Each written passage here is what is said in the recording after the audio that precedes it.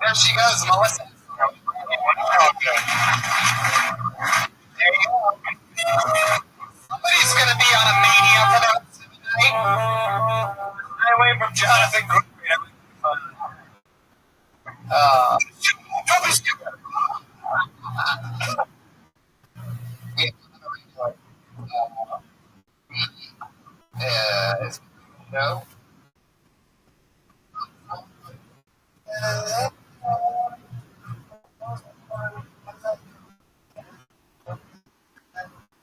How much?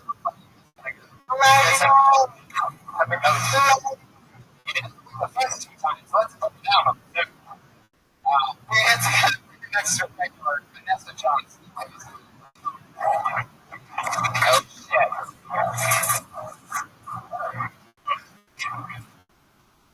Guys,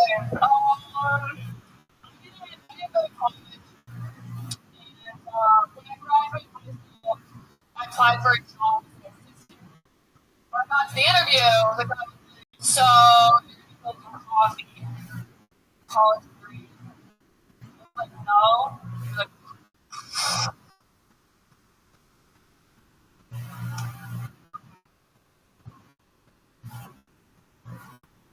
Like, it's so great because, like, what you learn in college is useless for, like, 80% of the job thing. And, like, colleges want to make money anything they can. So they say everyone needs to go to college. Everybody. Like, Down syndrome, Jimmy, who can't even see the textbook. So they'll be graduating and spend their weeks just, like, working in the work life and pulling it off.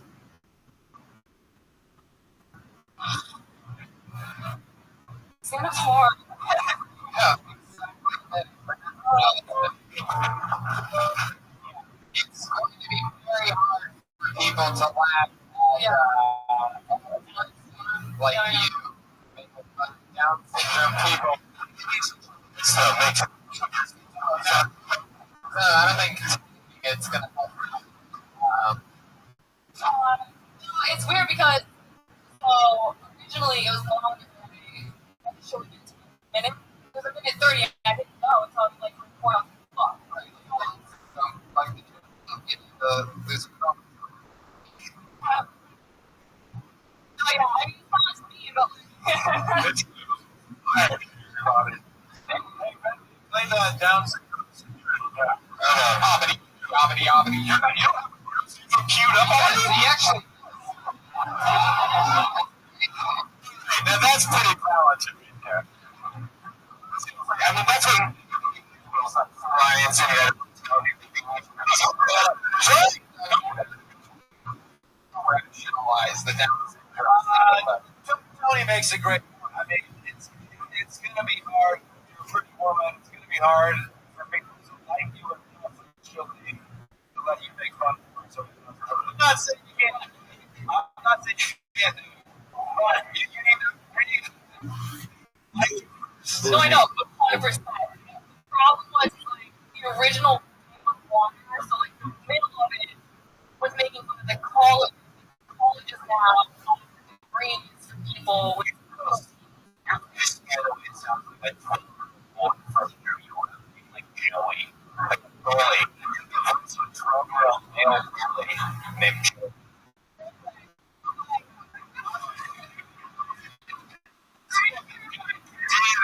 I don't know. She still gives me the owner.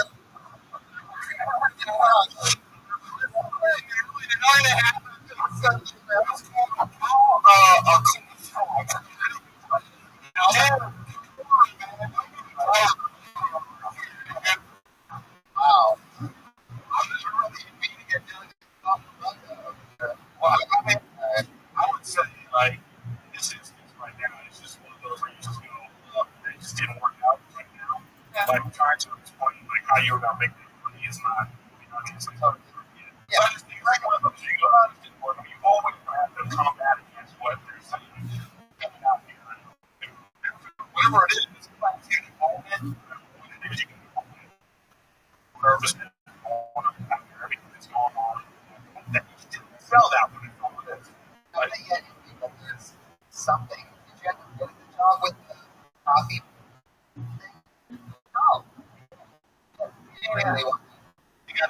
hearing. Yeah.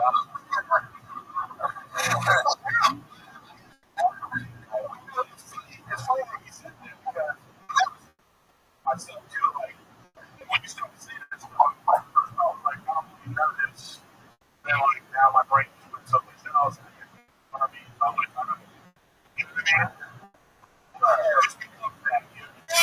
No, but I'm saying like you can remember like these things. You know, this is okay. Like I always find that it's more first like girls talk, you know, what we talk about. There's a guy up here.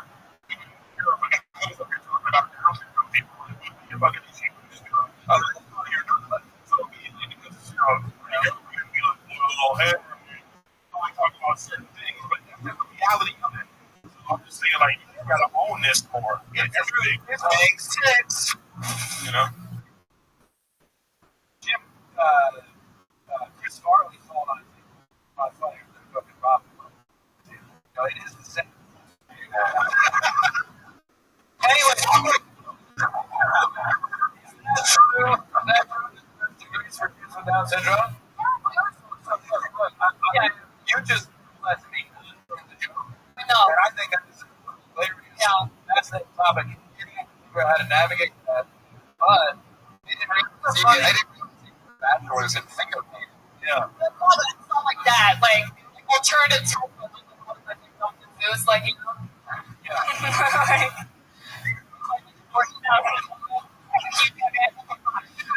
It's a tough subject. Right? It's a tough subject. You know, every joke has a difficulty, right? And as you get better and more skilled at stand-up comedy, I believe you take on higher degrees of difficulty. That is a high degree of difficulty. I'm not saying you can't do it, but you may totally agree with that. But this is totally, you know, you're one of those situations where you're on like a minute every week and but with that said, I've always looked at it like taking chances like this, like working on the thing so that jokes because who knows? You know, they actually remember like think about that and you might not yes, and absolutely again, if you go through and do this, it didn't work, you just go, no, I didn't work. How to explain and you're using a lot of funny. You're conversation, it's not funny. Yeah. Just go, what's funny? Like you've seen Eric tonight. He's not going, you know, a month ago, I was kind of like, you know, I had to do that. Just, he didn't really move on. Right? Also, you know, you do work out with equal weights, but you can't, there's a lot of other people that you think up there as well. See, once again, jokes don't always work. If you like working equal weights, choose the people that need to take off the boat. You know who does that? Look at Down syndrome.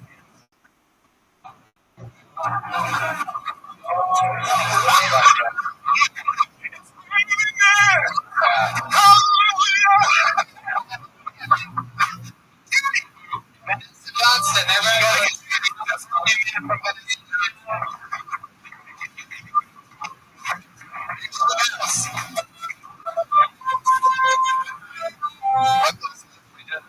I'm down.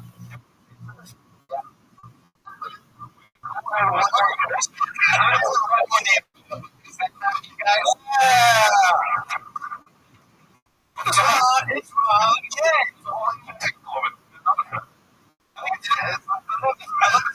I stood up the second joke and right here. Sit the fuck down.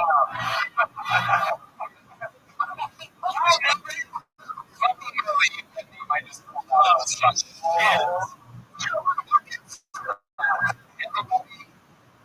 seed was planted on the show earlier, and I cannot fucking believe that I get to see this thing for the first time ever on the show. Wow. Put your hands together.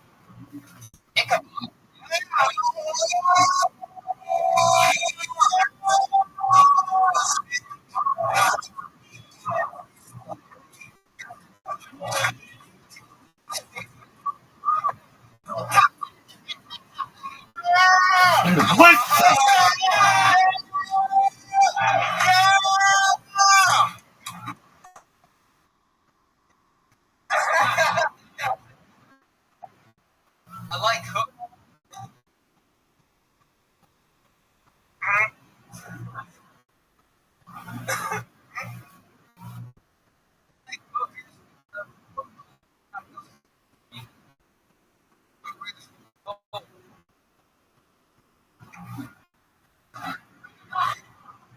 You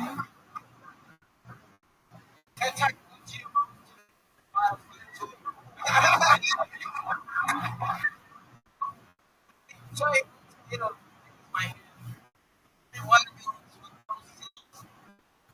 they have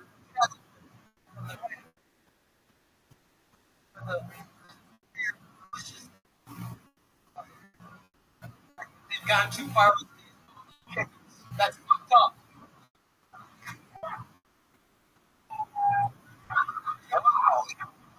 Wow. I'm excited right now.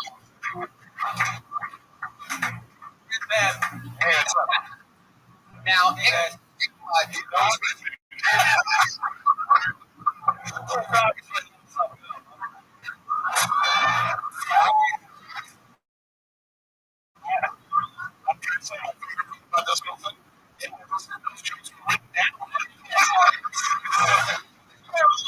been words, right? Look at Jeremiah. Golf.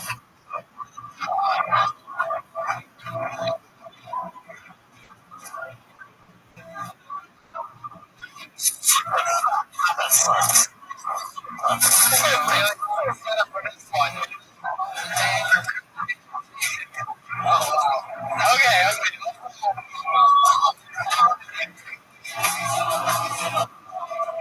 very good. There you go. That was the Bob with the Boss 35-second part of the show.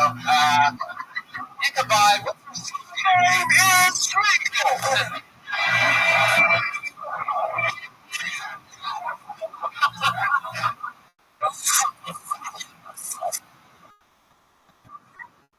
Oh, God. Oh, Ichabod. Wow. All right.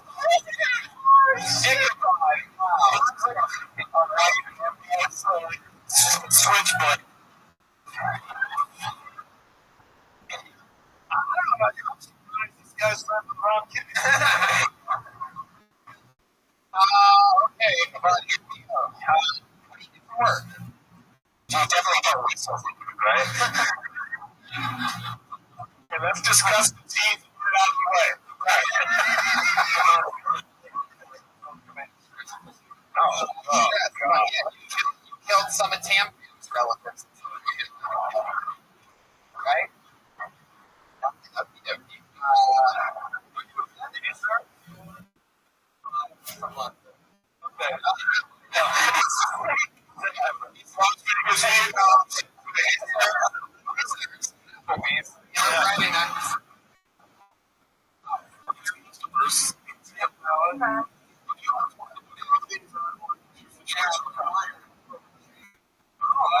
Ever since you stopped putting out people's heads on horses, it's an interesting name. What's it been like with the name like Ichabod? Wasn't it hard? I got laughed. I laughed. I actually came from Ichabod. And then, you sure did. I'm not even on a deer. You just said, Ichabod after a while. So, transportation is did you guys what is this? Some kind of fucking like bird ride or something like that? For sure, you know.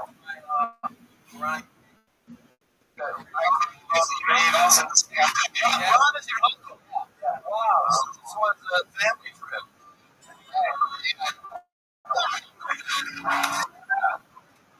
Family. This came here for this Kim Philly podcast. That's fucking awesome. Yes, that is the Kill Time fans. They can actually come here and I think that's what they're signing up for. It's that's fun. Can I ask you and Uncle Bonnie, have you guys podcasts? Like, I didn't know came over but like explain everything. Right.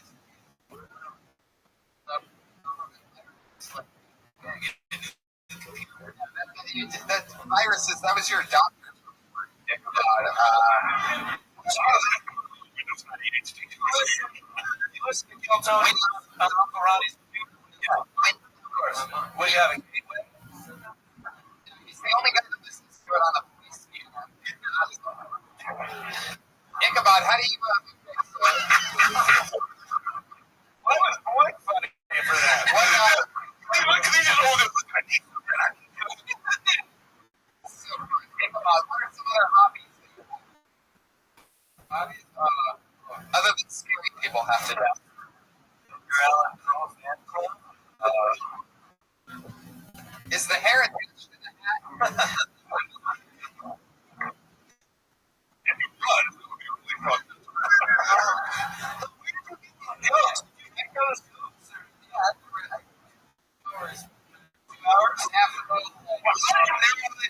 Minute. You got to make it through by the skinny team, I'll tell you. It says we can see very much. Nothing on that? Come on. Stand-up comedy? 20 years. This is my. No, I know. Time to LA? First time doing comedy, right? Yeah. It's amazing. I love it. You play any instruments or do any other things? You should. It's just the same shit. Do you help Uncle Ron with the dog training, or what's an interesting thing about her? Yeah. He's got an itchy vibe. Afraid of large bodies. You're say that again? Afraid of large bodies. Like, Elijah found?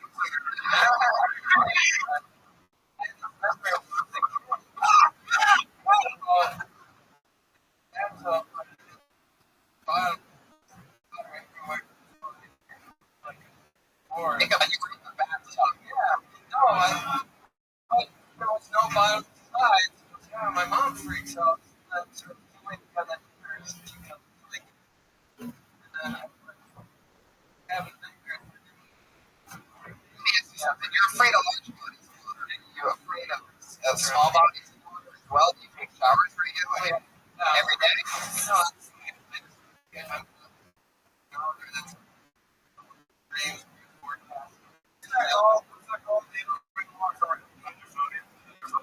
Thanks, Jim.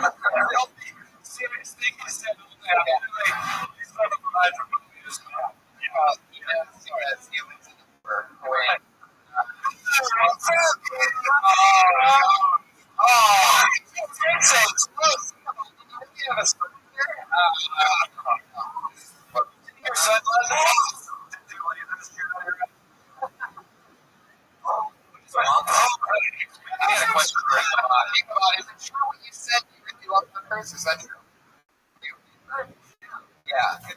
What is there any projects that you make when you have one come up where you like try to fit specific they do anything freaky, or you just like going to sex missionary position kind of guy? How much hookup do you have on you right now? Yeah. How much of a hookup on something do you spend? How much is you kill them after if you don't have to pay them, you guys.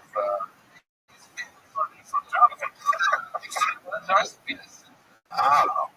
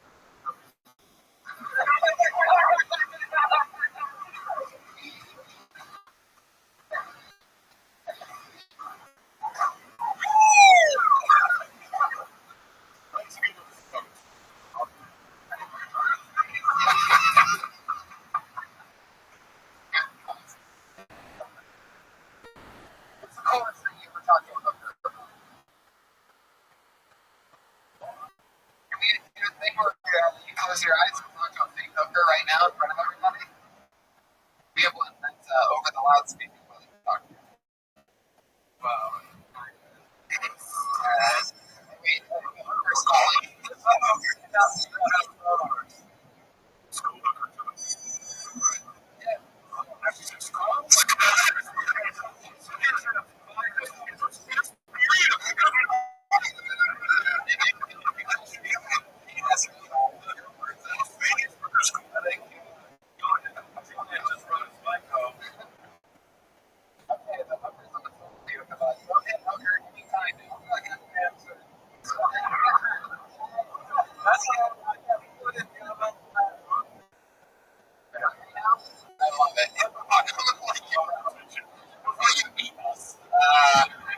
It was so nice to have you on the show. Congratulations on your first time on stage.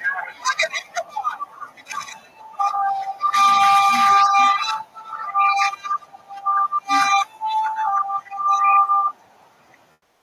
Wow. I feel like this is one of those shows where a lot of the fans are going to see some of the fans, talking about being fans, like they come on, they're like, I'm a fan, and the fans are going to be like, what can you do with this?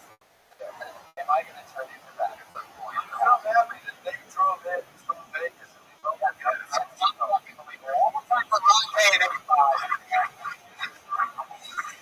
like I said at the beginning of the show, all of the crazy shit that my hand happened with a random bucket. I'm going to show you right now that you know, like Brian J. He thought this was bad. He did this in this fucking theater. You guys are all afraid. I'm going to show you the Brian J. Right there. Oh, wow. That's like great. How you do that? I did nothing shit, but. So realistic. Toronto. Guys, we did it. We did. Reagan has a new album out. Guys, actor stated that Patty Reagan and David Jordan is mostly sorry on Twitter. Yes, Joel, man, it's double. Man, fuck yeah. Yes. Patty Reagan legend Patty Reagan, buy all of his, find all of his albums everywhere, listen to them, tell your friends. Patty Reagan smells like shit. And let's see what we got. But other music, all of these, and you're going to have Reagan, REGA, and over and over again. And Griffin, Alcoholic, another season. You're on Twitter again, Griffin, B-R-I-K, B-R-I-F-F-I-N. Yes, sir. That's all I use to tell them. I got comedy.com. Go to my website, michaelcosta.com. That's got everything. Thank you very much. I love this podcast. You have me as a guest. Yes, his website. He's touring everywhere. We're touring everywhere. TVHitspot.com, TechSpot.tv. Brian Rickman, bring us home. Josh, we're completely run around with this.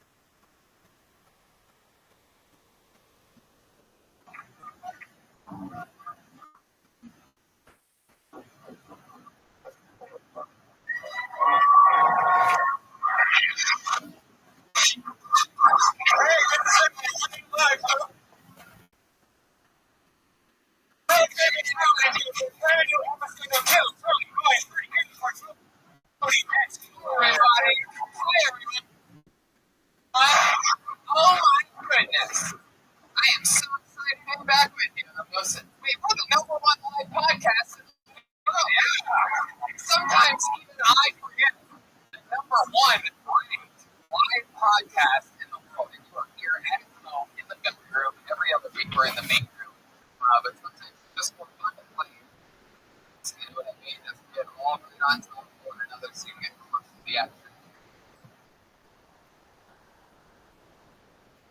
So,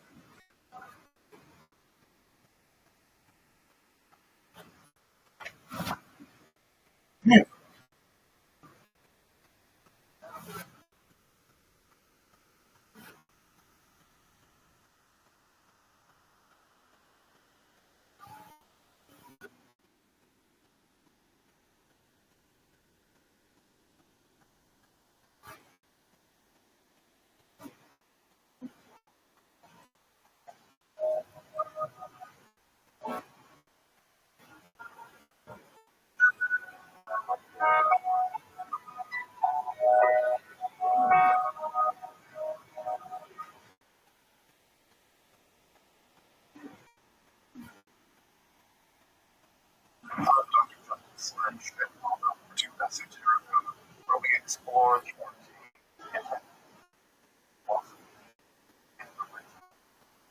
of the most difficult aspects in studying Jewish mysticism and Kabbalah is getting a handle on just how the ideas developed over time. It's tempting to think that, for instance, Kabbalah has just always existed in the form that we have it, or that Kabbalah just couldn't think at all. Of course, neither of these positions is really tenable. Such notions developed from the ages where we're still developing. There are now, and there have always been, numerous mutually exclusive schools of Jewish mysticism and Kabbalah. As an introduction to Jewish mysticism, Kabbalah, from the point of view of its incredibly glorious development from the prophets of ancient Israel to the rise of modern Islam. Of course, this isn't by any means first study reflection, and it will also enable you to situate developments in Jewish mysticism and Kabbalah in their historical and cultural context, and hopefully embolden you to dive into the primary texts, which are admittedly as Kabbalah as they are obscure. That's gratitude to you for allowing me to use these lectures to reach a larger audience of esoteric. If you want, you can find the entire series on the playlist an introduction to Jewish mysticism and Kabbalah. We'll be uploading them over the next few weeks, or if you find these episodes after autumn of 2020 and want to watch the entire series, you can find them in that way. You can find this series on Kabbalah interesting. I hope you check out my other content on topics in esotericism. Perhaps consider supporting the free academic and scholarly topics and occultism lost by joining my Patreon for one time. And find those links below, and I really appreciate your consideration. So now, let's enter the part of Jewish mysticism. And, well, I was back. Welcome back to the evening for our 10 Jewish mysticism and Kabbalah.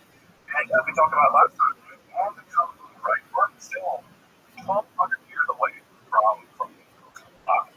It's still way off in the distance, so we're still pretty much in the time period right around the turn of the Common Era. The year 0. If you want to get an anchor of where we are. And just to recap a bit, right? Just to recap a little bit from last time to sort of see where we were in a late land. We defined mysticism, at least for the purposes of this class, which doing things like mysticism makes it certain that everyone will really keep studying for stuff. So, basically, you might say, define mysticism, it's like putting a target on my back. Well, the way that I want to define it is as the non-rational mode in which experiences or learns about fundamental reality, and also the traditions that accrue around those experiences. So, I would call someone, for instance, that studies mysticism for the idea that those mystics learn fundamental truths, even though perhaps that person himself didn't have those experiences. I would also consider that person a mystic.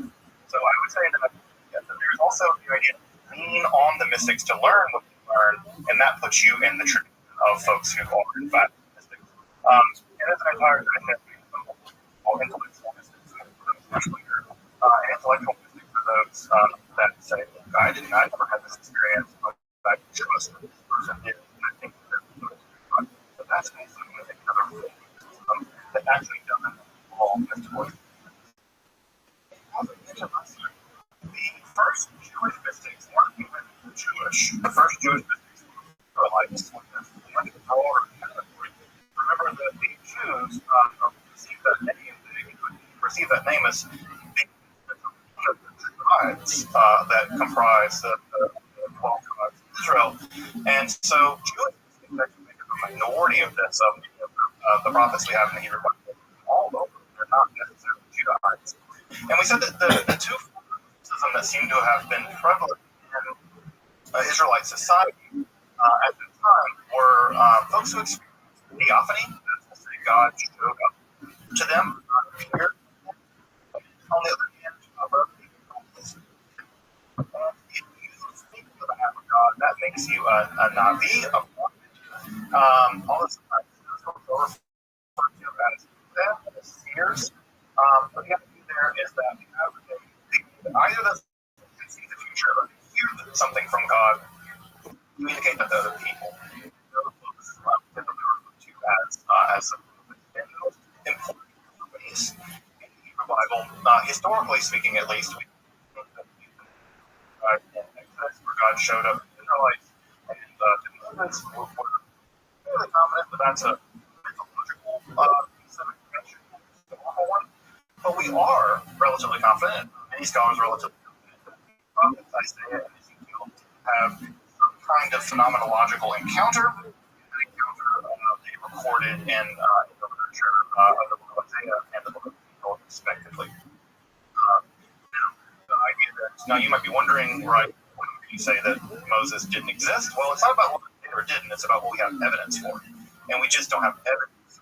We have believe that the experiences of Isaiah and Ezekiel were and as we talked about last time, prophecy is very well attested all over the series. The weird exception of Egypt. Egypt is kind of prophet-free, which is great. I wouldn't live anywhere. I don't want any prophets in my neighborhood. I don't want any guy walking up the streets telling me that they're like, woe to the disbelievers, y'all are the people. Like, I'm not calling cops on you. So I don't want to live anywhere near prophets. And so Egypt is to be prophet-free.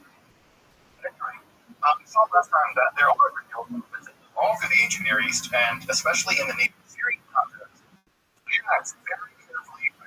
actually very temporally to the and so we actually know a great deal about the other ancient Near Eastern prophets. We also know that one of the things that happened in the ancient Near Eastern world, they just didn't take prophets' word, right? Because they kind of seem crazy. And if they seem crazy to you, they seem kind of crazy to people too, right? If you see Jesus in your toes, it doesn't mean Jesus in your toes. It might be that you already know. And so, many people in nature will also call this guy's just drunk, right? There's many cases in the Bible where people are like, and so the idea you see other ancient Near Eastern cultures engaging in prophecy and other mechanisms that would detect reliable duels between prophets to establish which prophets are actually telling the truth. Prophetic duels used to be a video game, just saying. It's a fighting game with prophets. What brings prophecy to an end and sets us up for our transition tonight is that, as we might remember, part of what happened in the theophany literature of the Hebrew Bible is that the God of the Israelites, Yahweh, makes himself known by revealing a very inconvenient rule.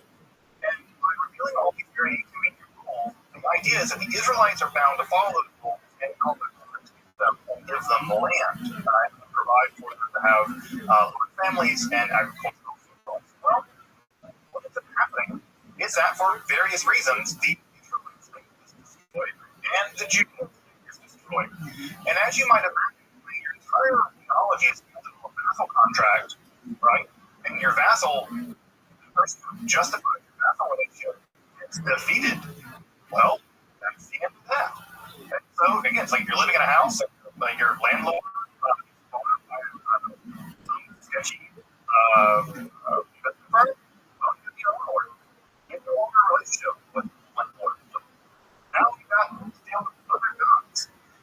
And so the Israelites have pretty complicated problems on their hands. And the pretty complicated problem on their hand is predicated in theology. System. Our God seems like either God that we're defeated, right? And you do now the upper relationship with your landlord. And so what happened is the idea that there are people speaking on behalf of Yahweh, what happened is that's going to increasingly go away. Right? And religiosity is going to emerge. And that new religiosity is going to emerge is going to be a new kind of mysticism. And that new kind of mysticism is what typically referred to as the apocalyptic. All right, pop quiz. You didn't know it. So tell us pop quiz, and this is a trick question. Of course it is. You're in a class about mysticism. Does anyone here know, and feel free to put it in the chat, where in the Tanakh are the events surrounding the Hanukkah recorded? So I see Ashley, they're not. That's the answer that's the least answer. You're certainly right there. Anyone know where the events of the Hanukkah story are actually depicted? Not in the Apocrypha, like in the book of Maccabees, where they're literally described, but in Tanakh, in the Hebrew Bible, in the Old Testament, as Hebrew. Everyone's like, why are you asking me questions like this? I'm the one taking this class, right? So actually, you are right. It's not described currently in Tanakh. It is, however, described encodedly in the book of Daniel. It is actually encoded in the book of Daniel. Now, the book of Daniel is probably the least read Jewish book in the Hebrew Bible.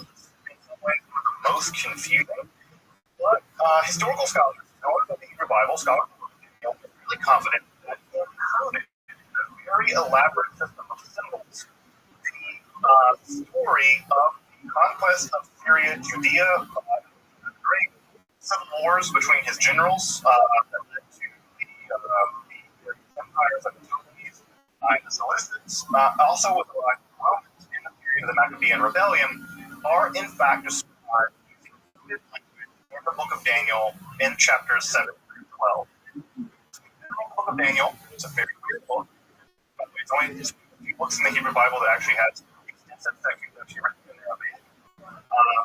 In chapter 7 through 12, there is a section that's included using a very elaborate system of symbols that describes all the things I just put out. Now, what's very interesting about this section of the book of Daniel is that the writer is describing the very beginning of the Maccabean rebellion, right? But they never describe the end of it. Why don't they describe the eventual success of the Maccabeans? And they're very pro-Maccabean, at least. Well, they're kind of timid.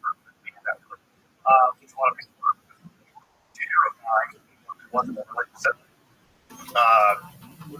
Everybody in this one has to be killed in the Maccabean. FYI. They would have gladly killed all of us for being like not always think about Hanukkah. Hanukkah is a complicated idea, kind of progressive. Like, because they're like, yeah, I'm celebrating the very people that would have literally. At any rate, we don't know why they didn't finish. We don't know. They just died. You know, it was war, and the Maccabees didn't like people who did, I don't know. And so, and so, we don't get the end of it. What's interesting about it is we now have a really good idea about when the books were written, at least in sections. They were written sometime after the Maccabean revolt began, but before it ended. So we know around 160, they concluded around 167 BC. So we have a good idea about where that section of the book was written down. Why would people do things in strange language? Why would people do things in weird symbols? Well, it's a new kind of literature emerging, a new kind of religiosity emerging in the aftermath of the demise of the prophetic period, and a new kind of religiosity we call mysticism. By the way, describing current events as if they're taking place far in the future is what we call an event prophecy. The majority of historical prophets did not predict the future. We talked about the ones that tried and failed to admit, but the vast majority of prophets tried to describe all sorts of weird things. I'm sure folks have read some sections of the book of Daniel, written by St. John, or Nostradamus. Nostradamus. It's always weird stuff like the eagle comes from the east and attacks the great bear, and the bear swallows the sun, and the sun turns to blood, and you're like, what the hell are you talking about? They're not describing the future. They're actually describing the present using certain language. And this is called prophecy. They're describing things that have been using language. Why would they do that? Well, it might be politically expedient to be a little critical, right? Because again, what is one of the things these people like to do? Criticize the standard order of things. And do you really want to be the person living in the Roman Empire?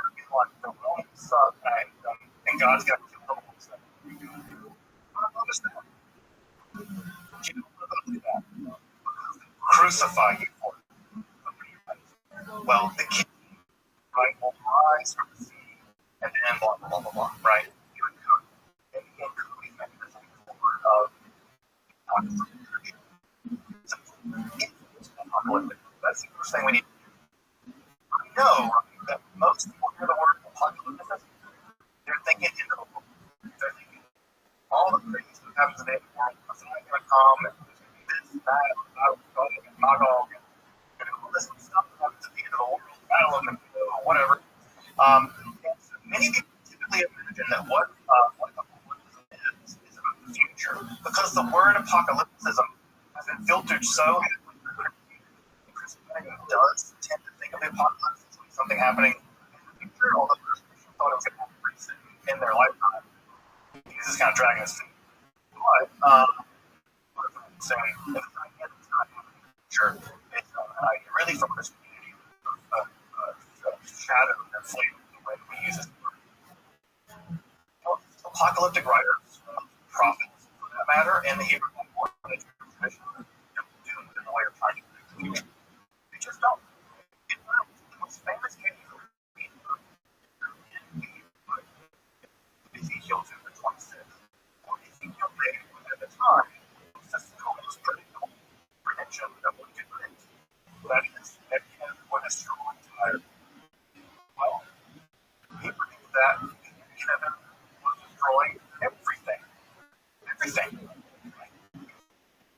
just like predicting, right?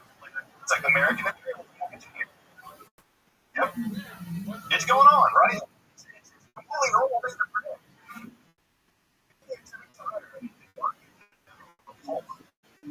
And so, if he finds out, actually has to come to and comes back to the same thing and says, well, I mean, what? He has to reinterpret his own prophecy to explain the fact that he was wrong, even though it was a completely unpredictable thing. So, making predictions, especially clear predictions, is a bad idea, right? I know the very famous quote from Nietzsche, right? It never hurts a prophet to be too, right? If you predict on Tuesday, March 22nd, your prophetic career is so cool. It's so understood the prophecy. If they don't predict it, right? And general, by the way, that whole thing for people who are jurists and real pain in their purpose, because they have to come back and explain why the Bible, why a prophet got it wrong, and why a prophet is seeing it wrong, and then how we put a spin on it to fix it. And then they further spin it, further fix it.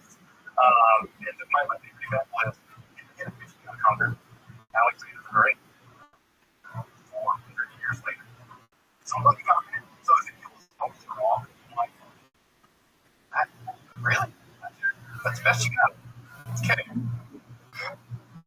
Most Jewish texts describe how much has been into the world. In fact, when they do describe the world, they almost always lean on realistic ideas. And it's realistic ideas. Specifically, the Stoic idea was basically God was going to crash everything at the end.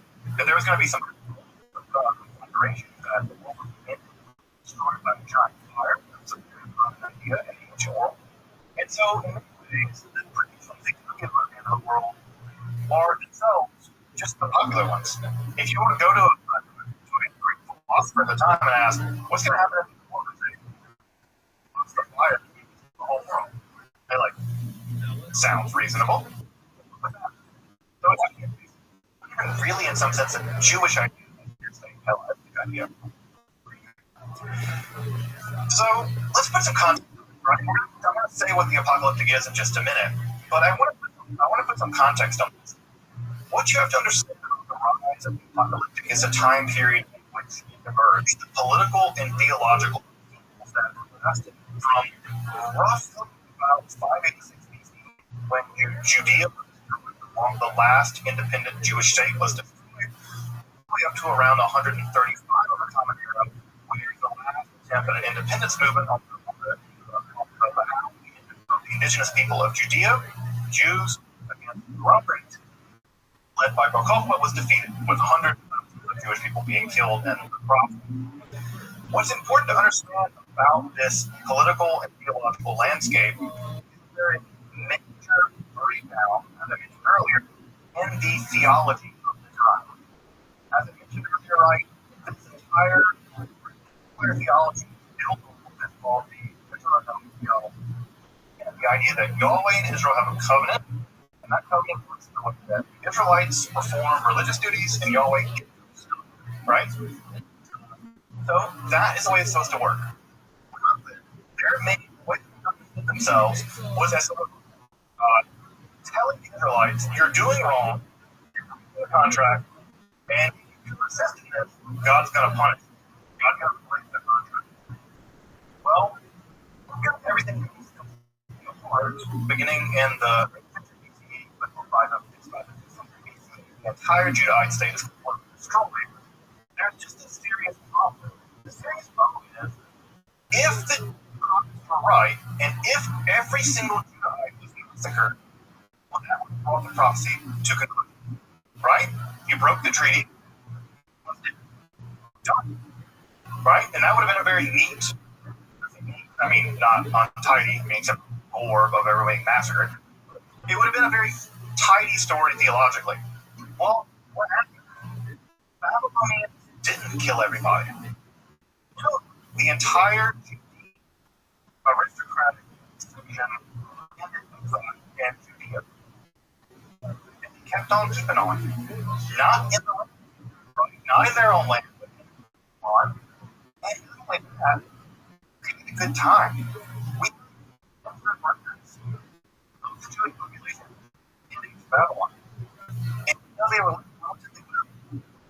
slaves. They had farms, they had businesses, right? In fact, their life was so good in Babylon, in exile, that when the Jewish people were about to return to Israel, to Judea, by the Persians, many didn't know.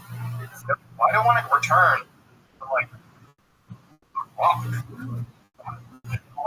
land that's I can live here by these rivers. I can like living. This is my grand.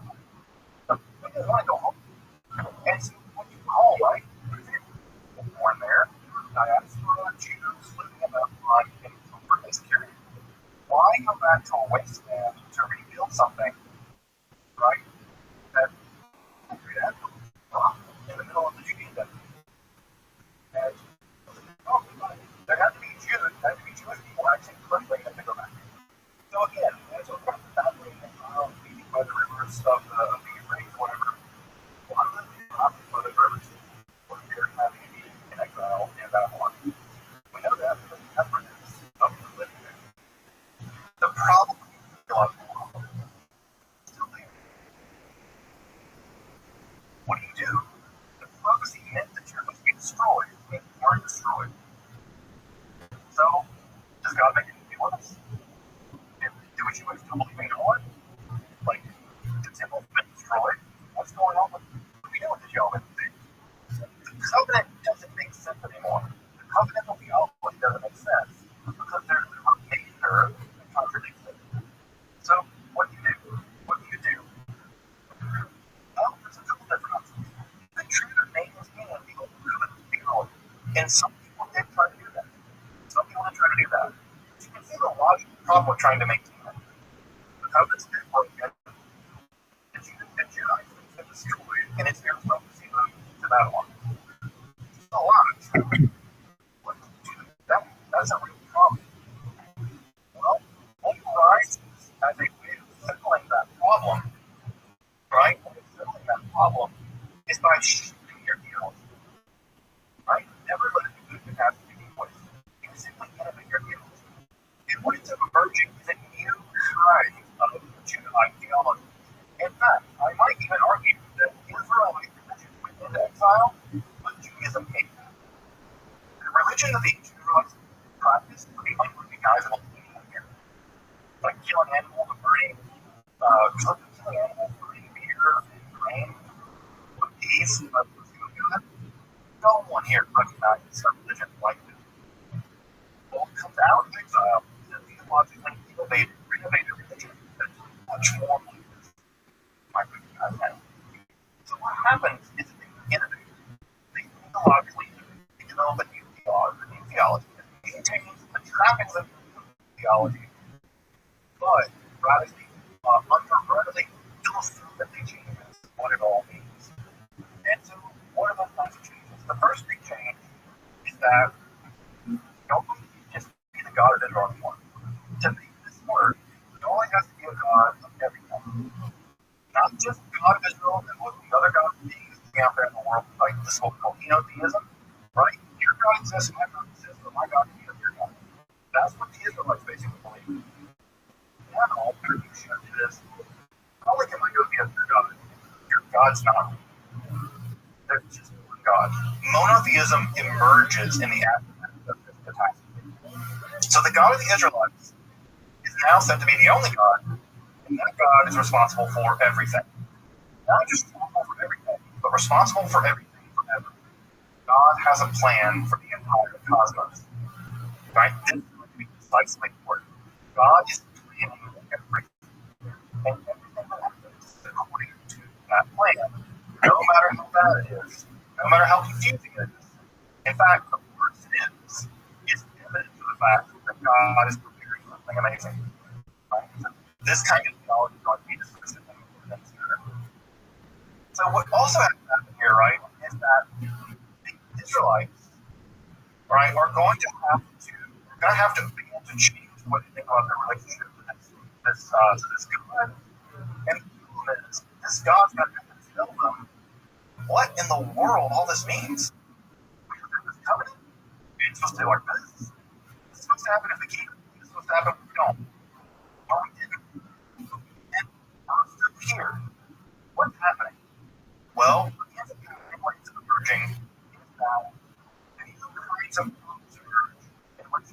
shows them the plan. Right? Hear the language here, right? Both the prophets heard God and communicated what God said. This kind of prophecy sees what God is showing them, right? And what God shows them in literature.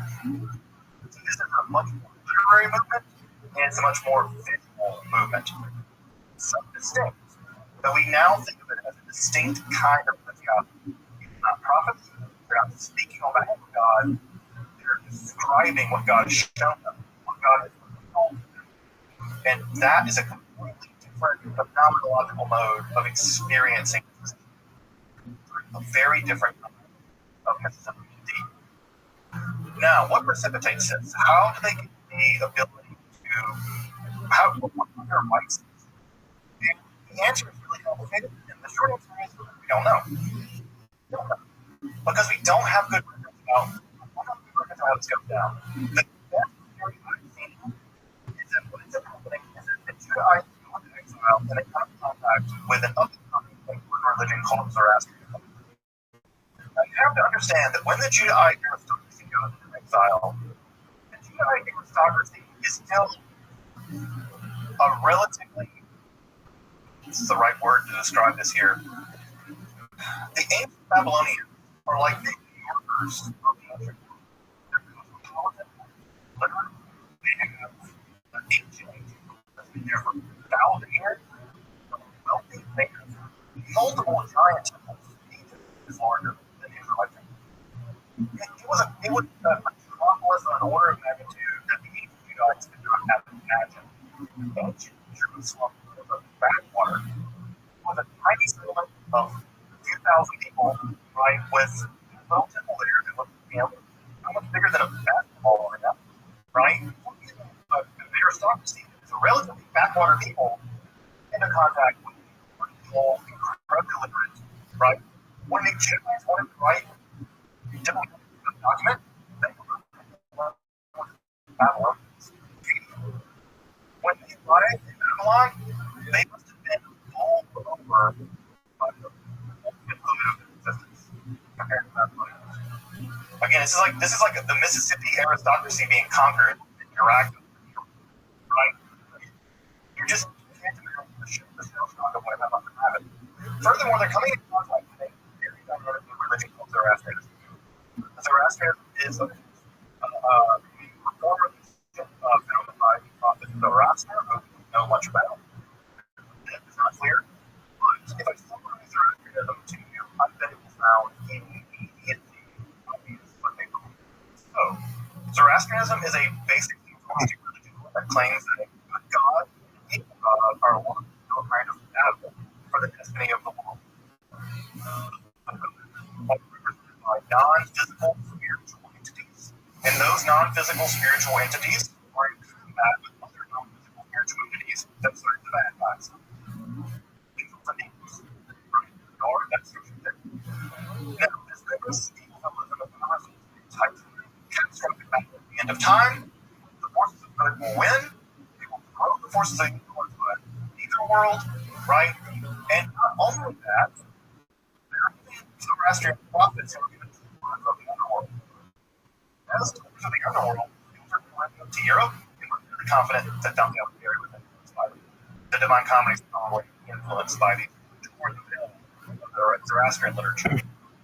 Now, near the end of the world, there's going to be a singular figure, Sushan, who will lead the forces of good against the forces of evil, and at the end of time, everyone will be resurrected, publicly, they will be judged, right? And then there is a massive set of literature, right, by Zoroaster. Your relationship with scripture is more important in many ways than giving sacrifice animals. Those priests, by the way, are called magi, from the Bible, right? Those are the guys that you go up to baby Jesus. At any rate, that should all be familiar to most of us. Take a little Judaism, add a little Zoroastrianism to it, shake it up, pour in a glass, you have all the ingredients for a great cocktail called Christianity, or Islam, or apocalyptic Judaism. Now, again, maybe the test the idea that Judaism could be influenced, informed, changed by non-Jewish pagan people. Jewish people arrived in this area, they would view the Zoroastrians as a completely intellectually superior group. And I guarantee you they would fight them. They would so their Zoroastrianism has a huge impact. In fact, many ways, Zoroastrianism has a religions in general. Also, a huge impact. You may know Freddie Mercury, the singer of Queen, he was a Zoroastrian. So, the Zoroastrians, they produced Mercury and all of these. So sadly, it's a threatened religion now. The religion primarily located in Iran, America, and in Iran. But they're not even that great, unfortunately, very small. So we've now talked a little bit about the groundwork of fundamentalism. What is it, right? We call it a religious mode, but I use the word mode there for folks who have some background in philosophy, right? A mode of being. It's a way of doing religion. It's not religion itself, but it's an articulation with religion. It existed primarily at the end of the really obviously persisted in Christianity. In fact, Christianity is just a continuation of apocalyptic Judaism perspective. It's when, in fact, the fruit becomes the religion. Right? It's when they sort of shift completely to one side, and the apocalyptic is what really matters, and Judaism becomes an adjunct riding on the tails of the apocalypticism. Christianity that way, but also it's sort of largely an apocalyptic religion. Again, so religion makes them a God being shown thing by an angel. It ties completely up on them. So what makes the apocalypse? Now, what's important to know about this is that no one sat down in Judea or in the Bible and said, I'm going to end apocalypse. What they did was religious, and they innovated. Religious innovations and things developed. We have all times. Right? So it's very important to know here. This is a scholarly term. It's always important to know that when you apply a schema to ancient people, it never gets perfectly. Right? Something you left out, something you left in. But it's such a simple kind of thing that we do think that this is an important device. With the prophetic religion of ancient Israel. So, what makes apocalypse so apocalyptic? The first thing is what I mentioned here, the last, but I mentioned first, than the last week or so. Is it a right? It comes from the word apocalypse in Greek, which means to reveal or to uncover. And what's important about this literature is that tend to group it all together is the idea that God is revealing something fundamental to the person, to the apocalyptic prophet. God's not speaking to the apocalyptic prophet, telling them, go condemn, some like that, right? Go condemn those who are being bad and being rich.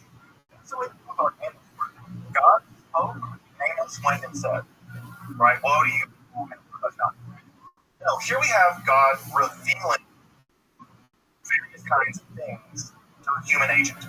And typically, it's being mediated by a divine, semi-divine being, typically an angel. So an angel shows up and says, let me show you something. And what do they show them? All kinds of things. What kinds of things? Typically things like cosmology. How the universe works. If you've ever read the Hebrew Bible, one of the things that's weirdly missing from the Hebrew Bible is any discussion of how the world is, right? There's some vague discussion of Genesis, but there's no real sense of what is the world exactly? Because they're not really interested in what is the world exactly, right? They're interested in what's going on in Judea with this king. So cosmology becomes very, very important in the apocalyptic mode of Judaism. Also, they're very interested in the past. This is sometimes ironic, considering that most people think apocalypticism is primarily dealing with the future, but mostly the apocalypticists are interested in the past. So they're very interested in how do we get here. And the thing that they're very interested in is where evil comes from, right? Because evil is in the world and it's out there. What kind of existence does it have? And they're very interested in where it came from. You'll never see much of the Bible about discussing the origins of evil, right? Even the whole snake and the Garden of Eden. The writer of that story in the book of Genesis, that's where all evil comes from. It names some things. Right? About the word for your bread and women's child pain and the pain in having a child. By the way, it says the pain will increase. It never says it will. It just will work. Right? It never says, and that's why it's going off the rails. Right? The very interesting. Also, they're very serious. Right? The Bible doesn't do much notice in those moments. But the apocalypse will be very interesting in symbolism. Very clear. In fact, virtually something there, right? And also, again, as I mentioned earlier with the exhibition prophecy, they're going to be really interested in engaging in the same kind of social criticism of the historical Israelite prophets, but they're going to be doing it in a way, in a literary form, in which they include those criticisms by describing them as if they're happening in the future. Right? Describe present events in a crude way as if they're happening in the future. It's going to be a tip-off for an apocalyptic event. Amos didn't encode anything. He called people for being rich. He's like, you people are bad because you're rich. God hates you. Like, he doesn't encode anything. He's not like, and become fat of the land. No, he's like, I hate you too. Right? That's not what it is. Apocalypse is. Also, what they're really interested in is oppression. Right? They're very interested in oppression and tribulation. Specifically, why bad things keep happening to us. God is the only God, and we have a special. It's just like, like we just get whipped by the Romans. They just killed like we're all God, right? That's a real important question to ask, right? I mean, you have sort of like why bad things happen to good people question. Why do we all tribulations happen, right? Yes, it's real bad for a while. The apocalypse, God has a plan, and not only that, the apocalypse is right? And the plan. They're also somewhat interested in the end of the world. Right? Now, when I say end of the world, what they're really interested in is the righteous and the wicked being separated, and the righteous being rewarded, and the wicked being damned. Note that in Israel, everybody in Israel religion went to the same underworld. It doesn't matter if you're a good person or a bad person. You go to the same place. It's, well, the apocalypse is saying that's not fair. Bad people will get punished. Right? So bad people get punished, and people will get rewarded. That's the extent, really, of how we think about it in the future. And of course, right? Why does that make sense? Well, it makes sense because all those are good people, or at least people they thought they were good, suffering and oppressing under occupation. They're also interested in otherworldly journeys, right? They'll go to the various realms of journeys to the various parts of the afterlife. That's to say, the world in apocalyptic literature is very started between the good guys and the bad guys, right? The good guys are going to win, the bad guys are going to lose. You can see that in Israelite religion. In Israel, the prophets are, you're doing bad, but if you do good, God will punish you. In apocalypticism, is you are bad, and God is going to destroy you. It's a much more dualistic worldview. Which, if you study history, in times of intense crisis, right? People are the good guys and bad guys, right? Whether it's the period, right? Whether it's the sons of light versus the sons of darkness, polarize the world, and that's what and Marx kind of apocalypse. He would hate that, but you have that's what it is. Right? Also, what's really important about apocalypticism is someone's going to fix all this, right? Because clearly, if you look at the time period being conquered by the Greeks, conquered by the Romans, being massacred by various people, it's pretty clear that we're not going to be the ones to fix this. And so what they say, there's going to be some kind of savior figure who's going to enter into history and fix all this. And that, of course, as it ferments for a while, becomes a long of messianism. That some person, or persons, by the way, early messianism never agreed about Many people thought it would be two sides. And one of those would die, right? And another someone would become a military general and win. So Judaism was never about there being just one Messiah. Actually, effectively, there would be at least two. So, right? The Christian sticks out that like God coming later. Just on that last one. They kind of roll into what you do, which is really smart. Also, there's all kinds of anti-Messiah characters, right? If you have a good guy fighting for the good guys, you have a bad guy fighting for the bad guys. That's Antichrist, and there are lots of different stories about the bad guys, right? Christianity really likes the bad guys too. Make for good movies. Heaven and hell is going to be a big part of the apocalyptic world. Describes where you're going to go when you die or when you get resurrected. They want you to know about it. And if there's really of the hellish world and the afterlife, motivate. Like, I'm going to go there. Where they like boil you in excrement for it. That sounds bad. I don't want to go there. I'm going to be that.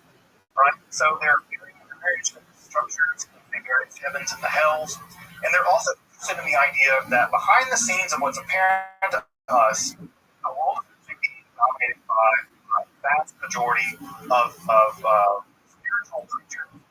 We now know them as angels and demons. And so, again, in the revival, they're basically very little attention. They kind of show up from time to time, right?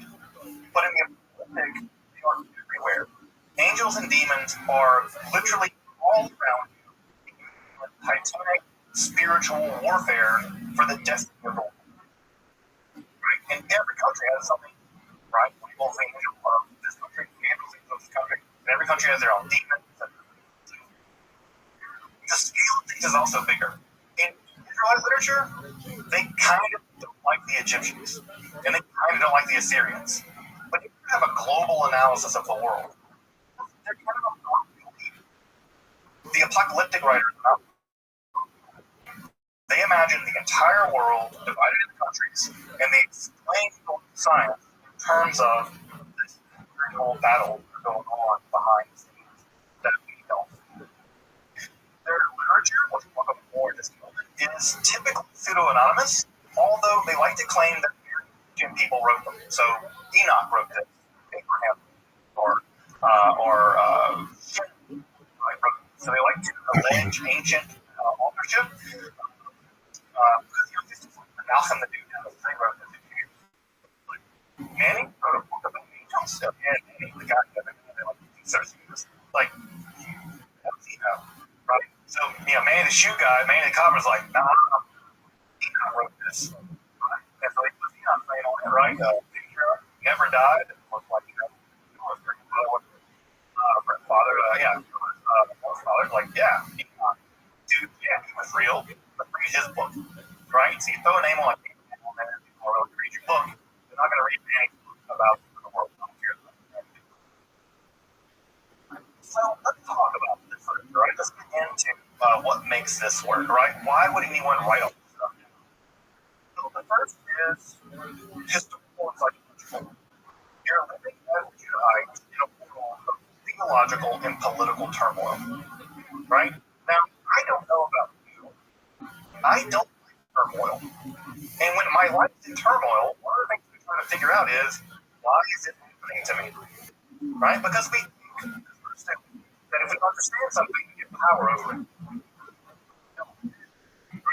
Real smart, and they basically just like throw you in jail or whatever, right? You get a habit to come into you, you don't understand why. There's no person, I don't think of, right? These existential things that they belong, right? And you're still going to want to know what's going on. Why is that? Right? Why is that? Very few people are going to suffer through in this, like, physical and psychological turmoil and think to themselves, okay, guess that just happened. Most people don't do that. So what do? They try to explain why it's happening. Further, right?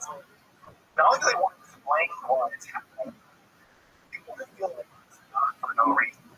No one likes the idea that you just went through a traumatic experience and you're on a rock, free from the sun, in the middle of a hole. For a billion years, the sun goes all this planet, and everything that thing's ever happened.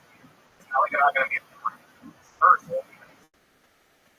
We don't want to, that doesn't make sense from a human perspective. We understand why our traumas are happening, to mean something. So, what do they mean?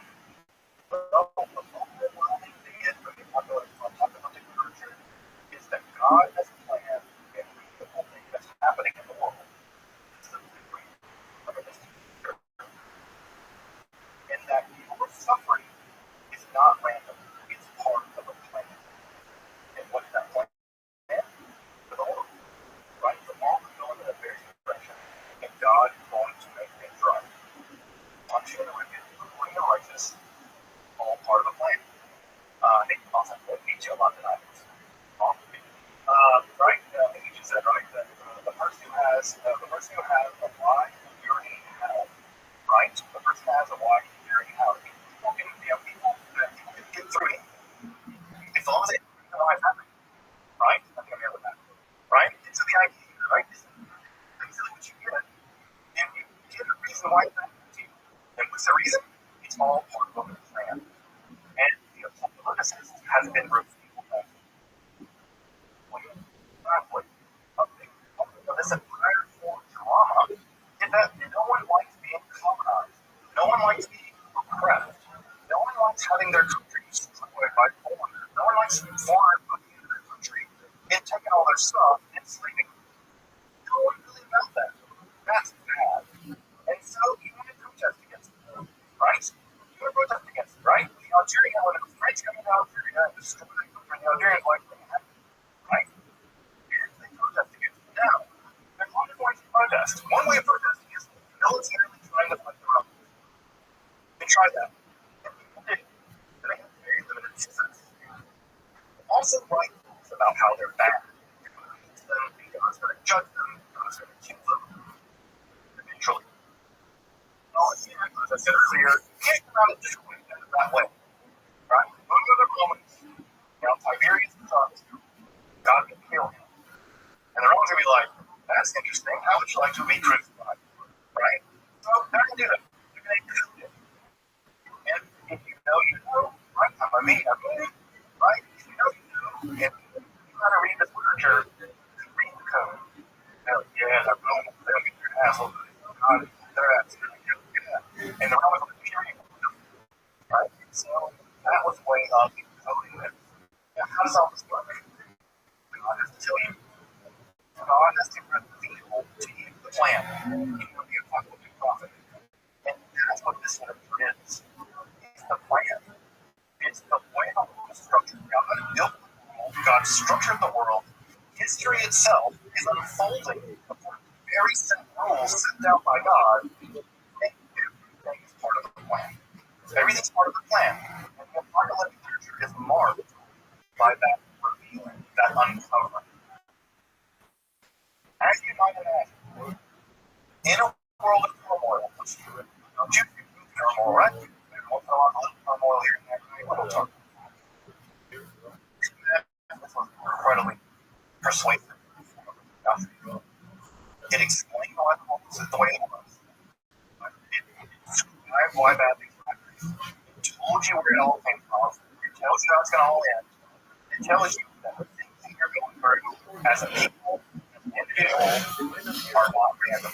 They're not from God. But also, the original theology, every bad thing happens to you is part of your theology. Right? No. You're assuming that that's part of the plan, so you're always secretly collaborating and kind of work these things. That idea, I don't know about you, right, is one of the most seductive ideas imaginable. Again, when I truth this on the things like the info that I did lectures on Marx, difficult to read much Marxist propaganda, I think the other thing back into my voice, right? It reads very much like an apocalyptic literature, right? People emerge with very much production, right? That's being driven forward by history. It's going to come to a cataclysmic battle. It's going to be great, right? Dictatorship of Rothschild or whatever. You're like, didn't we hear of this already? Right? The Marxist like, get this theory now, son. Not God doing it. It's history. So you can see how there's what you see there. The form of literature flourished for hundreds of years.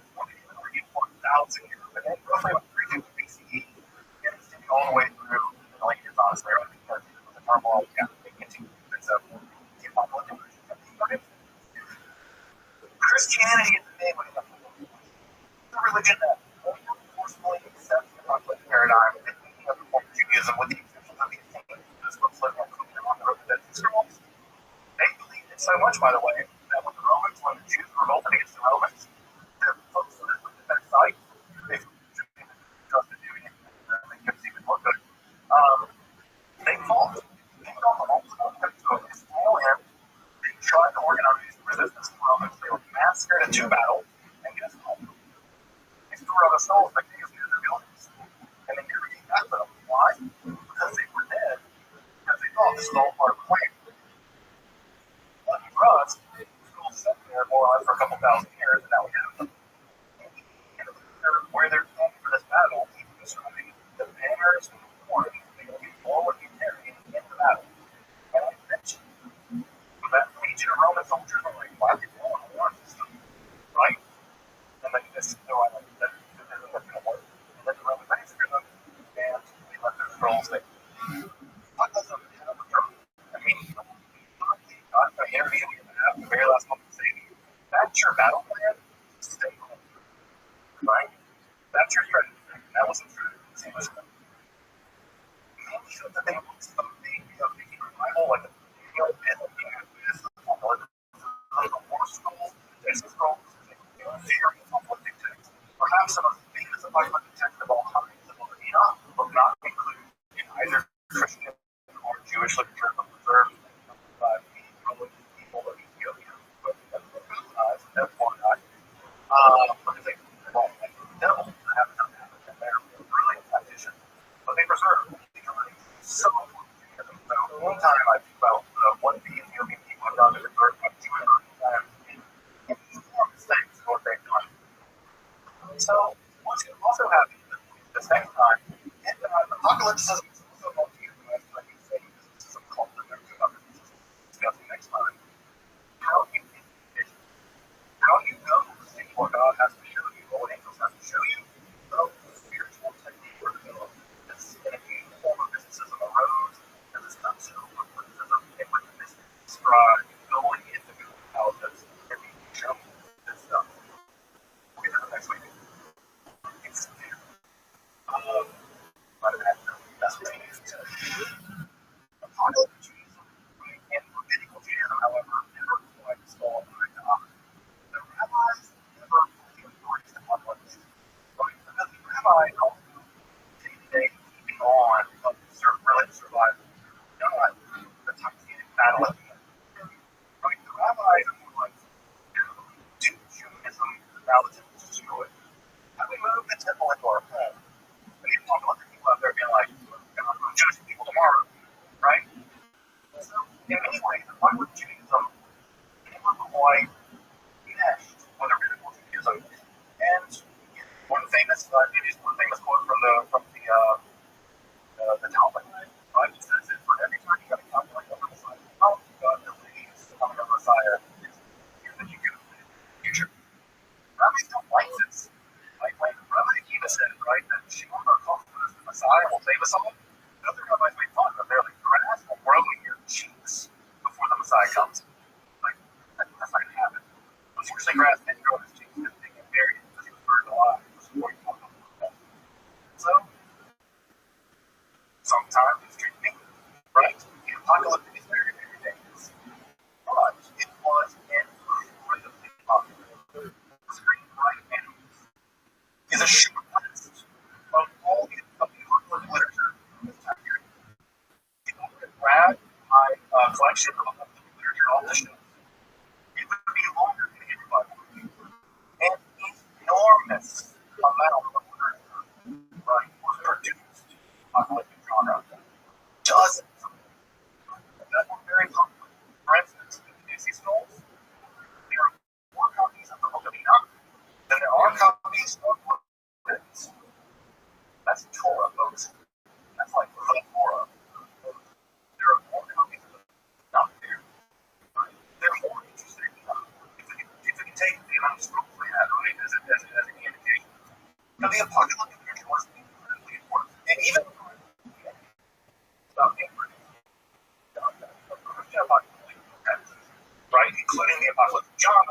You might be asking, Jesus Christians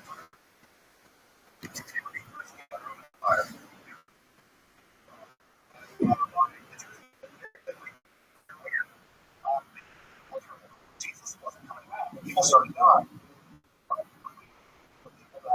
If Jesus not coming back. Further apocalyptic.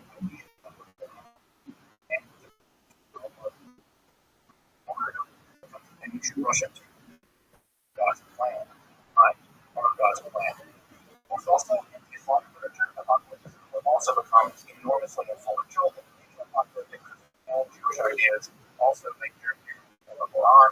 The Dajjal is a good example of a Christ character that battles a main battle in the world, which occurs in the book of Daniel.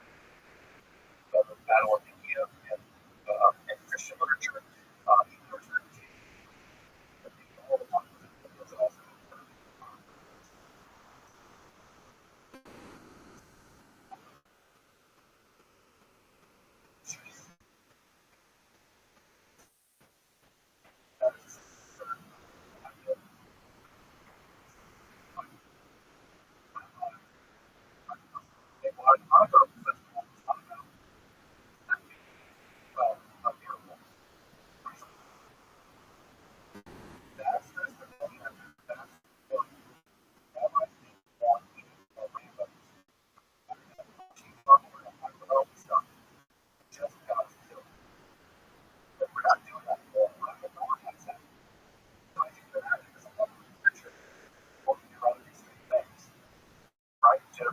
They all think it's part of the plan, and God's going to history and do whatever. It just happens over and over and over again. It doesn't come to pass. What? The rabbis like this, it's dangerous, and they marginalize it. Rabbinical Judaism, right, moves past apocalyptic literature, and very little of it gets produced, but not so much. Very little gets produced in the aftermath of 135. But there is some, right? There are some texts that do produce, like the apocalypse and signs, and and things like this. So the literature does survive a little bit longer. Folks, needless to say, as a mode of religiosity, I would argue it's the most enduring mode of religiosity in the world today. It's so enduring that apocalyptic ideas have entered even into things like Buddhism, right? Apocalyptic ideas formed from this tradition have even entered into things like Shingo is a good example of an apocalyptic quasi-Buddhist sect. You may remember them for having coined in some ways after the 1990s. That they had an apocalyptic agenda. To this day, in a 2012 poll, 15% of people worldwide believe the world will end. That's millions of people. That's hundreds of millions of people that believe the world will end in their lifetime. That's an apocalyptic idea, right? And apocalyptic sects are a huge part of American religiosity. One can think of Branch Davidians out there in Waco, Texas, and other kinds of things. And again, folks, part of the reason why they didn't stay in that building was that understanding and history. And of course, that led to being massacred by the U.S. government. And they're all here to play up too, but I think that was pretty significant mismanagement. Well, rabbinical Judaism went against apocalypticism. Apocalypticism was enormously important over the course of about 500 years, and specifically, and it's made an enormous impact on religiosity. I might argue, like I said earlier, that apocalypticism as a mode of religiosity is perhaps the dominant religious mode in the world today. Right? I would be willing to make that argument, I think. What's going to emerge in terms of mysticism are learning together is that a form of apocalyptic, practical apocalypticism, that is to say, mysticism in which mystics attempt to descend into the throne room of God, is going to emerge out of the apocalyptic literature. In that form of mysticism, going to be what we talk about next week, called Merkabah. Often may know the word Merkabah because the Israelis have named a tank. They're one of the M1 Abrams after the tyranny of God, which is a lot. What I'm going to put on the screen right now is just some recommended readings. If you want to grab these ISBs, and I'm also going to share these slides with everybody for class. You can have access to the slides later. But if you want a great apocalyptic literature reader, it's just a collection of apocalyptic literature. This is a really great text by British. The largest scholar of apocalypticism in the world now is John J. Collins, whose book, Apocalyptic Imagination, is study of apocalypse. It's the book, right? Teaching a college level class of apocalypticism. You'll be reading Collins' book, Christian Apocalypticism of Bernard, a leading scholar in Christian mysticism, has written about apocalyptic traditions in the Middle Ages. People like Fatima Fior, who's the most amazing way possible. Also, John has published another text on trajectories in years of apocalypticism, and this actually covers Jewish apocalypticism through the Middle Ages. But it doesn't get much play. Most of it doesn't want to be kind of translated, but Reeves provides a great introduction to that. It's also forms of apocalypticism that survive into Jewish apocalypticism that survive into the Middle Ages. So, again, another form of mysticism that emerges from breakdown of prophecy, but renovates prophecy to do a phenomenologically different task, to show rather than tell, and show the whole plan of the universe as a Jew, right, or as a non-Jew, maybe as a Roman, how you fit into it, right? That form of mysticism, I think, is just incredible. Christianity, I mean, we all see these, Christian books, none of this is imaginable without the apocalyptic encounter in Judaism during BC. Welcome back. Thank you for joining me as I explore the garden that is Jewish mysticism and Kabbalah. What does my work provide accessible, free, and scholarly content on topics like Kabbalah, alchemy, and the occult, magic, philosophy, since my work or perhaps with a one-time donation. You can find those links. Until next time, I'm Dr. Justin Sledge, and thank you for watching Esoterica, where we explore the arcane in history, philosophy, and religion.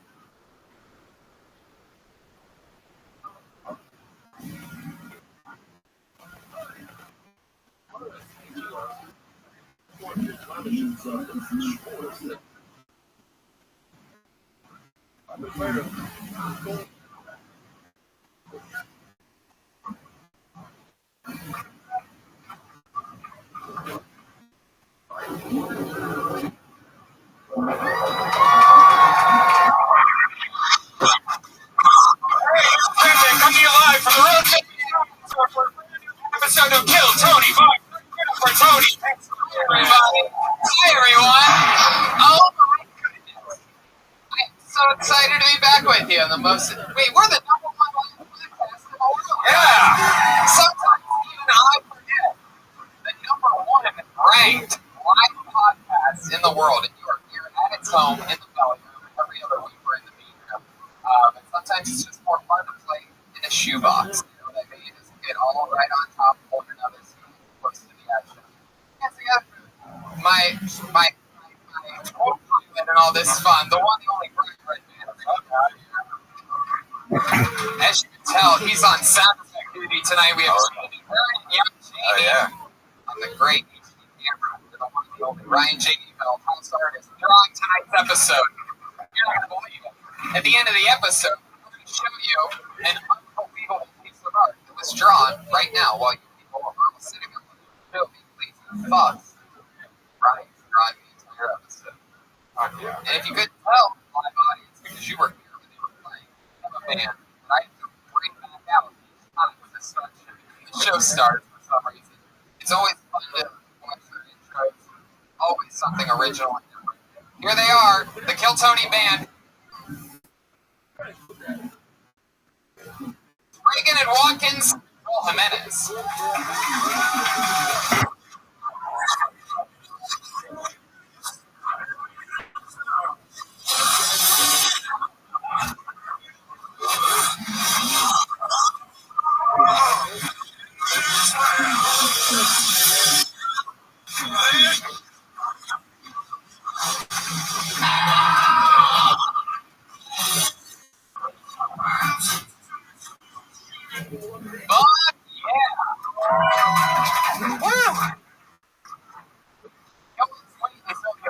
Die all the way out.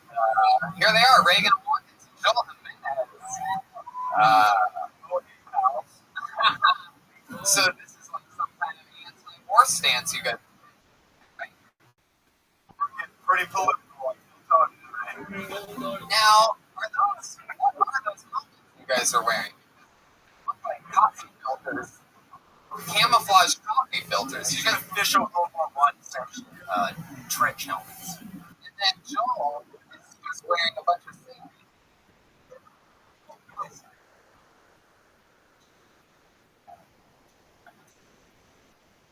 Tactical attacks.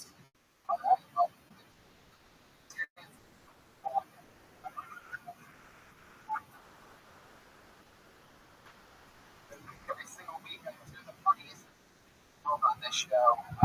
This one is what I call special. That's in the world. The only Big J. Okerson and Joe Melissa. Here they are.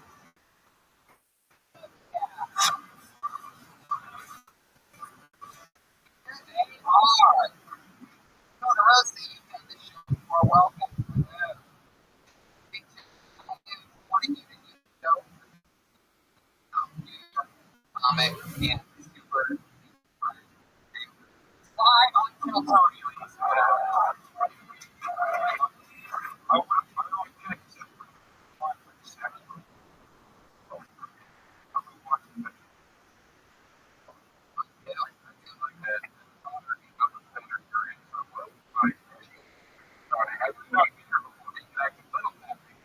I'm excited that you're back. Also tells you, you've done this before, but this other motherfucker right here, if I could suck his dick, I would. Well, I'm just you've got this good comedy. I'm happy that you're here. Yeah, thank you, buddy. I'm good to see you. You guys want to Yes. Let's do a show. yeah. All that work.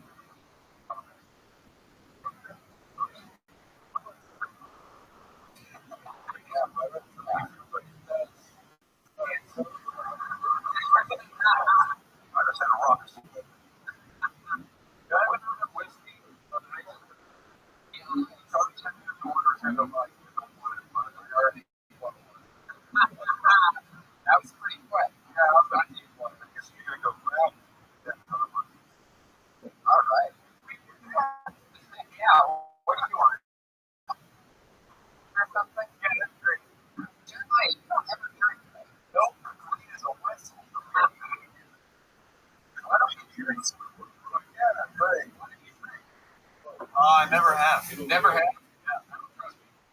All right. I don't trust anybody that's like, hey, this stuff. I don't know what to tell you. Really, you look at this world and you go, don't need to fuck it up at all. I don't trust you. Something's wrong. You're lying. Joe, he finds happiness.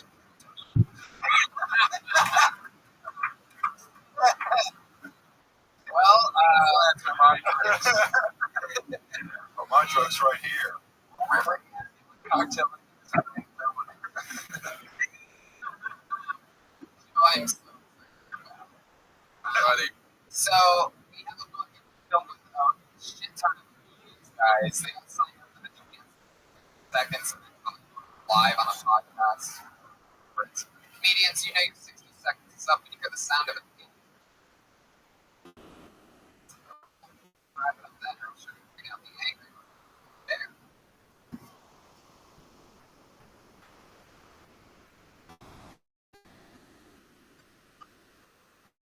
All right, there you go. Little something extra for you podcast. Doesn't love that part. So let's get this book fixed up. Are you guys ready? This is Telltale 161.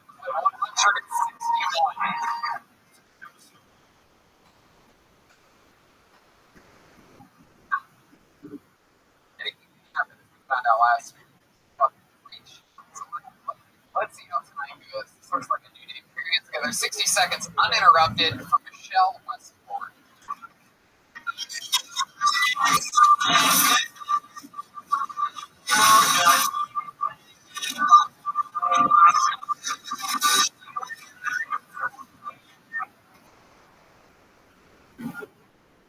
Hey, everybody. Oh. So you know, I got engaged. It's 6 years ago yesterday. First, I want to thank Facebook memories. Reminded me that that's solid in my life. So I'm single. Should have known. Now, start liking passive aggressive friends.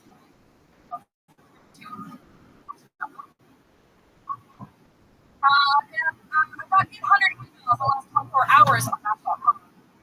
I put my question in there. And aside from doing comedy, guys, I'm a professional auctioneer. Not too.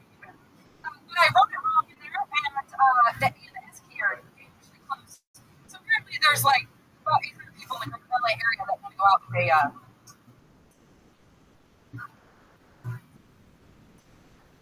Michelle Westport. You seem like an interesting to bring a monster energy. A bike jacket. You have a motorcycle? I do have a motorcycle. Eating great. You just made my boner go away. Got a 1200 key on it? Wow, what is that?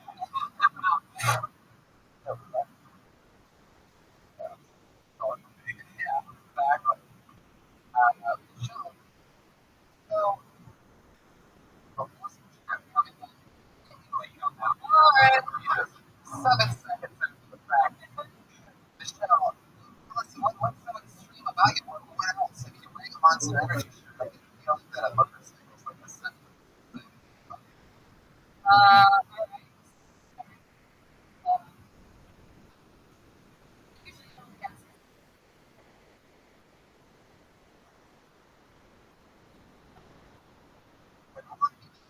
5 years. How does that start? I have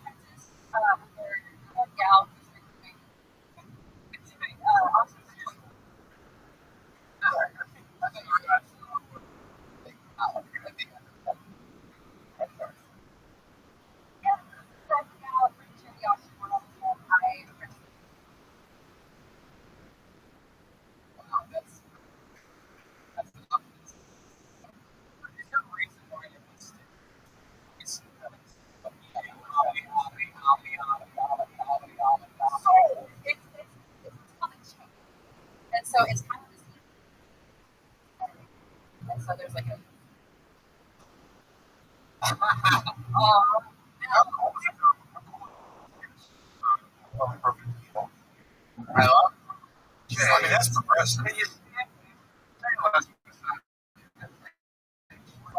like the Hillary Clinton? Auctioning now? Yeah. That's pretty cool. You guys put all the info with those tiny brains.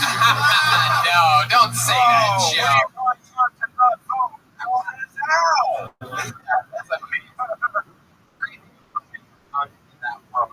Hillary Clinton of auctioneering. Yeah. Zip your pants suit as a tiny jacket. Sure. Yeah. I was engaged. About a year and a half now. Okay.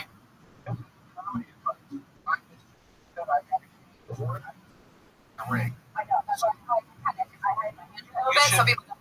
The pocket. Yeah. Take the hand up. It is over. A little farther into this. It's totally over. A long time. That's a What was this guy's story? Was he like some kind of like super tough guy news, right? Yeah. Builder? Firefighter. There's only certain types of guys that can even please a woman wearing a Monster Energy shirt. that like they were in the same, like you were close. Right, yeah, totally. On guard, like firefight. Yeah. All the parents do is lift. That's why it didn't work out, because you guys are super opposites attract. Start fucking a cartoon cat. And then it'll work out. A little sidecar for your kidding.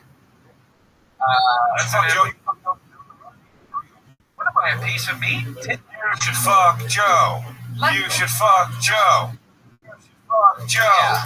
You should fuck. Is that possible for you to go from a firefighter to a postman? Oh shit.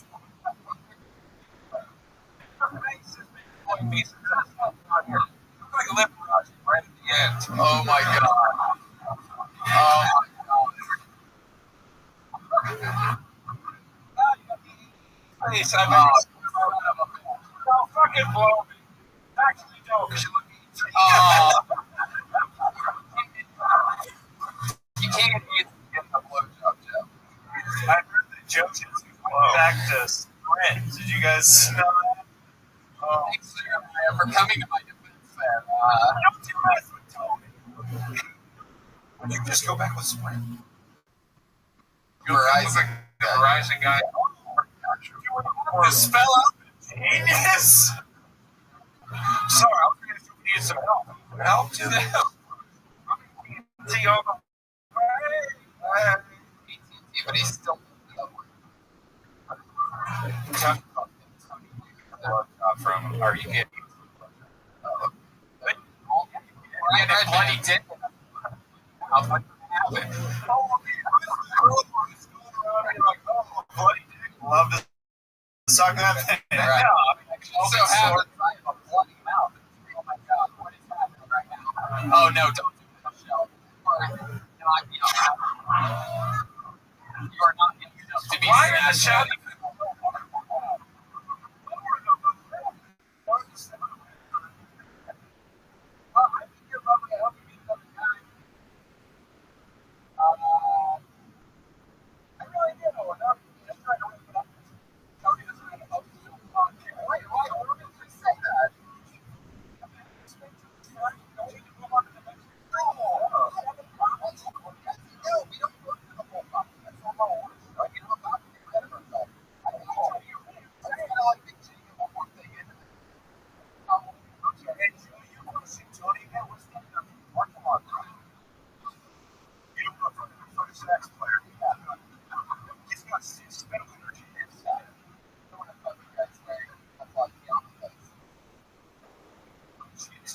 I think.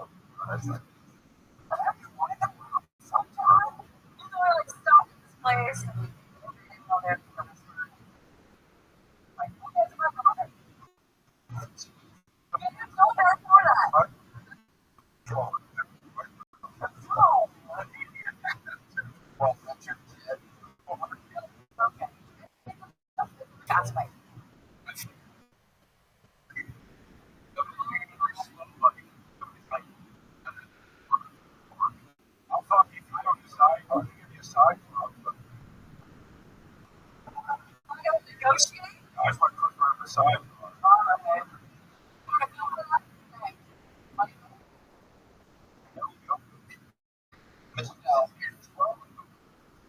Joe, welcome back to the show. Joe. I think everybody's calling for you got that shitty intro.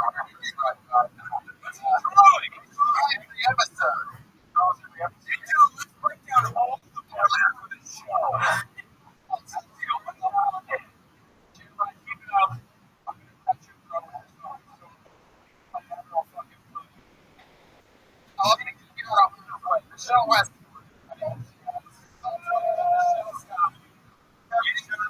Started. The show Westport.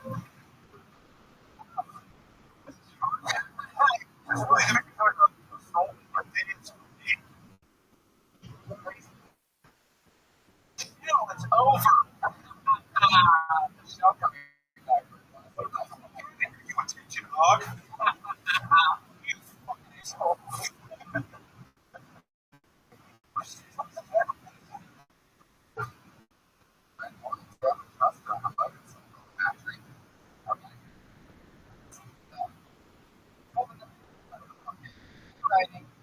Not that great. That's what we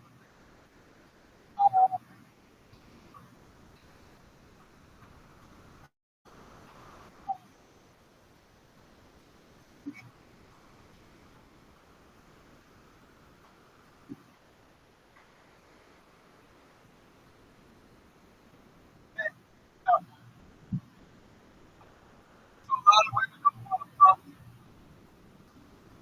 Only because I do a really good impersonation of Schmeagol from Lord of the Rings. I've said, you know, like,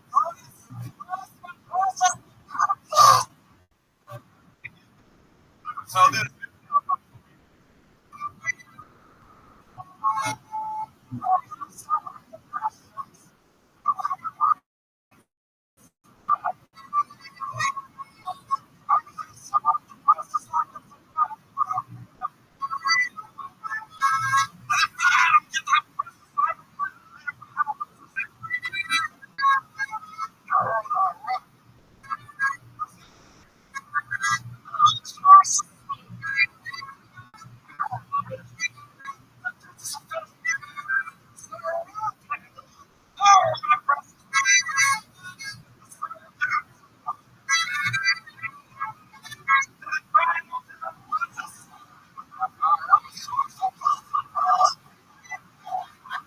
Yeah, Bill Camp, everybody. Bill Camp.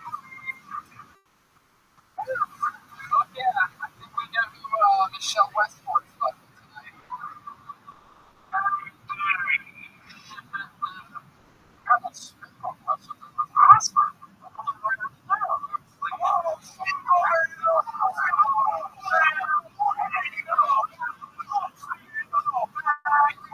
Everybody's doing the one voice that they know.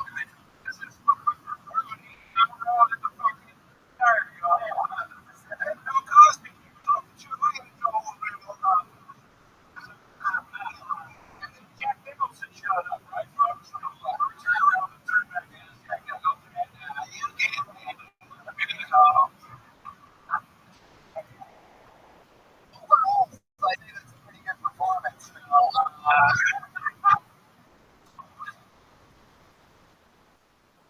I love it. What's your story?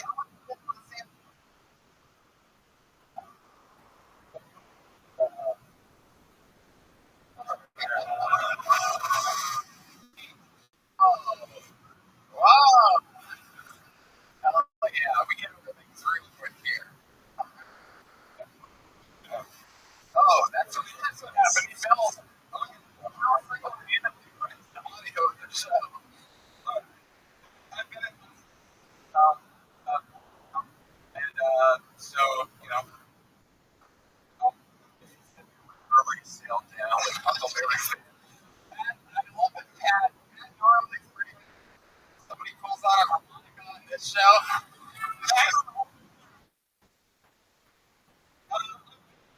Don't you compare yourself to Pat, right?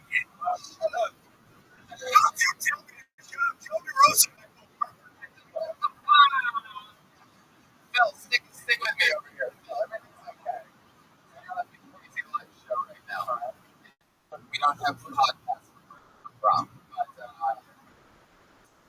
that you're from? Ah, yes. That's why. Now that makes sense. Just got Lord of the Rings up there. Those topical Lord of the Rings jokes. No one's cracking up. What did you guys do? Do you know where Bakersfield is? Have you been made aware as a New York guy through and through what Bakersfield is? I went on tour opening for Court. That's their big thing. Yeah. Outdated band drops. Belgium. It's like the open Corn. Yes. Recently. Phil Camp opens for Corn. Sure. Those were good too. I got it. Since they're not blind.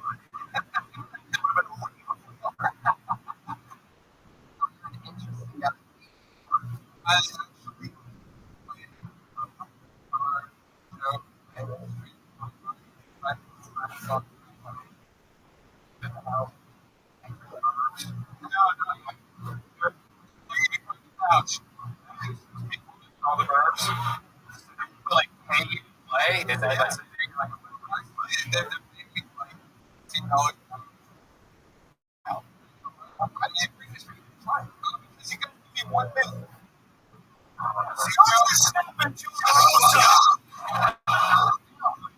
Phil, over here. Oh, what were you seriously mad, Phil? Dude, I'm under a little stress right now. I don't even Slap East Coast dick down. I don't think you guys have a read on shit. You're gonna slap on the. I'm with you. I'm with you. See? That's what you do. I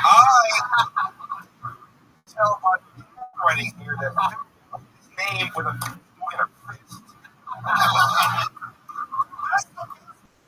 Yes.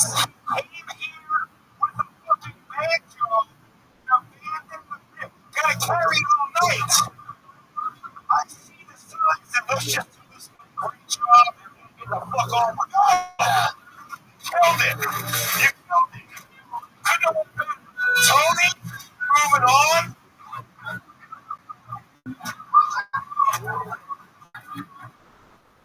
You were good as hell. Working peace. Yeah, okay, cool. How many times, how often do you stand up? Running online today, and then I go have a day, and then I'll go do it. Whatever. You know, Saturday, Ventura, California. And you might want to. I'd love to hear like a quick little ditty. Yeah. I think it's an AK-47. You fuckers.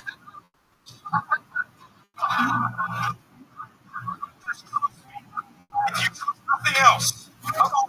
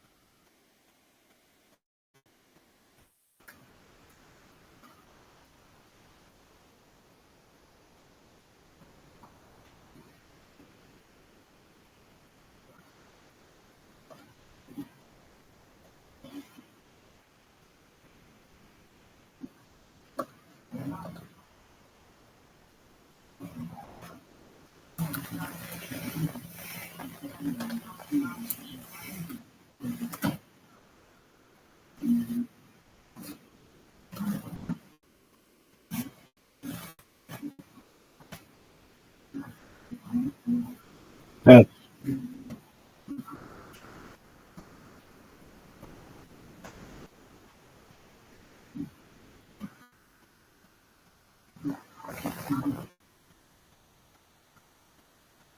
hey, hey, can you hear me?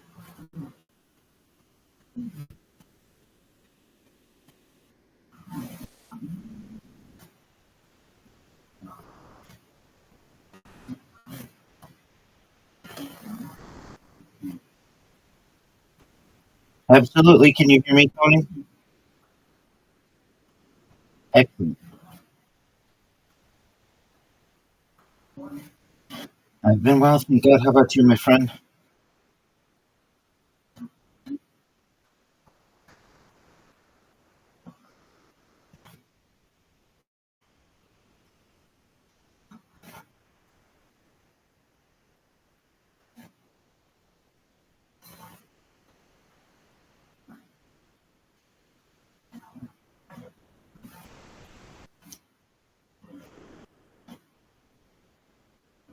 Well, that's always good. It sometimes seems like at some point the editing can take longer than the recording.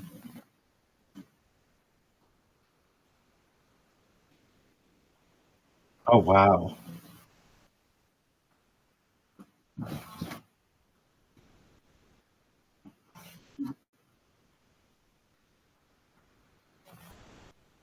Wow.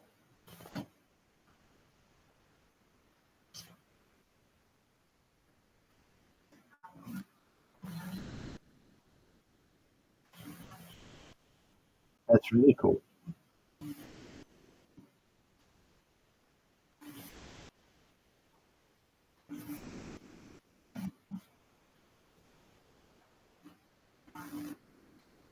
Absolutely.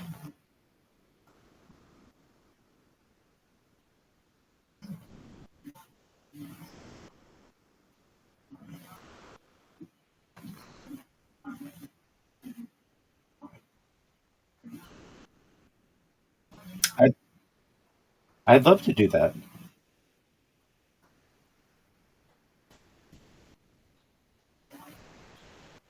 So I was just going to say, so today, how long would you like to record? great. Most certainly.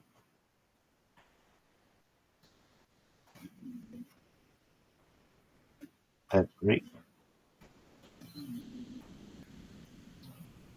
Take your time.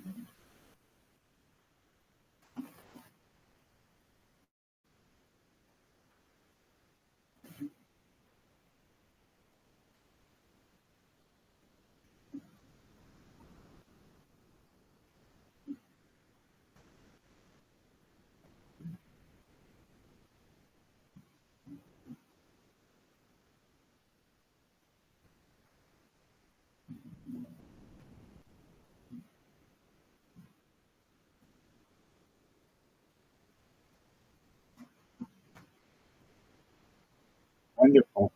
So today, of course, I want to review my project, but then if we can, I'd like to get into some UFO, UAP, alien abductee um, discussion. If that's right.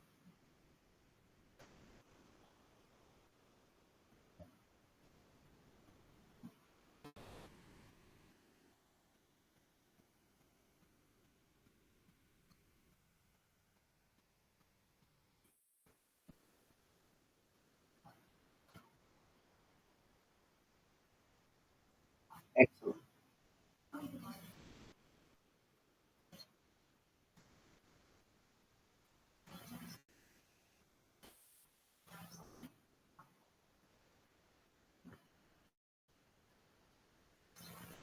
Phenomenal. That's great. And I can talk about that. I like nuclear.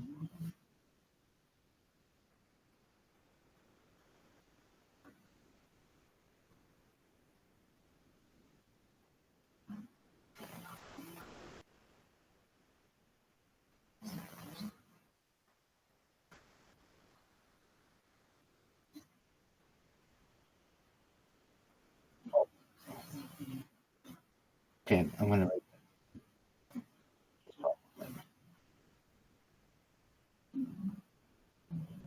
that. So I take your reference in the Kardashev scale, and yeah, I actually found one. So the Kardashev scale is generally three different types, but there are some expansions of it, and I normally just seen it up to like seven, but I've seen it now up to 20, which is quite interesting.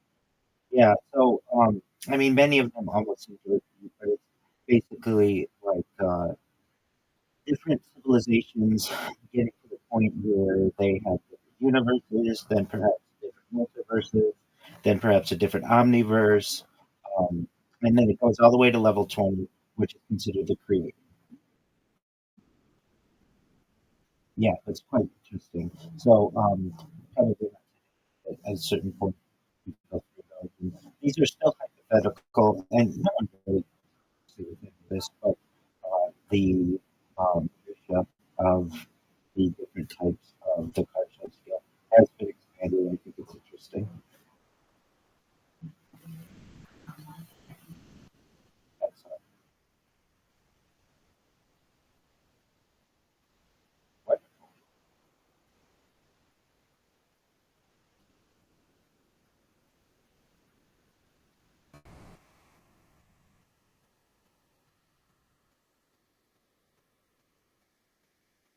absolutely.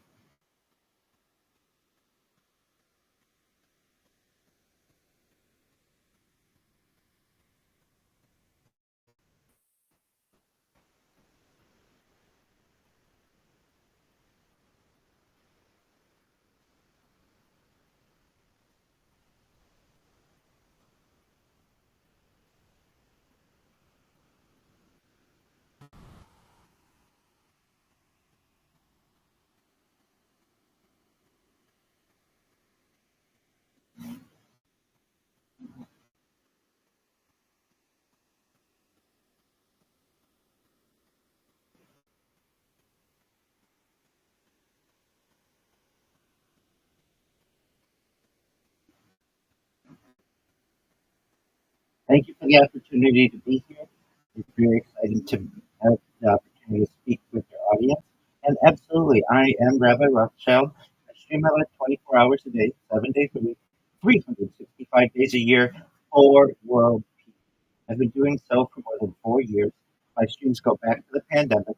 We've seen the death of a queen, the birth of AI, the coronation of a king, and everything in between. As was previously stated, this is a real life Truman Show. This is a real life Big Brother. This is a timeline and a time capsule of human achievement. In the 1990s, the phrase content is king was coined, and I'm, in my own way, and making it true today. In my own way, I'm kind of king of the internet. And this gives me a wonderful platform to be able to discuss some of these topics as well as others. In 2017, The Economist magazine stated that data had overtaken petroleum as Earth's number one resource. And I have more data archived on the internet than any person ever, which is making me very influential. I'm going viral. And when I do, I want to make you, your friends, your family, and all of the audience's friends and family financially independent. I want to ensure that you all have generational wealth, and I want you to be able to start charities and philanthropic organizations of your own.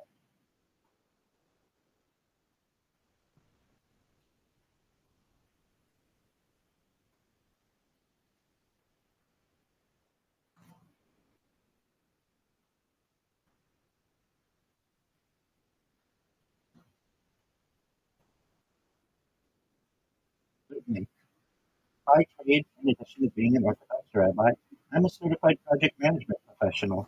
I've successfully launched apps on the App Store and Google Play and had major contracts with Fortune 100 organizations.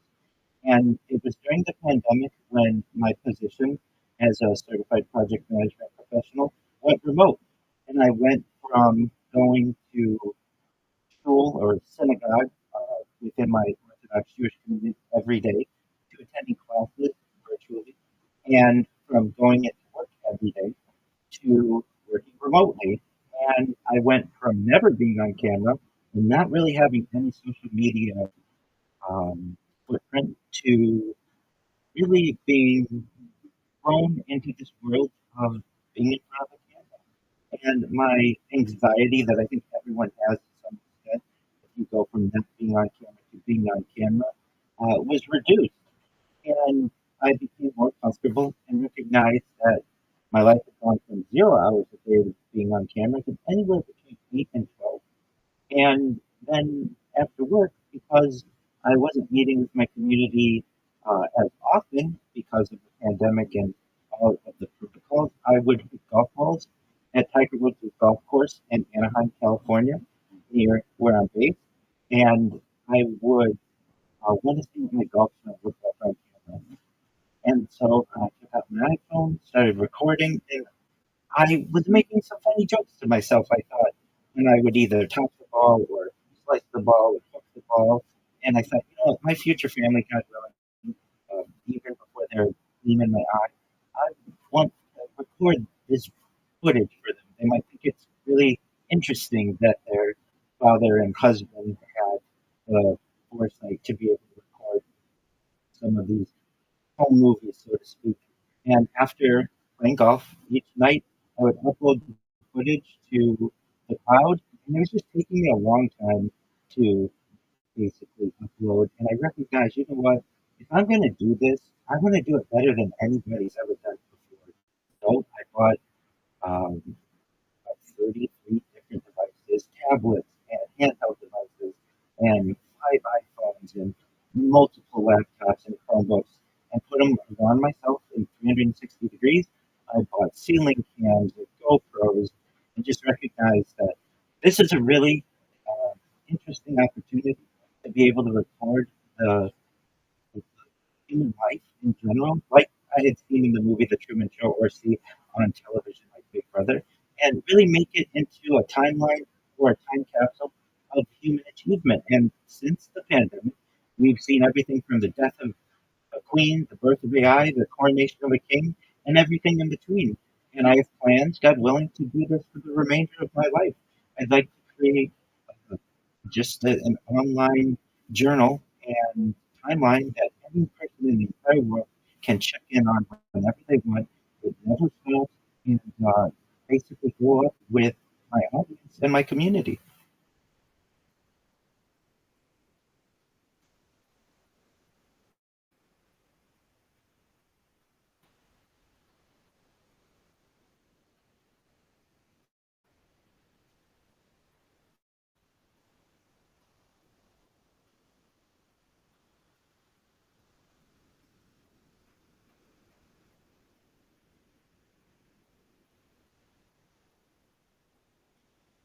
Oh, I do get some people who send some negative messages, and there are some people, some ladies who sometimes maybe get a little too attached, but that's okay. I understand that's going to happen with an influencer or anybody in the spotlight. 99% of all the encounters that I've had are positive. I do get some that's religious or racist or other stereotypical um, negativity, but I just let those remarks roll off my back like a water off a duck. And I have a thick skin. I do everything I can to be able to persevere through any of the challenges that I encounter. And really, I'm open to many debates, especially if someone wants to have a serious conversation about a subject. But for the most part, I don't let the negativity get to me. I'm a very do my best to be a very positive person, and the idea of people watching all the time doesn't really make me feel too awkward, especially if you are familiar with the Edward Snowden leaks or his whistleblower in 2012 that basically said that someone somewhere in the world is has recording everything that's being done on any smartphone, any computer, any smart television, anywhere in the world. And so I already knew that someone was things that perhaps humans are doing, at least in the Western world. So why not lean into it? Why not embrace it? Why not recognize that we do want to have these smart devices? We're never truly alone, and just give people a portal into my life. And um, you know, I haven't had any issues with it.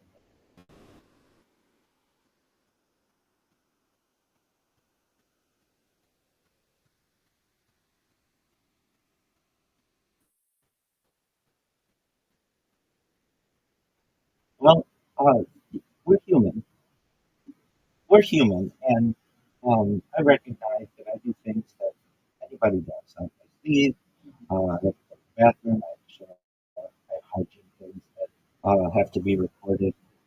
I do my best to avoid them, but occasionally I do make mistakes. And I know that anyone who's watching us now or able to recognize that that's part of being human. No one's perfect. And if I can overcome that anxiety, it actually is empowering to other people that don't, they're not alone out there. That there are people who care about them and who are doing this for the benefit of humanity. And we're all not that different. I think there's a beauty in the fact that we all make these mistakes, no matter where you are, no matter what continent you're on, no matter your race, your religion, creed, uh, whatever your upbringing was, rich, poor, we all have some common traits. And I feel like my stream helps to unify humanity so that we all see that we're all not all that different.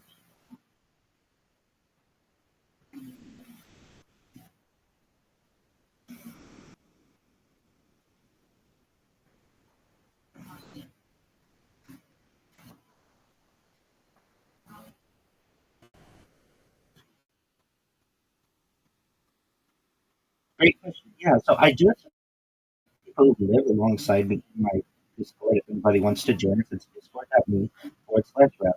Connect with us 24 hours a day. And I have had people come into the Discord who have said, "Hey, I saw someone on YouTube doing this." And whenever I hear that, I am immediately attracted to see what's going on. So, yes, I have met other people who have done it, but they haven't done it nearly as long as I have. They're still in their first year. But I still highly respect what they're doing. And we've been able to connect and have really great conversations. And it sounds like the people with whom I've had interactions, they have a common goal, world peace, positivity, kindness for humanity. So that's really great. So I know, God forbid, I ever had to stop. I know somebody else out there is going to be doing this. And the other things that we do that are different are generally they're doing it from one camera angle. I'm doing it from over 25 different camera angles, 24 hours a day. So you can watch my life in 360 degrees. You can watch me from above. You can watch me on vertical screens, horizontal screen, whatever. I want to give people the choice of how they want to be able to digest my data. So no one does it that way. I'm certainly unique in that. And there are people who do stream their life, but don't archive their life. And what do I mean? What's the difference? There are people on Twitch who just leave their camera on all the time, and that's absolutely cool. But Twitch only archives generally for most accounts anywhere between 7 and 14, usually no longer than 30. And if you want to do that, I have no issue with it. But when I do this different, I want to make sure everyone understands what I do is different. Is I'm basically creating a book, a journal, an archive for people to be able to study in the future. That's what's exciting about my project and what is really unique about it. So there are other people who do some similar things and some people who are perhaps following in my footsteps. At this point, I've been doing this every single day, essentially, every single moment of every single day, essentially, for the last 1,700 days. So it's a significant period of time. It's huge amounts of data. We're past terabytes, we're into petabytes. Right? And I create basically petabytes of data every single year. And that's just a huge amount that the world has to be able um, to basically decipher and to digest. And I know it's difficult now, but especially with AI, which is able to provide summaries and transcripts and auto clip my best moments, it's going to be much more digestible.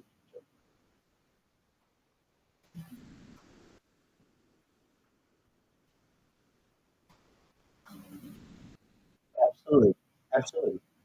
One, one, 100%. Yes, I do that. So I started that when I first started streaming, and that would be actually I didn't immediately start live streaming when I started this project. I bought GoPros, and I would put a GoPro on my chest and sometimes on my hat, and I'd stream as far north as Santa Barbara, as far south as San Diego, as far east as the desert and mountains, as far west as the Pacific Ocean. I've streamed in Beverly Hills and Los Angeles, Disneyland, and many of those videos that I have are from first person. And ideally, if I could upload the data fast enough and live stream it, I would wonder the middle classes 24/7, or at least perhaps it might be difficult to go while sleeping, but give people a first person view of everything that I do. I have no issue with that. I have no issue wearing a chest camera now. There are instances where some people might not be comfortable when when they look at their banking, they're looking at their email, when they're putting in their passwords to their computer. I have basically become fine with anybody who wants to hack me. They absolutely can. It's difficult enough for me to get into my accounts. I have so many of them. So if somebody wants to take the time, they certainly probably could if they watched all my videos with close enough details. But by the time I have a large enough following, I know that I'll be able to change any kind of credentials that I need. And I also hope to be able to give people that first person view 24/7. They can see everything that I'm doing. They can see live life alongside me when I'm going to the ATM, when I'm driving, when I'm eating, and basically live their life right through my eyes.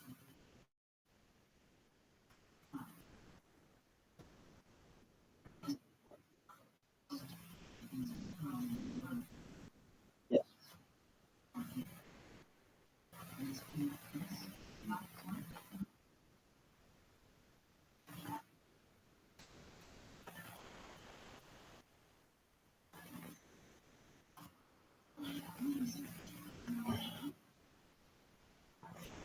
I wish I could say that I had seen, but I have not.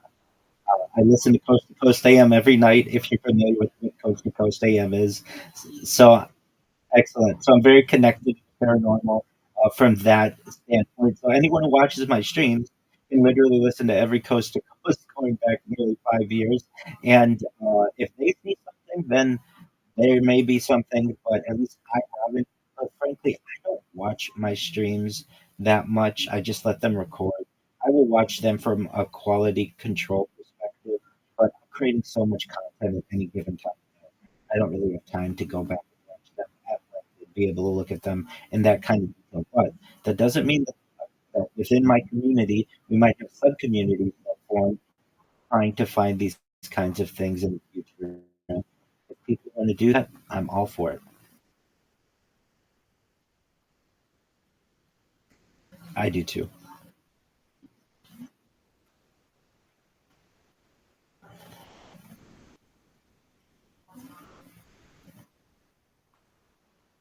Oh, most certainly, yeah. And if anybody's going to have it, there's an excellent chance that I do because I have it on so many different angles. So let's say somebody saw an anomaly on one of my streams. Guess what? I've got it on about 25 different views. So we can see, was it just a camera issue or was there something really there? Which is a really exciting uh, opportunity for the paranormal community to be able to study. Usually, people, as I understand, see something on closed circuit TV, we see something on a ring camera, but we only usually have one angle of it. But not in this case. This case will have multiple angles. I really guarantee that will be quite interesting for people to be able to decipher what they really saw.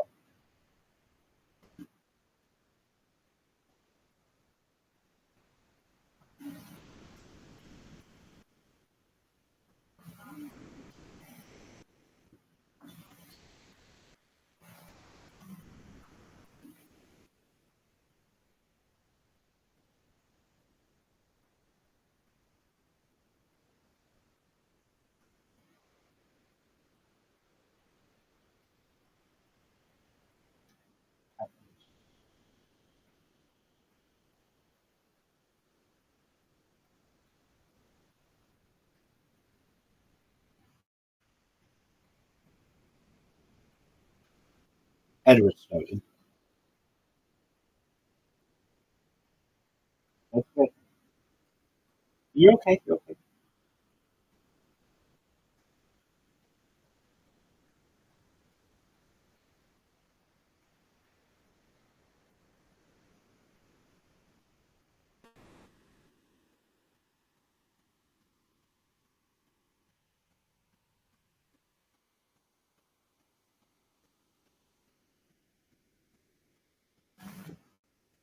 Certainly. Well, I am not necessarily an expert, but an overall summary was in 2012, his whistleblowing came to the surface.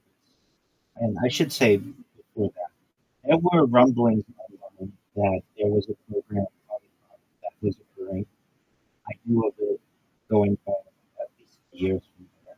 That was disclosing it to those that I knew. But it was called Prism, and there were some other programs as well. And basically, Edward Snowden, I believe, was working as a contractor for the defense contractor Booz Allen Hamilton, and was made aware that the NSA is spying on Americans. And generally, that isn't supposed to happen, along with perhaps the CIA. Usually, those are supposed to be foreign intelligence entities, but they were doing so using a loophole, um, Five Eyes alliance that was agreed upon after after World War II. Basically, the Five Eyes, five countries: the United States, Canada, the United Kingdom, Australia, and New Zealand, that agreed at some point that they could not, because of their domestic laws, spy on their own citizens, citizens and citizenry. But what they could do is spy on each other's citizenry and then share that information amongst the five of them. So Edward Snowden made this, disclose this, and then also, while not necessarily um,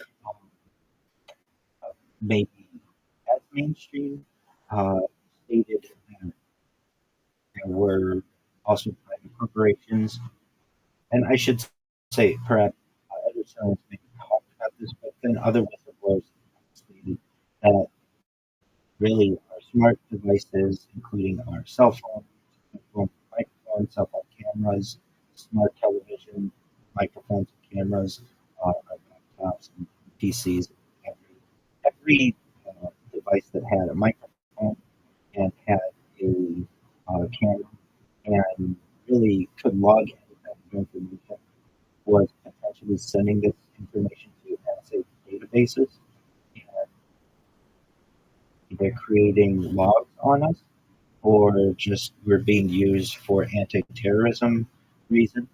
And this has been disclosed now for almost 15 years, and really people have now, I think, become somewhat gossip and knowing that they're being spied on by someone somewhere. And now we're learning about private companies that are creating databases on individuals.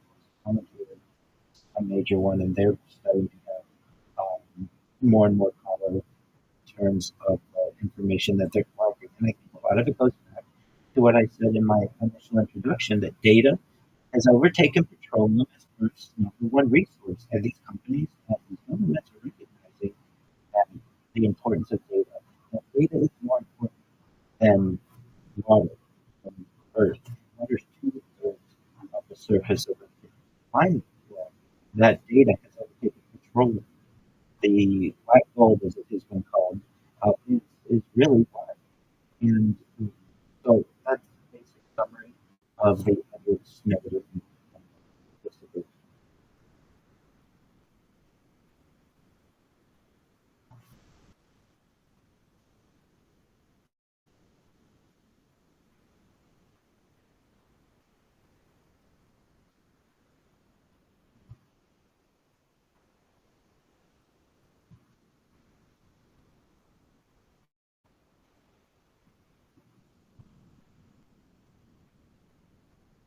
Well, um, I don't know for sure with some of these organizations, but there are shell companies that are purchasing this data.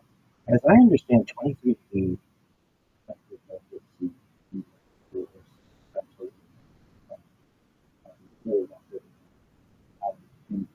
it's not, but there are shell corporations that do end up purchasing this type of data and selling it off. And there's one out there who isn't aware of black lives in society, they should be.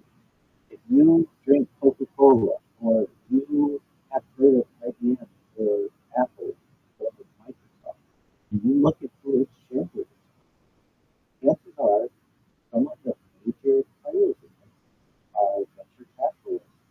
And BlackRock is one of these, Berkshire Hathaway is one of these, Millennium Group is one of these, and along with quite a few others. And they basically have a facelift.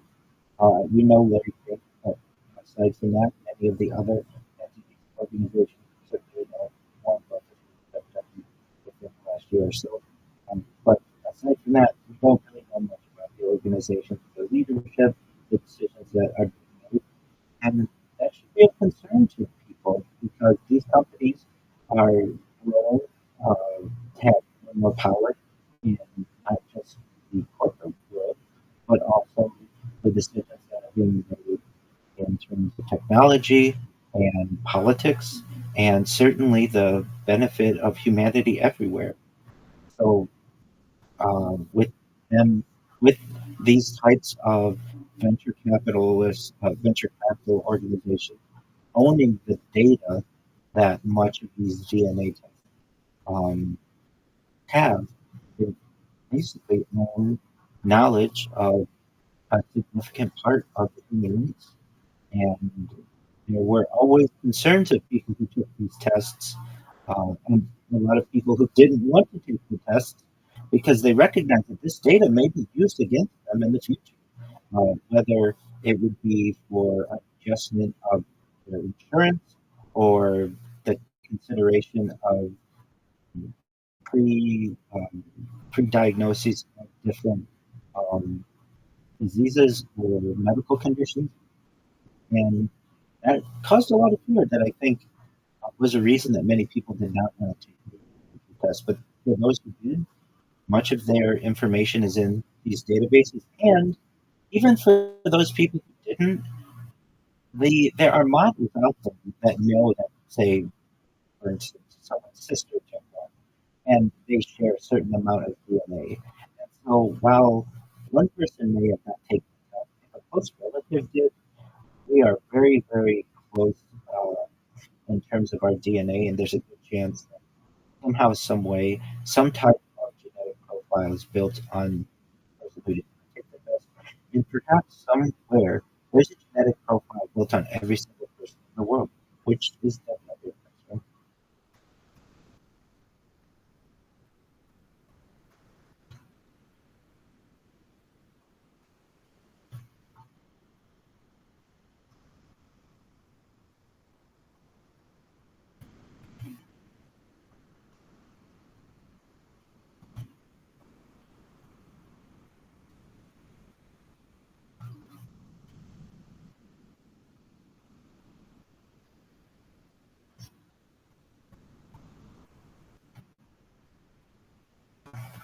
We both are true.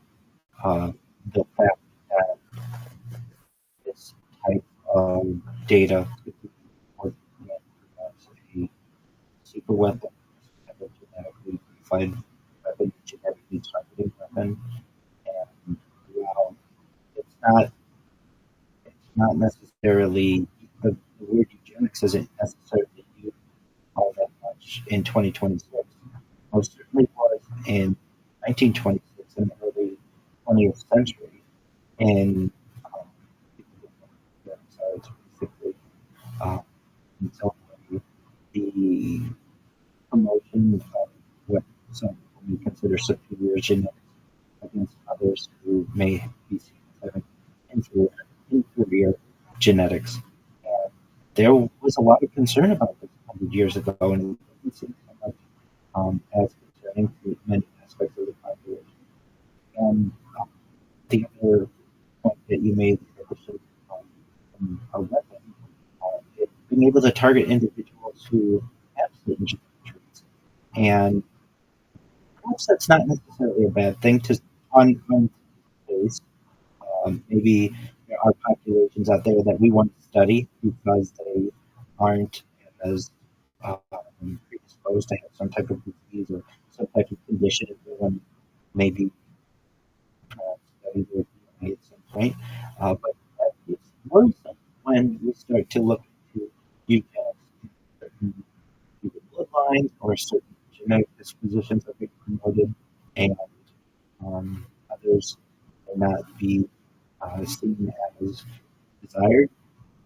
And it's something that I feel is should be of concern to people anywhere that this type of data is out there, and that this type of um, these type of have nefarious actors are in this world active, um, and will maybe utilize that type of data against the human race someday.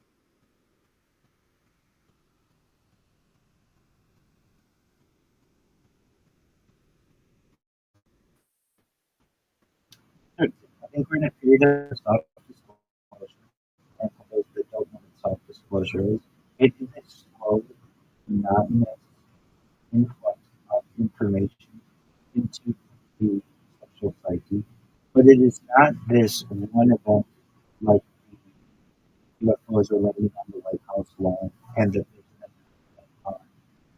an news that across the 24/7 cable that says we are not alone. It is more those in the know have an understanding. Those who research the extraterrestrial phenomenon are aware that we are not. And for anyone out there, if I may give my knowledge and history of understanding of the alien phenomenon, I was a skeptic. I didn't believe in UFOs. I thought they were science fiction, comic books, the things that you would see in fiction and in film, in other movies. And it was around 2008 when I saw the Stephen King press conference known as the Disclosure Project, which was actually taking place May 9th, 2001 at the National Press Club. And what Stephen Greer did was get a dozen or more whistleblowers and archive their testimony. And if anybody's ever seen the Disclosure Project, it's very difficult to deny that something is going on. For those of you who haven't seen it, need to watch it. Yes, it is from 2001, and yes, there has been an updated one that was done 5 years or so. It was mind blowing to me. It was eye opening to me. It gave a lot of credibility to alien, uh, the alien in question, that we may not be alone, and caused me to do deep dives into everything from Bob Lazar to alien abductions to you things that I could find. And you really find that there's that much credibility to some of the things that you find, but then other ways you recognize that there's a lot of science in there. And when I started to have my eyes open to this, you should know that I was such a skeptic that I would debate people on the topic because really I was just uninformed. And I am much more informed. For anyone out there who is a UFO skeptic, I want to ask you, for how many hours have you studied it? Usually, what I've studied, you need to study it for at least 100 hours. You go through, you watch 100 UFO documentaries that are an hour long, or 50 that are 2 hours long, or listen to UFO podcasts on witnesses, credible witnesses. Your opinion may change on that, and especially now when, and I can say it, what really helped open my eyes as well. In 2008, 2009 or so, video was starting to be uploaded to the internet that was better quality. People were starting to get cell phones. The iPhone had come out around that time. And just in general, the amount of quality video that we were getting was better. And the amount of information that was being shared was increasing. And I can say that I would mention this to people who I knew and trusted, and uh, especially from a religious standpoint, I was told that there's only God, there's only history. And I understand that people want to reject some of these claims, but then there were other people, even religious or irreligious, behind closed doors, that recognized when I would show them something, we would have this discussion, but there was really something to it. And I think that a lot of people have positions, especially in the corporate world or in academia or whatever organization they're in, where they don't want to be seen as somebody who finds UFOs or aliens to be interesting. At least not from a public standpoint, but when you get them behind closed doors, sitting at a table with them, and you're showing them the evidence that they are able to digest this information one way or another, it is hard to do. And as the 2010s continued, we get to 2017 disclosure on the front page of the New York Times. And for anyone out there who's a skeptic, this is the front page of the newspaper of record in the United States. It doesn't get much bigger than that. And that was with the Tic Tac UFO case of the USS Nimitz in 2004. And that, to me, with anyone who wants to be skeptical of this issue, it is very difficult to do. If you look at that clear camera, we can't explain it. I can't explain it. The government can't explain it, or at least the mouthpieces of the government cannot explain it. And then from there, we had the David Rush incidents that have occurred. We have had within the last year the Trump administration doing some disclosure. And now I feel that we, as UFO enthusiasts, and really what we are, we're ufologists, and that's a scientific term that should be taken seriously. It is not fringe. We are the majority. If people don't recognize that, they should. Because if you poll the United States public, do an honest poll, more than 50% of people know what we are not doing. And the people who think that we are alone or that we were just something unique that happened in the universe, they're entitled to be able to believe that all they want, but they are getting smaller and smaller, and we are growing. Ufology is growing, the movement is growing, and I think that's really great because these are honest conversations that we need to have. It is time for humanity to be mature enough to be able to have these discussions because they affect every single person on this earth.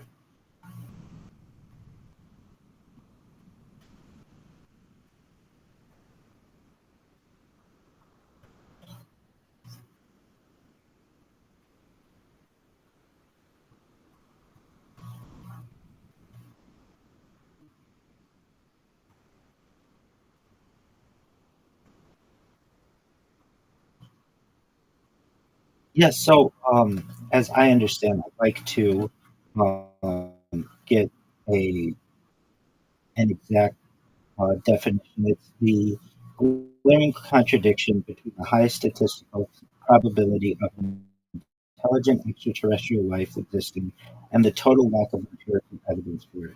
Given the vast size and age of the universe, physicist Enrico Fermi famously asked, "Where is God?" The paradox hinges on the sheer scale of the cosmos. The Milky Way alone contains hundreds of billions of stars, and a significant portion of these host potentially Earth-like planets in their habitable zones. Considering the age of the galaxy, it would theoretically take an advanced spacefaring civilization only a few million years to completely colonize, yet our skies remain silent. Now, I don't think they remain silent, and I know other people don't think they remain silent. But for someone like Enrico Fermi, during the time when he was alive, the type of technology to be able to capture these crafts was not as readily available as it is today. All you need to do is be on UFO Twitter, shout out to Red Panda Koala and Chupacabra and Full Stack Logan. Those are some of the major players in UFO Twitter who are have their ear to the ground, who are always spending their time and their efforts to be able to get the word out to newcomers to the UFO field and to people who are veterans and have had their own sightings, and they're always very patient with people. Sometimes some people might say they're too patient, but I think they just do an absolutely wonderful job listening to people talk about their experiences and allow people to share these things. So if you're wondering where do we get our information, social media is a great place to get. Twitter is probably one of the hearts of the UFO discussion in Twitter Spaces specifically. Additionally, Reddit.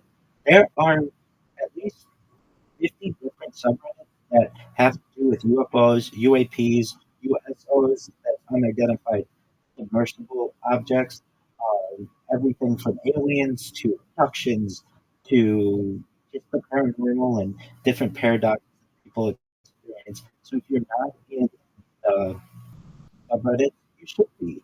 And all you need to do is look at the feed of many of these subreddits, and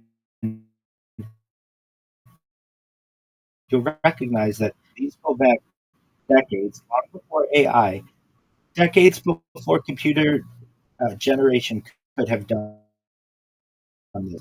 And we get some cases of people who have firsthand experience, and we get people who have photographic experience going back into the 1800s. For as long as we've had cameras that could develop, people have been witnessing these types of phenomena. Now, back to the Fermi paradox. Well, okay, what about why don't we have really great pictures of aliens?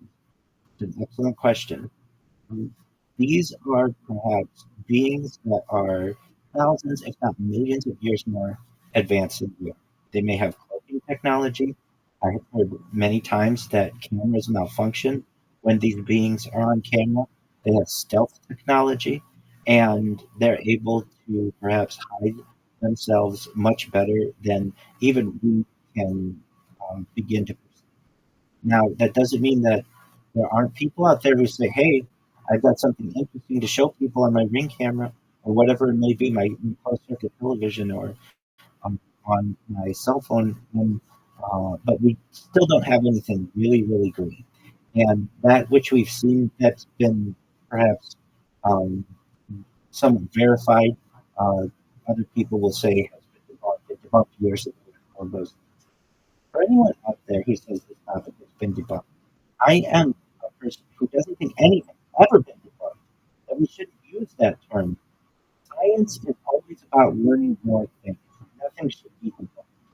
In fact, uh, that's a term that I feel makes someone look not as intelligent as they should when they use that, because it basically says this is case closed and I don't look into it anymore. And that directly contradicts science. Science is always about digging deeper and learning more. So, for anyone out there who wants to use that term, I'm not going to tell you what words to use or not.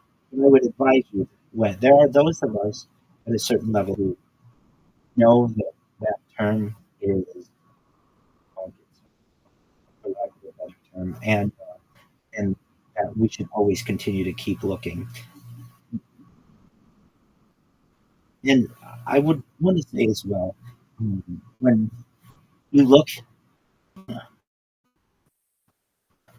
when you look at the data that we're seeing and that Enrico Fermi never had the opportunity to view, things like the data being recorded of these crafts that are making 90-degree turns, going thousands of miles an hour, that would kill any human pilot. These just like great UFO footage, just flying over major cities. The ones that come to mind are there was one in London around 2016 or so, just flying over and with crowds underneath looking at it. It's very difficult to bribe a whole crowd of people in midday London to look up into the sky and fake this for social media credibility or views or whatever it may be. We have the Phoenix Lights, where we have these on video. Now, people will say, well, those turned out to be flares. There was a lot uh, of questionable actions on everybody from the governor, who would later apologize due to his actions. And that's just one event. Every single day, for those out there who don't know, every single day you can find people who are uploading their cases to on the Mutual UFO Network, and you can find maps around the world of different shapes, everything from saucers to cigar shape to orbs to spherical, and even we get people who talk about motherships. Additionally, there's a reason why the NASA live streams are on a tape delay, but they weren't always, because there would be very diligent people who would look at these and see craft or something flying around in space on these streams. You will find people who have um, encountered these as aviation or as airline pilots, and they're told not to say anything um, to the corp. The corporation basically has a, an unspoken policy not to report these things. And perhaps some of the best witnesses that we have are the military. We have people who are sworn officers to the government and uh, to act with the highest regard of integrity as possible. And they have the courage not only to talk about what they've seen, but then they have video of it. They have clear cameras, they have infrared cameras, they have it on just their own regular cameras. And so when people are looking at, as Enrico Fermi has said, like, well, where are they? They're here. And now we're seeing it in the New York Times. We're seeing it released by the White House. My question is now to the skeptics: what is it going to take to convince you? Because it's all over social media. If you want to see it, it's in our media. It is. We have eyewitness accounts. We have military accounts. The onus is no longer on the UFO community to have the to provide evidence. Evidence is being provided. It's now on the skeptical world to be able to say to themselves, okay, what do we need to see? And if somebody says, well, we need these crafts to land on the White House lawn, well, I would say to you, pretty close happened in the 1950s. Life magazine captured these these craft flying over the U.S. Capitol and have it on the or at least documented. And so this has already been done, probably long before the skeptics were even born or can remember. The more you've been looking at this subject, the more evidence there is that we are not alone. We need to take this subject extremely seriously because it affects every person on Earth.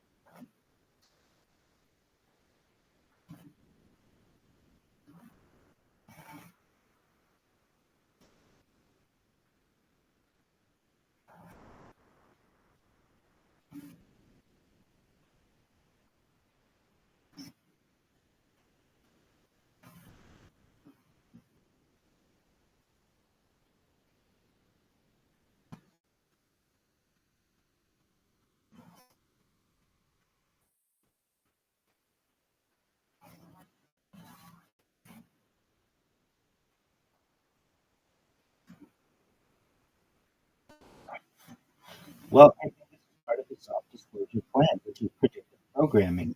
Basically, for those that don't know, predictive programming is when the information is put either factual or fiction into the mindset of the public in one way or another through interactions or through impressions that people get in the media, and then they begin to this information and affect the way that people use different topics. And this information may be slowly leaked to the general public so that they don't panic, or perhaps so they don't take it seriously. I don't know the actual intent. I do know, though, that ufologists and governmental authorities have talked about a plan known as Project Bluebeam, where perhaps, again, who knows, but within the next, I'm going to say, decade or so, perhaps longer, perhaps shorter, where we will have an event that may or may not be orchestrated. And the plan that I've always heard of, and please, um, if, if, if this isn't what you feel, feel free to interject, but uh, around the world's major cities, there will be some type of mothership, or it could be holographic, it could be um, just on people's televisions, but it is a plan to scare the public into moving into the cities and to make them rural environments and people who are off grid and such, and force people into some type of horrible government. Whether that is true or not, that's for the audience to believe.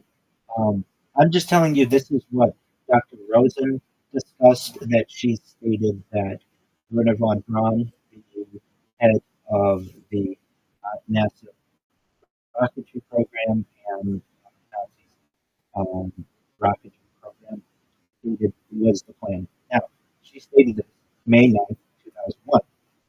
She said this would happen, though, not immediately. At first, there would be wars in the Middle East.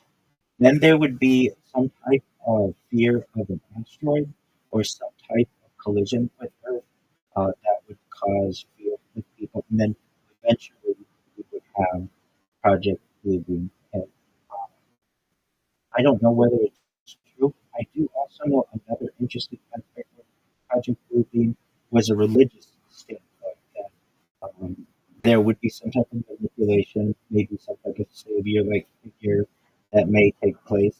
And if anybody's had the opportunity in 2020,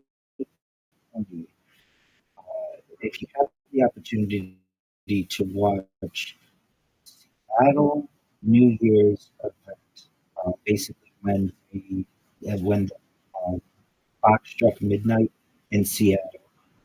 The it was during I think actually it was between 2020 and 2021.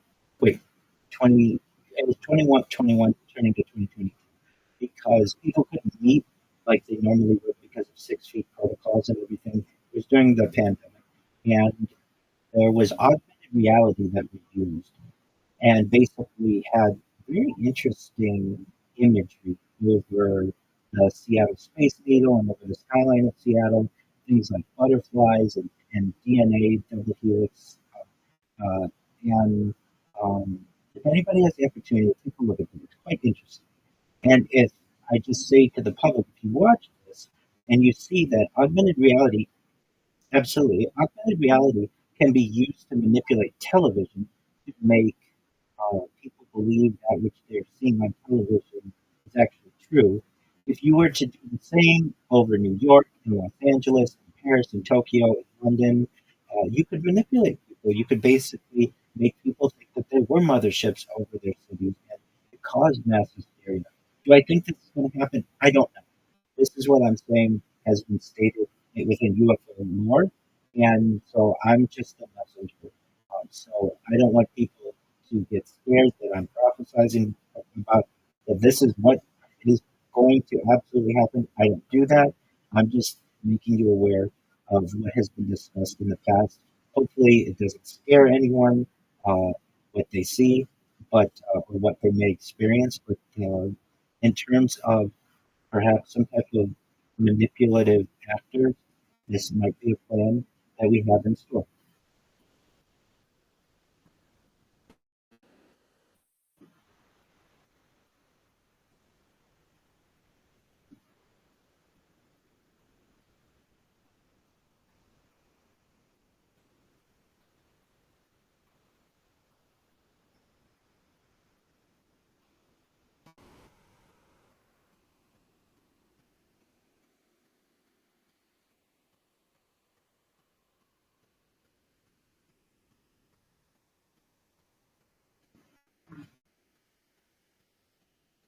Yeah.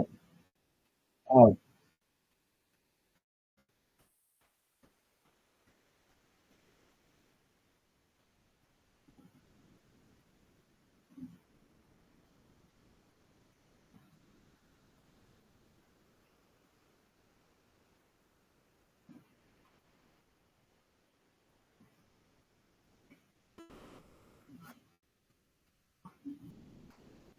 it very well could happen.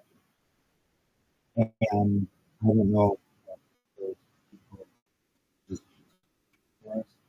I do know there's been a push for a new world order for these 250 years or so plan of a global government.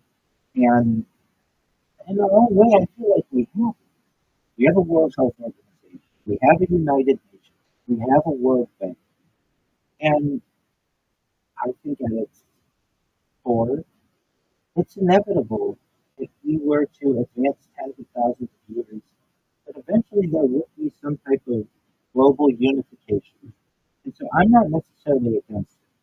What I am against is the complete slavery of the human race. That's something that I absolutely want to avoid. But in terms of a global government, I don't know if we should fear this as much as we should be aware of it and do what we can to control it. Because it's just a matter of time until certain uh, entities feel that we should start uniting and that we should perhaps be without borders or we should have more communication, transportation, and travel amongst countries. And a great way to do this would be through some major event. either an epidemic, a pandemic, a global market collapse, a major environmental event, a certainly some type of asteroid, um, and uh, more than anything, some type of perhaps alien encounter or alien disclosure to the globe. And the plan that I'd always heard is that, and I could very easily see this happening, for as gullible as some people would be, they, and really, I think it could easily be done. If you had control over the world's television stations, you put on television a little ticker on the bottom, aliens over major cities in the world, and you put some graphics up. Within 48 hours, people would be begging for the world government to be able to protect us from this type of thing. It would not be difficult. We saw how many people became docile during the pandemic and went from 2 weeks to stop the curve, uh, to curb the curve, or a similar phrase, to being trapped in their homes for 2 years or longer. And if that can happen with a virus, I could easily see some more drastic steps taken in terms of an alien invasion.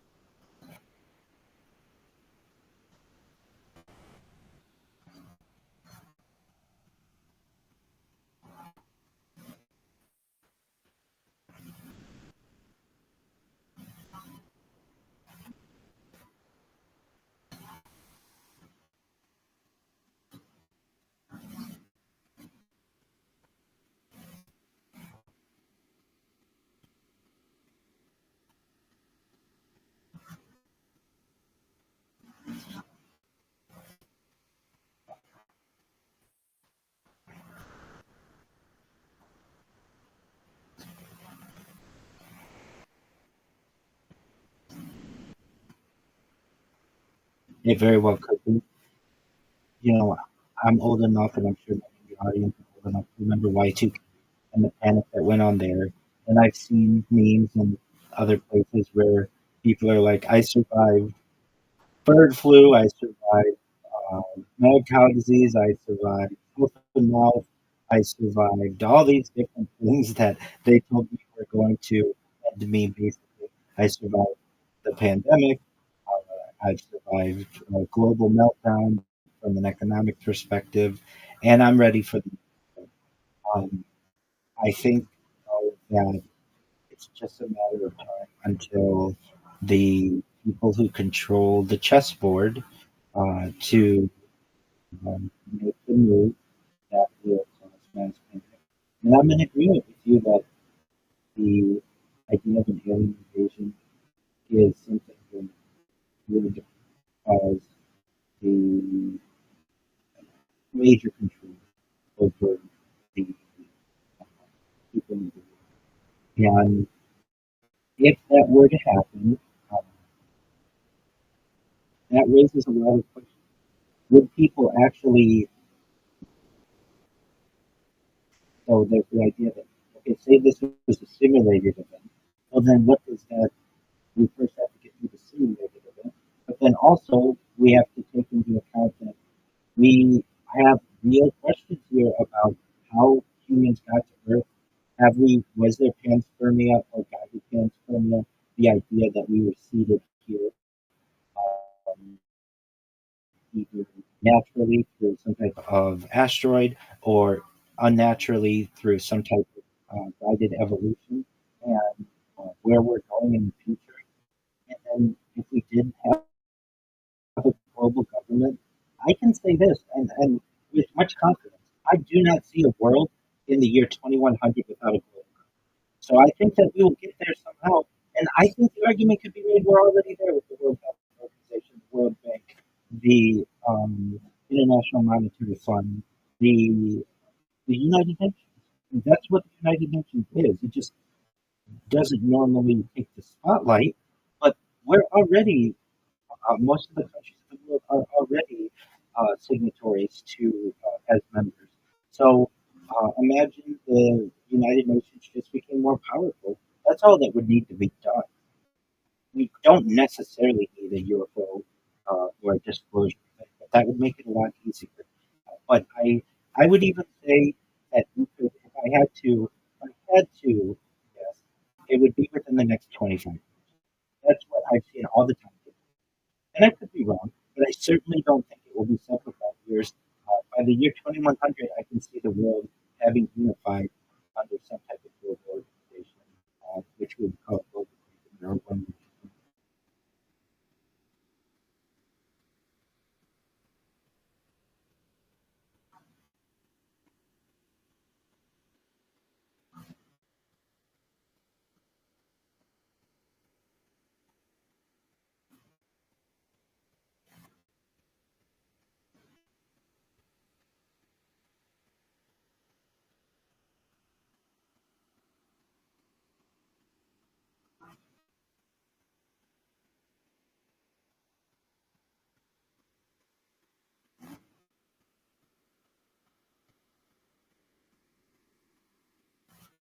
Could you repeat that again?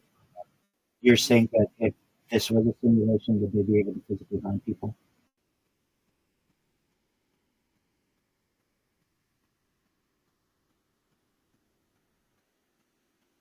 Well, there are arguments to be made that they can do that already without the simulation. I've seen, well, even going back to radio and different wavelengths that would be, there was mass hysteria around the year 1915, 1920 about the utilization of, of electric wires in cities. I've seen different documentation publications about people who feared just the advent of electricity. And even before then, around the 1820s or so, we have the Luddite people of England who were in fear of the loom and the Industrial Revolution, the loom which made making textiles easier and faster. And many people consider one of the first types of, if not a precursor to the computer in many ways, in its own way program, a very primitive type of programming. And um, then we get the radio, which there was mass hysteria around the War of the Worlds by Orson Welles in the 1930s that caused major panic around the tri-state area, Connecticut, New York, and especially in New Jersey. Um, and I think that people who controlled these types of mediums recognized that you could affect people. And so I even think that there may have been some perhaps documented deaths because of that incident, though want, I don't know if they were directly related, but it did cause widespread panic until um, people had to hear at the end of the broadcast that it was just theater, essentially. But for those people who tuned in mid War of the Worlds, it caused a lot of fear, I think, and that was just a test. Then we have television, which in its own word, its own name is interesting. People think of it as television, but it's almost like tell-a-vision, even though it's not spelled that way. It's telling a story. It's telling a view of something. And many people have said that this is a double entendre, basically, of the word that you're able to tell a view in a certain way through this. Uh, as television moved into the 50s, 60s, and 70s, it became the dominant activity of people. People stopped having coffee with their neighbors. People stopped joining fraternal organizations, just many organizations in general. Many people did. Now, I'm not saying everyone, but then eventually moving into the 80s and the 90s, people became much more introspective and much more secluded because they no longer needed to go outside to be able to get that kind of connection that they felt. And I've seen the argument that um, different different smart devices, even prior to smart devices, just devices in general, including the computer and early cell phones, were able to affect people's brain waves. If anything, I think that we could all agree that with the advent of the cell phone, many of us are much more aware in many ways, or have our mind in another place when we wouldn't previously. Generations ago, people wouldn't be thinking, "Oh, I wonder what's going on in this place known as social media." They just had no idea, but now we do. So, if anything, uh, these types of devices have been able to reprogram us in certain ways.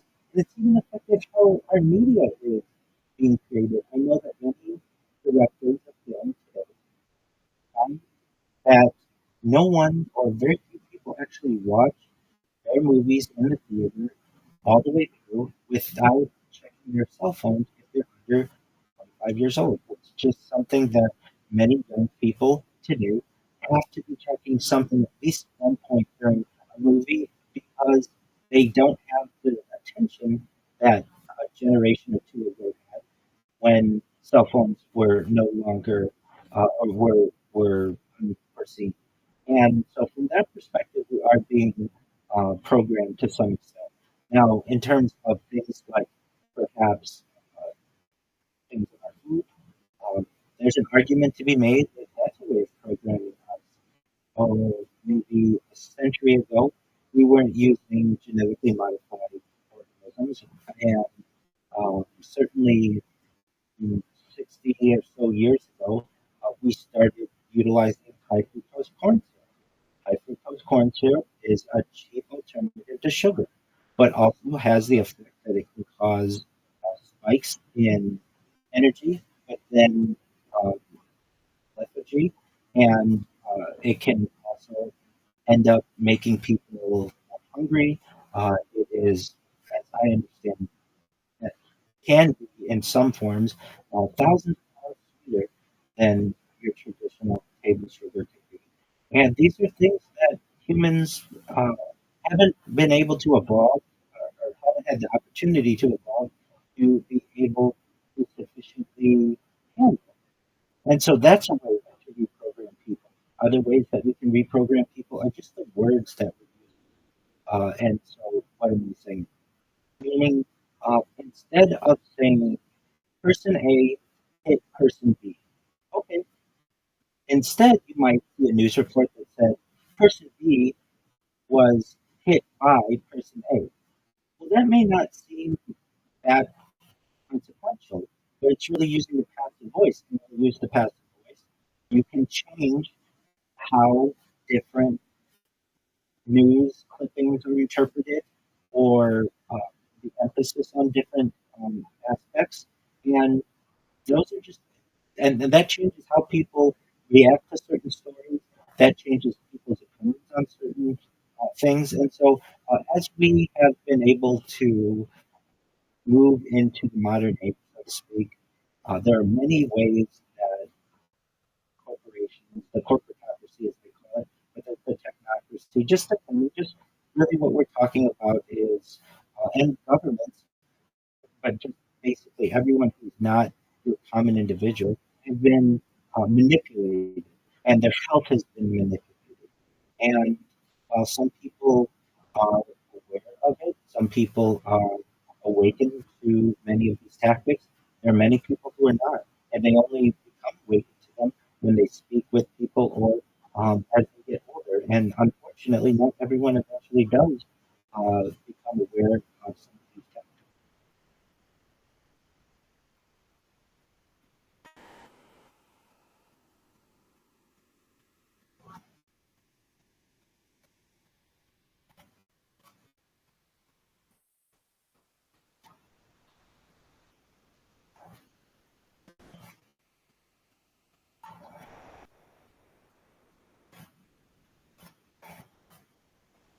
And absolutely.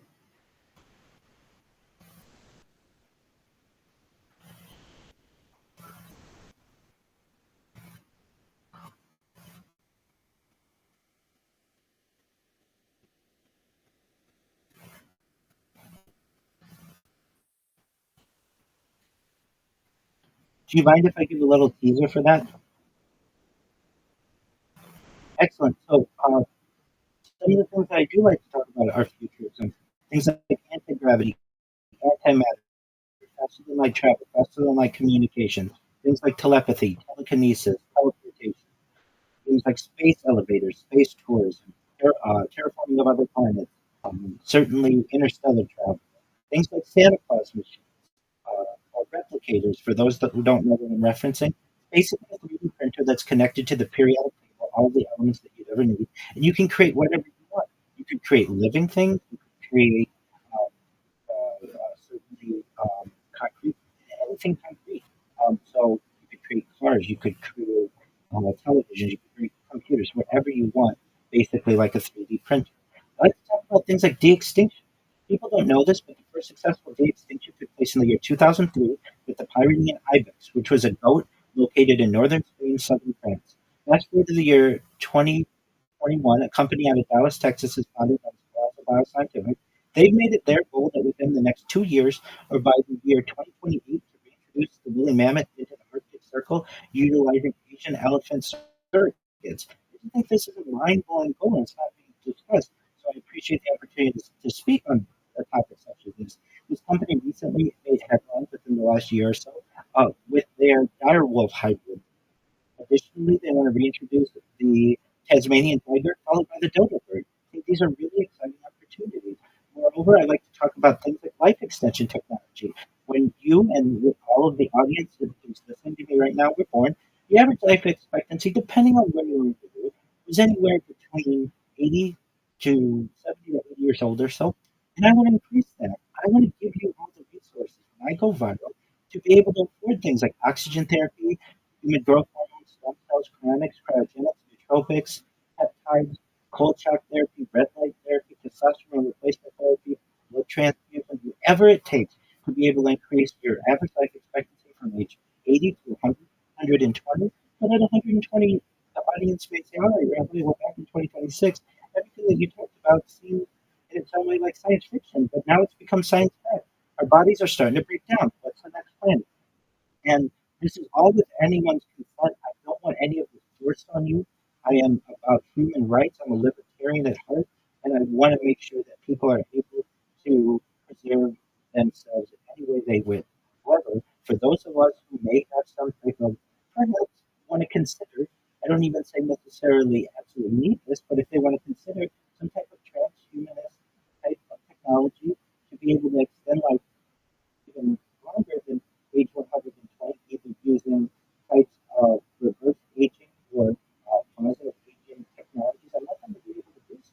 Even if that means they want to utilize a type of technology known as mind uploading technology, where, with their consent, again, very important, scan your brain into a computer like a CAT scan or an MRI, knowing where every atom is in your central nervous system and your peripheral nervous system, for later download as an android, an avatar, a cyborg, a cybernetic being, a clone of yourself, a robot, an ethereal being, whatever you want to be.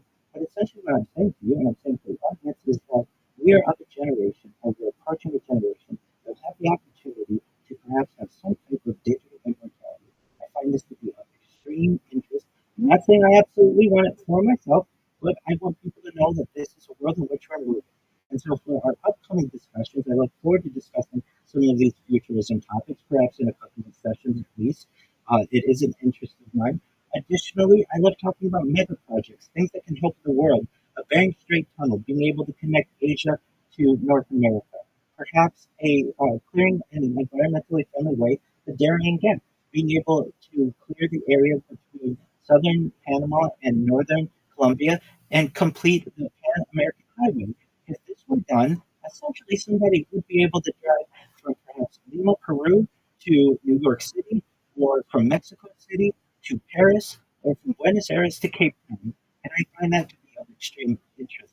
Other things are perhaps one day a transatlantic tunnel, perhaps a trans-Pacific tunnel, maybe something like the Gibraltar tunnel connecting Europe to Africa. These may be expanding the Suez Canal or creating another Suez Canal or the Panama Canal or multiple types of shipping lanes for the Central American. These are of extreme interest to me, and I look forward to being able to speak with audience about them. And then additionally, and I'll end on this, aliens are fascinating to me. I don't have all of the answers, but topics I'd like to certainly discuss are reverse engineered technologies that we perhaps are having from these craft, the history of the UFO phenomenon, things like panspermia, guided panspermia, things like the alien abduction question, things like celebrities and going back 100 years and their opinions on this, where we move forward with some of this technology. These are all phenomenally exciting discussions that I look forward to having with you and look forward to having with the audience. For anyone out there who wants to connect with me in the meantime or in the future, I invite you, come to my Discord, discord.me/Rabbi. I'm in there 24 hours a day. Discord puts out a roundup every year of how long you've spent on Discord, and I'm not in the top 1%. I'm not in the top 0.1%. I'm in the top 0.01% of users on Discord. I'm always there. I've been there for years. You can always connect with me, and it's not just about UFOs. If you need someone to talk to, you don't have to be Jewish to talk to me. I want to hear from you. If you just need a shoulder to cry on, you want to tell somebody, talk to somebody about something great that happened in your life, you want career advice, you want personal advice, you just want a friend, I'm there. Anyone who has the opportunity who wants to view my streams, you can do so most easily by typing Rabbi Rothschild, my name, into YouTube and filtering by live. You will see I am live on multiple cameras 24 hours a day. You should go to my link tree, linktree.com/Rabbi Rothschild. I dare your audience to look at the amount of data that I have created. I have more social media than any person in global history. And when people find out about who I am and what I do, this is going to have a significant impact, and we're going to be able to move topics such as the alien disclosure topic to the forefront, hopefully, of human discussion and of, in general, the overall consensus as to where we are in the modern age and really the human zeitgeist. So with that, thank you so much for the opportunity, and that's where everyone can find me, and I look forward to our future discussions.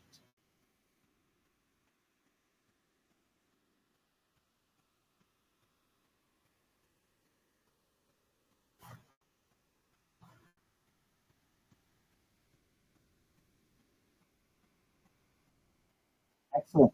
Thank you so much again for the opportunity. You as well.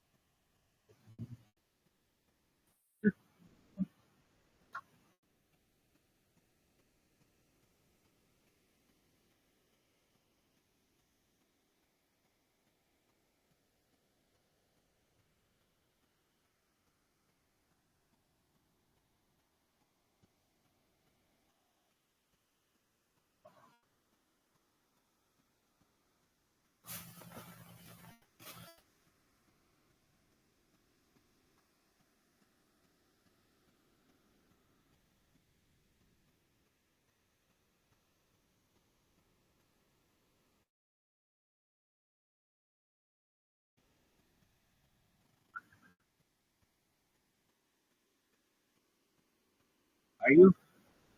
I mean, are you happy? Happy? Yeah.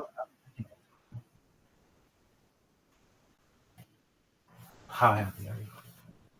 It's good.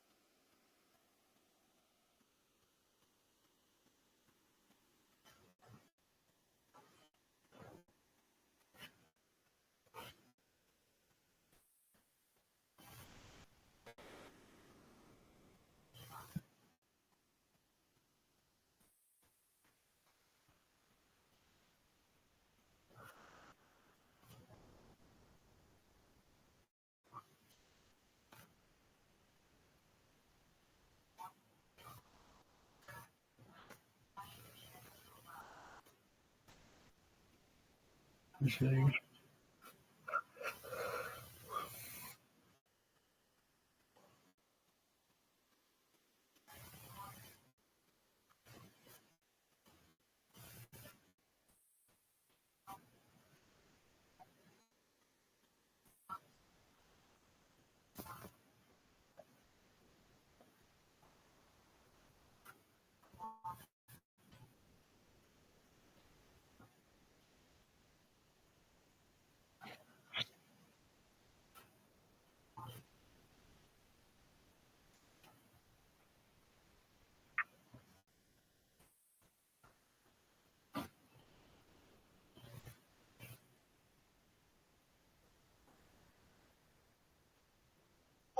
chicken wings.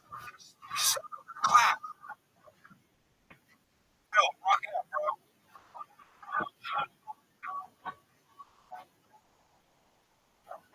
Listen, I'm on. It's. I want to move down south. I didn't know she was. I did, I kissed her. Now she's gonna run away. There's a tear in my ear, and I wish she was me.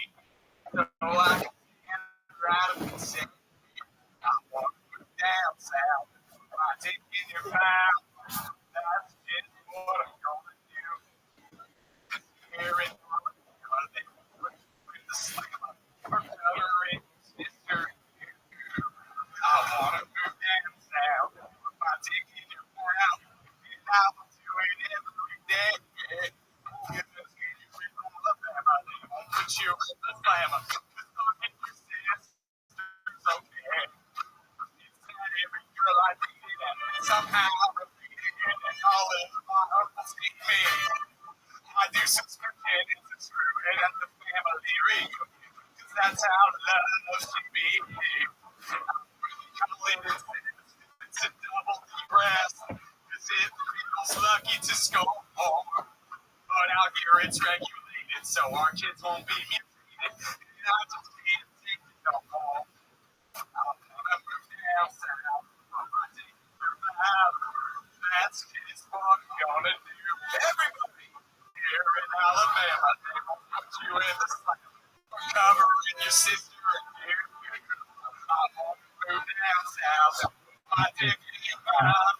And I'm gonna do it every day. Here in Alabama, they won't put you in the sun. Your sister, I wanna move down south. That's just what I'm gonna do.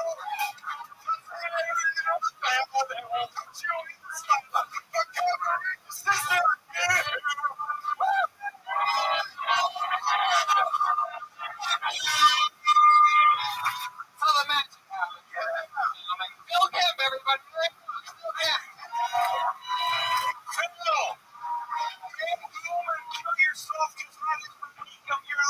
Yeah, that was it. We all survived. He's on Twitter at Filthy Phil Camp, everybody. One more time for Phil, everybody. Come on. That was cool. That was a cool moment. Heck, that was an exciting thing. It's gonna happen for the next That 3 song was a little for my. Oh! I just went. I don't want to think when I'm listening to my comedy songs. I just want jokes. What was that song about? Oh, me and Jumbo. Yeah. Oh, you guys are killing it. Yeah, I'll have one as well. Let's just do it. Can I get a drink too? Oh, shit. Let's do it. It's a shit.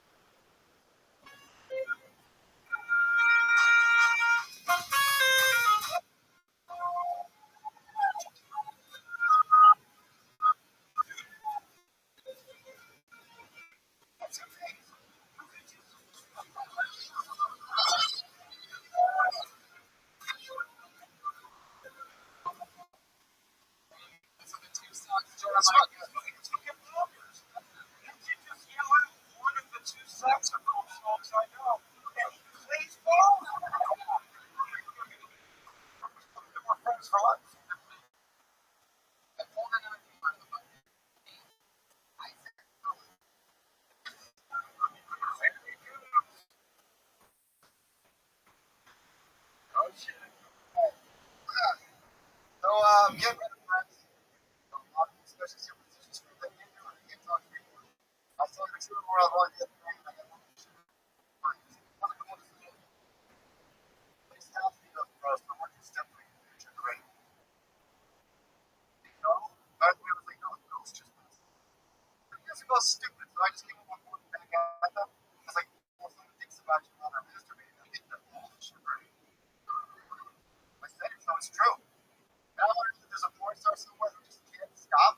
But she's like, these 30-year-olds just shut the fucking laptops already. This is ridiculous. Like, yeah, someone just watching fucking Fox 9 and this happens all the time. I don't even think Michael J. Fox has points. I think there's just a bunch of women like beating off and Back to the Future. It's like, oh, McFly! Oh, come here, that baby right my clock tower. I have that for me too. Rather have Parkinson's than have Yeah, Isaac Allen. You worked here at the comedy store. How long have you worked here?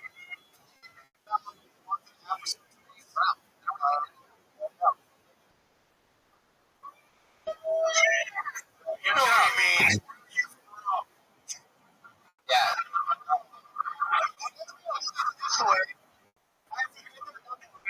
I want to know where their eyes come from. I'm from Charles Hopper, brother. Where are you from? Tijuana.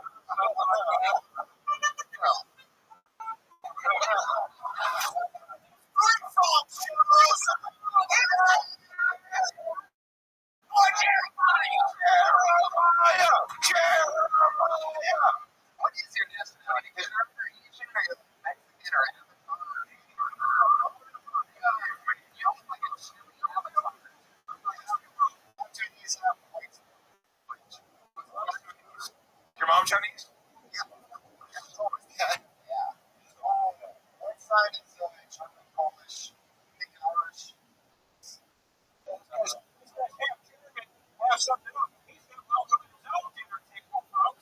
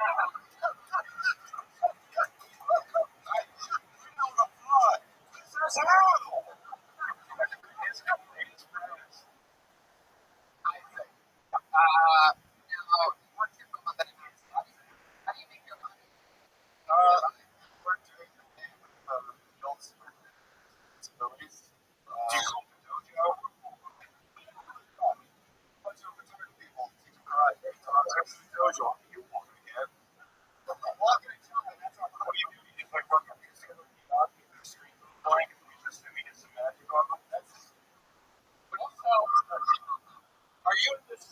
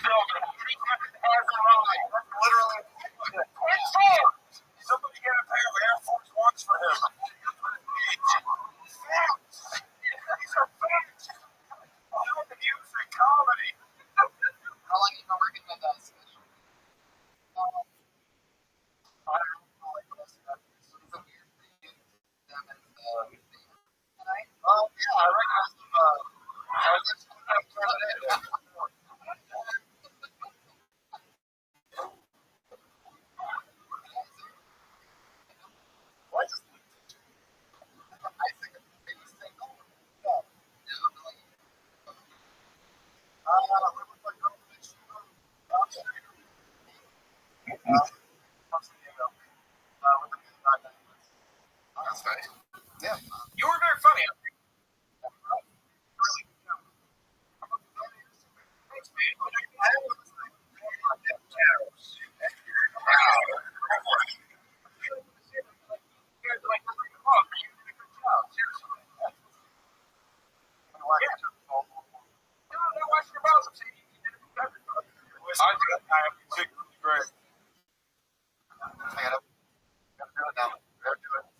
Okay, Isaac. Go back to work. Make sure everybody shoots the close up. Isaac Allen, spelled ISAK. Isaac, your phone, you had to follow the fucking Grim Reaper of the garbage store. I love it. You're right. I'm having a great time. I'm really good fun. Could be the four whiskey. I don't know. Might be. The comedian that I just pulled out of the bucket. This looks like a new name. Cat, guess.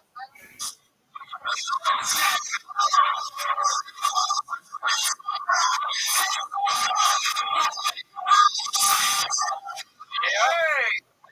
I know Cat. Already. One more time for Cat.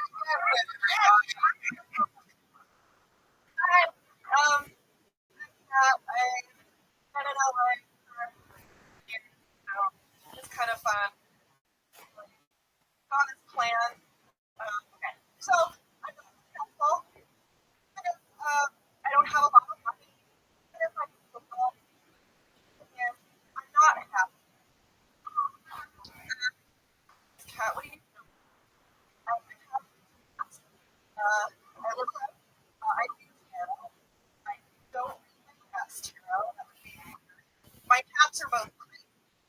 So crazy. That's tarot. I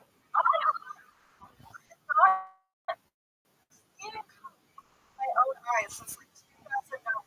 Like, I'm the kind of girl like, I don't do come nights like, I'm going to hold your baby. So you lose that. Cat? Yeah. Yes. One. All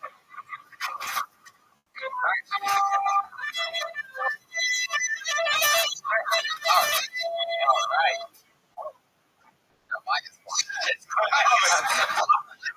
Audience here, I was going for an hour as well. Why someone's feeling it too soon? Welcome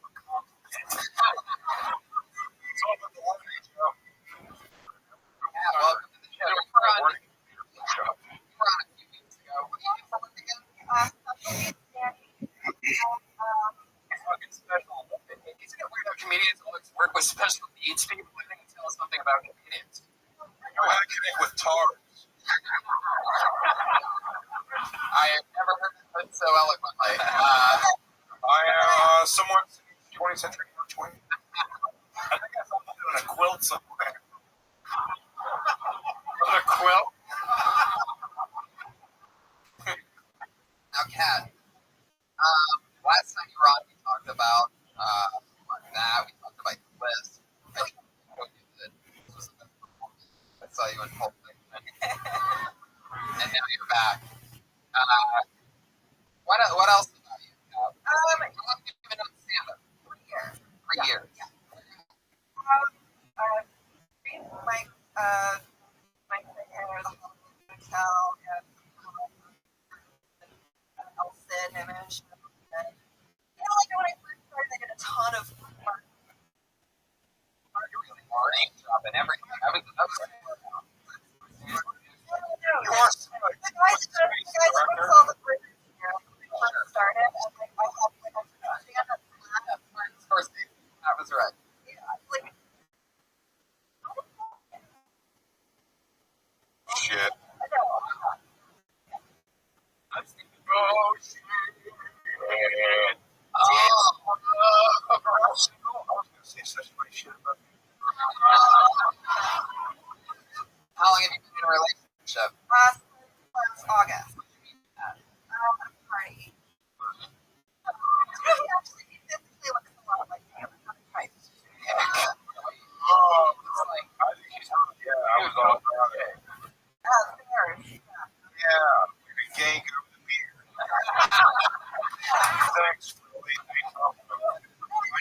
before going. Like the olive oil body type is always like the wood. Right? You just got It's called you fat, John. Artistic, Don't say that. Don't use that. right? Stop. This girl was great. I can tell. Yeah. It's okay. It'll be okay. Have you ever been with a smaller guy before? He took care of my office and he said it was water.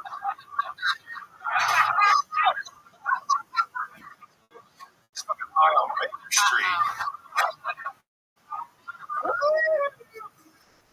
That's not Baker Street. It's, Have you ever been with a smaller guy, Kat? Yeah.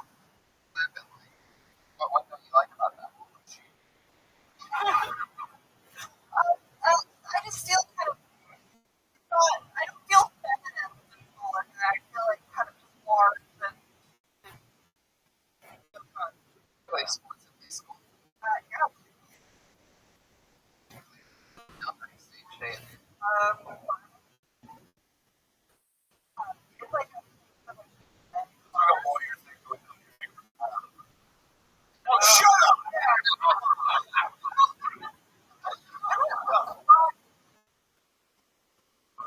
Kat, do you ever talk about the stuff that you see as a special needs standing on the stage?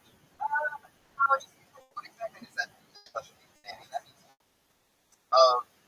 rich people that have Yeah. fucked up kids. Yeah, and can't, I saw that on and their jobs to Celebrities. Somebody needs to fix false fingering on this.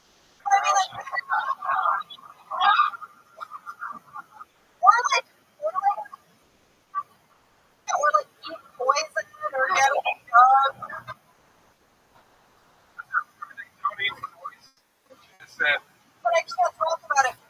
But you don't need to give us any names. Can you give us like some schools shit where you're like, whoa, Jimmy William and Clara.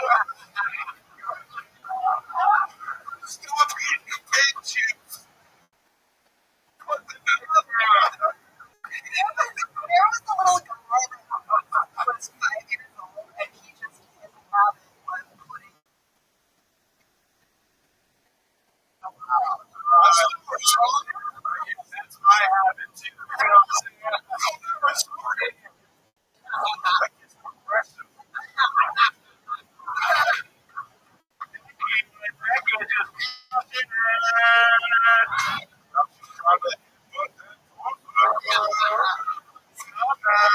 Is that the only thing special about this kid? He thought he was like a straight A student. Other than that, Pussies are like, our kid's sick. He had Down syndrome, but the thing is, they were really not that much different from 5-year-olds did. oh, it's got Down. Yeah. Sounds like he's down to fuck. You know what I'm saying? What up, son? There are two of us. However, We like to call it autism. Oh, I bet you do. With that 45-year-old, he definitely has some ups and downs.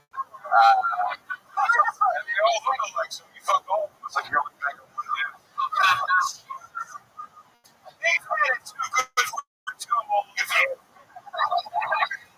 Right now, there's some Down syndrome contest in listening to this. Like, what does he mean we all look alike? What does he say about this? And I nailed the impression! Holy shit! Oh my gosh, you just did Alright,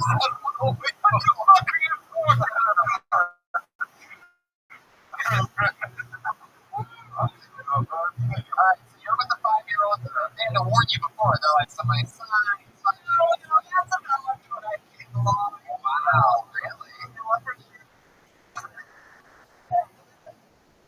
Not to every woman.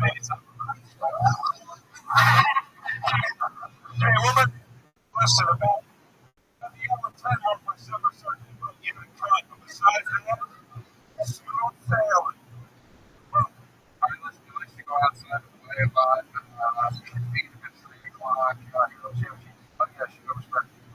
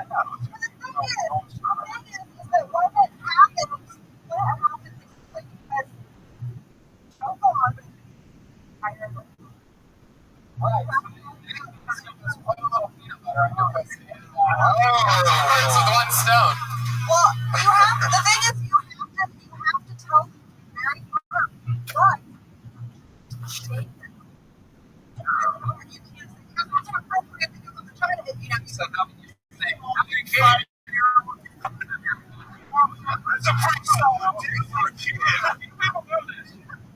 Same thing, because all returning kids are The Shining, so they just tell you you're. How did that not go well? How did that not go well? It's probably his delivery and the. How did that not go well? What's the point? You can do that. How did that not go well? I want to know how you would tell the 5-year-old if this happens. So, Jeremy, you like playing the 5-year-old that puts your head in her face. Without shaming him, how would you say? Can you just yell over and over, Jeremiah? Box butt. Hey, look, it's a 5-year-old. No, honey, that's my private area. That's my private area. That's my private area. You can touch my private area, but don't touch my private area. Oh, I see. It's supposed to be about private area. Jeremiah, if I was Jeremiah's dad, I'd be like, I'm just going to let you pussy. Don't stop. What happened to strangers? Like, what happened to strangers at museums, like at Disneyland with the There you go. Three people come out of my Shining. Just get a picture of this. And what's one of the weirdest things about you? You had to confess something weird about you. What would it be? Jesus, you're acting like a 5-year-old.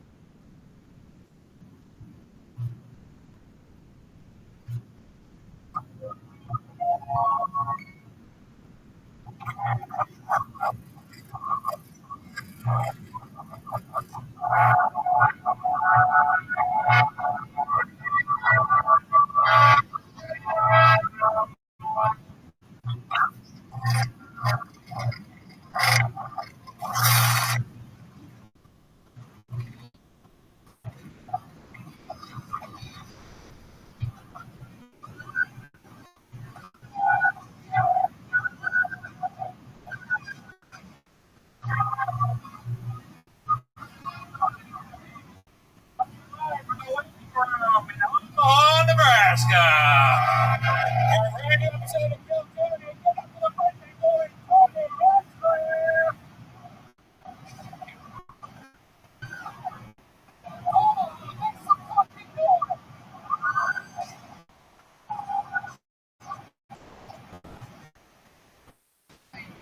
Motherfucking birthday, you know,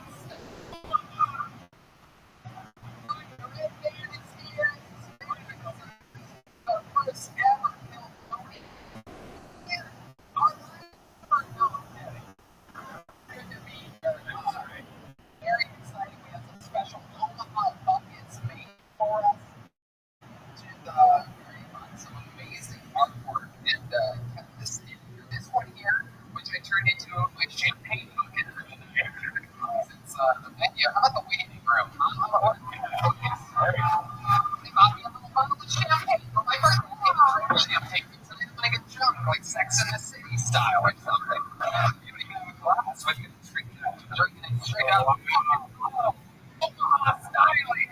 I'm gonna say right now, this bucket here, which is beautiful, and it says Omaha's Bill Tony on it, was made by Ryan Hopkinson, and he has a company called Three Little Pigs Omaha. We tried some of your candy bacon dessert. First I sniffed it, and then I tongued it, and then I bit it, and then I ate the rest of the fucking thing. Fucking delicious. Unbelievable. I Googled it very fast right before he came on stage, because after eating the bag, I realized that the flavor was OG. What was it? OG. So I thought OG. Like the whole fucking bag. I'm like, this is probably big. Fuck right now. Luckily, it's just all natural grass-fed fucking pig bacon. You know what I mean? Candied and delicious. Check that out. Three Little Pigs candy bacon. Amazing. This fucking made by Jonathan Briggle Art. Thank you very much. right here in Omaha. This one is very unorthodox. Just What is the that? infinite CBD logo with sort of like a creepy face in it. It's crazy. Neither one of us have green eyes. I don't know who that is. Perhaps it's the Iron Patriot under there, something like that. Throw back to a different time. CBD. I love infinite CBD. It's funny you mention that because I love infinite CBD. I was a fan of regular marijuana for a long time, which I still take it, you know what I mean? All the time. Yeah. Anyway, but then I started using some of these amazing CBD products, and Gummy bears, they have lotions, they have, just drops that you can put in your drinks. The cool thing about CBD is it's mostly legal everywhere. So, yeah, is it legal here? Okay, cool. There you go. CBD all around the Yeah, I'm going to go return it. It's been on the news a little lately. hell, Some woman got arrested at Disney. okay, worst CBD ad read ever. Get arrested and you go with your kids watch. Jesus Christ, we can start over. Might as well just ban it now. Maybe we'll tell them that time soon. Tell me 15, say 15%. It's like CBD, right? Fuck yeah.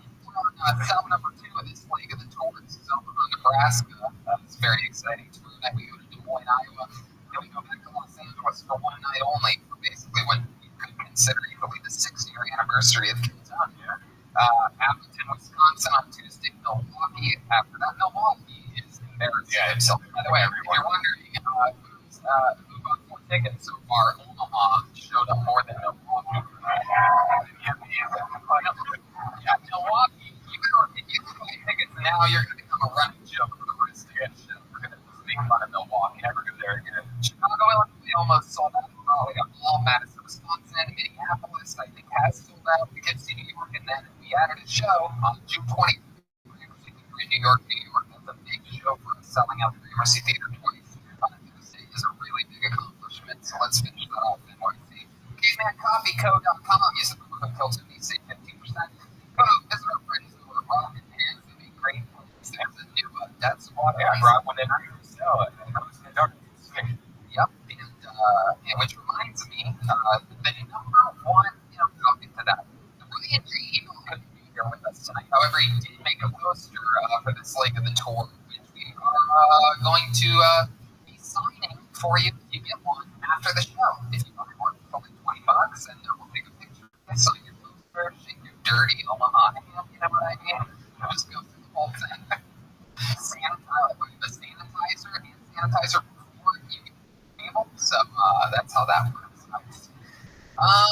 With all of these episodes, we're going guestless tonight on the road. We don't bring guests with us because it's impossible to bring someone to Omaha, Nebraska. Stay here just to sit. Yes, if you're wondering, people just say no. I asked all of my friends, they all told me no to my face. A lot of them just laughed and ran away. However, we do have the heart and soul of the band.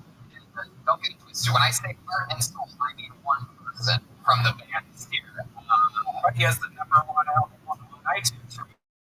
Yeah, so it's right out of my mouth. His debut album, Reagan and Watkins, the self-titled album, is number 1. Came out yesterday. It is number 1 on Comedy iTunes right now.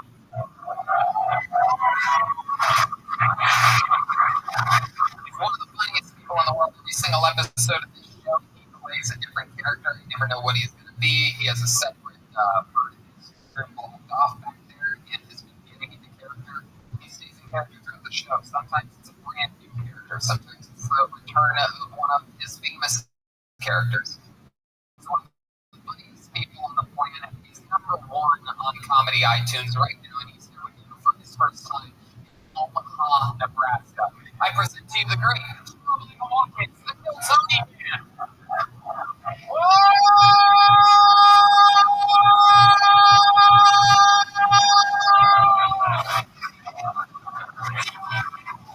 Wow, this is epic. My goodness, what I believe will only be the second or third time in the history of Killzone. Donald Trump, President of the United States of America,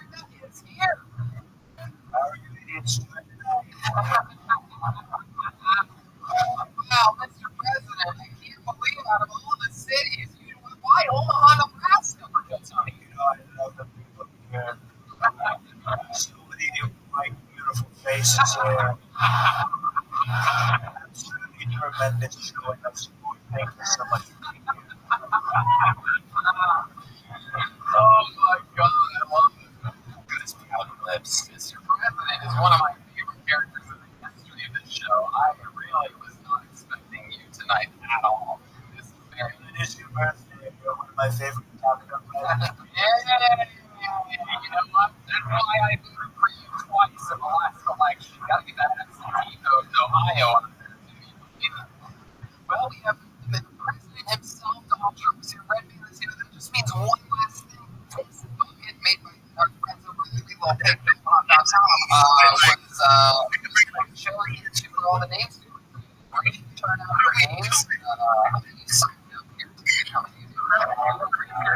Away from the audio podcast. You signed up? I hope you see that fucking retired NASCAR driver that is and by the way, there's a door right there, and that's how you get on stage through that door. Yeah, it's the only way I'm going to see on the street. You just know the name. If I pull your name out of this fucking thing, seconds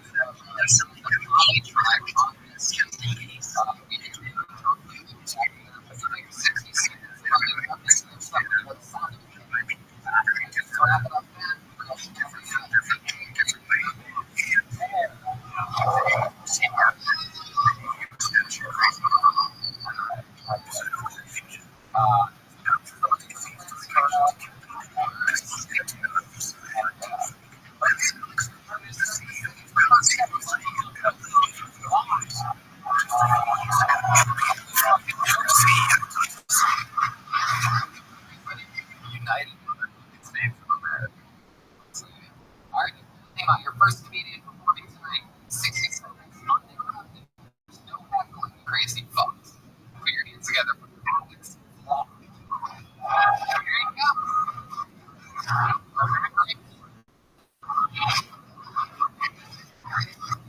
Here you go.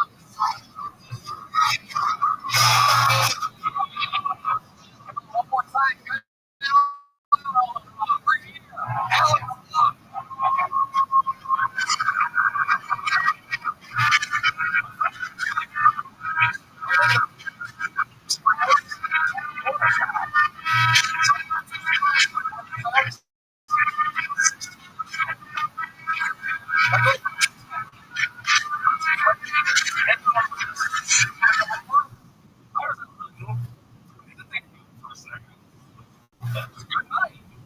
But yeah, I did what I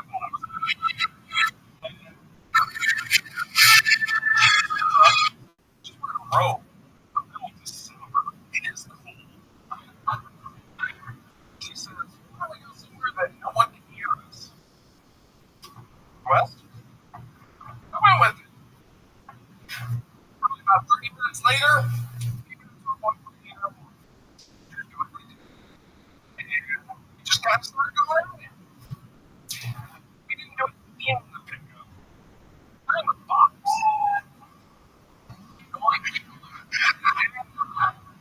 She was a screamer. I really didn't know what was going on. But, okay, cool, I'm getting laid. And probably about 5 minutes later, I hear,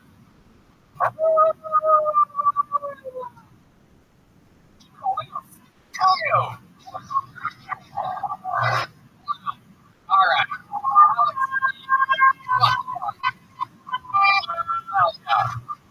Love it, man. I love it. Was she screaming because you were raping her?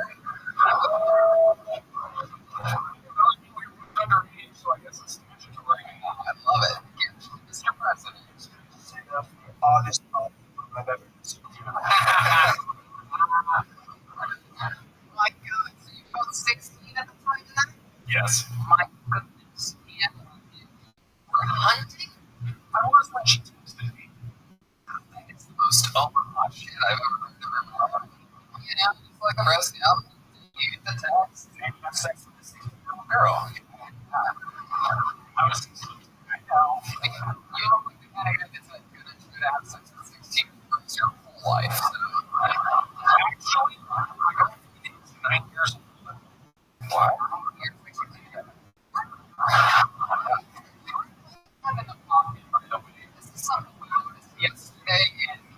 this. It's a very Midwest thing.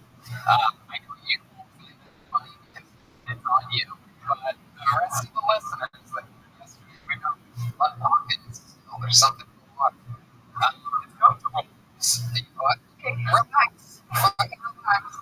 Let's say you want to do is end up in the bed of your truck.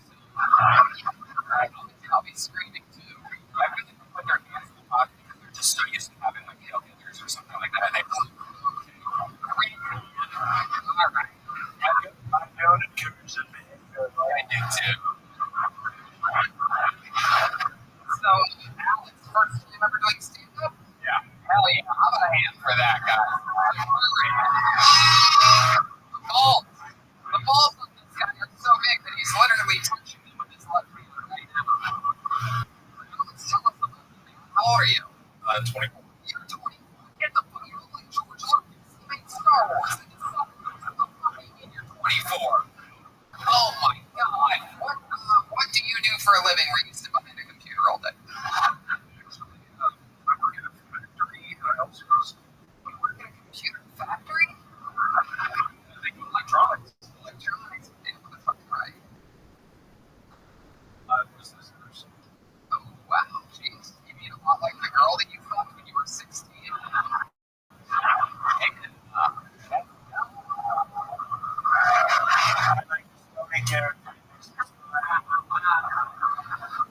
So what do resistors do exactly? Things like they're used as the sensor on every part of your engine. When you're making all the pussy's so wet right now. It's really good to see them. Alex, so what's your love life like now? You had sex when you were 16 in the bed of your truck. Now what? That's 7 months. That's 7 months. What does she do? She actually works at the same place, but in Oregon. Oh. What's your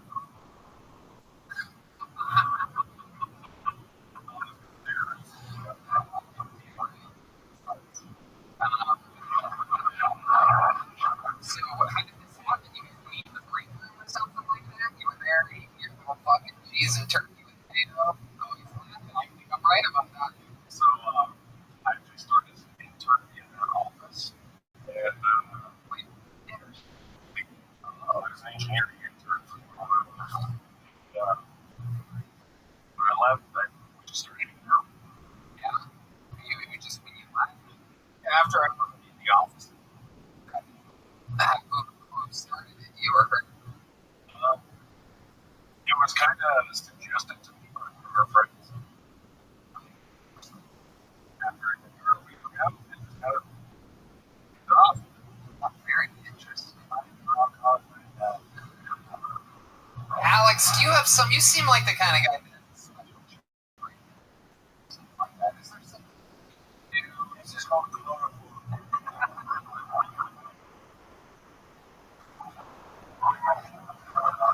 Four more years. I feel like there's something you do. You have like a finishing move in the bedroom, something that you think only you do, a secret of yours. You know, I basically see as the I don't even know that. How dare you? How dare you? It's just about to get to the fucking good. Wait, now I want you to restart. He interrupted you. I want you to say, what's your yes. I'm very curious, you know, that I've been after this. You need to start it. You need to start the policy that you get from that Alex. So my policy is that you don't say no when you're playing. Unless it involves, you know, like blood. Anything gross. What? Holy shit. This guy's afraid of a period. It's just things in your butt. Is that what you're trying to get at? You just really want to know? Really?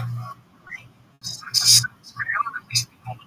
Wow. So, like, what's something that you've done that you were hoping or thought maybe she would say no to, but you got away with it, or maybe something she's done to you in which you were like,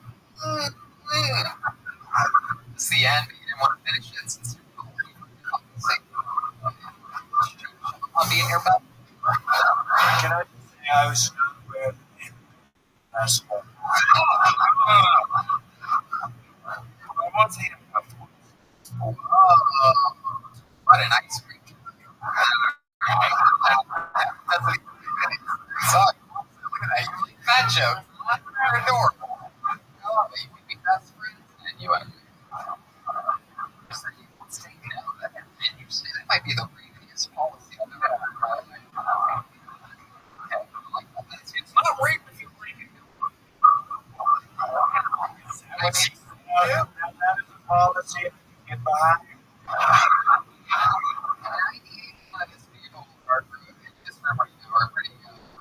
That 2%, I feel like you're going to try to go to the bathroom when they see you go to the bathroom. Some people are into that. But Alex, I'll tell you this, man. You came up, you had the courage to sign up. You came up here, you stayed in the pocket. I'll tell you this. Obviously, same thing I tell almost everybody. You got to trim up that fat. But the way you spoke, I was laughing. None of them were. But there were words that I really enjoyed. It was very down and all and fucking like, it was a real honest set. You know what I mean?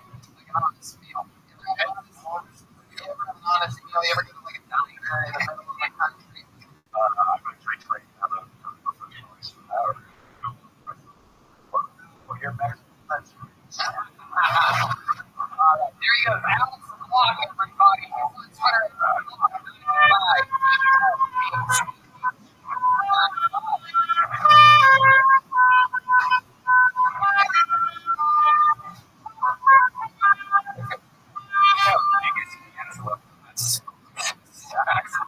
yes, Bill.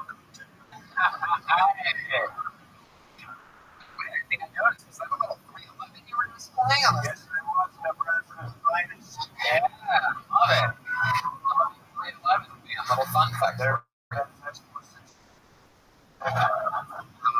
The bass player, Gina, and I are actually friends, and when he saw a post on some of the social media things that said I was going to Omaha, he said, he goes, enjoy Omaha. And I thought he was just being nice, but now I realized he was being hilarious.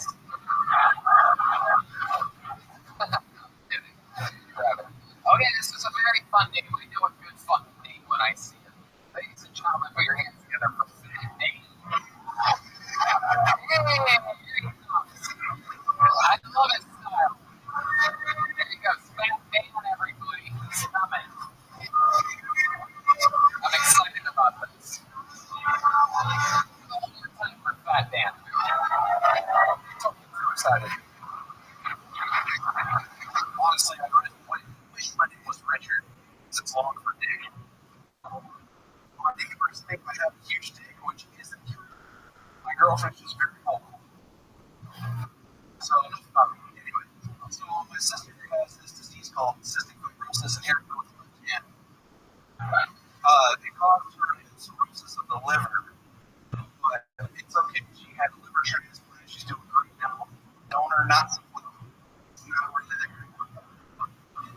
But it's okay. Don't worry about it. Don't worry about it. Everything that asshole did in his life has been totally absolved. Now my sister's cracking.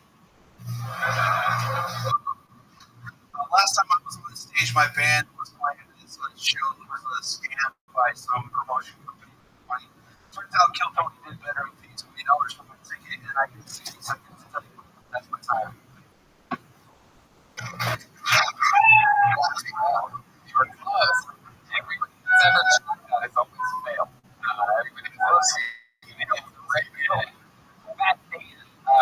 How are you, man? I'm doing great, man. I've been this nervous in a long time. Really? What was it? Your last checkup? No. I don't go to the doctor. I'm scared to. You don't go to the doctor. When's the last time you've been to a doctor?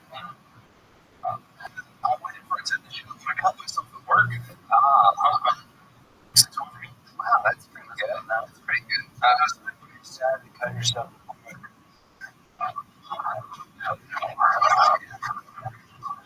Why would that be sad, Mr. President? So true. How did you know that? Don't ask me how I know things. Don't know things. United States. Let's get back to Fat Dan, who's not as fat as I was hoping he was going to be, by the way.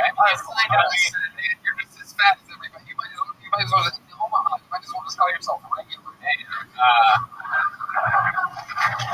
don't know. He looks like a wild, like let himself go. This really is a pretty big city, right? I mean, I've only been here literally for about 2 hours. I've already eaten an entire bag of candy.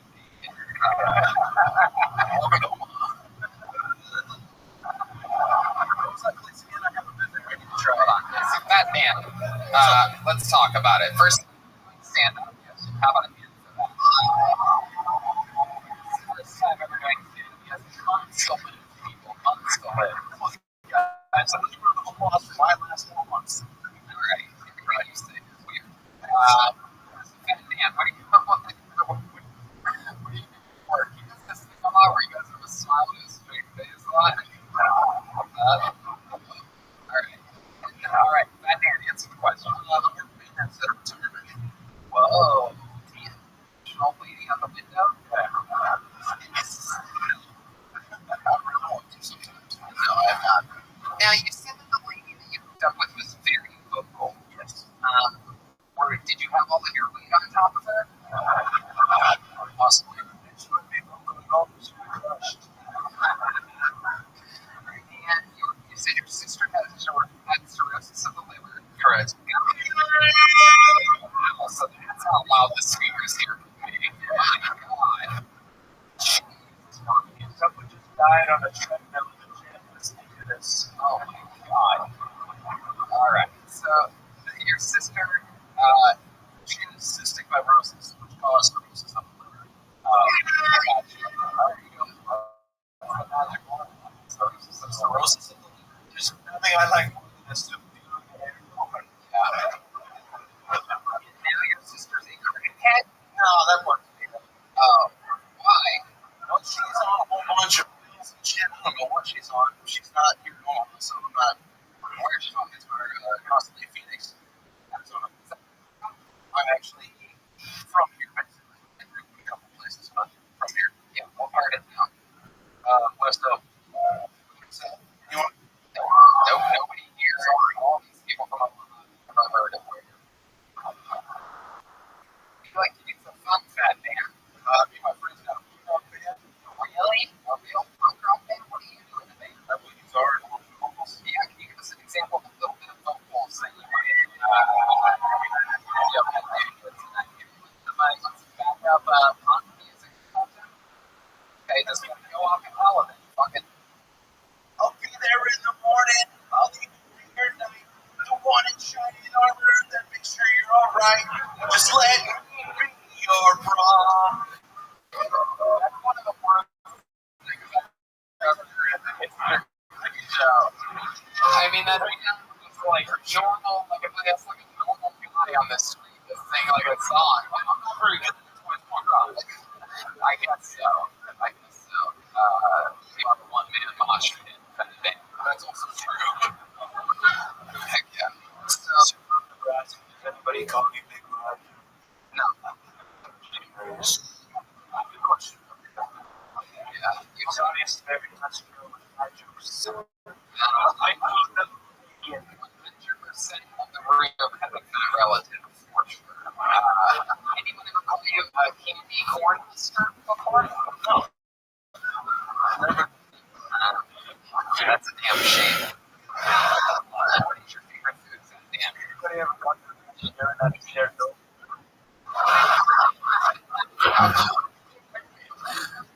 Mr. President, I think people are going to have to sure know. That's how it works. Someone doesn't have an HBO subscription.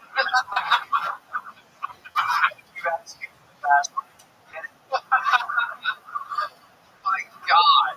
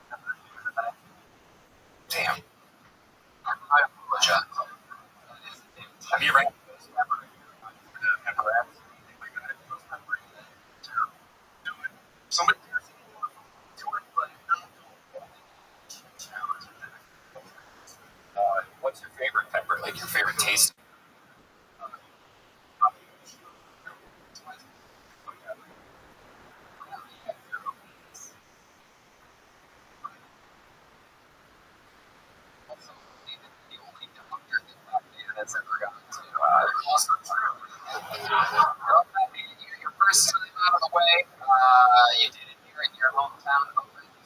Yeah, I'm just kind of curious. How did this make back then about nobody went into such or where they come from? My mother called me Dan, and then I got fat. This guy's creative. He's got a great band called the Shit Hits, guys. True. I was on Twitter at the fake shit. SHIDIOT. There you go, everybody. Thank you very much. Maybe you're happier for cake for it.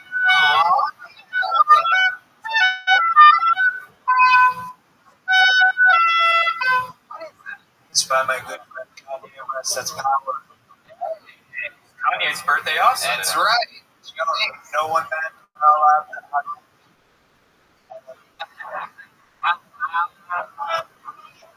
Oh, shit. Person on the THC out in the audience.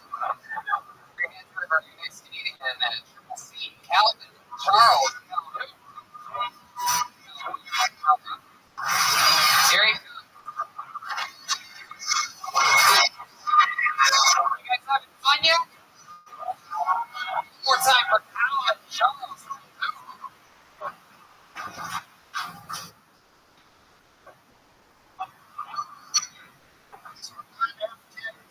Self?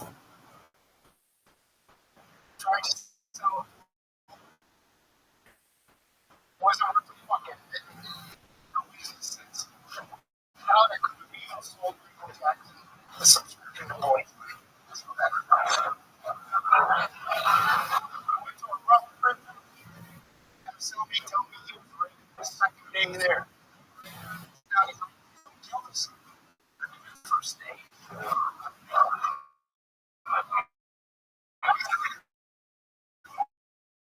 Okay.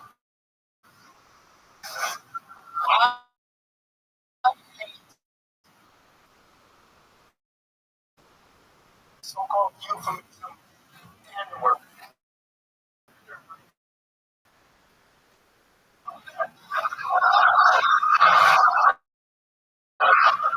Now, are you using a couple phrases?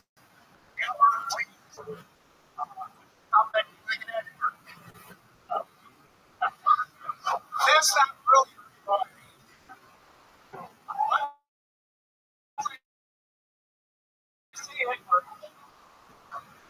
It's in everybody's mind.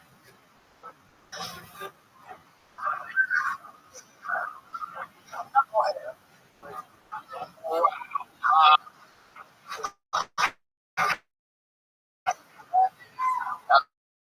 Donald Trump, we're going to start with you on this one. Can I just say, I think this comedian is going to be. Wow. What seems to be doing now. Yeah. Sure in the system of a down concert and on, at one period of time. Nice to meet you. First of all, welcome to the show, Calvin Charles. Calvin Charles. Calvin Charles. I love it. Wow. Every season your name and your body is associated. It is incredible. Can you explain to us what are we seeing here, Calvin Charles? Is there a little bit of is there like a scoliosis or something? No, If you don't want to talk about it, you don't have to. it's good because California over the day saw me going to the car. Right. So he walked in and funny him out and I started explaining to my girlfriend, I didn't replace I got it. I was sober. Right. And if you start to for these, No, I mean, it's okay. It's not really boring. yeah. I was in solid so long. I got out. I looked exactly like my concentration kept spreading. Scared home, no sun. So I go to a year ago. Okay, I don't mind the thing. And they gave me passports by the because I didn't get to. Wow, that's interesting as fuck. You were right. You fucking turned the tables. That's exactly the type of answer that I wanted. So let's get to the fucking good thing. I got more interesting things than that after God. I love it. All these interesting coming in for your 60-second set. I'm quite surprised. And everything interesting starts with C's, concentration camps, alignment. So what, first time in your life you went to prison or got in trouble, what was that for? Everything. Let's talk about the good shit. I mean, now that I look at you, you seem like you've escaped from Alcatraz before.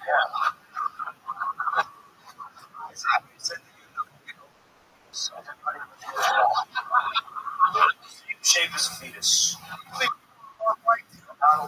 So, Calvin Charles, first time you went to prison, what are we talking about here? First good charge. I mean, okay, shit. Let's just rephrase the question. What have you been to prison for? What's some of your biggest sentences? Well, the thing you complete are guilty of. Like, I was guilty of a robbery, but I pled Right. What did you rob that time? Do you remember? Electronics store? Or, I used to hit them. did you go with a weapon? It's all very interesting to us. I hope you know. How many of you are excited to find out more about this show? I love you. Calvin, I want you to be comfortable. I want you to trust me to run this interview for you. I want to find out the good stuff. Donald It's just Trump. more funny than that show that watching HBO. It's a study in chair documentary. How setting up the died is the whole thing shared. Oh. So, I've got dozens of prison stories. Each one more. let's just go back. Let's. That's not what I'm about anymore. No, of course. We just need to. Okay. So Calvin, when you robbed the store with a weapon, like that. It's called tail tap. As soon as I open up the store. So you just sort of go back there, like. No, I won't say anything. Just like, okay. In this point, I've been doing this for a long time. Give me a back up. Right. Gosh. This.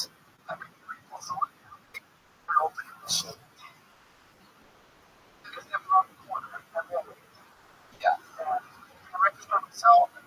Guess which button it was? First button you hit. What that? That's badass shit. I love it. I got a long story. Not interesting. But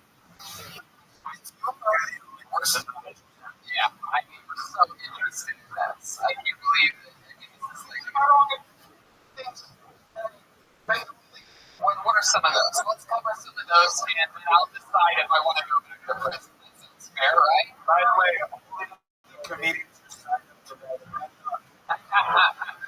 Calvin, you're killing. I don't think you realize like how likable and interesting you are. So how long have I been doing stand-up? Sure, how long? First time ever. Yeah, when you started the clock. There you go. Absolutely. Calvin, he wants to do this his way. He learned this from his many attorneys over the years. The hairstyle. Yeah, you know what I do? What? You're a barber. You're a barber. No, you're fun. That's your ass.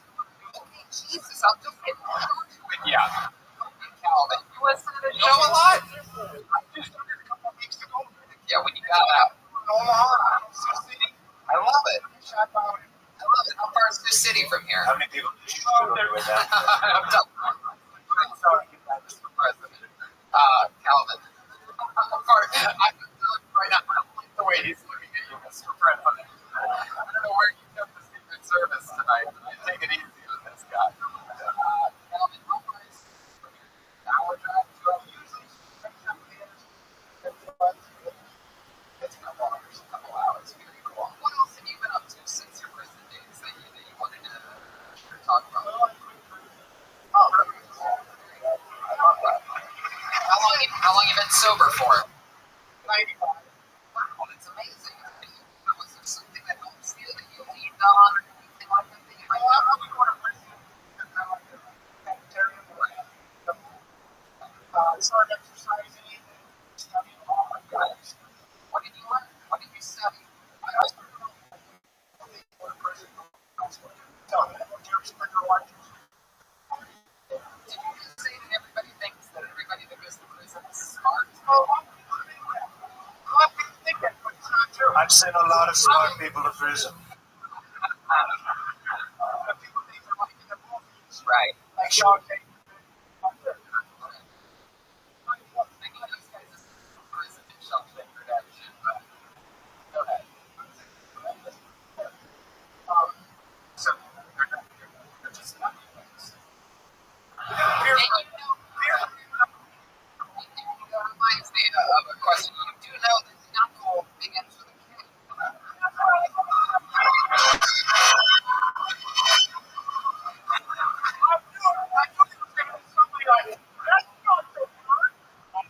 No, when you say that, I'm pretty sure, again, 100% of this room, I would have thought that maybe for a second that you didn't know you were right.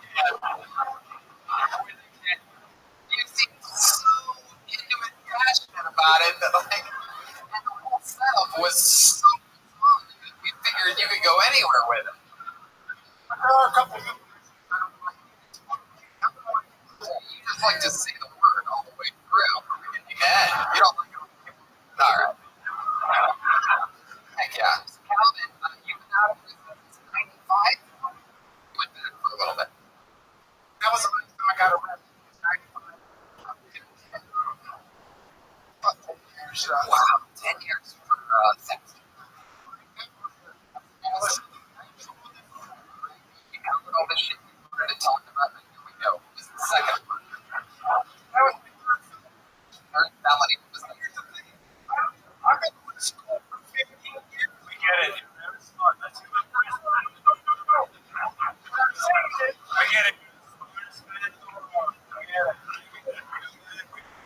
I'm smart. to prison. We want to hear about how many seasons of prison you're lasting. I've been going to school for 15 years and I have only 12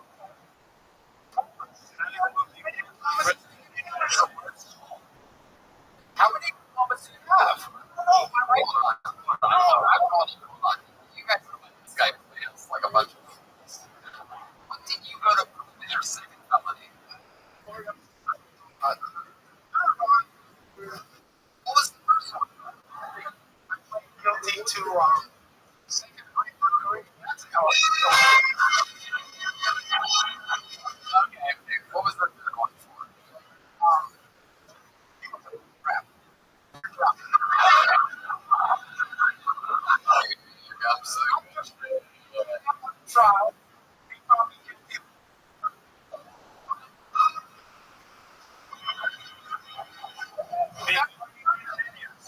It continues. We all want to, we all think you're very smart.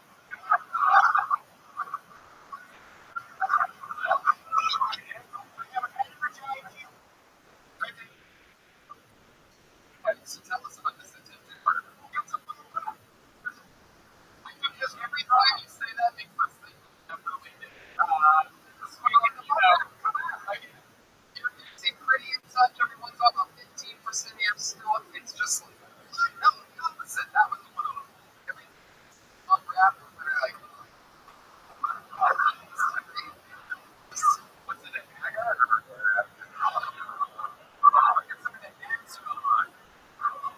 Oh my god. Wow.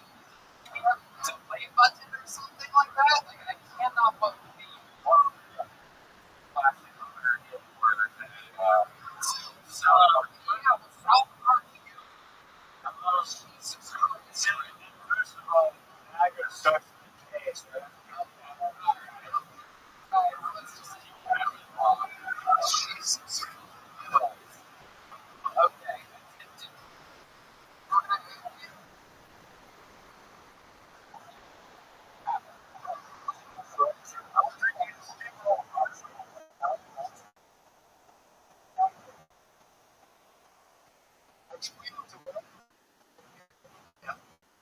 Not sure, like,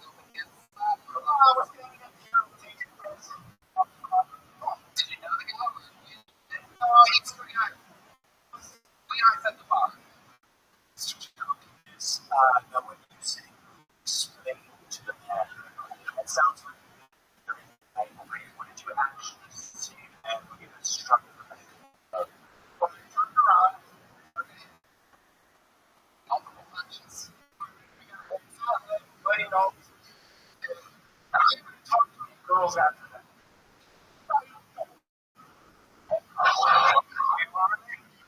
keep going. So that you say what you said, if you hit me at what exactly you ran it, like an actor being like, say I just hit you, right? What I did was, I left all the kids in 3 days.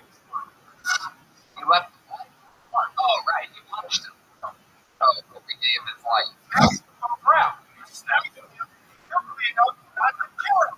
My name is murder. Oh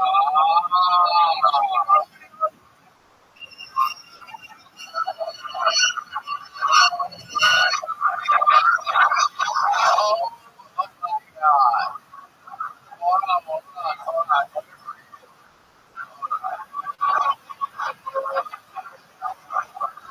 Can I just say, this is my new favorite Top Gun Rising community.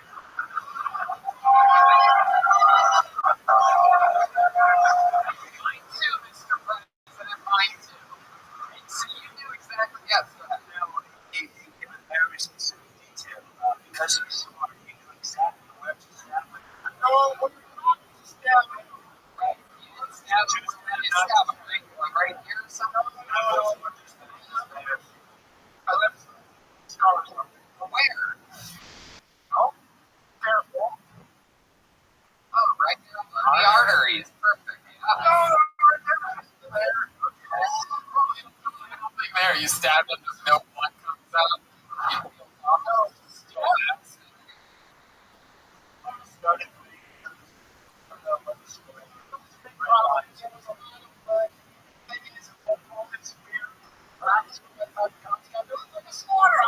Right. Because you stabbed him. What do you mean you didn't stab him? What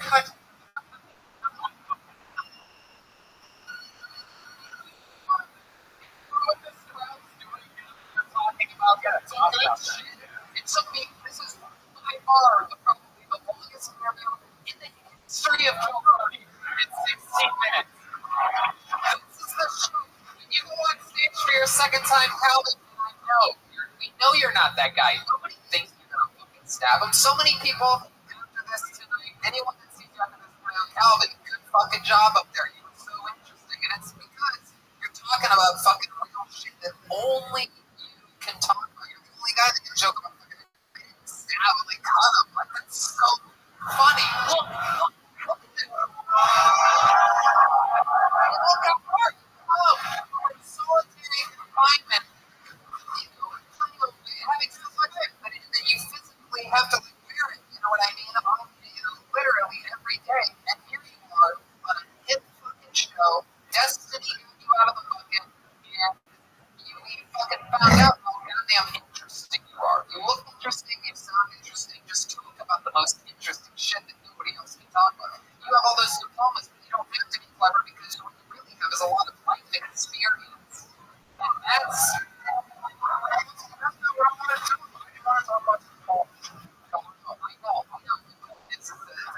talk about that shit. Talk about your past. Don't be afraid of your past. Alright, I love you. Alvin Charles first time ever. Oh, what's wrong? Hold on. You seem upset about something. Is something bothering you? there's this thing so much. I know. You ask me what to do. What do you do for a living? I have 2 jobs. Backwards. Feels no interview all the time. All the good shit happened 18 minutes into the interview. Is there anything else? I want you to be comfortable. I do not want to be attempted murder tonight. I'm kidding. 15 minutes. You're right. I got 18. We're gonna sentence you to another 15. No. Okay, there he goes. Alvin Charles Calhoun. Come on, guys. Make some fucking noise for him. That was awesome. That was really awesome. I take a lot of grief sometimes for keeping people on here too long when they could have forward to them, and I have no regrets about that one. How about just one more time for Calvin Charles Calhoun? That was awesome.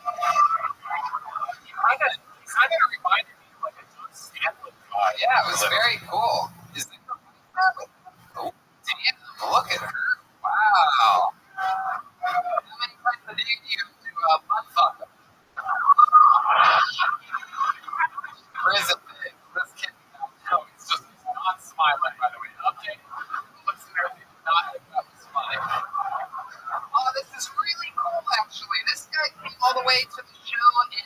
Kansas yesterday. He is the brother of one of our favorite managers at the Comedy Store who actually works with us every Monday. The manager that really helps. He's an unseen hero for you Tony fans. Curtis Nelson at the Comedy Store. One of our favorite people. This is his brother. He's been signing up. He signed up last night. He drove all the way here today to do this. This is definitely first time, first ever. Ladies and gentlemen, I present to you making his comedy debut, Billy Nelson. The brother of our good friend Curtis. Here he is. One more time for Billy, everyone. So I was talking to this girl. She was at the and she said this, you know, be on me. Like, where you want? I mean, what not? I said, all right, let's look, Gaga. We're also more shit ourselves. And then we got two Canadians who realized that's just a fucking complete bullshit. Right? I mean, you should make me using the same argument to this one on this as cool as yourselves. We're gonna argue. All right, guys. You're probably wondering what we're going to start doing. Wait, shit, but wait now. Now we're all shitting ourselves. Ain't no reason we should be able to shit ourselves whenever we want, right? Most people ain't into that, right? You know, say most, because, there's one weirdo in the fucking some creep in the back of the bar by himself, and you shit yourself, he turns out he's like, oops. But I know exactly how that fuck. You look right in his eyes, and all you got to say to him is, Hey, look at that. Wow. That's my opening joke that I was going to do. That was that red man laughing hard. We got to come over to know. Wow, broke glass out there. Oh, shit. Oh no. Fucking Calvin Charles Calhoun is using his thing. No. Kidding. Smiling again. Very scary. You got your Rabbi shirt on. Hell yeah. Billy Nelson's first time doing stand-up comedy, right? How do you feel, man? that is Yeah, that's been through it. I mean, you sound like a goddamn stand-up comedian. You have the beats of one. Huh? Well, you almost got there, so I don't know. It's one of those things where you just gotta, get to the meat and potatoes of it so much more. It's the most common mistake of including myself for years. Including still to this day, some of my jokes are still too repeat with a word or two of unnecessary information. And your first time, you're never going to get this right either, right? You're going to listen back, you're like, holy shit, I was going on my own minute. Yeah, it might help performance, but that's hard to learn. Even if you master that, there'll be nights where you get this music, you still go, God damn, what was up with me? I was talking so fast. It's but let's find out about you, Billy Nelson. Tell us something. Tell us some fun stuff about you. What do you do? What's going on? FedEx. And you're out of campus. Yeah. Oh, Shawnee. What's Shawnee like? That's like here, but more hills. You say hills, you don't mean the Billies. All right. This looks more like the hills have eyes. You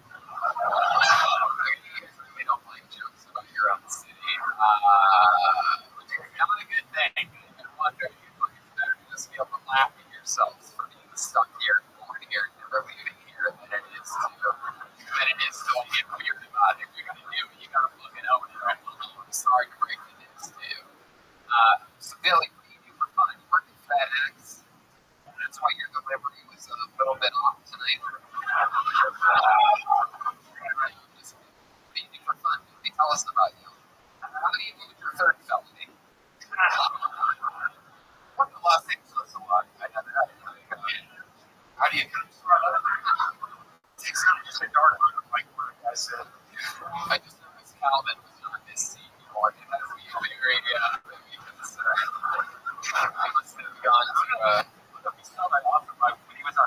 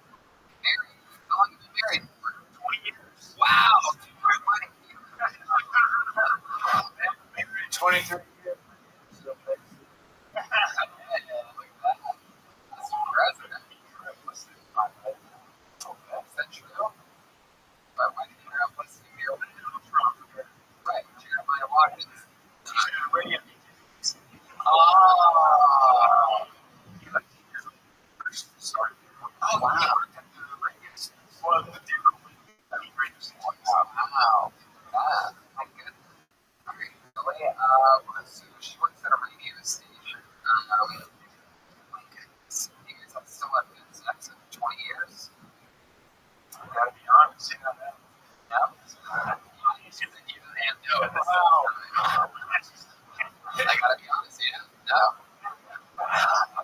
when it happens, after years. It happens. Keep my prostate healthy though. Do that. Masturbation, pretty good. It's good for your Oh, prostate. okay. So it's your favorite stuff to masturbate to. Yes, what's your possibility? Why milk? What's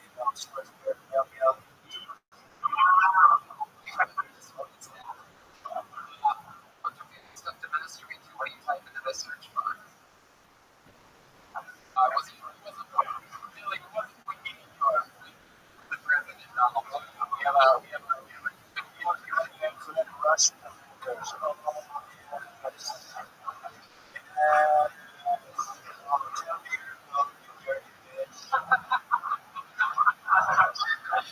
do you like to jerk off to, Billy? You seem like a good guy, though. You would still use in magazines. I don't know if I trust you. Come on, tell us some shit. Wait, what's the Home Garden magazine, and he shows it down. what's your category? Come on. Give us a good one. Big butts. Big butts? You took big butts.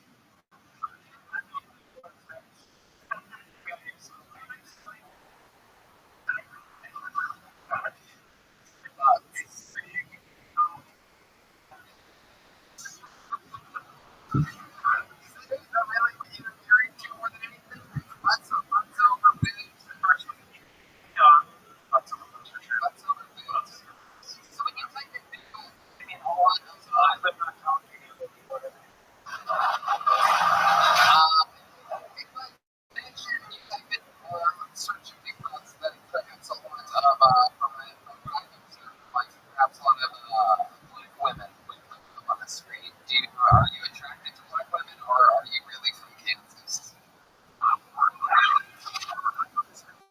No, everything.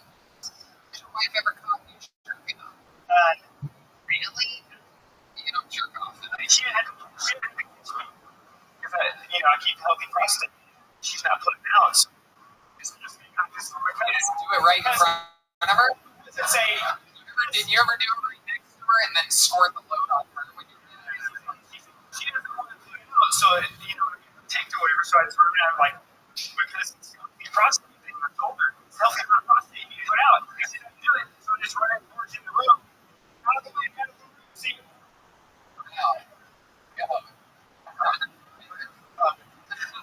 right.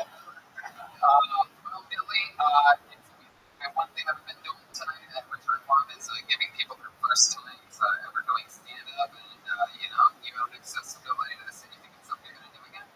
no, for sure. I love it. And I will say, I've been doing this. I've been doing it for 20 months. I've been like the last 4 months. So, Yeah.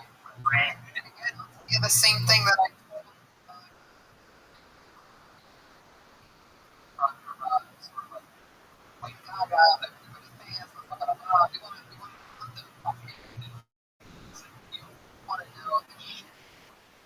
But it's sort of like, I don't know much I can talk about this. So I got to tell you something about your father. So let me get back to Los Angeles. So it's unfair. Tell us after the show. How about that? It's not going to go ahead. Tell us something about your brother.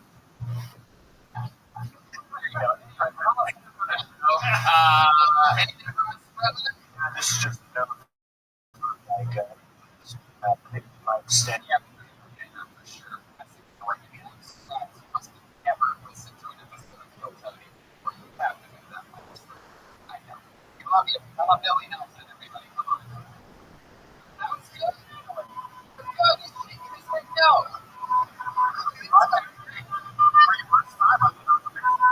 I just off a sailboat from somewhere. Very rare in Omaha sailor.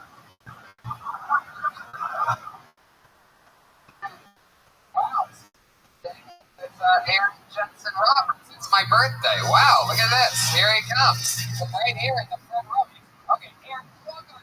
You don't have to empty your fucking pockets. What is happening? Oh my god.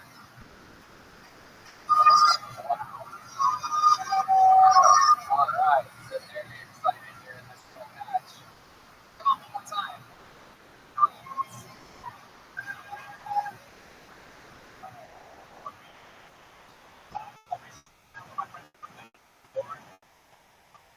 for about 2 years. So it's a lot. We have a few drinks, we're having a good time.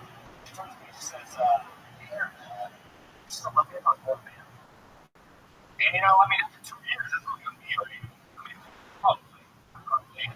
But I'm single now, so it's whatever. It's hard out here, when you're dating and everything like that. It's like dating websites.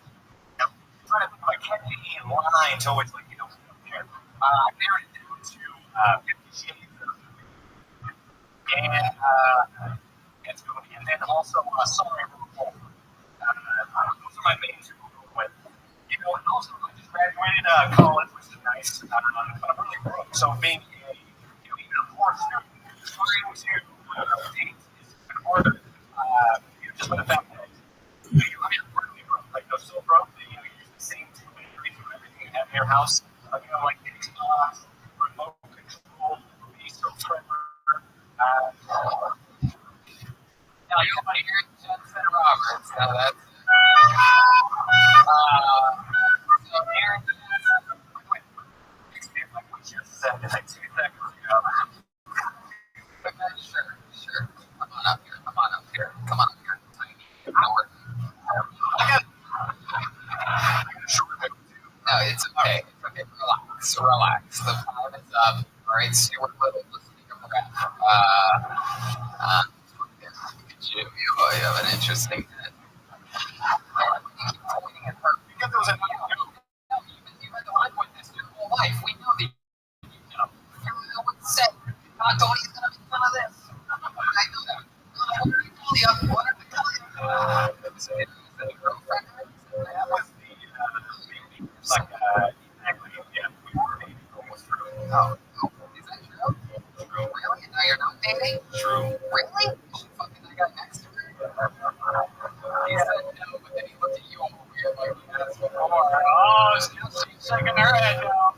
People no, you don't say no like that. They just sort of like, no, but you guys again. So the old fucking, the old fucking rap, what I mean?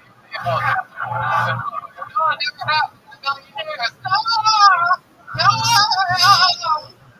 Fuck out of here. Look at this fucking guy. I still can't figure out exactly what the fuck you like. It's something. It's like some is it fucking done or something like that? Yes, that's what it is. It's something very cartoony. Oh, I know what it is. It's the fucking it's the baby from the Family Guy. Stewie. Yeah, you look like Stewie, right? From the show. Yeah, it's like done. It's done. I mean, it is. Never been a good cartoon guy. So Aaron Jensen Roberts, is really your birthday? Yeah. Judy. Wow. Yeah, I know. You do that thing you point at people when they're right about something. How old are you? What year? 31. 31. I know. Aaron Jensen Roberts, 31. It is your birthday. You share a birthday with me, Kanye West, and many other bipolar geniuses in the world. What do you do, Aaron? I'm actually just graduated to be a physical therapist. Wow, physical therapist. So, like, what type of physical therapy we're talking about? Like athletic or, when I was working in the hospital, I started off as a personal trainer. So, it kind of really, orthopedic sports side, it's kind of like my specialty. But, after I did clinical rotation at the hospital, I keep saying, I'm going to leave for that. That's really cool. What do you like to do for fun? I like to work out a lot. What kind of work do you do? Oh, a lot of cardio. Well, I like to lift. I just be out of high school, I'm under 50 pounds, so I'm not pretty big, obviously. I do bonds, I used to do MMA. I don't like anymore. What's the heaviest? Good question. Do you think you could bench press the president of the United States? I think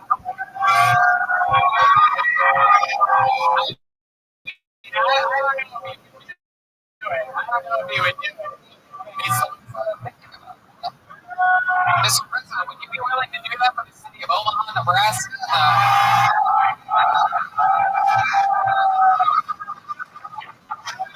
I'll allow it. You'll allow it? I'll allow it. Wow, lay on your back here, Robert.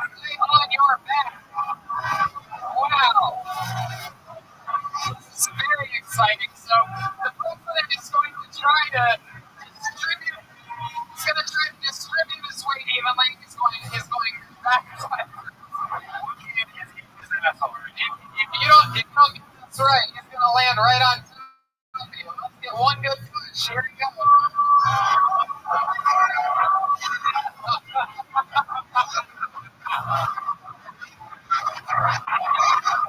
Man, we probably got to see the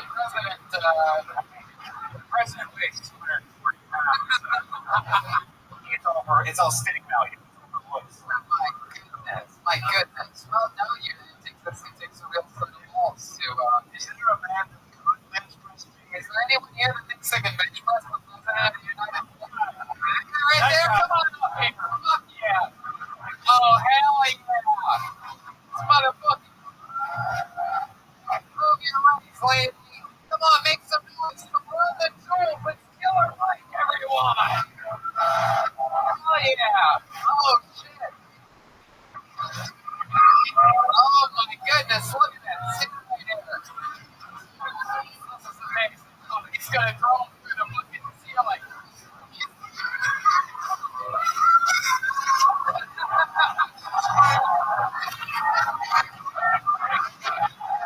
We'll count it. Holy shit. Wow, that was very impressive, sir. What's your name? Oh my goodness.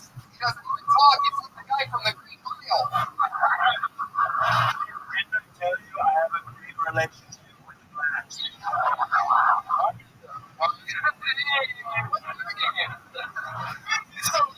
Hey, what's your name?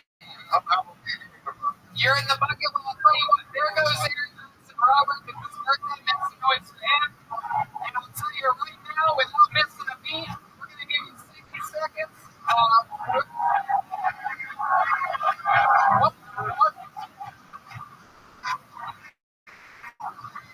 One more time for your next game. And hello, me, everybody.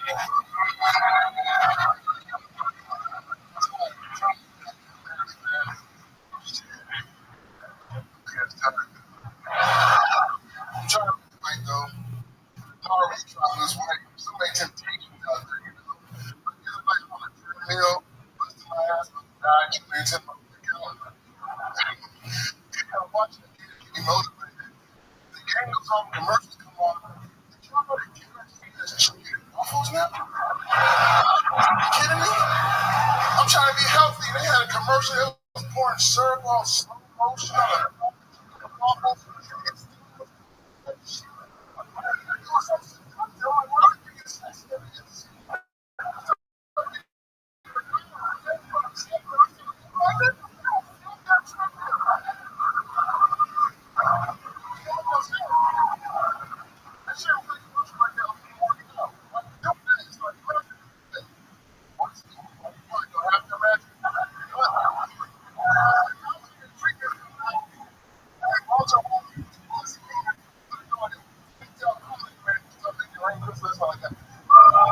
Fuck yeah. Come on, make some noise.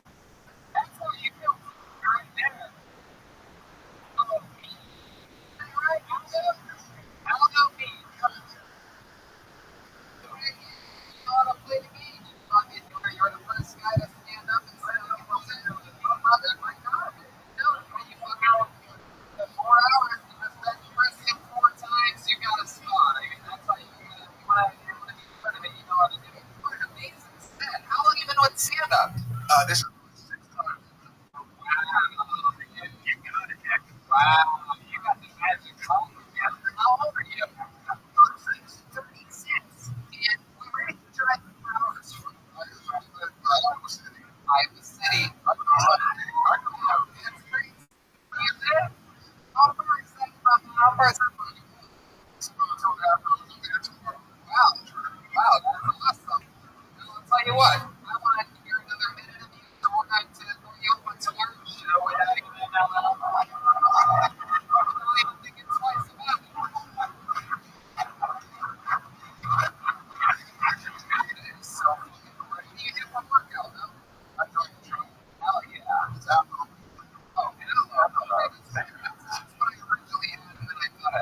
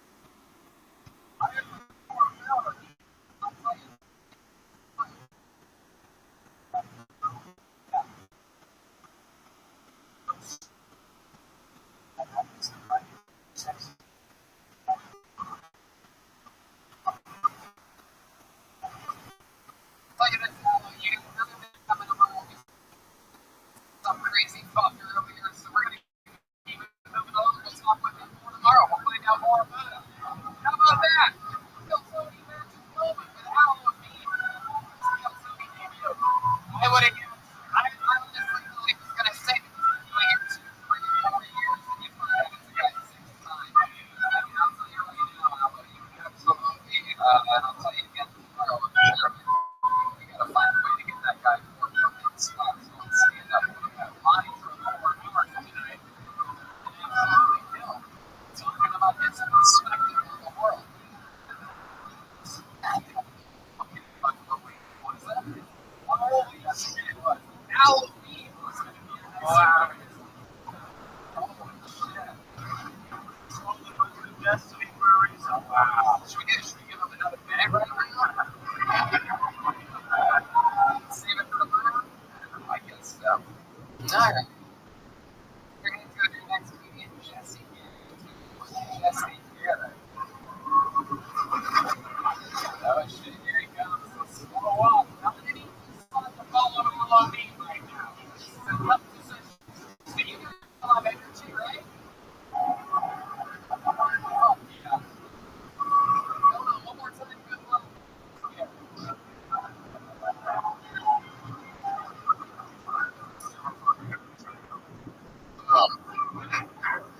And we're like 5 o'clock, like 7 o'clock. So I thought I could get a lot more drunk before. It could be quick. But I was still not what I did. So I ran there and I went to, we should have get agriculture. Some going to the service. And it's really weird.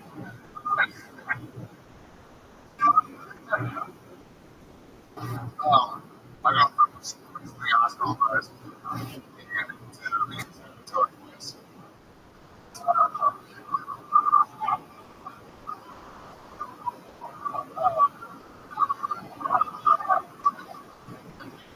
Right now, born in this whole time. So, totally nervous. I'm about to shoot my hands. There he is, Jesse Garrett. First time ever doing stand-up, correct? There you go. First time, So we're adopted by white people. What the fuck you are? Mexican? Mexican, so I don't think you would be. I was just that you had before coming yeah. to the state. I just feel like it's 5 o'clock because you can barely talk right now. Like, it's incredible that you're dressed like the character from Bronx Tale, which is my Ross De Niro basketball diary. He has this gold chain hanging out. Like, what did you do? Watch Goodfellas today? What happened? So let's talk about it, Jesse. That was a very bizarre set. You have a girlfriend? Beyonce. Beyonce. How long have you been with her? Coming up on 4 years. How many kids do you have? None. What? It's that guy. Oh, years, baby. This guy's not already next to us.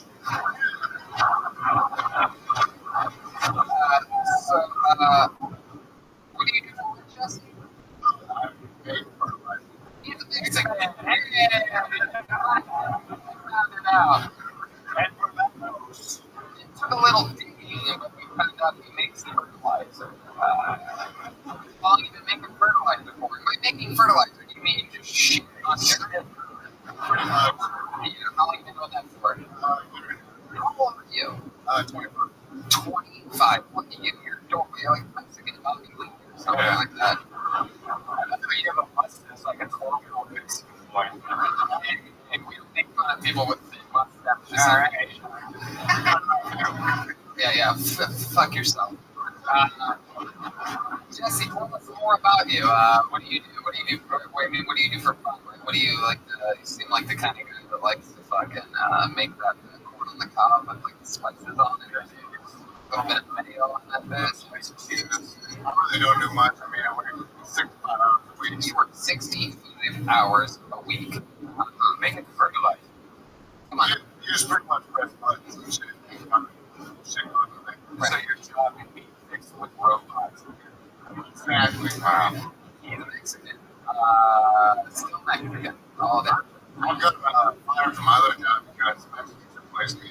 Wow. In Utah. That's why I was in trouble. Is that true? Did you really vote for Trump? Oh, yeah. And why? Well, it looks like he's one of the good ones, I guess. I'm just curious. So you're being honest in saying that Mexicans took your job, you voted for Trump. You are a Mexican. And but because a Mexican took your job, that's why you voted for Trump? Whitewash, but so I don't speak Spanish. Wow, look at that. Whitewash. Oh my goodness. The fiance is a Mexican. Basically Mexican. Right. Puerto Rican. She's He's not basically Mexican. Are you for ICE or something like that? I would hope you would report everybody that's illegal.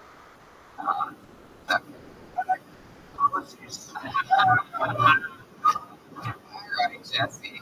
Anything else interesting? You said you work 65 hours a week. There must be something you do for fun. You don't have any kids. I mean, what would be fun about here? No, I mean, I'm pretty much done it. I got 2 dogs. What do you do when you get home? What time is that usually at? About 6:30, 7:30. 7 p.m. And then what do you do? Get You're a heavy drinker, huh? There's a lot of heavy drinkers here. Like that's a big thing to do. It's the Midwest. Yeah. So they're okay. I actually drove by a billboard earlier. Alcohol is in the Midwest. Yeah. Why not? What's the craziest thing you've ever done after drinking? Getting I'm a filter. Go ahead. Tell us. Yeah. You know how this works. You've seen the show. Get to the good shit. So, my fourth OWI when I was 21. Wow. My goodness. So that's your the DUI. The DUI, Mr. President. And the fourth one when you were 21. Yes, I got arrested. I've had a jail a lot, so How long have you spent in jail? 8 months, then like 2 months, then like another 2 months, 1 month, about 2 years. So, Wow. what's the most unique thing you've made? Country boy. Country. The most interesting name of a guy that I've ever met that's been in prison was Halloween.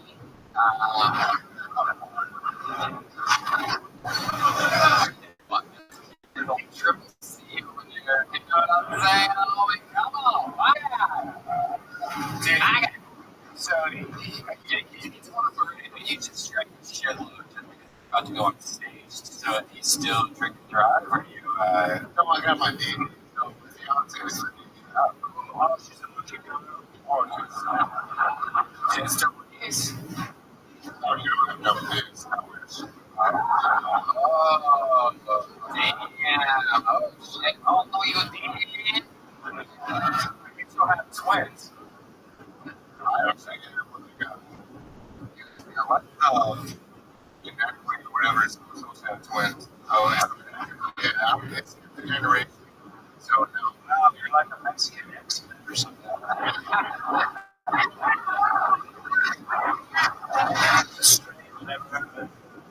Alright, well, Jesse, congratulations. It's your first time ever. I would recommend this. This is my little prescription for you. Is next time you try this, and I think you should try it again because I think there's something in there that once you try this and do this, my advice would be try going up sober once. It's only 60 seconds. I used to do that, Tony. I'm like, why? Why don't you think you could? It's super different. Right, but you've never tried it sober, so how the fuck do you know anything? You also thought obviously that driving was so scary. Maybe if you tried it, maybe you find that it goes a little bit better. They won't throw you in fucking prison. There he goes, Jesse Garrett, everyone. Jesse Garrett. Yeah, like making the first 30 times, basically, drunk before I went on stage because I was so scared. Yeah. Oh, yeah, I mean, it's one of those things that I just do not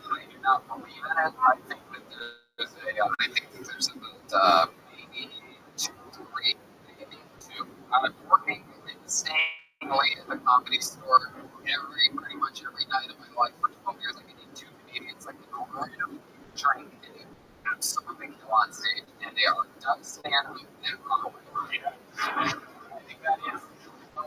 There's a lot of comedians that drink, and I've seen just about everybody drink too much before this, except for those two guys.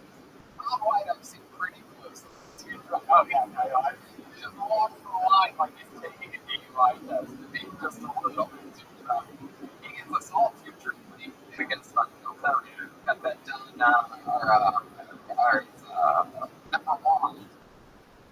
What do you guys think? We should go to the local one more time, huh?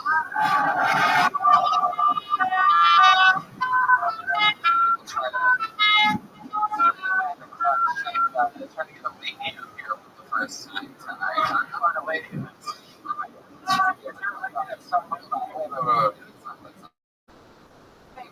You guys ready for your final meeting?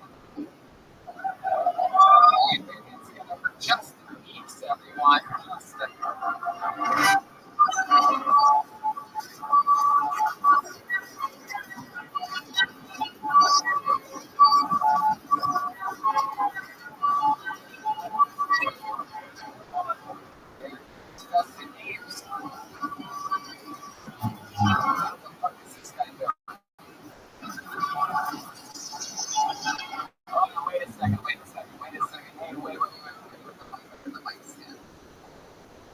Let me see her.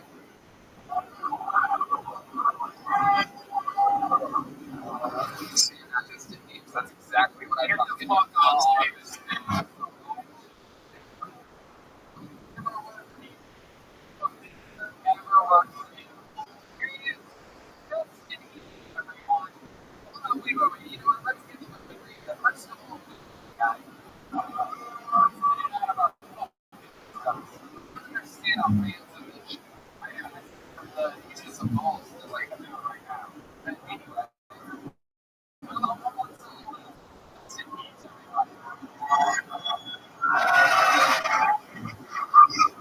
Alright, so you'll get to know I am the doctor.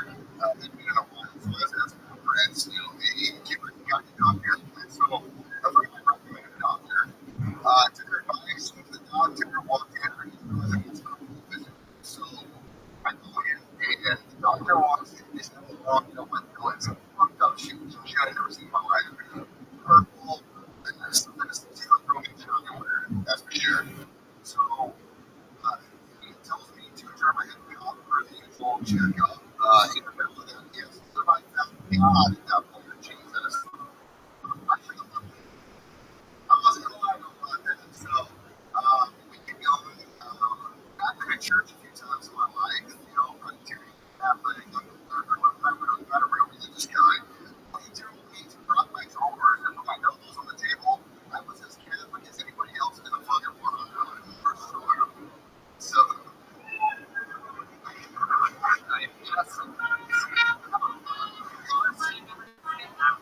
The first time ever doing stand-up comedy. Wow, that is incredible. And that was a joke visiting doctor. it was. Oh yeah. So on, on stage, so you had to ask how much skills you had. Were you still getting your checkup done? I was bent over, yes. Son of a bitch. What took you so long to get on the stage? I didn't think I could get to the front row spot. Where were you at? Right back. That's why, yeah, I'm floating. Dude, I can't believe you're here. How you made it from here through this fucking running over racist lanes to get on this stage. And you're coming up with excuses.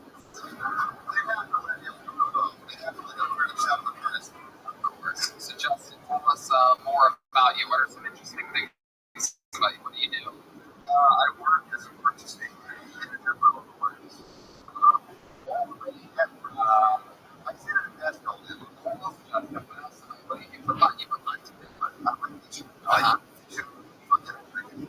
Wow, it should fucking be great. You for the finish. Oh yeah. By the way, taking from your I think how long you been there? 9 months. What you mean there? Football practice for your children. How did you like it? James, so wait a second. So you from another relationship? And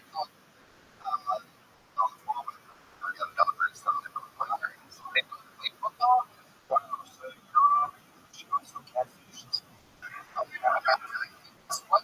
position is the girl play? She was the kicker and the backside. Right. You gotta be careful with all the concussions, right? She actually got a concussion last year. Cut her nut. Yeah, jeez. You don't hear an 11-year-old daughter giving head already. That's so weird.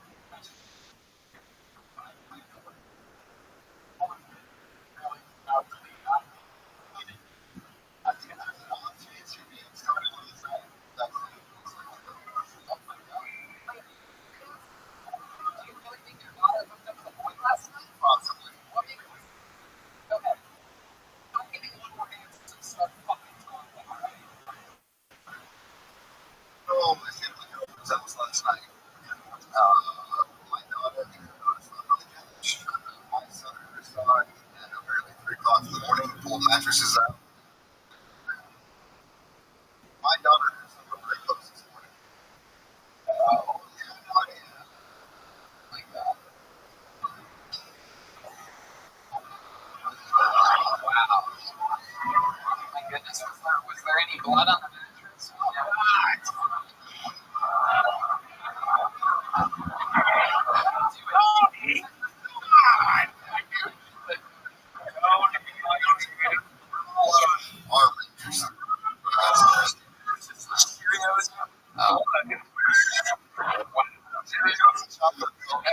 Incredible. It's like fucking Neverland Ranch in the living room right now. It's 11 and 12.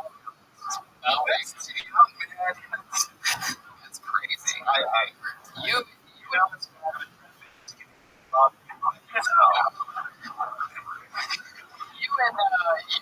Hey, my 2 girls floating around, you know? Oh, my God.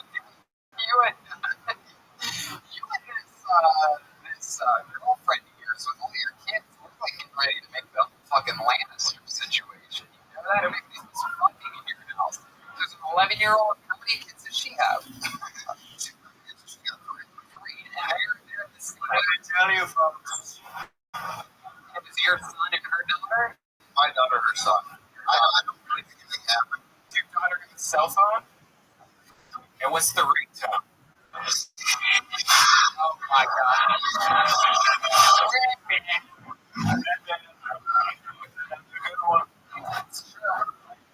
Justin, is there anything else that we might find interesting about you before moving on? Anything that has ever happened to you? Any weird, any of your parents weird? Anything interesting? Everybody's parents are weird. Come on, Justin. You son of a bitch. Jesus. You know my mom?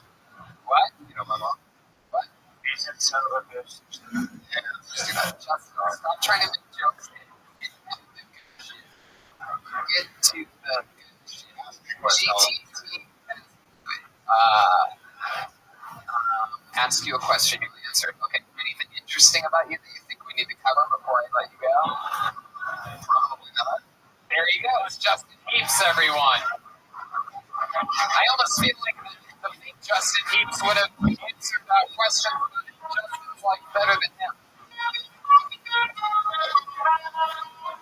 What do you guys think? One more time, I mean, come on. Let's get a girl, though. Let's get a girl. Should we really get a girl? Did any girls sign up tonight? Oh, yeah. Any girls sign up? There's a few. Yeah, there's a couple of them out there. A couple of them raised their hand. Let's see what we get. So, that'd be that person. That, it won't be here. Won't be. Yeah, sorry. Okay, put your hands together for your final comedian of the night, the first female of the night. Put your hands together. Stacey Robinson. Stacey. Oh, snap. Here's your props. Here we go.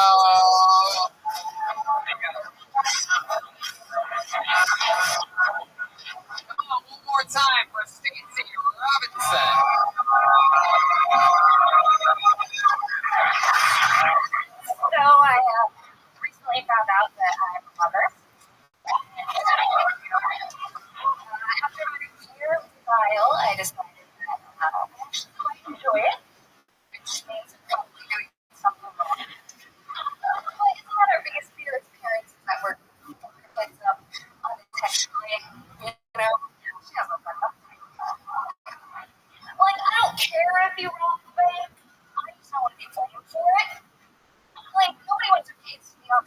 being like, oh, I robbed the bank because my mom never told me that before. Oh, I robbed the bank because my mom told me on the side of the Black Hills Mountains because my other siblings were more important.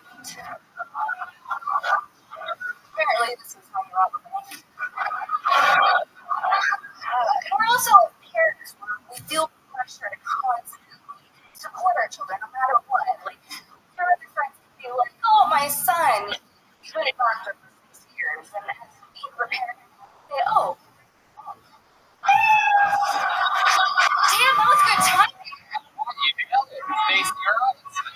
And here's to you, Stacey Robinson. Heck yeah. You ever do stand-up comedy before this? That's my first time. Wow, that's so cool. Congratulations. That's a really good set for a first-timer. Look at that. You're already on Kill Tony. You look like Wilma Flintstone. It's beautiful. Incredible. It's because of the necklace. Oh, Yeah, but Wilma is. I'll take it. Yeah. Very good. You ever drive a car with your bare feet before? Stacey, first time doing stand-up. How old are you? She just turned a year in March. Turned a year. Yeah, I missed the beginning part. Some technical difficulties. You said you just found out your mom, and then you said what? Difficulties. I've never held a mic before. That's okay. Okay. Never karaoke. No, actually, I karaoke once, and the other bitch that was with me turned my mic off. She turned it off? Yeah. Oh my God, what were you singing? Bohemian Rhapsody. Really? You want to try it? You want to try it right now? You want to sing a few lines from that?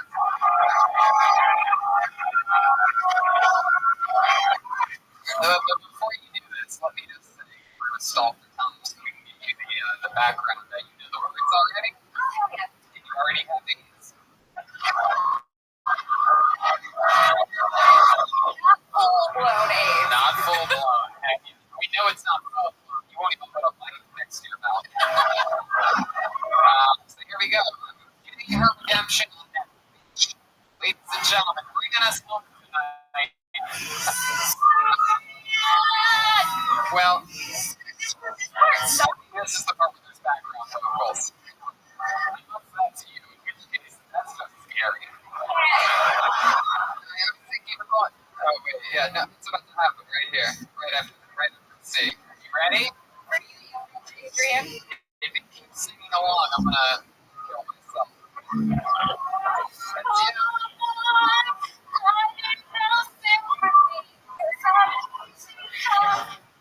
You're good at the background part. Here we go.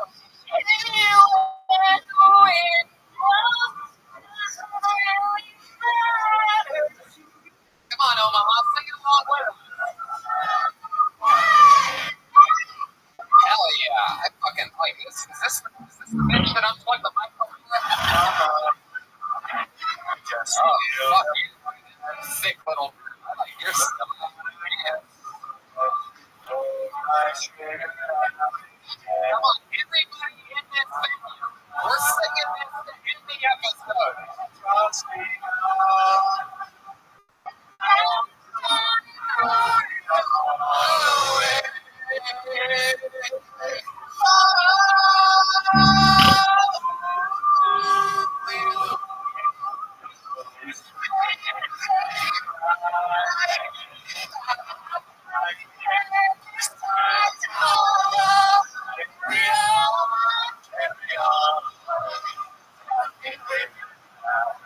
Come on, you gotta fucking let it rip on this Stacey Robinson.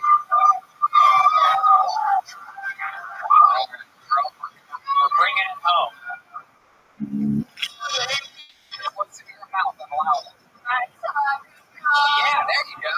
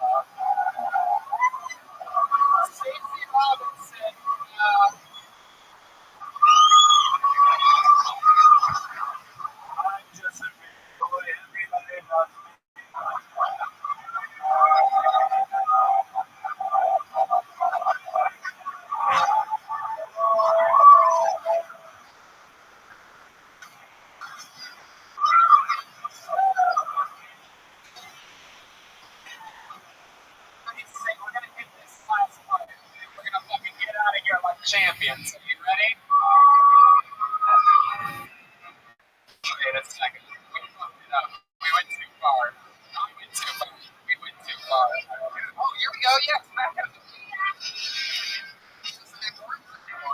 Oh, here we go. Nothing really matters. Coming up.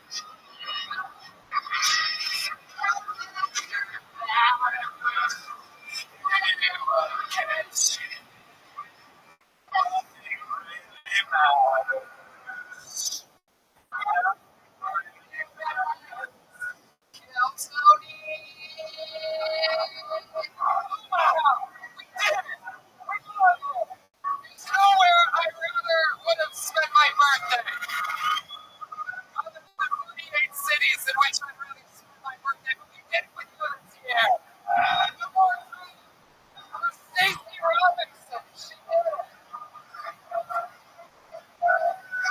We have the #1 comedy album in the world right now. Believe it or not, belongs to that man right there, Jeremiah Watkins.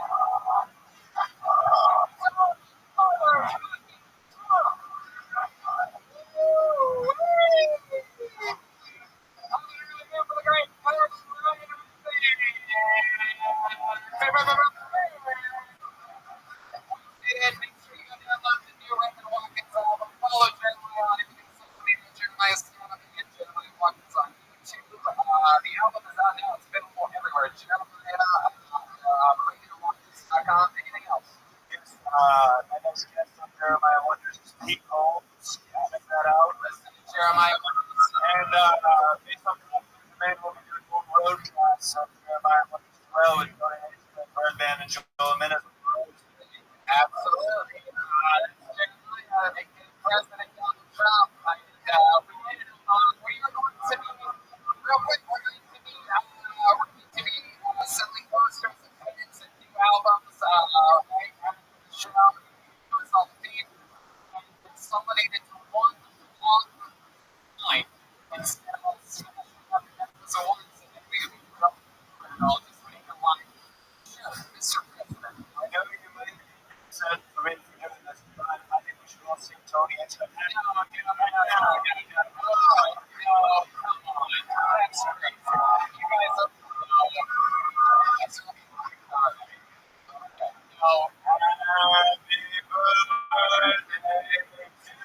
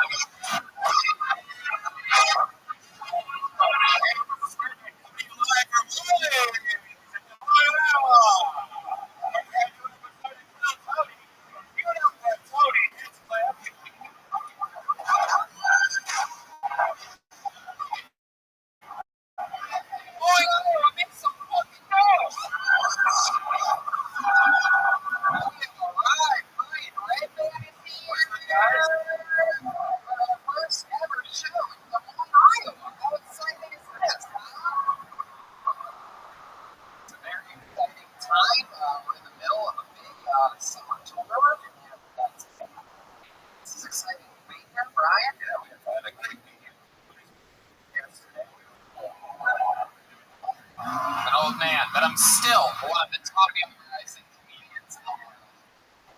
But fly back to Los Angeles. We don't miss a home tomorrow with Jim Ross. It's going to be a lot of fun. Then we're back on the road Tuesday.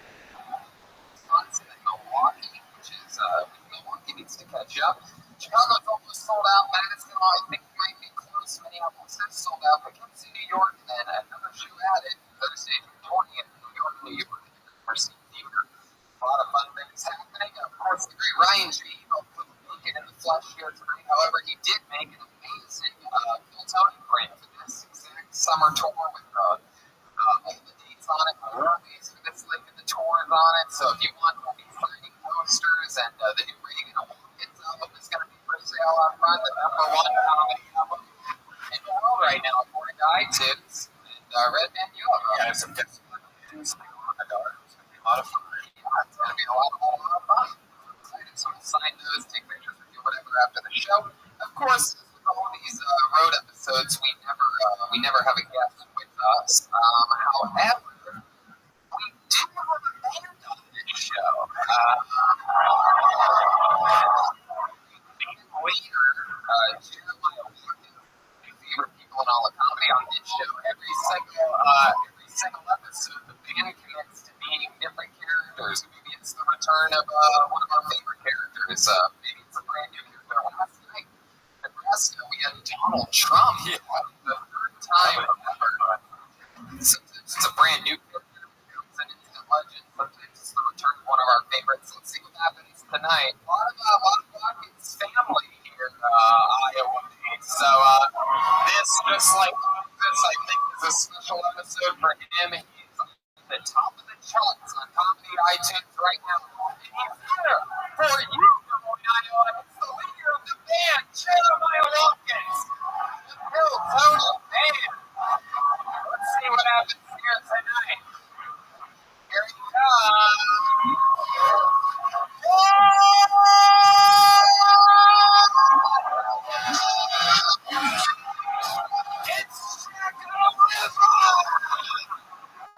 Wow! How exciting is this? One of the most instantly famous of all time Bill Tony Band characters. It's Jack the Ripper. How you doing, Jack? I'm Jack the Ripper. Wow!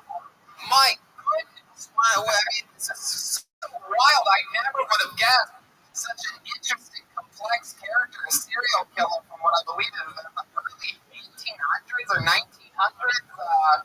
Is here with us in Des Moines, Iowa, of all places. That's right. Such body on his hair. Look at that. Big hair. Quite the character. My goodness. It's like it was a female Slash or something like that. But I'm excited to have you here. I'm excited that you're here. We have Jack the Ripper, Brian Redman, and a bucket of hits in here, everyone. Let me tell you what, I was shocked at the amount of turnout for sign-ups here tonight. A lot of people with balls here in Des Moines, Iowa, over 3 sheets of film completely with sign-ups. I think that brings in about 70, 80 sign-ups of maybe odds being your favorite. You guys know how it works. When I call your name out of the bucket, that means that you get 60 seconds uninterrupted on this stage. And then we talk to you for a bit, find out more about what makes you interesting. You know your 60 seconds is when you hear the sound of it hitting. That means wrap it up then, or else you're going to bring in the angry, blazing saddle here. It is definitely, as you can tell outside, Cry Week. There he is. Oh my God, there he is. Vomit and cum everywhere outside of it. Air juice. We were just stepping over hot roads to get into Woolies. It is chaos out there. Just people looking around. I saw well, shut the fuck up. I saw a mess. Got up here fucking forget it. I don't even want to bring it up. So we got it all figured out. There's right down the middle. You can't fuck that one up. Just walk right to the middle of the stage. You guys ready to start to sing the first step of Des Moines, Iowa, Hill, County, live at Woolies. Hey, it's Jack the Ripper.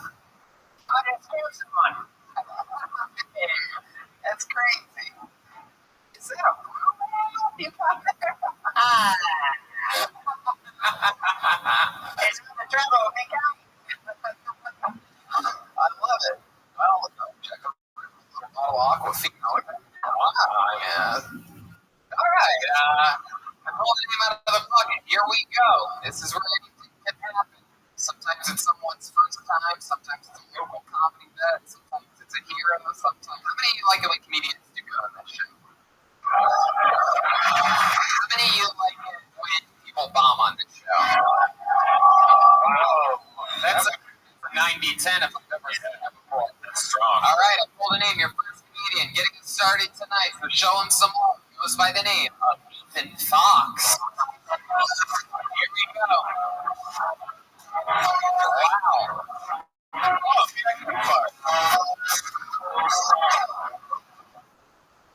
one more time for Ethan Fox, everyone. Good night, everybody. All right, so I'm going to start out by welcoming Kill Tony to Iowa. Iowa. Ready with the free home of the deep fried butter on a stick. That's right. That is actually something you can buy at our state fair. People treat it like it's a goddamn delicacy. I'm just like, for fuck's sakes, Martha, if you want to speed up the process of killing yourself, I'm pretty sure they sell tubs of water at Stanford for half the price. Speaking of tubs of water, anybody here ever had sex with, let's say, a larger person?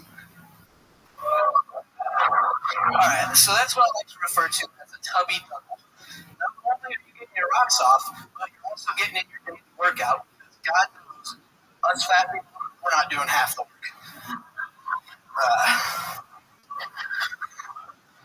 I think that might be it for everybody. Alright, he's getting out of here. Ethan Fox, everybody. Heck yeah.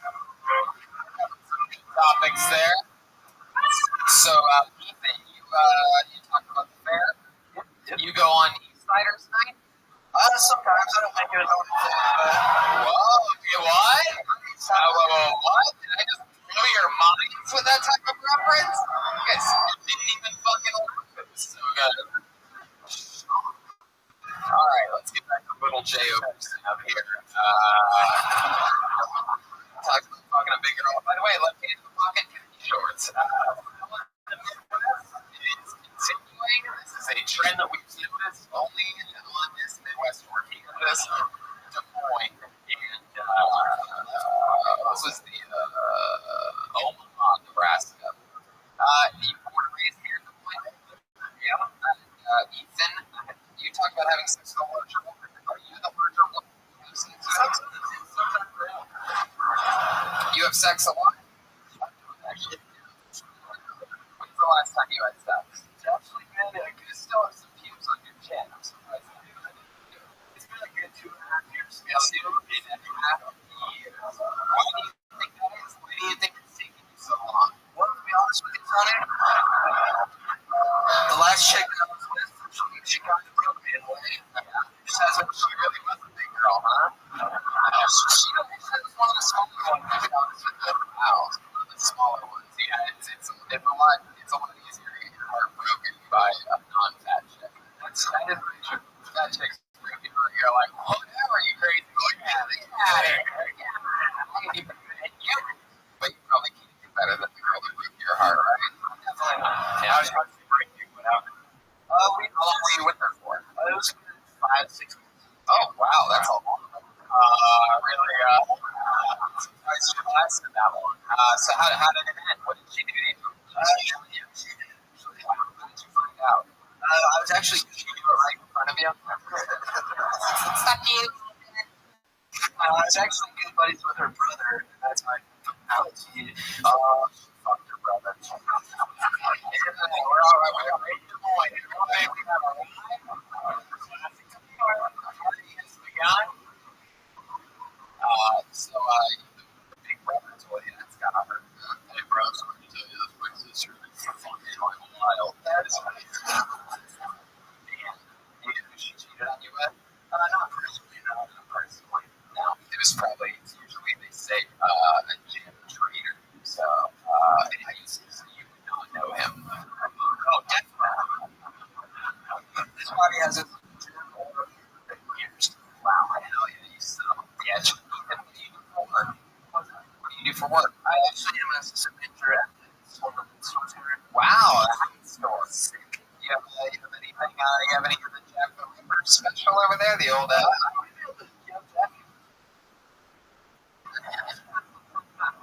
I think Jack might want to kill you. It was me. I gave him the jack to sleep at. I'm not doing it now. Yeah. He said he didn't do anything, but wow. So you're working at Liz. Is that like at a shopping mall? Yeah, over at one of the outdoor malls. One of the outdoor malls. Like, you look more like an outdoor mall kind of guy. I never really thought they'd put you indoors. So how long have you been doing that for? Real close for another year right now. So it's your first time doing stand-up comedy. Look at that. Ethan first ever doing it.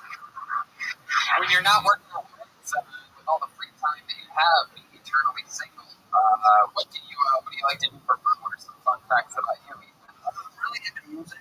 I haven't worked on anything around yet, but I got a lot of buddies that like it, so I'm gonna listen. How do you see you fitting into music? Is there an instrument that you play or something like that? Singer, yeah. Can you give us a little example of what? Can I give you a little rap? Sure. We love rap here, and you got someone who looks like a great rapper. Let's hear it. Just so you guys know, this isn't my own stuff. Make sure it's a cover from Ethan Fox. Make some noise for me.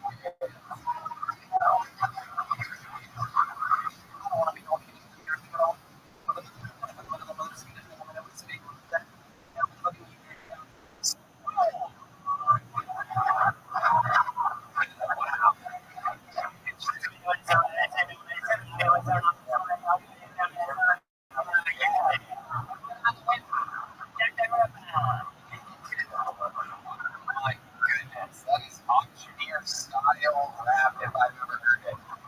Wow. Where was the artist? That's Tim Kansas City. Local around here. It's considerable from this part of the country. Wow. Ethan, well, man, congratulations. You had your first time on stage tonight. You got to rap a little bit, and we found out all about you. And, have fun out there, dude. Is it something you see yourself doing often? I would love to. Yeah. You ever think about achieving that fucking, like a scar or a birthmark or something that you heard? In high school, I had this all the way up as sideburns. I realized that I look at just like a ball sack look.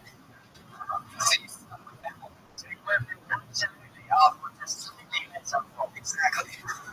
Wow. Well, I would say fucking try something else. Like, get out there, get your confidence back, don't let that little dirty horse steal your heart. It was only 6 months. You should be over this by now.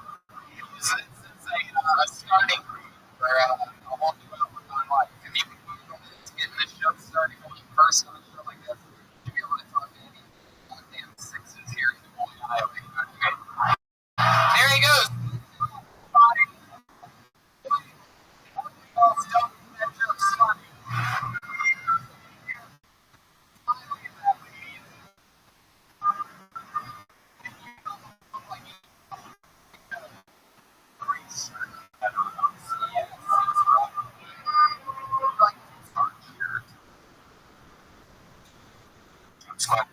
Wow, this is interesting. This is a guy that was just pulled out of the park in Kansas City last night. Last night, he pulled out.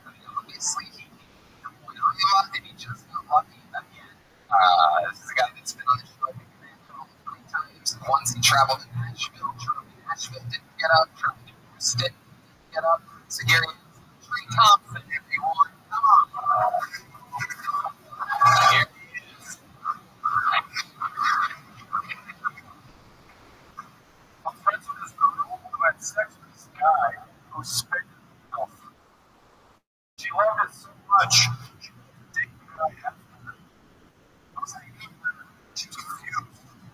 She was like, Dad, you friends casually have sex with each other? I was like, yeah, absolutely. I stopped talking to say all the saliva that I had in my mouth for the one something was going to give this poor girl. She was like, no, it doesn't want me with. It doesn't mean.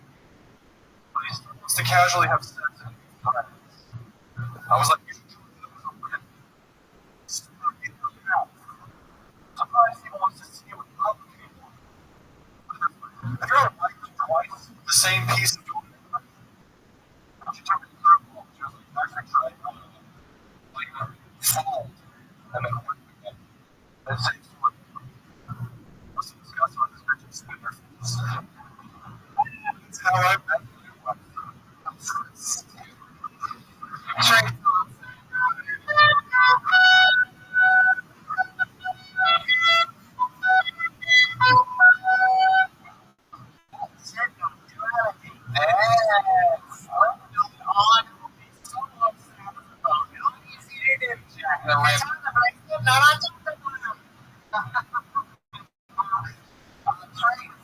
Again, we just made fun of you a lot in Kansas, but I will say you uglier every time I see you. It's incredible. Trey is, for those who wondering in the audience, he is a young man. He was playing lesbian statue.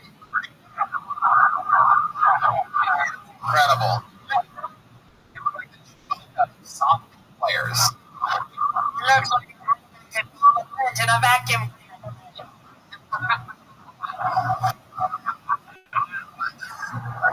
So you look like all the women on the beach smashed together. It's just crazy. Why do you look like that, Trey? Do you have any explanation for this audience and tell them why you look? You're 6'5", 6. You're how old? 26 years old. How much do you weigh? 280. And how many days left do you have? Is your family not really big?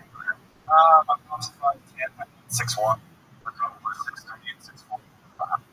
My goodness. You do anything for your hobby to get to an play basketball or Freshman basketball team. you bad at everything? 6'8" isn't were you close to the height? I stopped growing 15. 16 as a freshman. You realize how worthless you are? Can you tell your moments with maybe you could slip away in there? Yeah. You could probably stop it in WNBA. For fun. So,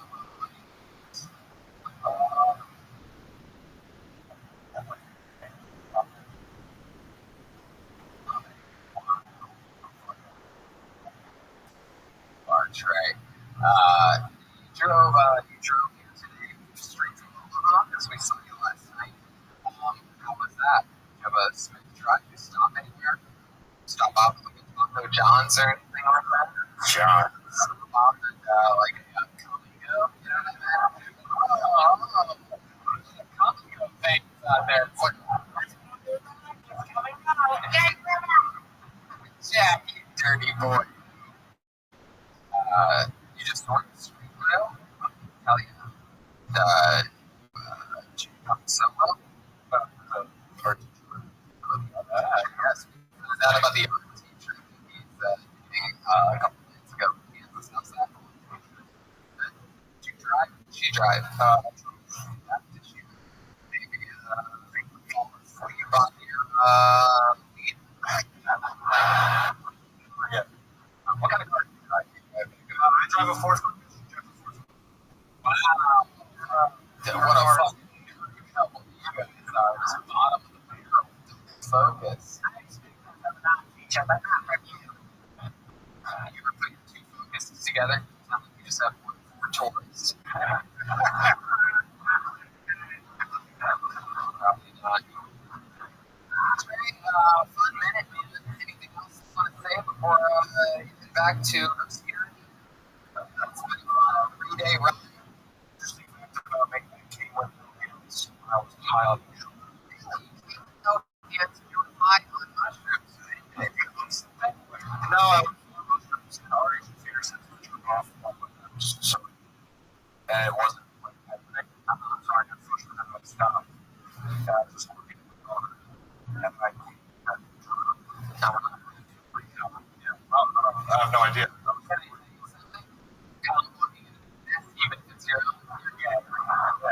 policy. So glad we found out, and then through this you're doing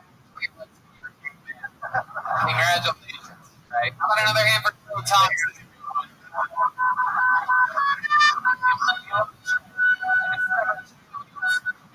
1 years old. I'm gonna get I sort of regret it. I'm kidding. How about one more time for Trey Thompson? He's the only human being actually special guest coming up later. But we have someone new again. We'll know the name out of the crew. We have Jeff Lynch, everyone. Jeff Lynch. Gonna be coming any second here. Here he comes. Here we go. Come on, one more time for Jeff Lynch, everybody.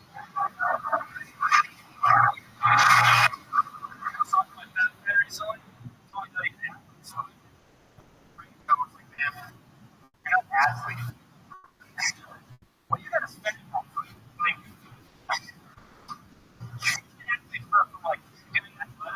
Not like getting all your socks in the airport security. I got athletes when I was in Vietnam, and I'm not I'm a communist.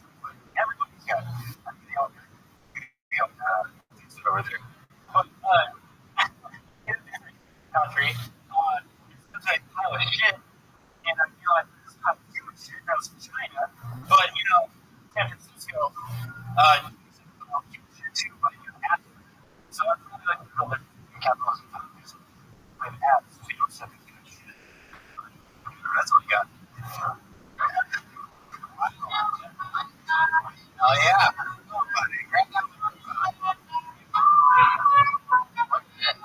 Travelers.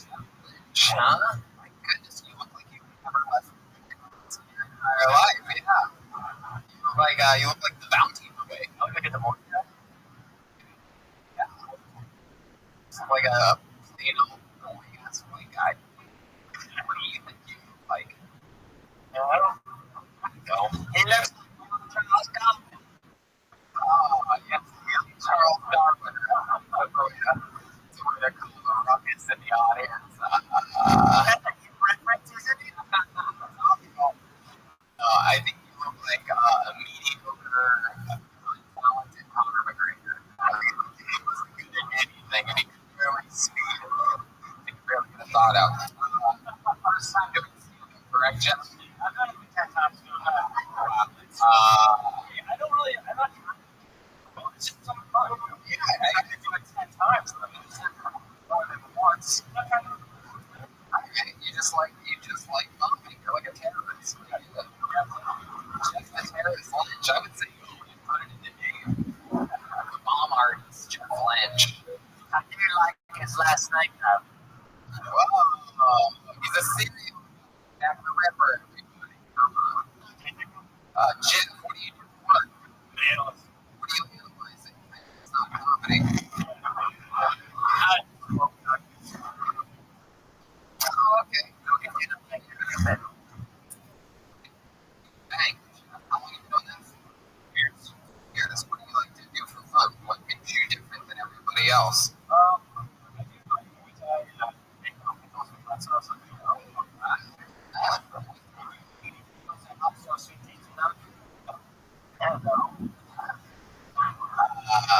Wow. So all these world travels, you save your money from working at the bank, and then you go visit places. Why Vietnam? Well, we were my wife and I were Korean teaching, so we got young. You got to really talk how we started that microphone here the first time. But it's initially. We taught English in Korea, so we get to go to China, Taiwan, and Vietnam as well. So you teaching too? That's it. You get paid to do that, or just wow? All right. Well, that's fun.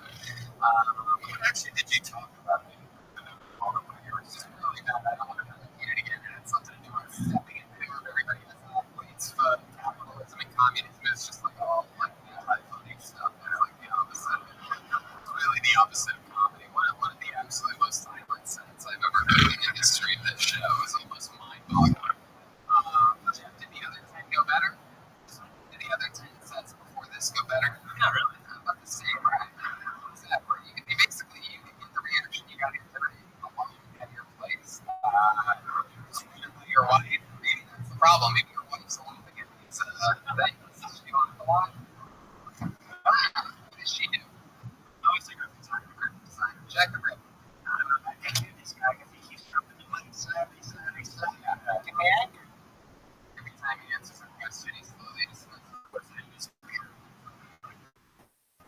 Right? So, is there, any like a weird feeling or something like that? Parents still together, everything's normal, the whole child. What's it like to be the son of Munford? Hip reference, buddy. There you go. Pretty normal for me. My dad's a cop, but probably most great. Your dad was a cop. He's not a cop anymore, he's retired. Right, just a sheriff. Where's that? Where are you from? Charles. What's the population? 8,000. Oh my God, you might be one of the best comedians in Charles City, Iowa. That might be idiot. Like, why? 11. No, I'm in comedy anytime you're ready to hang yourself. He's doing something like a comedy show. Would be his first kid. My goodness, what's something that else that we'd be interested to know about you? Any fun hobbies or anything? I mean, you travel the world. There must be something about you, something that you do, right? For fun? What makes you happy? Like, we'll sit phone up, just like watching movies and hanging out with friends. Yeah, what do you and your friends tend to do? Is that the favorite thing you like? You're like, oh, and I like Like hiking.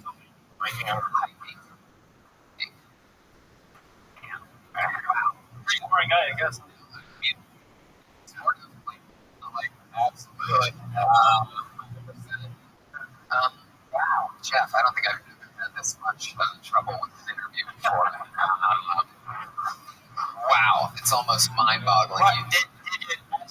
You said you caught Nicky, but must be for anything. Jeff, you have to talk. Sorry, man. Microphone, man. What is happening here? What did your dad do when he caught you with the marijuana? Speaking in a bag. Eat the fucking mic. Put the mic in your fucking mouth. If you Put it in your ear like a bag of bullshit. Like garage and came out and like took the gravel bit. There, it's really good. all right. Jeff, I don't know what you thought was going to happen here tonight. It's okay, geez. Don't make me feel bad. My God, I know you came for the show, but you also don't have to sign up to see the show. Mandatory, you know that, right? You just can't watch. People do exactly what you just did. And you should enjoy it. Man, I'm glad I didn't sign up. Sign up and you're like, yikes. You know, I mean, what can I say? At least you come up here with basically nothing, and then you can't basically give us nothing to work with. And my friend, I basically, I've really never seen anyone with that much swagger to really just go. I don't think what the problem is. I'm boring and I don't have shit to talk about. It's like, it's okay. I mean, it's like showing up to like a music showcase with no instruments or it's really anything. You know what? There you go. But you did it, Jeff. Well, everyone. Hey, can I ask one question?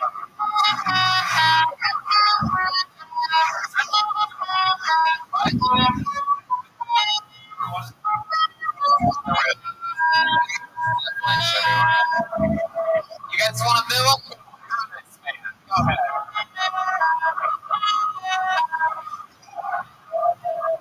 That was annoying. Please, if you're gonna suck, just at least talking to the mic. God, it's like so fucking simple. Please don't sign up if you really don't have anything.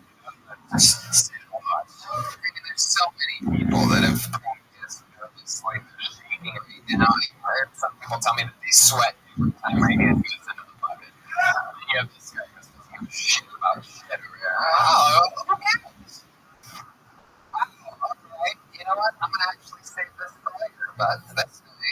That's good with the master touch. Yeah, that's the one surprise. That's the one other guy that I know. He signed up. Oh, this is exciting. Hey, look at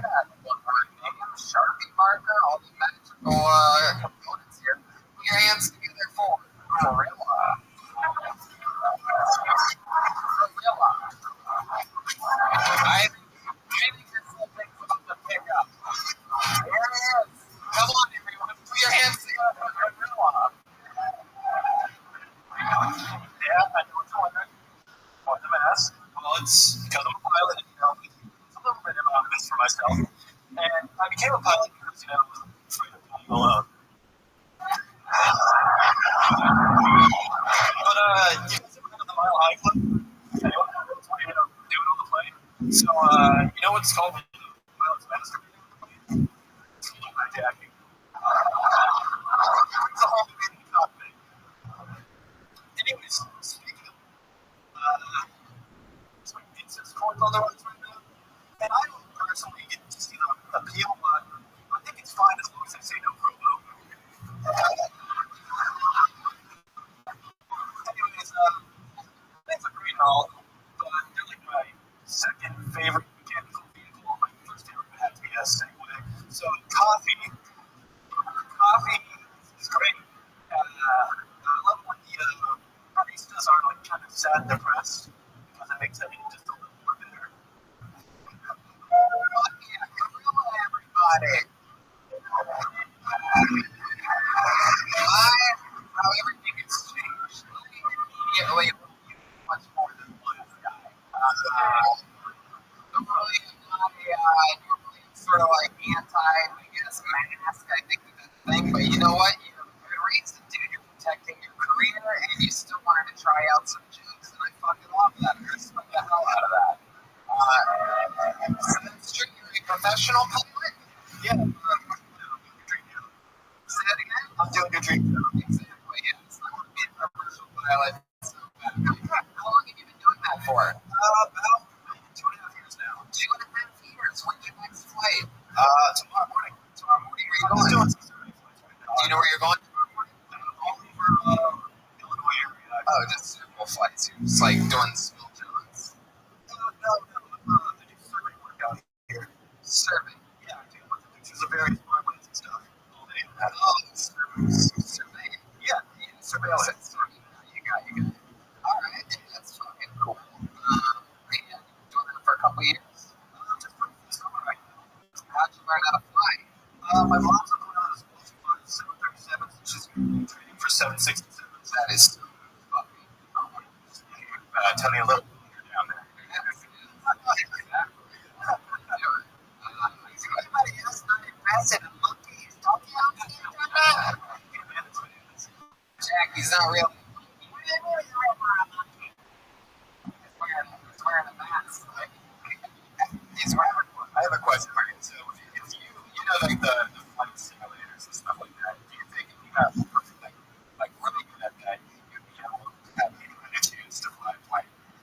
I mean, Anyone can really fly a plane if they yeah, the guy, it actually happened. The guy that hijacked a plane in Seattle. That thing that happened that everybody knows about that was from a plane simulator.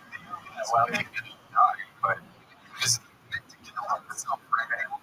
Wow. Anyway, talk about you, Varela. You have a girlfriend or anything? Nah, I'm a right now. Yeah. Is it something that you think benefits you being a pilot? Like, do you get to meet people, or you just sort of keep landing at the same airport, it seems like, right? Well, it's a one area, but I'm all over the place. I don't know. No, I enjoy it. It's always fun to meet new people and experience new places. Isn't crazy the gorilla is also the best looking comedian that's been on your show today? I mean, it's sort of crazy. That's how ugly these people are here. It's a guy in the gorilla that is the most attractive gentleman. It's like Brad Pitt of Des Moines, Iowa. So, gorilla, you've been single a while? Yeah, about 6 months now. Yeah. What happened 6 months ago? You cheated on the. I found this guy's sister. Whatever it was earlier. Yeah. Were you in a relationship or? Yeah, I was about 6 months into a relationship, or anything. It just, I knew I was going to be moving for work, so I didn't want to string into the logs. I've been in long days distance relationship before, it just didn't work out. Right. What do you do when you're not flying planes? What any other movies or anything like that? I actually rollerblade too. Really? Did you bring rollerblades with you? Exactly. You have rollerblades here right now? Yes. Really? I don't even know what to make you do with them. Like, I don't know. And the last guy got so offended when I asked him if he had hot sauce and pickles. This guy's buddy, did you rollerblade here? No, I was over in Iowa City earlier, and just came here. Sometimes it's better, so I think.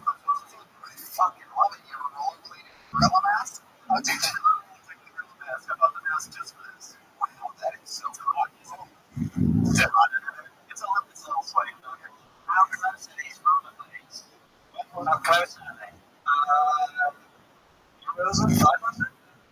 They're here in the house. Yeah. Well, check it out. What do you think we should have decided to get pretty open space back here? Back in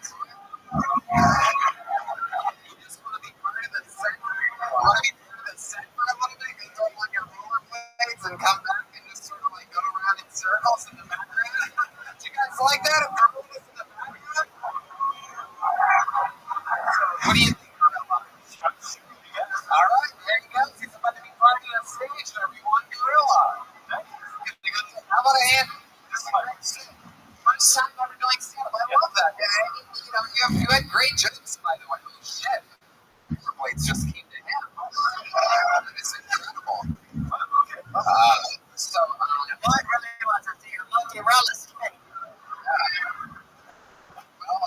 It was a very fun set, Gorilla, and anytime that you see Phil Tony around, fucking sign up, and we hope to see you again. It's just very exciting, and I think what I really love about this is I find it to be a cool opportunity for listeners that perhaps have a crazy career that maybe literally cannot be on the show to sort of you're an inspiration, you're sort of living a secret double life, and those people can fucking go get a mask and sign up as a goofy name and sort of stay undercover. As long as what they do. So there you go. He's going to go on some more of it. So there you go. That's what the rest of the show. It's like for Gorilla, everybody. So we're going to do a Gorilla live, right? Playing back and forth for the stage because the moment is a special place. You know what I mean? So Gorilla, go back in that corner over there because I'm going to pull another game out of the bucket, and then when this person's done doing their, let them finish their minute or whatever, and then whenever you're ready, just start rollerblading back and forth in the background of the stage. If you can go backwards at one point, awesome. Oh, I think he's going to have an hour and 15 minutes to go backwards. It's still pretty early in the show. I put him in up here. He's going to be explaining Clayton Baker, everybody. Clayton Baker. Wow, there he is. Very fast. Very good. What's up, Des Moines? Happy Pride, everybody. So from Winnipeg, in Canada. That's right. I had a Maid-Rite sandwich on my way in. I don't know what's sloppier, a Maid-Rite or my girlfriend's pussy after a 12-hour drive. I saw them opted on the way in. Anyone's surprised around here?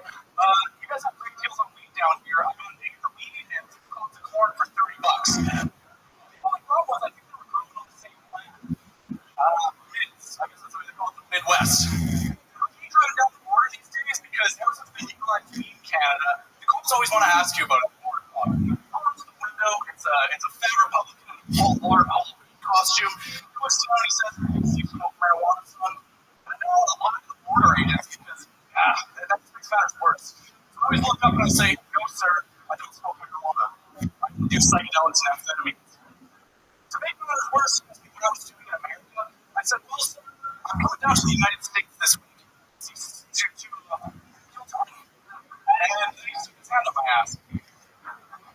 So interesting note, sorry to jump in. I met Tony 6 years ago in a hockey rink in the middle of Canada. Woodminster, Alberta. He was opening for Joe Rogan, and I met him in the back. And I said, one day I'm going to come down, and I'm going to come to the Comedy Store, and I'm really going to do this. I'm going to show you a very good minute. Not quite the Comedy Store, but I'm going to go to Des Moines. Thank you. There you go. Clayton Baker. You did it. Is that true? I mean, you in Woodminster? Yeah, Woodminster. We were in the back hallway.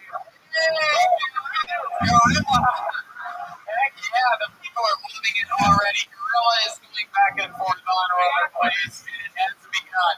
He's very smooth. He might call one more, he's got a little stripper pole back there, a gorilla-sized stripper pole. My goodness, this is exciting. You signed a copy of my book, right? Oh, very cool. Heck yeah. I'm guessing it didn't have a cover on it? I don't think it's sure. Didn't have a cover, the book. No cover. Okie dokie.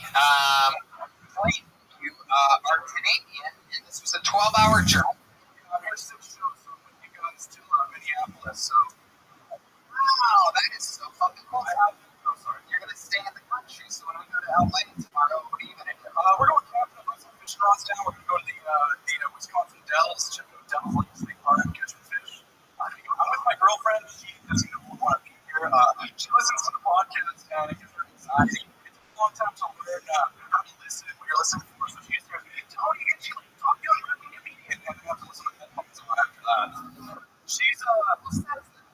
Says Tony Mitchell at Top Gun Rising.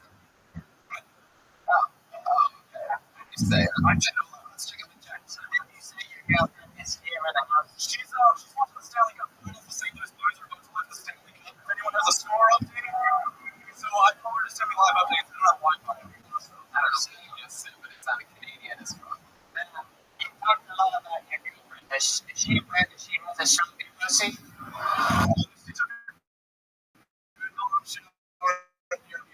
So I couldn't compare the meteorite really to TM. This is very interesting. Are you planning on getting any of this pussy? That's what I'm going over. That's what I'm so cold. I'm really used to go. Oh my goodness, look at you. You're one of the most confident Canadians I've ever met in my entire life. I mean, you're talking about her sloppy pussy, but you're wearing a complete hoodie with the chain, brother. Your fucking Canadian jammies over here. Tell us more about you, Clayton. What do you do for a living?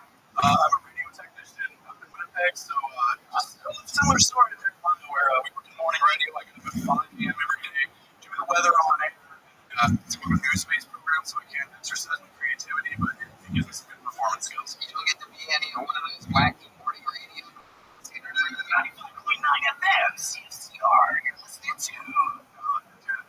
Yeah, you're right. Because that's all you do. I'm the technician, so I pick all the music and hit all of them. Canadian morning radio. This fucking bobbity morning. What do you expect to do? Radio tech work on the happening. What's up? Radio friends are going to be here on the number one live podcast. I think there's a lot of people that it's killing their entire industry. Yeah, exactly. I get a chance to tell a lot of good stories, and we can focus those on longer formats. So maybe a podcast is the way to go. Clayton, I like your style. You remind me of my nephew. What else about you, Clayton? I host an experimental radio show as well on the college station, so it's a little bit of power electronics, noise music, and I play a little bit of that as well. So lots of harsh noise tech stuff. Play any music yourself? Yeah, noise, experimental, so like synthesizers. You said you play any instrument noise. Yeah. I'm working on black metal right now. It's solo black metal album. Black metal. Holy metal. Wow, Clayton, how long have you been with this girl for years? It's 1.5 years. It's going great now that we moved in together a couple months ago, and things are starting to smooth it a little bit. Yeah, what did smooth it for? I did a little bit of to smooth out the relationship. You have to run a Zamboni over it. Well, there's a lot of steps to it. What was going on in the relationship? Why was it rough? I was running around a little bit. I'm pretty young, so I didn't know any move. Oh, wow. So I'm very thankful that she stuck through it, and I think we're making quick things out. Did you hook up with while you were on? Yeah, it was mostly just like online messages, like Tinder shit. So just had like a Tinder profile and stuff like that. Yeah, Rabbi, I'm on Just a dude. Yeah, just it's nice. Yeah, right. Yeah. You're not part of the show at all, I promise. You're right. Wherever the fuck you are, bunch of muffins. I'm really worried about the jokes I'm doing up here. I try to blow. She's like, it's a joke with her real fucking life. She's like, I really have a son. Steve, don't talk about it. You can't tell people about it. We're not touching anybody with it. I would feel like the least of the reason why I don't want to spoil the rest of the news we've got along. Shut the fuck up. What are you doing?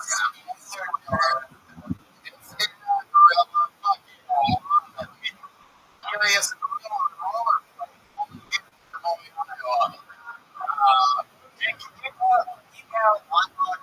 But like, if you really go behind him, so he thinks he's getting looked at. It seems like I realized it's really in the day he was really Gorilla, when he hits a punchline, come out and do something silly.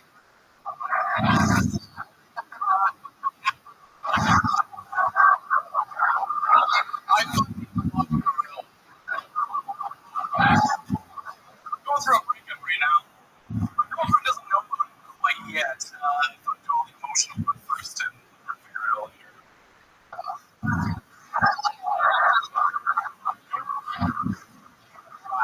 Alright, let's keep it on. It's fall on this original week. That's a real fucking deal. Dancing for him.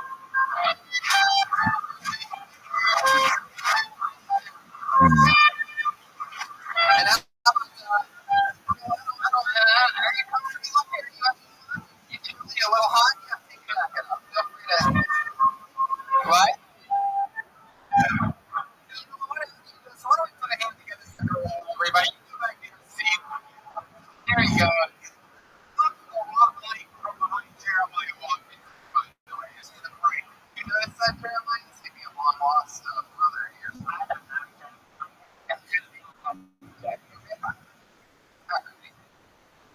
One more time. Oh, wait, just change it one way. A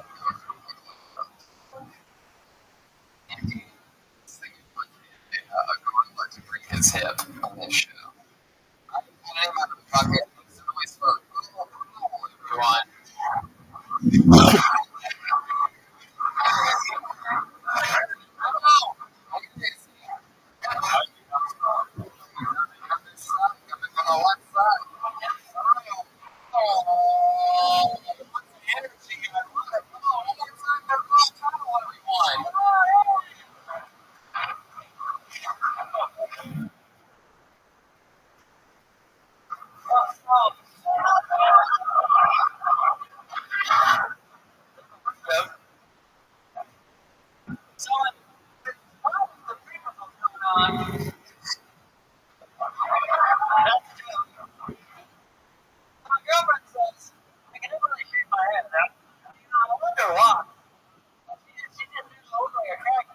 I thought the bitch was showing up.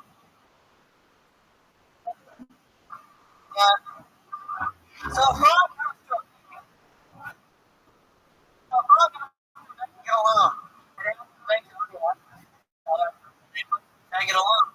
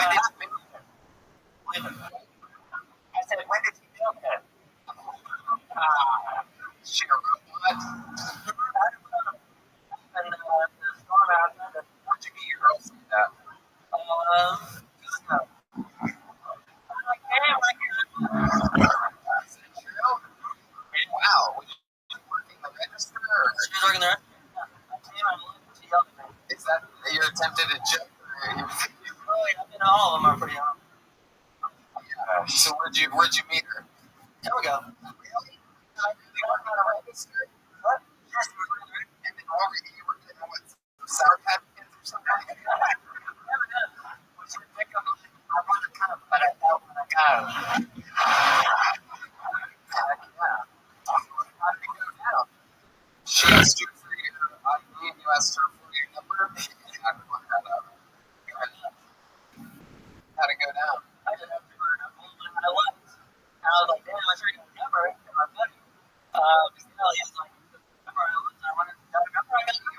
While looking at the audience, can you give an example of when it's like you asked me for the girl's number? You just look at him like you looked at her and asked for her number. I go, hi. I got a new dog. Hey, look at that. Pretty good. Heck yeah, this lady likes her.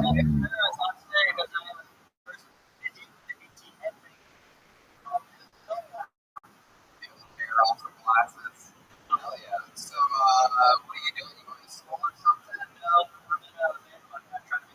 You're in a band? What's in your band? So, yeah, I guess. Much like your comedy. What do you play on so? I play guitar.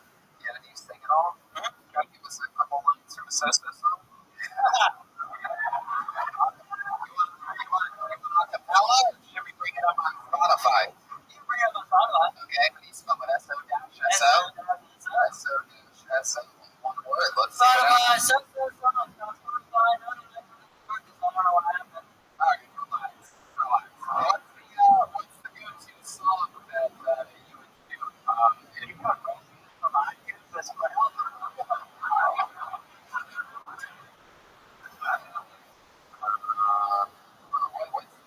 What's the song that you would do? You were going to do on this. That's not it. That's a different.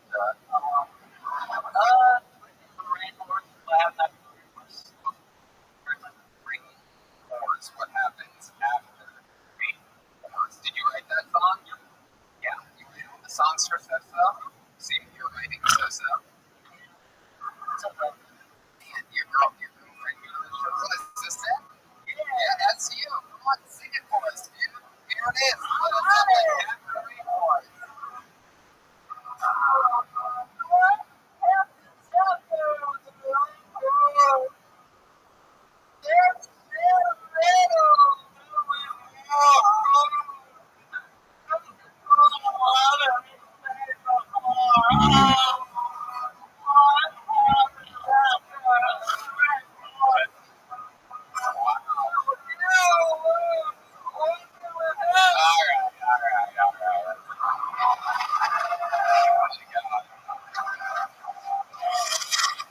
You're like Kurt Cobain if the listeners kill themselves after that.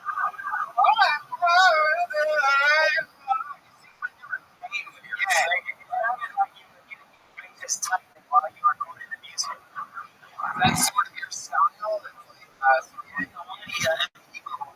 Oh, okay. What's the most demon thing about you? You have a softer side. What a rebel. My goodness. What's the manliest thing about you? You seem like a. Good answer. That's still up on the thing, and you know it. You put a penis in the cock or something like that. Manly. Yes. Heck yeah. You don't have to tell me when it's time. Definitely don't have to. They told you that before? No, I just. Really? I don't really understand. You're like a fucking like a teddy. Or fucking.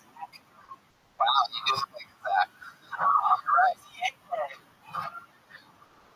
People wear your backpack from location to that's what you look like. Like you're the kid who's afraid of like getting some stuff like that. You backpack. So you put it on the front side and you're like, these are the sound for me, I believe. You ever do that? Have you ever done that?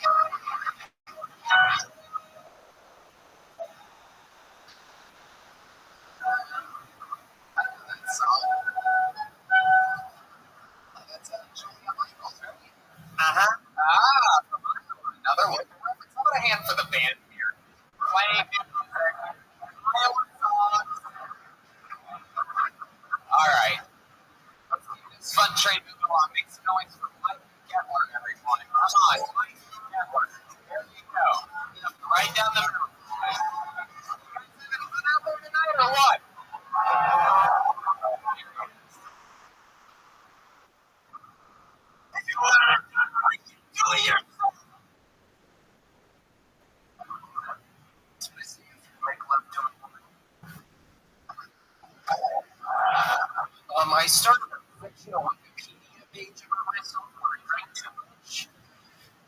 And according to Drunk Mike, I was punched in the face by current hot dog eating world champion Jimmy Chestnut. Tried to make me for scraps.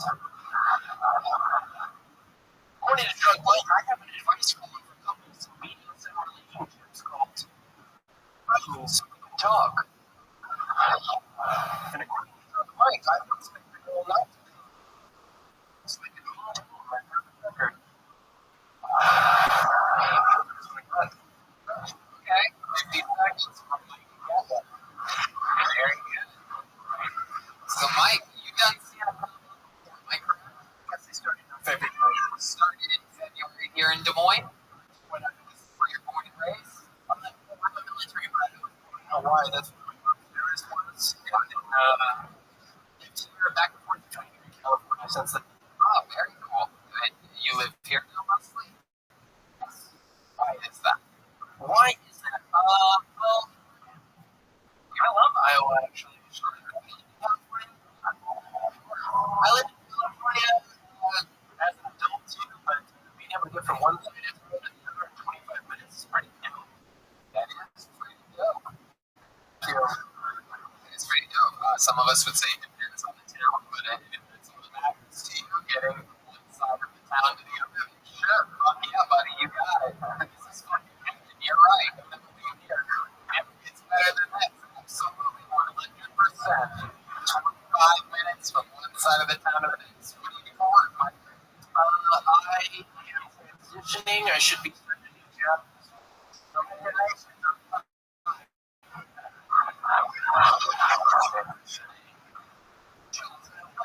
Animal feeding plans. You know, I'll be doing digital service sales. So,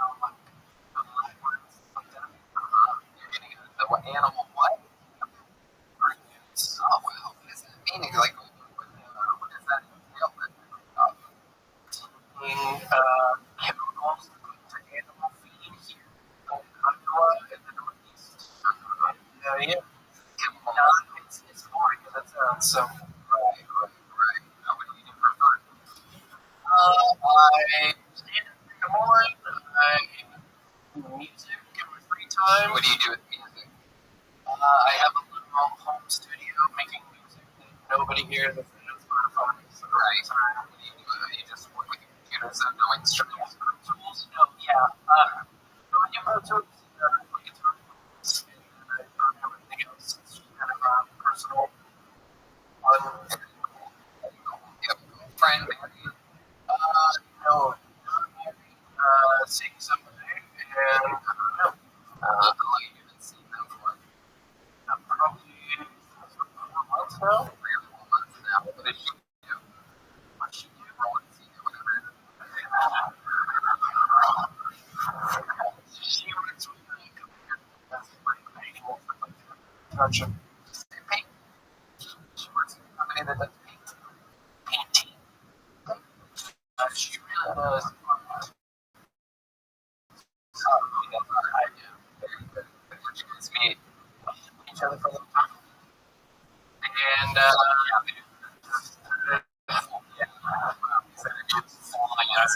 shit just writes itself. What did you mean? You know each other a long time.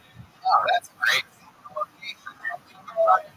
Location in 25 minutes. That's for sure. We did it like 10 years ago through a mutual friend. Oh, okay. Guess what? I'm saying it's not. It isn't. Thank you. Well, that's cool, Mike. That's a lot of fun. Normal family? Parents still together? No. How long have they been divorced? Great. You don't really know the first mom at all for years. But my stepmom was my mom. She's amazing. We took it to oh, yeah, normally, she's fucking Houston Airport. I don't see little kids on the block right now. No, she went to Houston to see new kids on the block. I wish she went to Houston to watch her niece graduate from high school. Her flight got delayed, so kids on the block was on the road. Gotcha. What scares you? What do you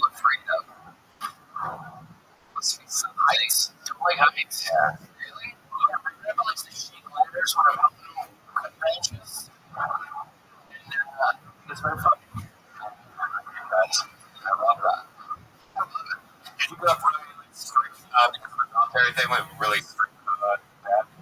Yes. Yes. Dad was very strict early on, and mom was really strict later on, and now they're both cool. Like, I think dad was like really hard on that.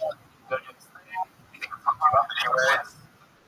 Not really. Maybe for a period of time there, but I think at some point you just kind of grow up and you realize, like, you guys were just figuring this shit out too. But, Yeah, what branch of the military is your dad in? I was a Marine. I was a Marine. Little brother's in Afghanistan right now. Wow. You're a goddamn American.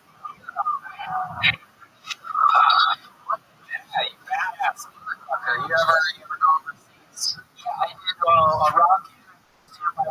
It was dope. Wow, fucking amazing. That's incredible. That's wild that you went to Iraq and Afghanistan because you're pulled at exactly 9/11. A little fun fact for you.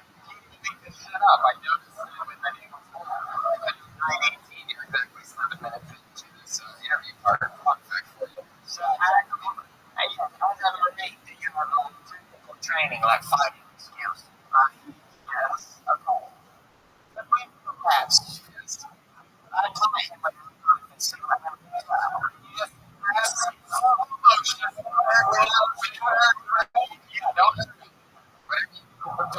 I like how you check in with him like, how can it run? Yeah, can you take a remember the famous serial killer? Here we go. You guys excited about this? The son of a Marine, the brother of a Marine, and son of a Marine. Yeah, he's got a key. He's gonna try with that knife. Real knife. Here he comes. Just walking around. Just a little excuse me, sir, do you have any change?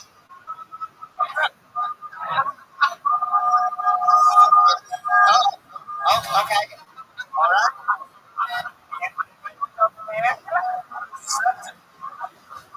Wow. Jack over tried to aspartame the guy with his hands out, said no. Jack over took a shot at him with his cane in the leg, and Mike notes it, as we call it in progress, like, you know, something. And then we went from slow motion to extremely slow motion on that setup.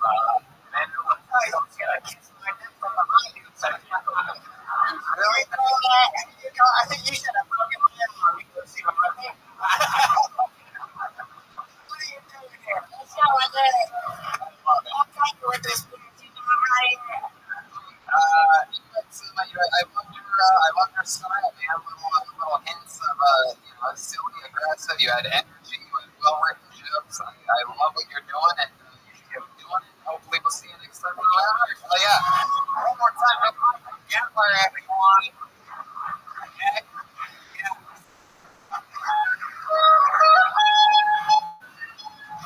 Hell yeah. Oh, shit, listen to the ladies. Ladies are sorry, never check the rip. Okay, here we fucking go. Davis.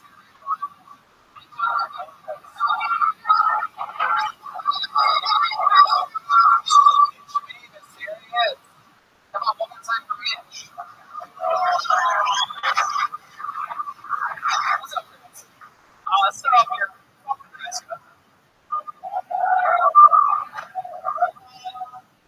You're playing this week, right? We're good, right? We're like,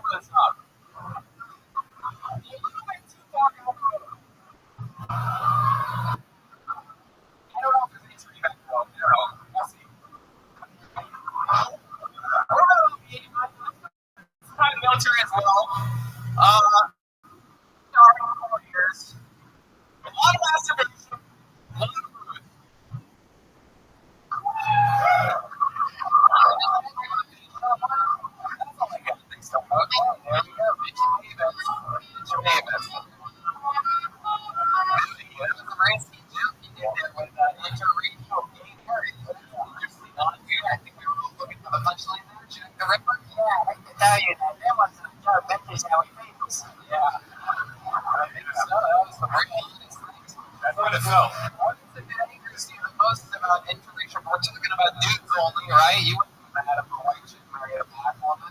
Right? It's something about two different races of dudes getting married that bothers you a little bit. Can you explain maybe just a touch what it is? Is it anger you more if it's a white bottom and a black top? Is that coloring outside the lines?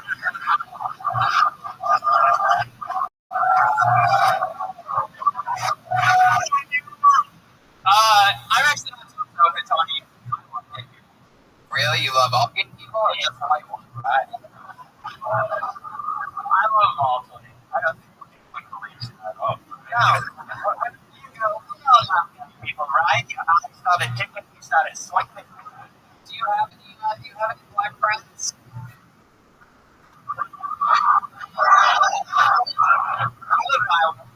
No, not really. Not one? Like, how many contacts do you think you have in your unborn people? I'm just talking overall. One guy in high school, that's all I heard. When's the last time you saw your football team? That's how good. When's the last time you talked to him? About 12 years. 12 years ago, you talked to him. Maybe. Wow, I've never had any bad interactions with black people. Okay. No.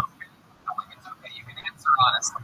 What is it about black gay men that you think you don't like the most? I thought it was a funny joke. I love it. What did you say? What did you say? I thought it was a funny joke, Tony. It's okay. Just relax. Just answer the question, Mitch. Everything's okay. There's no wrong answers here on Kill Tony. Just tell us what you don't like about black gay guys. Yeah, look on this. Yes, he's wearing all white, but I don't think we're not going to get an answer out of after. Have you ever been a black gay man before? I actually have. Yes. Yeah. What did that meeting go down like? If I go down, was it you that went down or him? I did not. Actually, I was in Korea when I met the guy. He was a nice guy. He promised you that he would tell you when he was about to come, and he didn't. And that's fucking. You've never been able to forgive us. Am I close to correct on that? You're good. All right. So you're a soldier or something? Yep, Army. In the Army. Do you have any? Not really, no. I think you didn't have any. Jack, I read pretty kill on you today. What do you do now, Mitch? I'm a teacher. Yeah, what are you teaching? Right. It's a little teaching children at their college or high school. High school. Very cool. What do you teach? You're a gym teacher. Yeah. Well, that's interesting. How long have you been doing that for? 3 years now. What's the craziest thing that's ever gotten out of your classroom? The thing that stood out to you the most? The thing that you think might be interesting. People that smells that pee. Yeah. Kids that don't understand clean having clean place. Some smelly kids. Yeah, that's right. You said for a while. Yeah. So you get used to the smell of children for a while. Reminds me there is a Michael Jackson tribute show happening here at one of these in really? It's right next to ours, right over there. It's wow. Here that maybe the news here hasn't hit. But sure to check it out. Here at Wally's. So, Mitch, what do you do for fun when you're not teaching? What are you into? Any hobbies or anything like that? I like to run. I like to hike. Run from getting black men.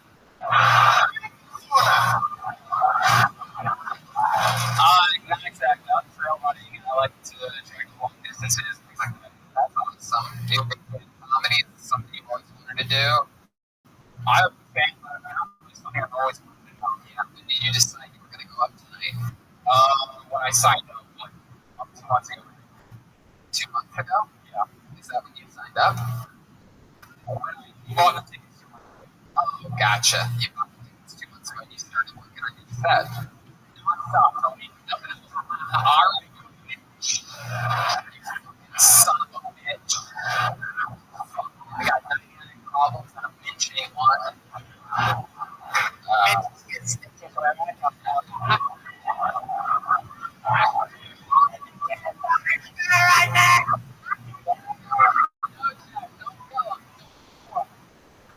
Don't kill him. You know, one of the things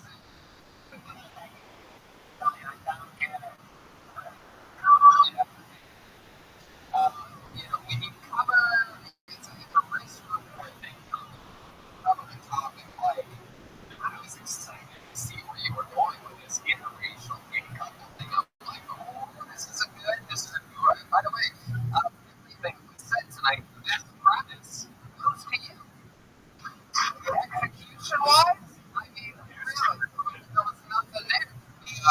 That's some of the problem is when you have a premise that good, people are like, wow, what is this misdirect? What is this switch going to be? It was nothing. It was just a short hate speech. The sound of the kid. Yeah. You don't really see the hate speech. Even the kid was ashamed. The kid was like, oh.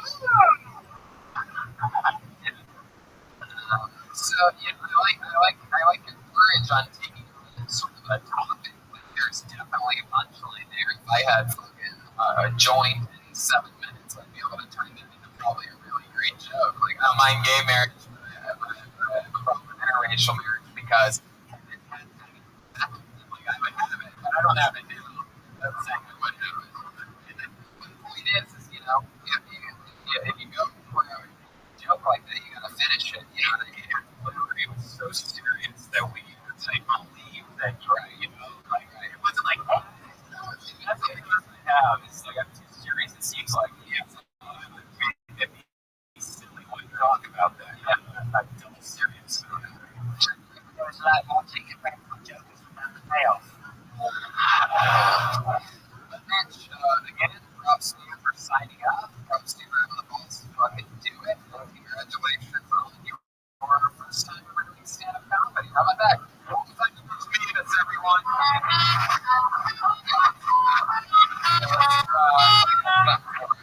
That one? So last night we met a gentleman. We needed a volunteer for something and to bench press Donald Trump. Don't ask. Whole different episode. And this guy stood up right away and benched the shit out of Donald Trump. And it was so entertaining that we gave him a minute right there on the spot. He absolutely destroyed with his minute. He said that he was coming here tonight, that he was going to follow us the next night. So we told him that we would just throw him up when he got here. So doing a little guest spot for you. Your hands got forgotten. We discovered yesterday for the first time ever. He got pulled out of the bucket earlier. We put him to the side. It's a very funny man. Halloween, everyone. Halloween. Here we go. Okay. Yeah. People, good luck for Halloween.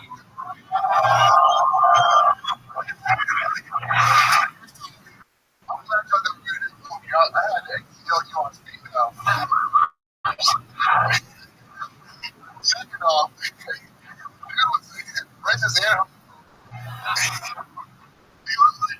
Zimmerman with I probably just kept my home. My name is Aldo. Like to play. Always tell people that when I first meet him. It's not a compliment game. Matter of fact, I thought it was the only album there was. Then about 10 years ago, singing famous singing songs for money. You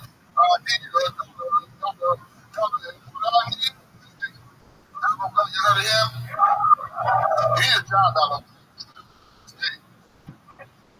I like Aloe. He's a good singer and everything. I want to find out why he chose Aloe as his statement. I couldn't find out. But I did find out why he couldn't use his real name. Aloe Black's real name is William Dawkins III. It's perfect though. Wow. Halloween. That is so funny. Another very fun set. Welcome, welcome. So, remind me, are you from here? Are you from Des Moines, Iowa? Look at that. Yeah. And how long have you been doing stand-up? Seventh time. Destroyed last night. You did a very good, very good set tonight as well. Seventh time. How old are you now? 36. 36. What do you do for work? That's right. Long routes. Very cool. So you just pull around Des Moines, get from one side of it. It's 25 minutes. Best city in the world. Doesn't get any better here. Better than that. Can't do that. Keep it over. You ever get to like one? Yeah. Look at this audience. Fake clapping right now. I fucking love it. How long have you been married to a white woman? Going to 5, 6 years. 5 or 6 years. Yeah, I love it.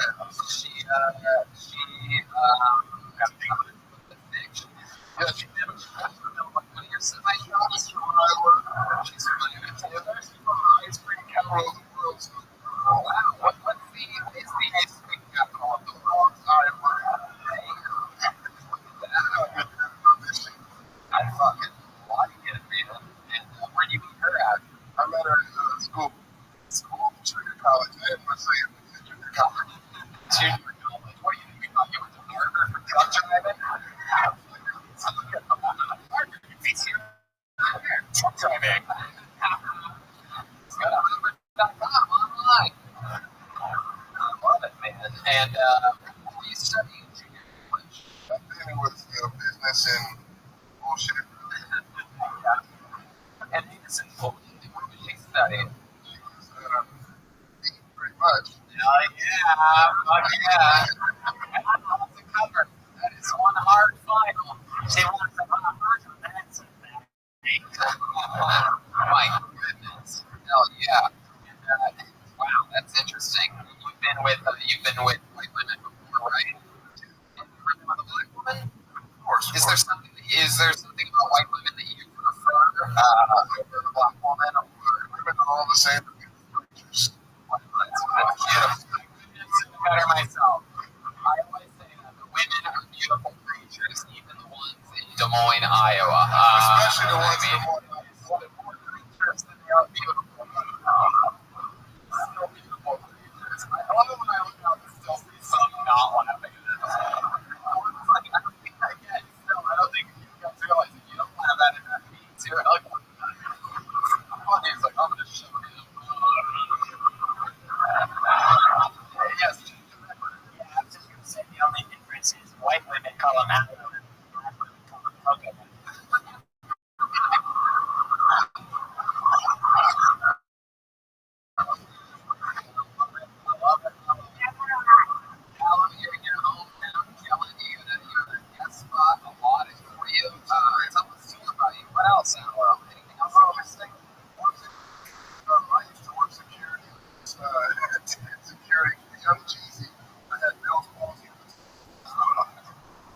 Yeah, Bell's palsy where your face.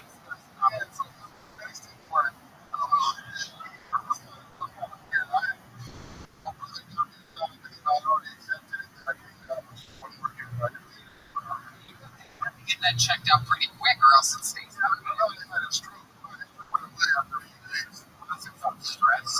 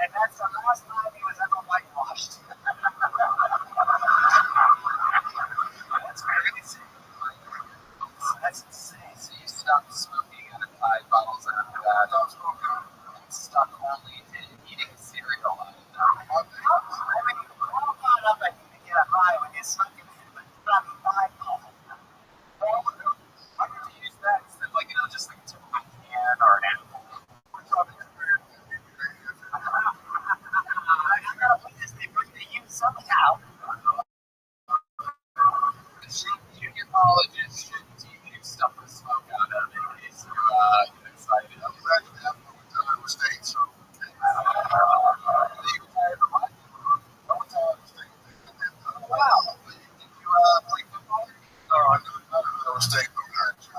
Oh, that's right. Gotcha. I was in junior one, so I was in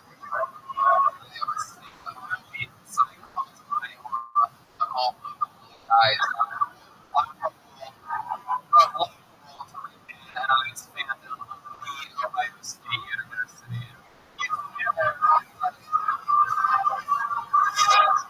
don't you ever fucking forget every year. I want you to think of these two faces when you look at that final score every fucking year. I'll be one of your support. Thank you for coming. And anytime you see the dead body in the street, I'm looking at the guy.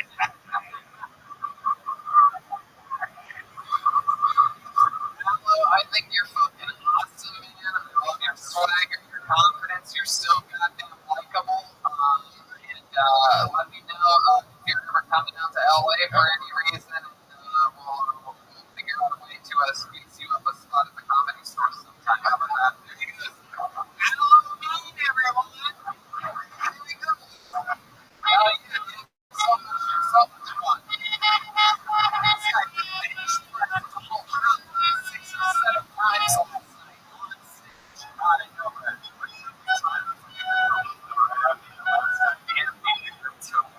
Absolutely.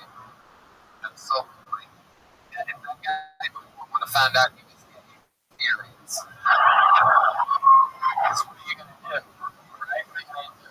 Tell him you're hey,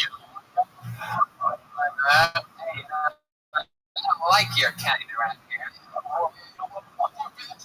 So good. That's my aloe impression. Mad and wondering who the fuck is. Anyway, keep it thinking. Makes noise for Cody Banks. Here he is.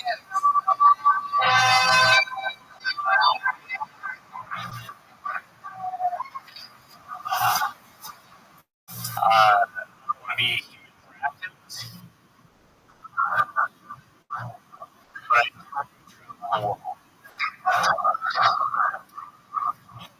but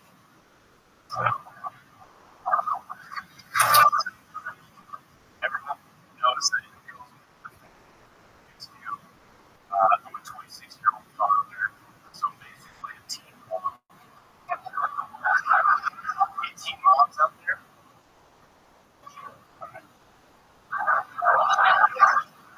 I like being a dad. I like buying my kid new toys.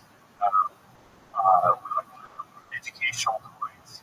You know, we bought him letter blocks, teach him his letters, number blocks to teach him his numbers, and to finding Nemo Joker, where he spins Nemo around in a circle to teach him to bully the disabled. Yeah, Cody.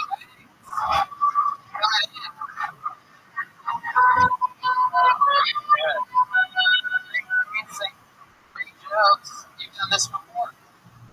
How long have you been doing stand-up?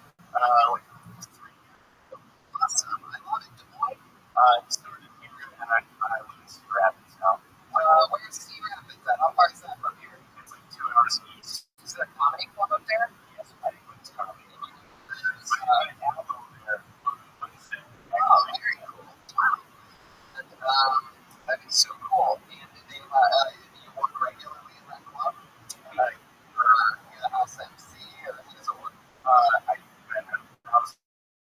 I'm working for people here, but on a good company side. So, Very cool. Very cool. What's the signed up for? all the smells. Wow, it's like a high school gym class. Right.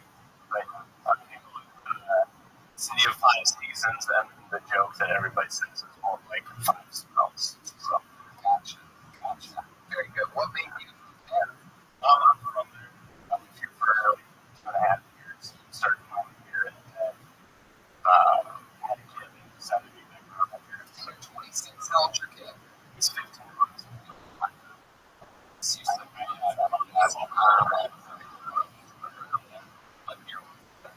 and you're still with the baby mama? Yeah, we're married. Oh, very cool. How long have you been married for? Almost 7 years.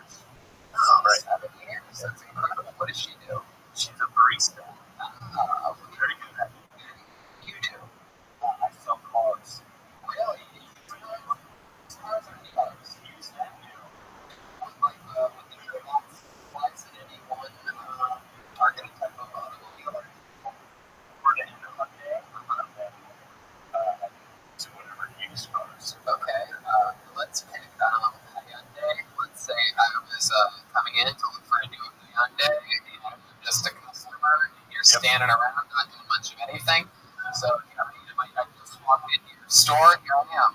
Oh, awesome. Hey, what's your name? Hi, I'm Tony. Tony. Nice to meet you. Nice to meet you. How's it going? Not much. It's pretty good.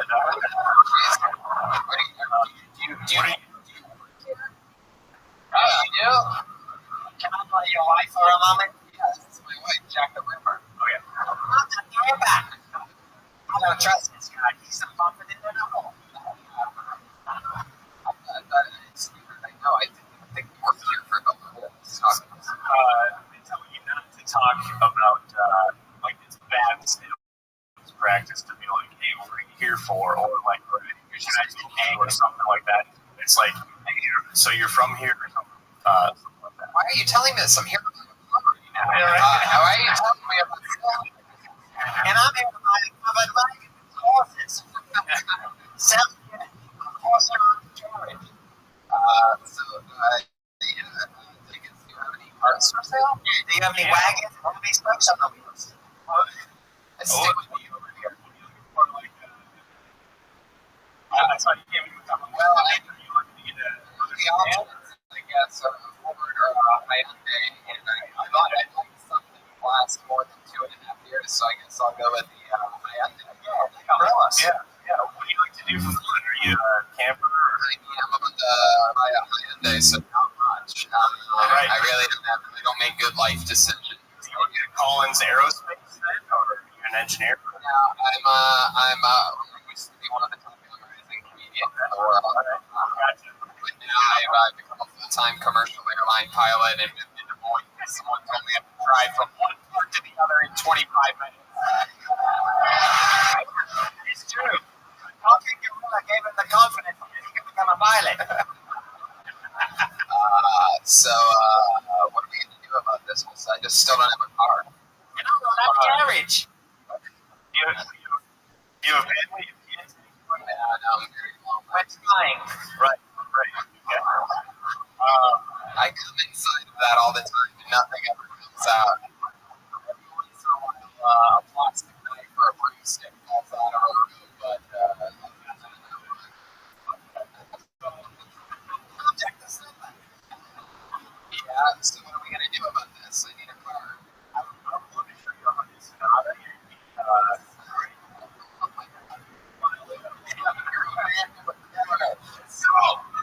No, that doesn't matter. Why should I pick the Sonata over an easily flippable Elantra? Well, one, the Elantra, as you said, is easily more for what you guys are looking for. I want something that's a little bit more sturdy, trunk space. That's good for Jack. My Sonata is more rear passenger space than any other full-size sedan out there. Someone in the back got a big laugh. All right. Well, how much is it going to cost me for one of these Sonatas? We don't care. Features are important. When you guys are talking about what you're looking for in a vehicle, I mean, what kind of stands out to you guys? What kind of vehicle can you get from one side of town to the other in 25 minutes? Perfect. I'm all out of house. Sonata good for that. I mean, really, what we're looking for is something to maybe, maybe one day to, start a family and, What do you want to do here? What are we doing here? wow. Probably Brian Redman trying to get them in, point. Trying to get him to sell me the Sonata. I'm waiting for the hard sell. I'm starting to think that Tony is actually making his hit. Let's call that take a fucking note of it. Cody, sell me the Sonata. Warranties in class. You can, Okay, how much is the price? you want an out the door? Yeah, I want to know. When will you register? Next month. Next month. He doesn't have that thing.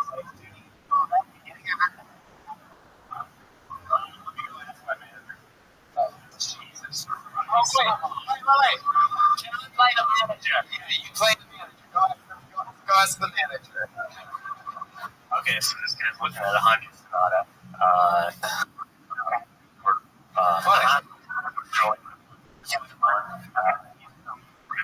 Is he approved or anything like that? Not yet. He's trying really hard. Okay.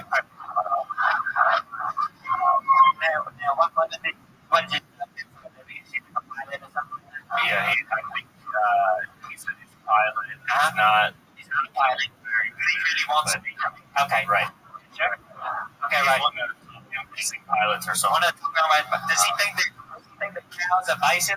Perfect. Yeah. Okay, perfect. All right. Okay, can you guys hear you over there? I hear you talking. What's the final price?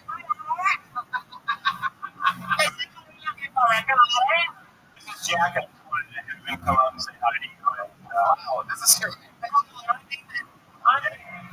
Tony, he was looking at the Hyundai Sonata SE. Yeah, it sure looks a lot like the Penguin from the original Batman. Sorry, just a disabled bloke with a cane. I need to show this. I need to. If I don't, I can't provide for my wife and my kids at home. So I think you should buy a Hyundai at lunch. Oh. Okay. How much? You know what? I like it.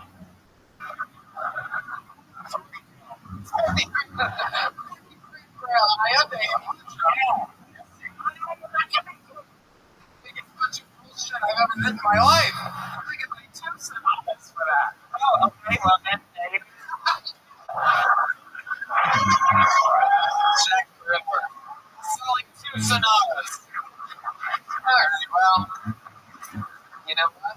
I will take it. I'm going to buy a Sonata from you. I'm not kidding. I'm kidding.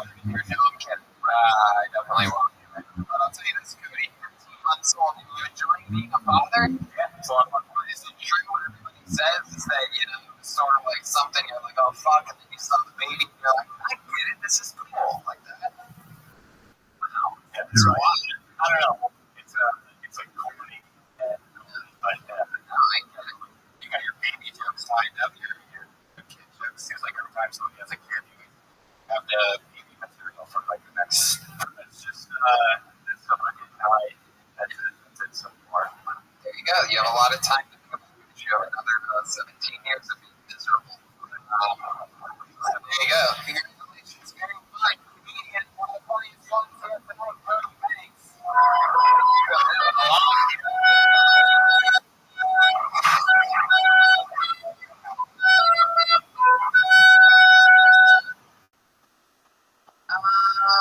haven't, should we go to the bucket one more time? What do you think? We haven't had a woman on stage tonight.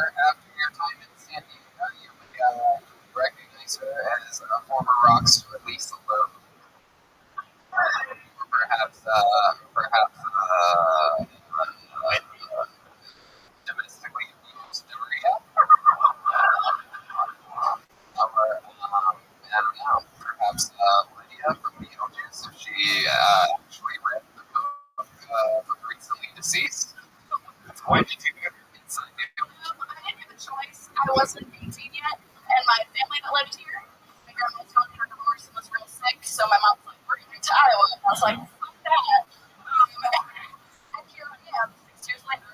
Right, 6 years later here in Iowa. How old are you? I'm 23. 23 years old. Yep, that math works out. And your boyfriend? Fiance. How long have you two been together? About 4.5 years. 4.5 years. Met him at 18, 19. I'm sure it was College. That's how people fucking do it around here. Huh? You just find something, the first one that you sort of like, and you just lock it down. Second one here, but yeah. Second one. Wow. Yeah. You were living someone in San Diego once. Yeah. And you left him. No, we broke up before I moved here. You think that may have been the one for you, and you're just settling for your fiance. No. That's cool. What do you do for work? I work at a clothing store. I manage a clothing store in West Des Moines. Oh, very cool. What does your fiance do? He works at a grocery store. Grocery store and a clothing store. Heck yeah. Does he ever double bag it? Or does he bag it? Does he wear a condom?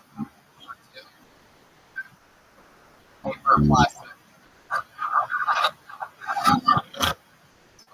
Stop.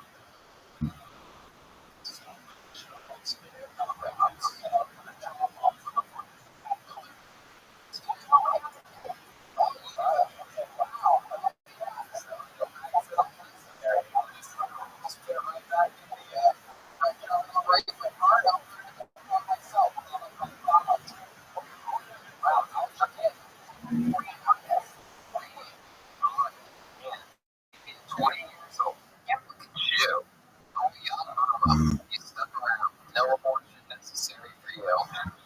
Why put a baby in one? You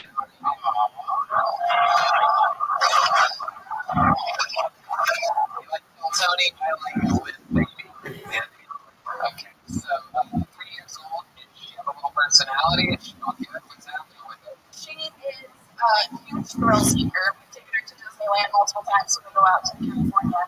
And Adventureland passes, which is the amusement park here. Right. You ever go to Worlds of Fun in the city? No. No. Anyway. I'm fine with the Midwest this year. I don't really like traveling beyond Iowa. Not Midwest. What's your favorite thing about Iowa? 45 minutes. Yeah, much leaving. Yeah. Nothing too crazy here. Alright. Wow. Okay. A lot of people doing. I'd love to hear your answers about what the best thing of Iowa is. If you want to send it to me via social media, perhaps. Fuck yeah. We got fucking swamp, fucking zombie burger, and fucking. You got Tom's pizza, dude. Fuck out of here. I'm In-N-Out Burger Girl, actually. Right? Yeah. No. What about bebops? You like bebops? What is that reference? What do you know about that checker? About Homie Jeff Bates? Anybody? Oh, wow. Look at that. You went to better restaurants than the guy that I asked for my references before the show did. Wasn't it awesome? Bebops is a Midwest thing, but I can't say I've converted my fiance to an In-N-Out Burger fan. He was a diehard Bebops fan. Right. Well, your husband definitely likes to go in and out if you have a 3-year-old girl. I said, when I was going, I ended in. Yeah. Dyke House. Your last name is Dyke House. It's very fitting for this area today. I think a lot of the bars around here are Dyke Houses right now. It's celebrating pride. Have you ever messed around with a woman? No. No. Really? Not at all? Tell you an Iowa job out of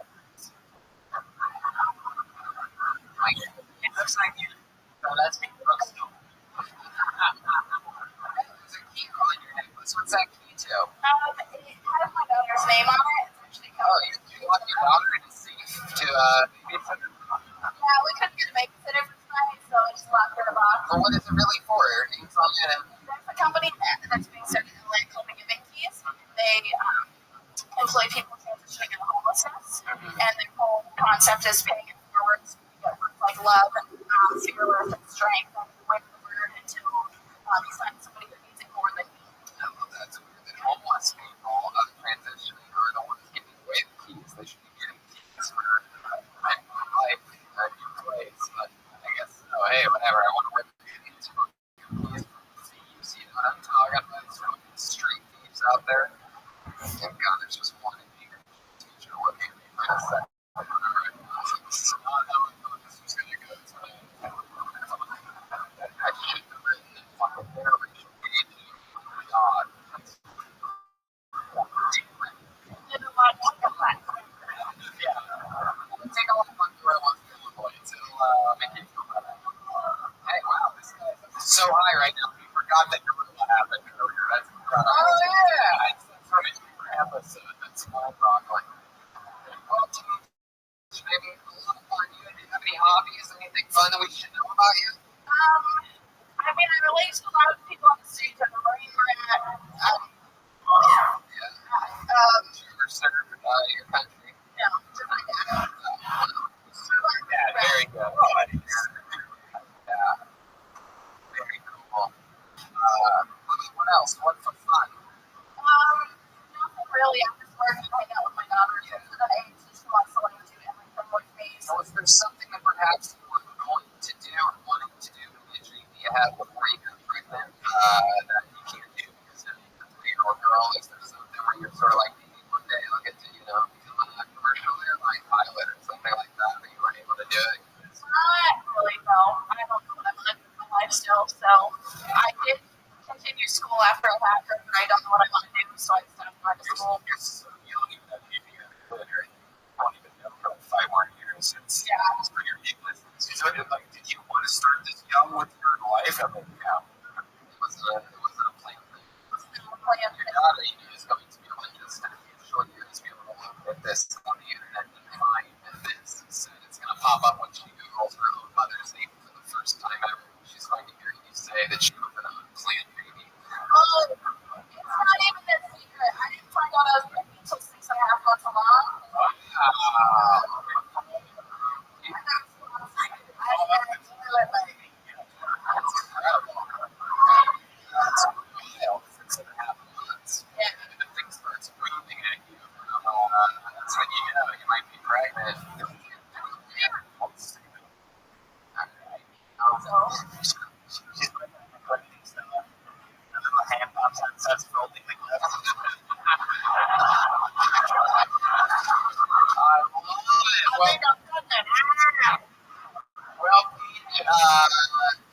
If she ever Googles it, she's going to think her mom's awesome. She had the fucking courage to sign up and fucking do it here tonight. How about we're going out for page type news, everyone?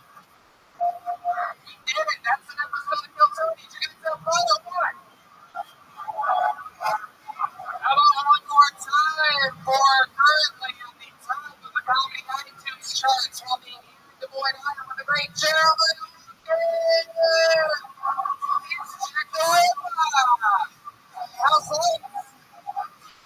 I love it. It's so much fun. We did it again, and the fun train just keeps moving on. You can go find any Reagan Watkins album at ReaganWatkins.com. You can listen to his new podcast, Jeremiah Wonders. He speaks here at Steve Holmes. Follow him on YouTube at Jeremiah Watkins. Follow him on social media at Jeremiah Stand Up. Anything else, Jeremiah? Reagan Watkins will be making their way to San Diego and Phoenix coming up here soon. Headlining some shows as well as around Los Angeles. We're announcing I think 1 or 2 new dates tomorrow. Some exciting stuff, and it keeps going on. Remember, New York and Milwaukee, you got to get on it. There's still a couple of Milwaukee stuff for this tour. Milwaukee will be a punchline.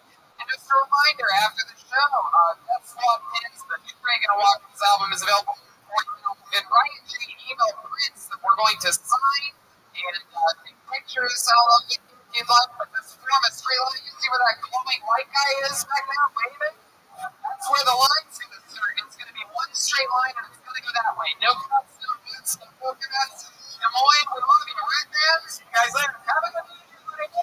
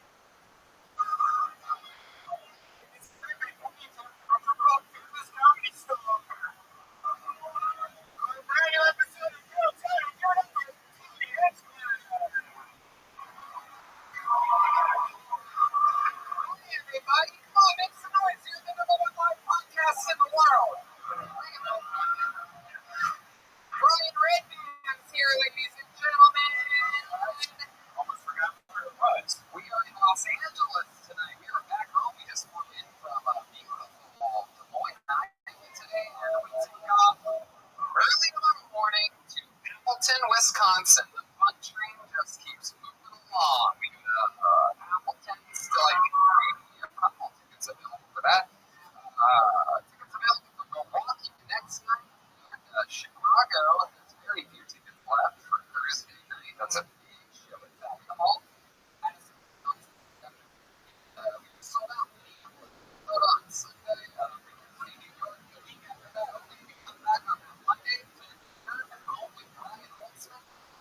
Wednesday, we fly out to Poughkeepsie, New York. Next week, we just had a second show that was sold out until Tony and Frequency Theaters. Two shows in one night, New York.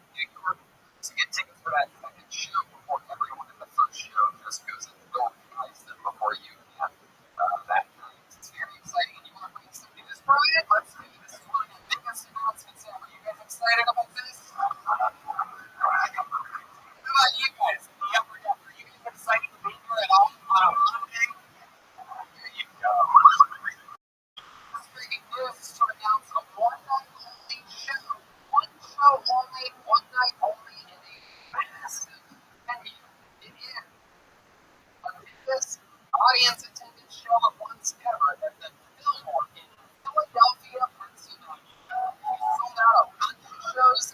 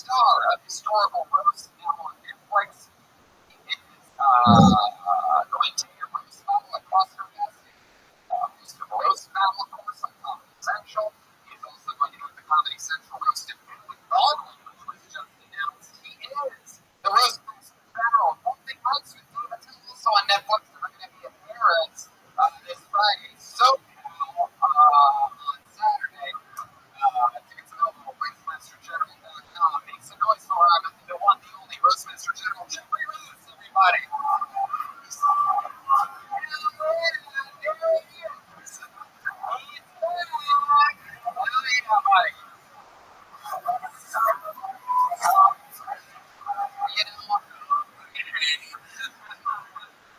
I love this. You have so much going on right now. You're absolutely everywhere. Every time one of those Netflix smart TVs, so I just cable and my TV just stays on Netflix in my living room all the time. And you're amazed.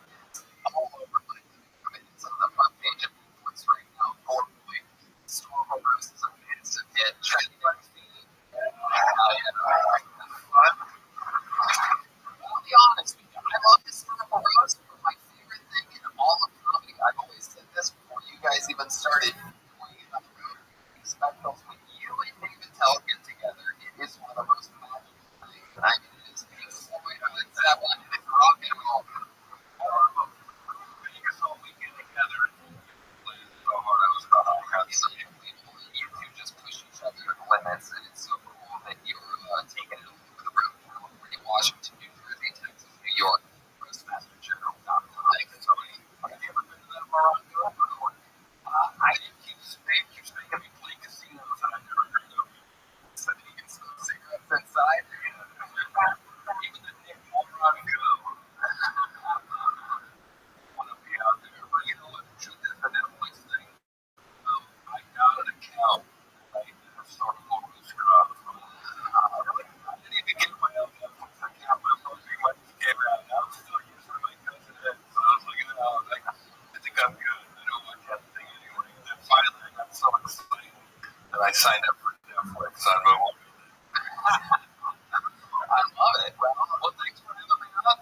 You got the hottest show on the script. Everywhere. We go back to back to two hottest shows. So you're the new Steel Panther. Yeah, no, it's true.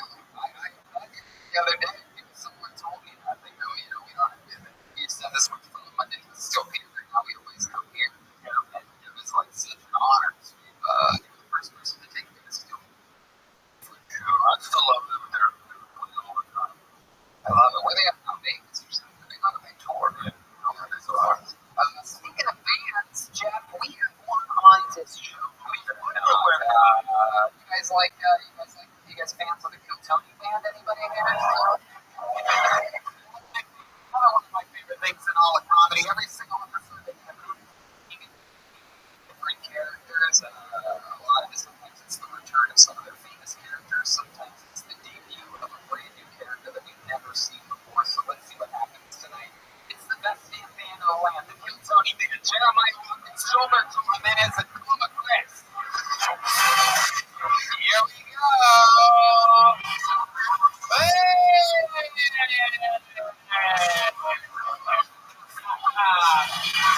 Wow, definitely construction, guys. Wow, look at this. Definitely construction, guys. My goodness, this is very exciting. Clearly, Jeremiah Hawkins is a transitioning construction worker. Talk about packing a lunch. What do you got there? Oh, bologna is good. What's your name? Bologna. The white boys back there. All right, Baloney Beat. I've seen you on the show before, right? Yeah, great memory. I mean, I did. What's on the sandwiches and mayonnaise or mustard? It's mayonnaise with spicy Dijon mustard. Would you like one? Thank you. But maybe let's do it. All right. I've never seen a construction worker keep his gloves on while attending to his lunch before. Garden gloves. Whoa, that's real baloney Pete. My wife back there again. About $1.19 for the baloney. I can see the price. You got a quite the deal there. Yeah, I might have to leave my wife. And then clearly over there next to you, we got Chroma Chris. How you doing, Chroma? Good. The name is Jack Hammer. Oh, it's the famous Jack Hammer.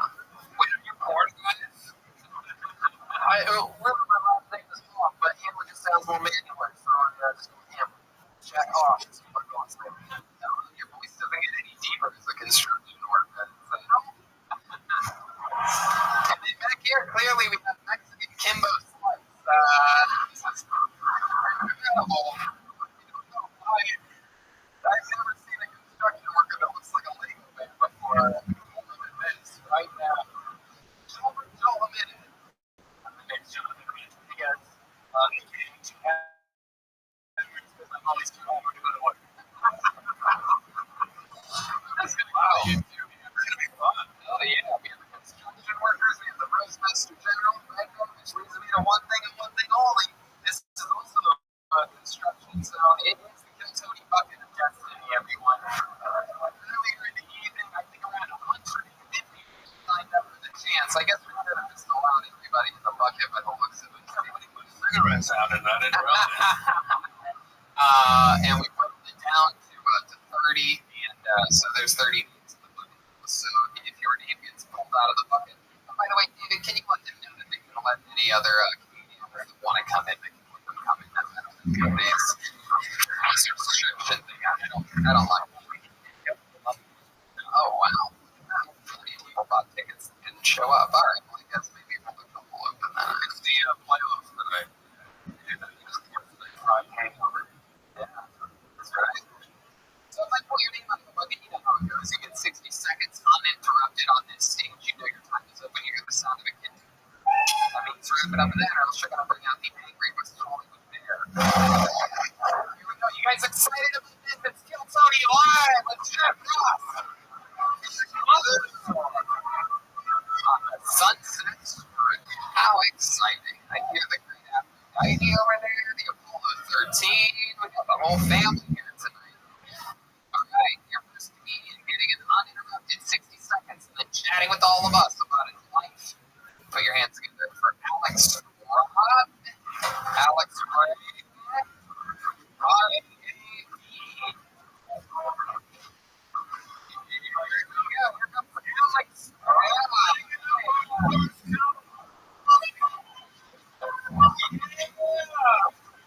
One more time for Alex Rob, everybody. Thank you. Thank you. I'm always to tell all you guys I recently had my pre-hole recently. It was wonderful, I have to tell you. Has anybody else have done before? You know that the guy who has done before wasn't good? Yeah, it's fucking awesome. I love it. It was great. You know? One of those times, just get a little bit more. Like, try to stick a little in, a little nervous about it, but it's alright, okay? Recently, I went to the ocean. Well, it was a small thing, right? I just wanted to say hey to Mother Nature. You didn't say nothing bad. What a bitch. Just waved. Oh, terrible. Terrible. That is a bitch. Why would I even start with something like that, right? What the fuck, right?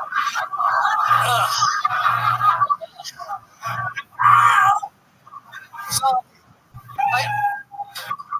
that's what's up. Yeah. Second.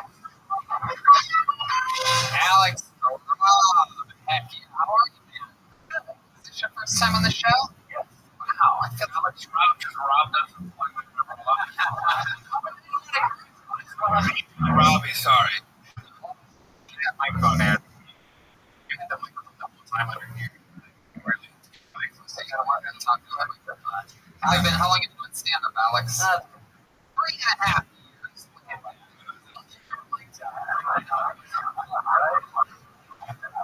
Wow, I'm not even this construction. Fix that.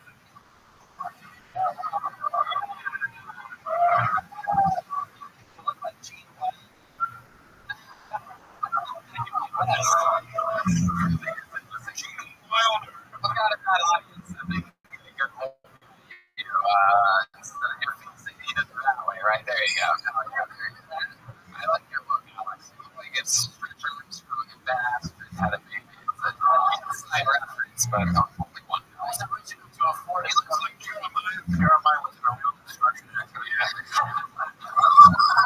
What do you tell us more about you, Alex? What do you do for work? I look at that. I built it so like you. IKEA kitchen? Yeah. My goodness. That was, you call that construction? No, it's not. It's not construction. My tool belt has an Allen wrench on it. That's not my best of Allen wrench. I mean, Allen Harris. My goodness, Alex. So, how long you put together IKEA? 4 years. Same booth.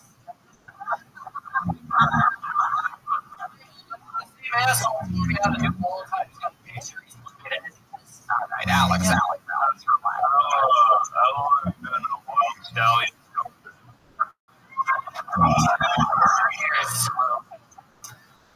Alex, tell us more about you. You from Los Angeles? I'm from Wisconsin, actually. You really close to the Appleton area. Very good. That's what everybody looks like. Unfortunately, yeah. What do you do for fun, Alex? Dick, everything. Like, you know, come on, there must be something hobby that you are into that's specific to you. Charcoal burning? Really? Of all things, right? How'd you get into that? I think that's relaxing.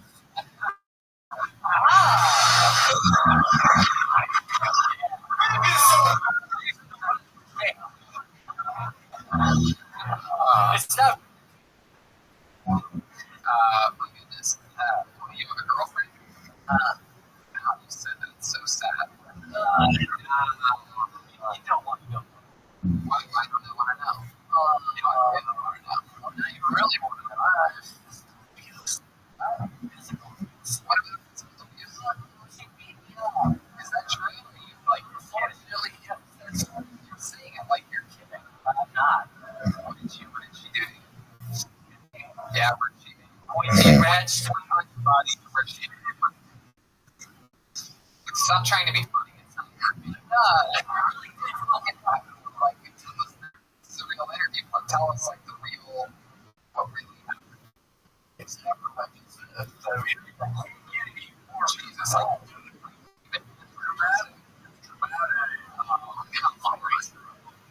so exciting. What else did you really lose friends from? How did you lose friends from getting beat up? Because they believed her. You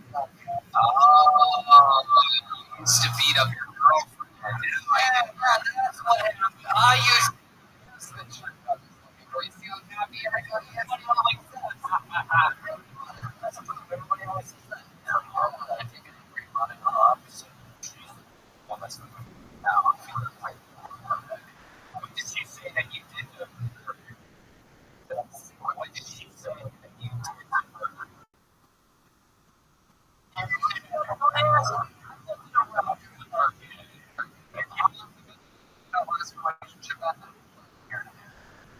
Well, according to everything you like to do for fun, you already have a Tinder profile ready to go. I do. You have more time. Wow, that's awesome. Man, you better go with the instructions on something for you. Some Christmas. It's really like stuff that you do. What's that? It's really like something you go for you. You really like eye contact and all this stuff. And you're like, yeah, you're really to me, and this guy's like, I don't really know, but you can 60 seconds. I mean, it was actually very. And that guy was looking at you like, now you got 40 seconds. You're like, help me out, need this guy. I got you. Like, I'm going to help you out. And then that guy's like, now you got 30 seconds. And you're like, come on, man. What's up with you boys? Like, help me, man. You're gay. Dog. Giving up this slice of good stuff. I find it to be an interesting human. For 3.5 years, man, I would definitely at least get closer to that microphone. The thing isn't really that it's far away. Like that. Talking about emotion, but instead you should have it like almost in front of your mouth. Here we go. It looks like it's pulled out of the bucket, though, buddy. There he goes. Alex, what's up, everybody? Got Twitter at Alex Economy.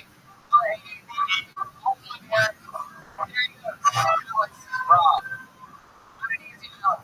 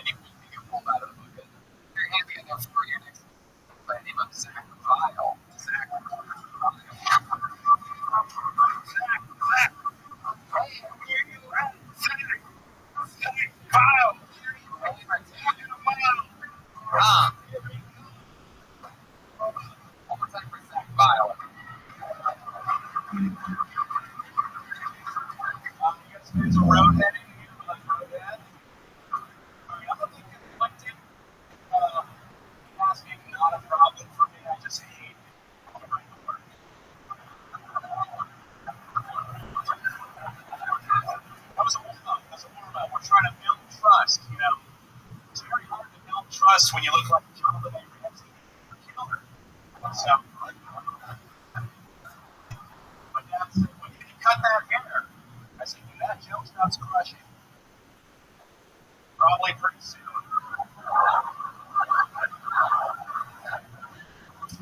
Not pretty poor, but it was actually only because my college had a fraternity for the financial aid students. Yeah, it was the only fraternity house. It was Section 8. Yeah, our letters were EBT. Hell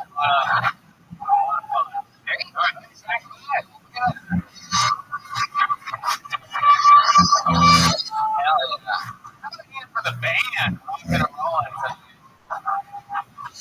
Hell yeah. So, Zach, welcome to the show. Thank you for having me. Actually, indeed, first time. Yeah, how long you been on stand-up? 3 years. 3 years. Wow, what a difference. Everything's putting the microphone in front of your mouth. Thanks for writing jokes and not eating your ex-girlfriend. No, just kidding. That was a lot of fun, Zach. Where are you from? Fayetteville, North Carolina. Fayetteville, wow. Where was that? Looks like there's some fans out there. Fayetteville. What's that part of North Carolina like? It's a big military base, so there's not a lot going on.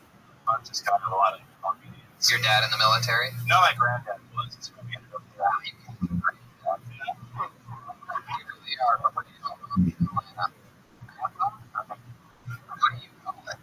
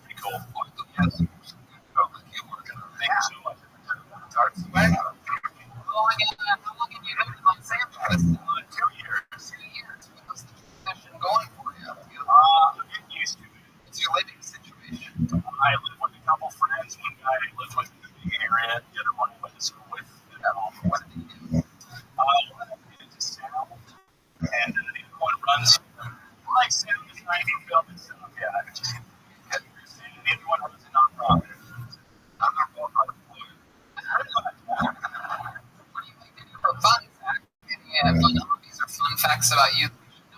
Surprised, but I'm really into like skateboarding. Yeah.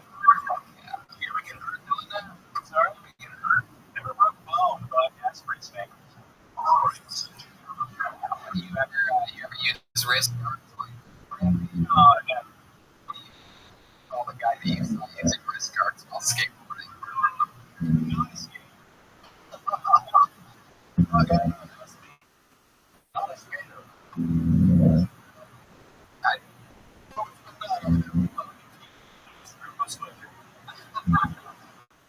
Well, Zach, that's a lot of fun. How about you? You in love? You ever take a girl back to your place with your sound friend and your nonprofit buddy? A couple times, yeah. Give us an example where you whatever this guy, you meet a girl, you're a good-looking guy, you got the fucking server. Thank you. Cars, on the apps. You ever take a girl that you met while bartending? I have, yeah. How did that work out for you? What was that belonging to? Women girls are pretty easy. Yeah. There's nothing to do except the ladies. How quick into the first date you told them that the lotion was the best? Hey!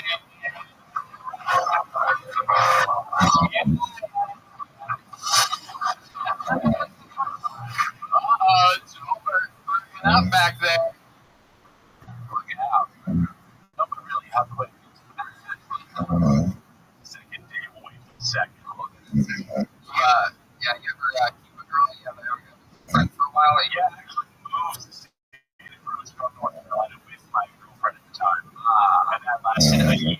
How did that end? What happened? I started doing comedy. That's cool. So, like, I bartended a few nights a week, the other nights I did comedy, and there was no more time, so something had to go. Look at that. I love your honesty. That's a beautiful answer. All right, Zach. Well, a lot of fun, man. Great set. You really should know it's done here. Way to get it going, man. Zach Mile, everybody. He's on Twitter. It's ZACHB.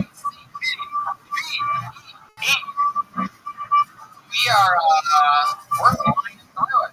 We saw both sides of it. Really fun, Tony. What a fun night. Yeah, we've already had some laughs. It's also very compelling and quick audience too. Indeed. Beautiful Cassandra Cass out there. Just like a vagina. Literally. I tried one of the cookies you gave us. I liked it. It was so good. What kind of cookies do you call that? Vagina cookies. Tastes like vagina.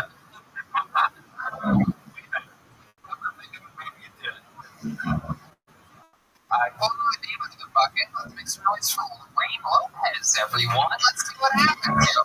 Rain Lopez.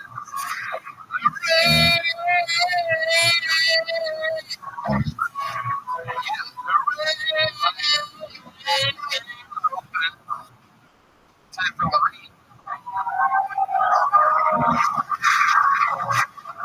So I didn't know that I was a Mexican until I was a little older. I just thought that I was a really good swimmer. But it turns out that my grandparents don't cross the border, so I was not cheating. Yeah, waterfalls, thank you. But I'm not your typical Mexican because I don't have any kids. And to be honest with you guys, at my age, I should be a great grandmother. I just got out of a 3-year relationship, and turns out I was the only one in it. I read a book called To Date a Man, You Have to Act Like a Man, so I started to act like a man. Turns out men don't want to date men unless they're gay. Has anyone else here dated a gay guy for 5 years and didn't know it? Well, my ex-boyfriend, he used to give guys lap dances at a gay bar. He didn't even work there, okay? There was science. And when we did make love, he would make me wear a baseball cap. Yeah. I just thought he really loved the Dodgers. Wow. Really good. A lot of jokes, a lot of punchlines in a minute. Very good. I like it. So the audience can see it. Step back to the side. Yeah, there you go. There you can all see each other. Hey, Lorraine, welcome to the show. She's got a nice point. Floating in your pants over there. Obviously, if she's walking by a construction site, so you gotta. I get it now. That's good. Don't worry about these guys. They're full of baloney. Lorraine, that was awesome. How long have you been doing comedy? A little over a year. All here in Los Angeles? So cool. What made you start? Something you've always wanted to do? Or? No, I was doing something fun, and no, I just went through a bad breakup, and I got drunk, and I went to a mic, and then it was great. That's how it starts. That's how it goes. You went through a bad breakup, so you can be a comedian. You talk about the breakup on stage that night. Like, I didn't. I think that I had never dated in my 20s, and since I turned 30, I'm going on a crazy page, and yeah, I talked about it. Just being very honest. just like the word Christmas and basil. And we were breakup, you started doing stand up. Check it out.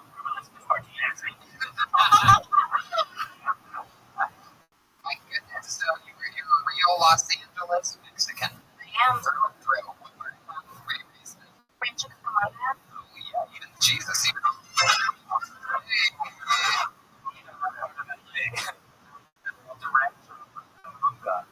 what are your thoughts on you're a real? Oh, yeah.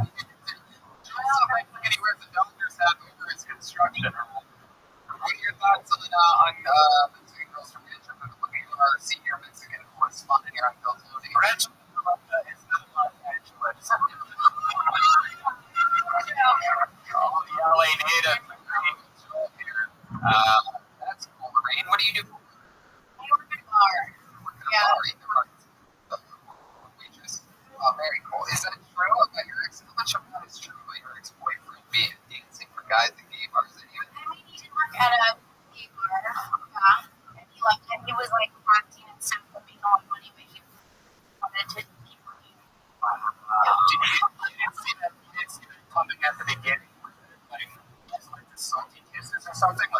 Come on. Yeah. Salty kid. You're disgusting. So, is it really true? Do you think he's gay? Was he I gay? actually think he's yeah. I mean, now that I'm single, I mean, we didn't have sex ever for 5 years. Ever? You never had We sex? did. We did. The first time we had sex, he couldn't get it. He said it was because of baseball hit his balls when he was a kid. Oh my So, God. as soon as I started dating, I was like, oh, this is not normal. I believe that balls have smacked up against his balls before. I don't think it was a baseball. I mean, like, what do you do? Keep watching it. The old famous baseball whistle. Yes, there it is. The referee in baseball. Oh, I never did it.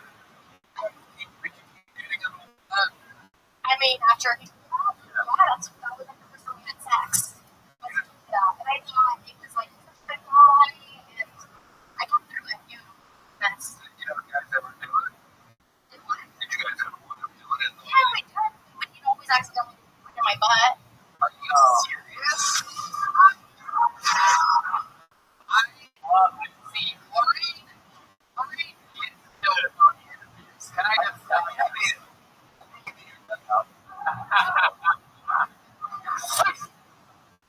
Wow.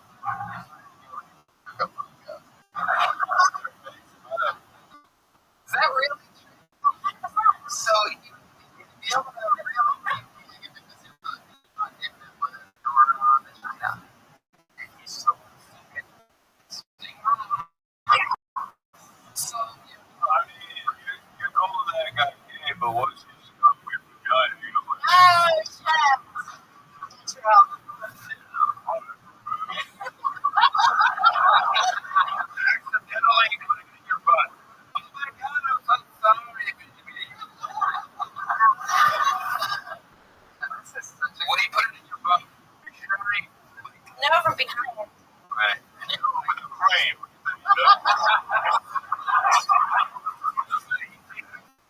mean, it's hard to do it from behind as an accident, right?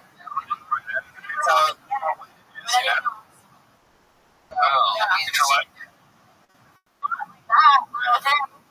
What an interesting story. See, that's when you became a comedian. That's what I call the sneaky beat. Sneaky beat, also another show that our friend Jeff Ross is on, available on Amazon. Of course. So, we got plugs in front of this girl, dude. My goodness. So, what was the last straw, if you don't mind me asking? I actually did contact with me, which gets on the person that he's gay, which is in my heart. But contacted me on Facebook, on Instagram, and said that she was dating him for 5.5 years when it was not sexual. They had a very emotional relationship. Wow. God, you're my best friend. How so?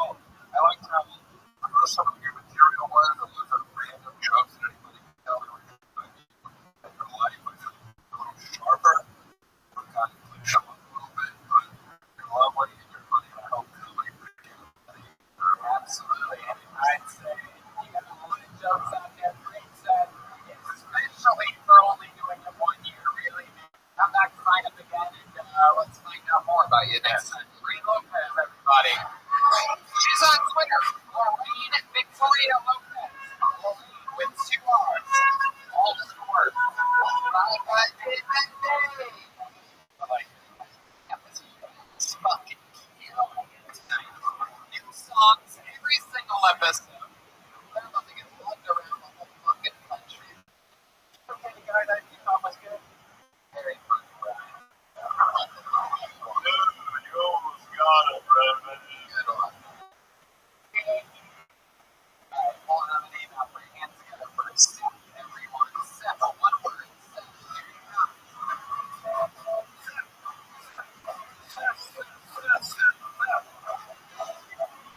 Woo! Hold on a second, everybody. Alright. I feel like I'm a very non-threatening guy. You know, like I can have a face tattoo and you'd still ask me for directions. The only time I ever felt threatening was when I was dating, and I would drop the woman off at her house or apartment, you know, depending on how well she was doing in life, and she would immediately lock the door. Disrespectful, you know? At least let me turn around, take a couple steps. Maybe still mad at me once in a while. I never did this, but every once in a while I wanted to, you know? It's not over. Dinner was expensive, right?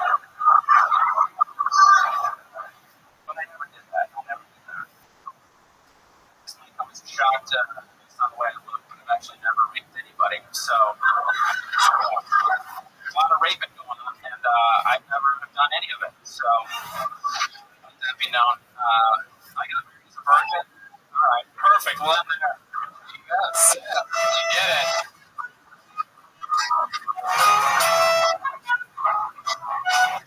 Heck yeah. Welcome back. You've been on this show before, right? Yeah, a couple times. Great. This was probably, you feel like this was the best thing you've had on the show? Yeah, by far. I thought so, too. Yeah. I was just telling Curtis, the manager here, because we were talking about it, and his brother made his debut doing stand-up on this show last night in Roy, Iowa.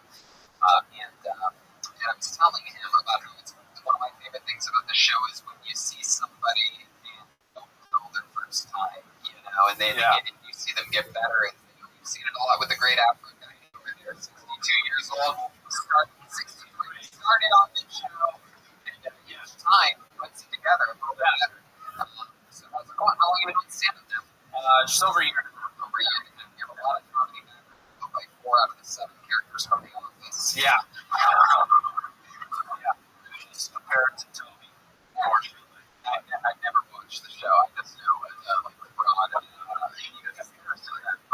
I worked and then I would be on with it for a second. We can move on. You're dead on. Remind me of some of the things that we talked about about you in your interviews. First and foremost, things. That's one thing that's come up. Kids.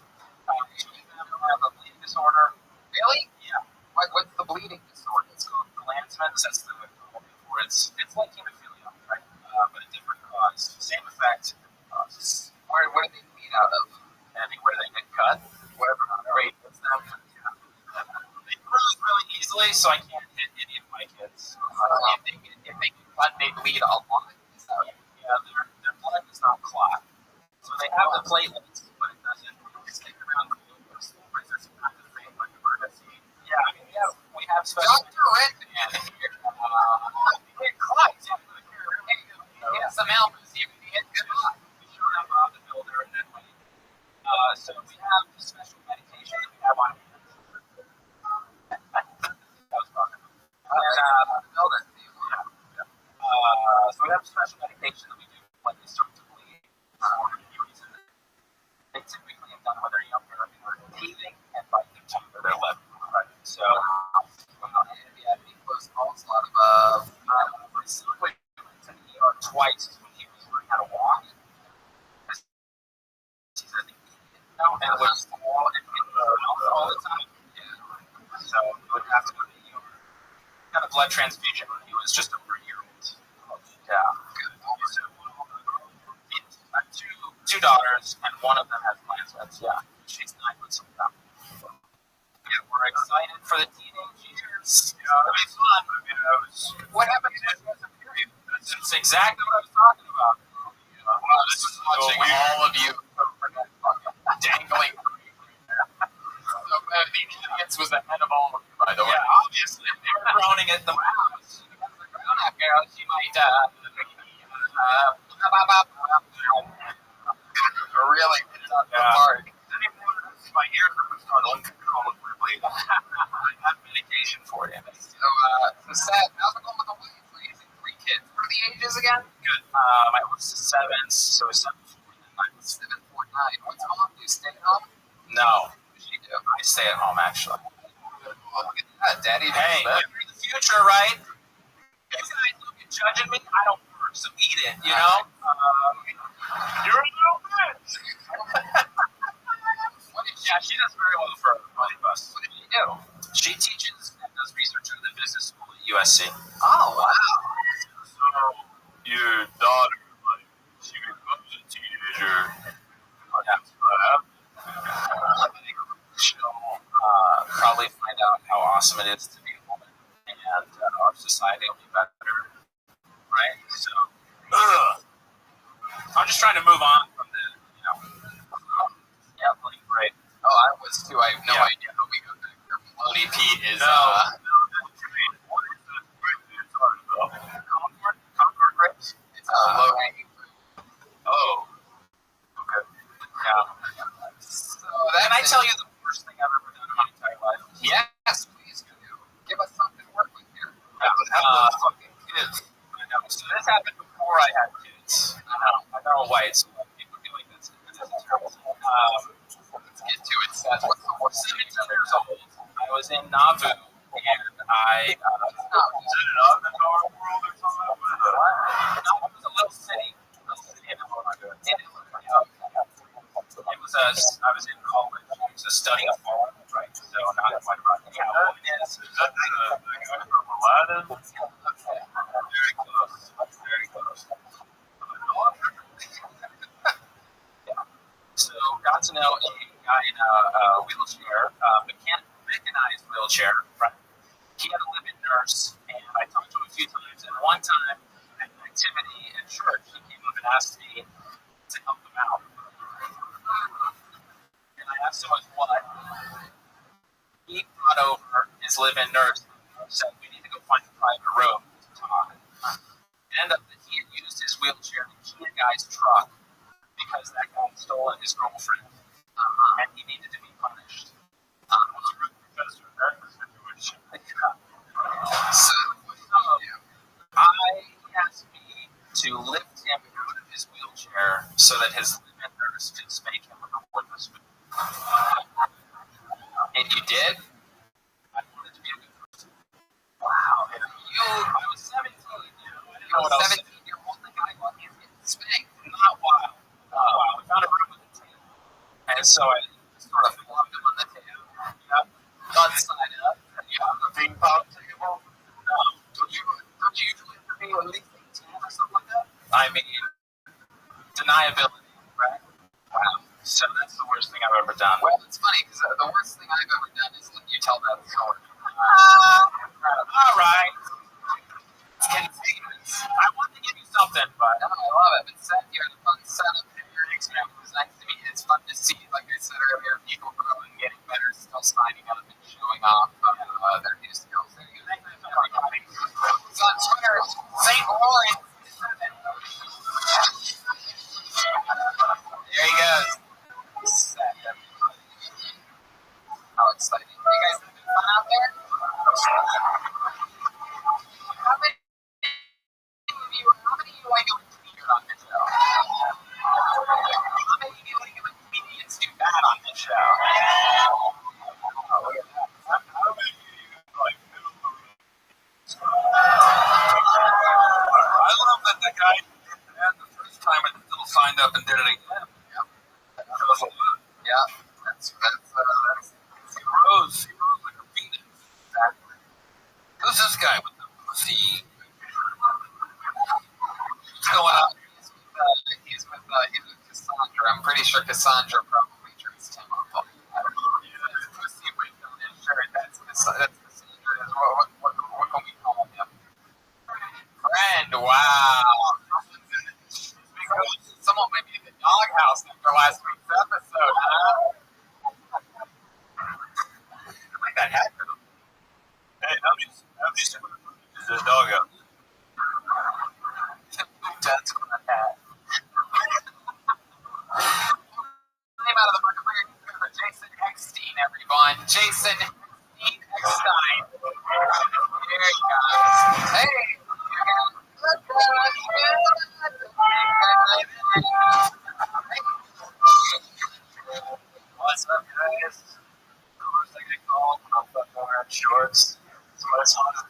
I don't know how you people do it.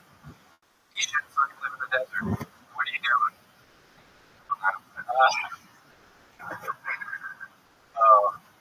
Tony, one thing you asked last time I was on here is other issues that I have. I have a little unknown neurological condition called narcolepsy, cataplexy. Cataplexy is like the human world. So I have this one just blacked out. I mean, I guess I just never experienced that kind of joy.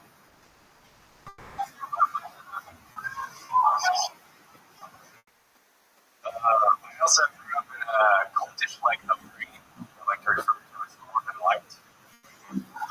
That's what they are now. Much more hardcore than I was a kid. And number two, so this tent in the world that we used to get together every year for a large gathering. The current week that I was in a cult, trying to jump ahead until we.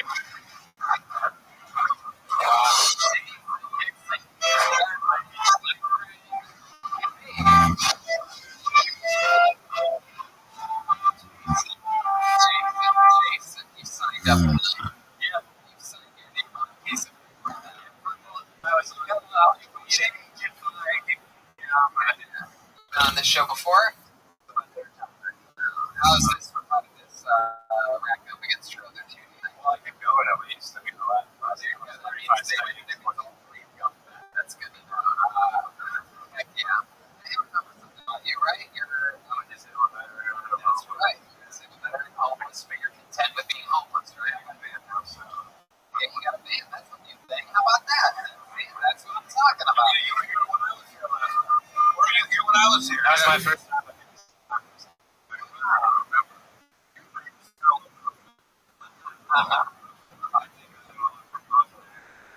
This is still future. We got to go to the beach on us. Like, as soon as I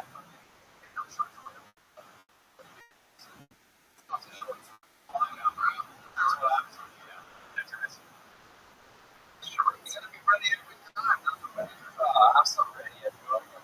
I like the pressure of something that's fun. I myself for my so I've only been doing this since I was so no matter what. That's important. Wow.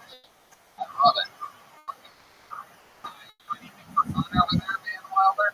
Well, I went back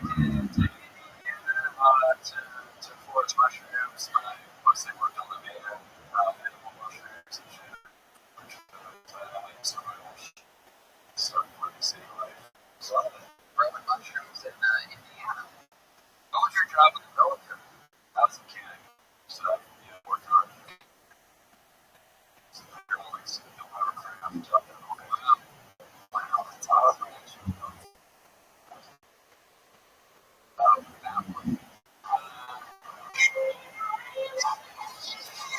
That's why I made fun of it first last time. I love the house from my grandfather. And now you're in the room.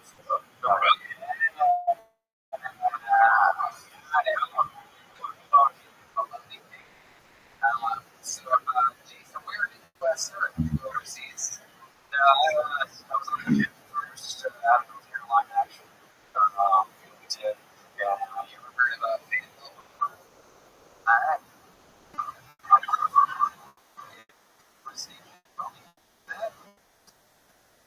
Wow, North Carolina. Hero. I'm just kidding. I was in New Orleans. I was in New Orleans and I one time we came back in 05 after that. Wow, you know, I don't know. Did you see anything crazy? We moved to New Orleans, France and shit. I got to go back to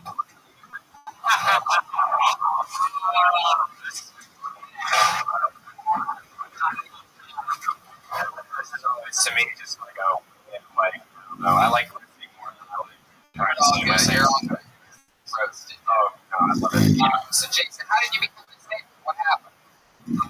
I was in a really accident. I my back hurt in my head. I was in a couple days. So I have sciatic issues and stuff for the house. Wow, have you ever gotten hit in the balls by a baseball and use that as an excuse for being gay?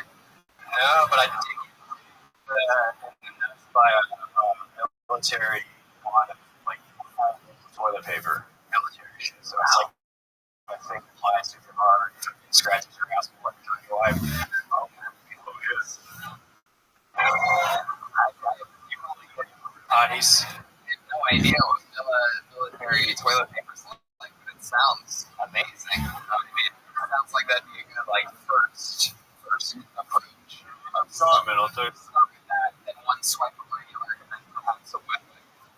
You ever do that? A 3-layer wipe in a van, you put your ass properly? I have fucking portable wipes on with shit. Cool. Where do you living in a van? Places. Yeah. Shit. Do you have any places that you put in a van now and you for a while? Clearly it's outside of the van. Is there a special place that you found so that people don't see you, or are you just right there in the middle of the fucking street outside of the van? I'm not looking like I have homeless or something. I don't think alright, so judge me in the van. Just interested in where you would shit. Did you these places that are quiet? Where do you tend to leave your van around Los Angeles? What's your preference? I was just gonna say it's a stager. Is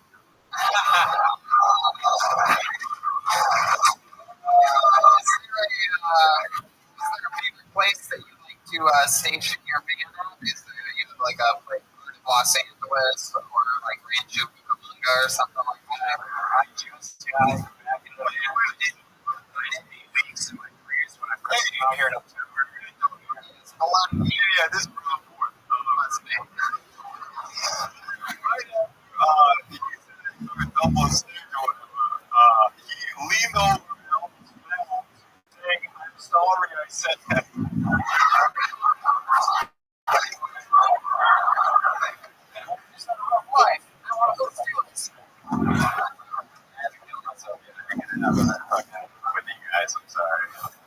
Tell some more shit there.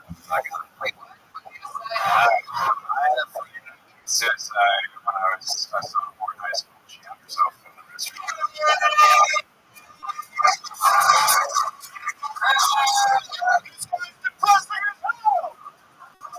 Sometimes it's my favorite thing to do is to bring them here too. No, you're doing good. You're doing good. Let's see how good you're like. It's like reverse comedy. I love it. Let's fucking do it. It's totally. You guys, you get it right? I want to hear more of this story. This guy looks like Luigi. He never had three brothers. Sophomore in high school, there was a girl that I was in a crush on her too. We were at JRGC together. But she hung herself sophomore year. Before or after you asked her? Oh my god. She just broke up with her long-term boyfriend like a week before, so I hadn't worked at the nurse yet. What a head great as fuck.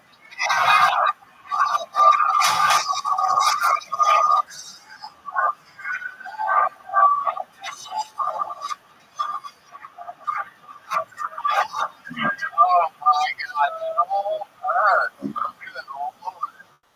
Wow. So you had a crush on her, she hung herself, then what? Then? Is that the whole story? I mean, I would notice back when I had no balls.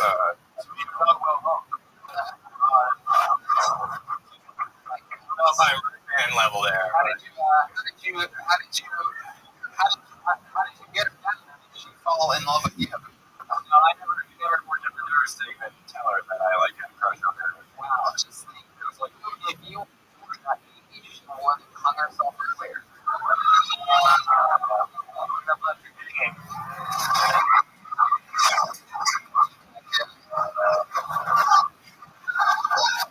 My goodness. You took her breath away.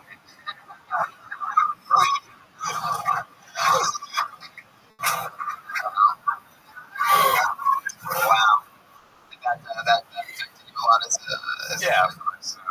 Yeah. I would never kill myself. So when I got depressed, when I fucked myself at 23, 6 months old, circle I don't know.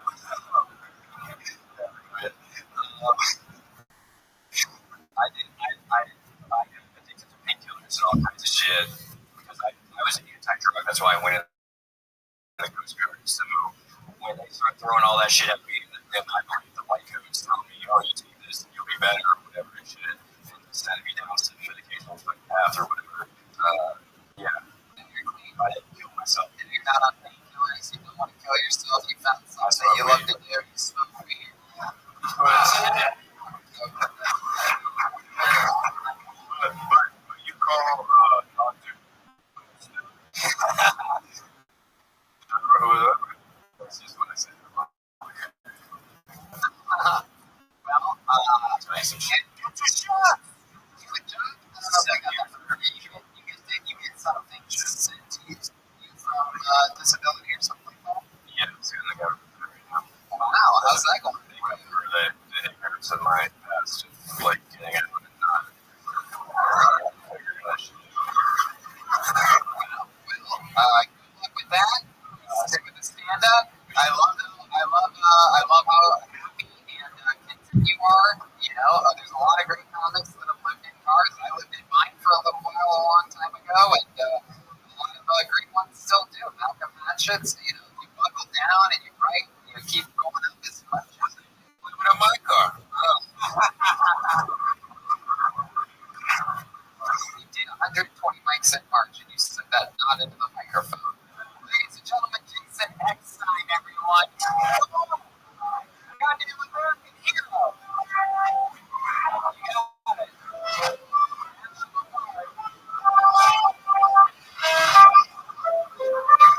Susie, Just ran into the camera.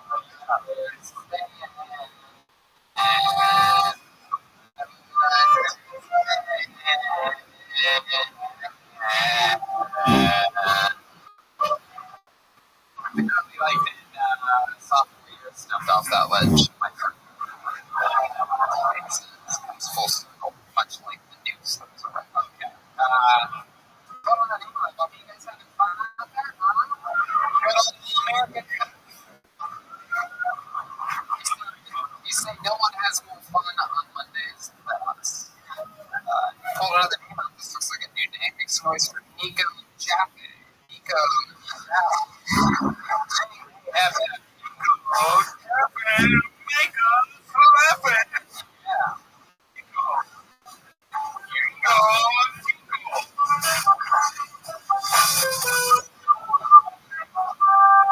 Nico Jaffe, everybody. Nico, please. What's up, everybody? What's up, everybody? Start with that because, you know, look like I hate them.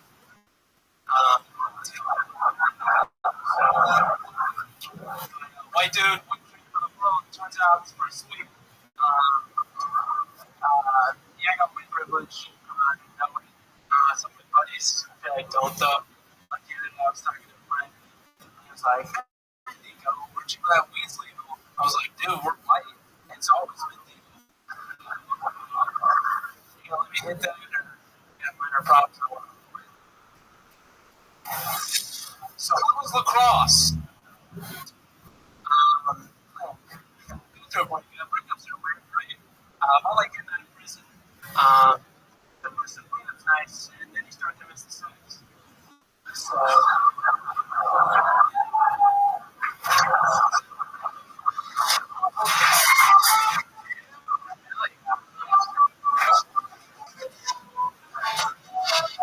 Welcome to the show. Nico, first time?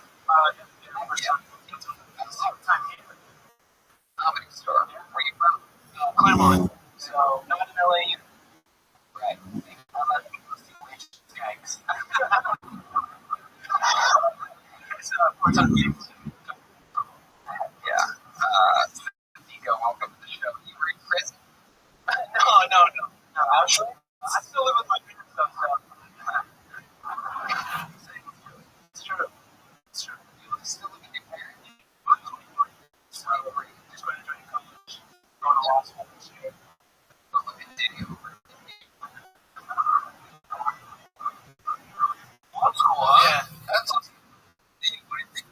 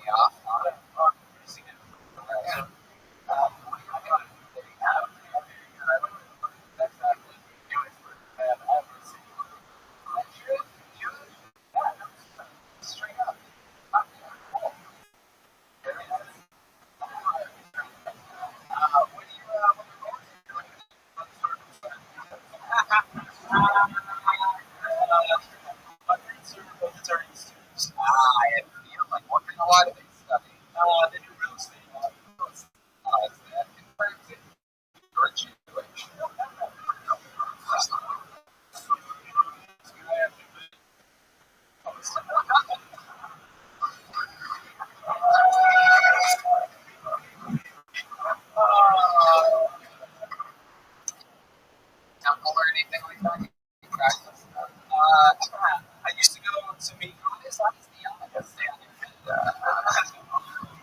Same thing that stops kids don't believe you just put some numbers on it and it sticks. Callback. That's a callback. That's so cool. But what was I saying? Talking about what real estate law or something? Yeah, real estate law. What do you what do you do for fun? What are 23-year-olds doing for fun nowadays?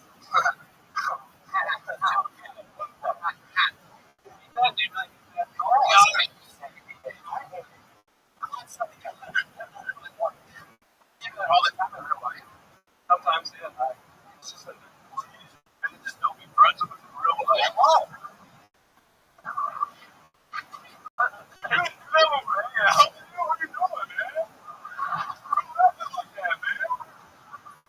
If you'll be better after this. You're ruining your chances with me. Hashtag me like football. So you have a lot of exciting getting answer what you like to do for fun. Any hobbies? I do a lot. So just wherever she wants to go, that's our free time. So yeah. Is she going to want to school too? Maybe. I don't know. She's around us. You keep falling around your head like that goes into the head. Take a roll.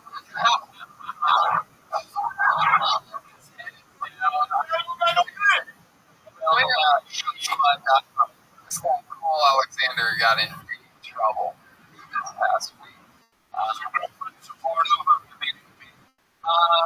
Sometimes. Anytime we get paid for a show, because some of the bits are about her, she makes me give her half. So that's what she does too.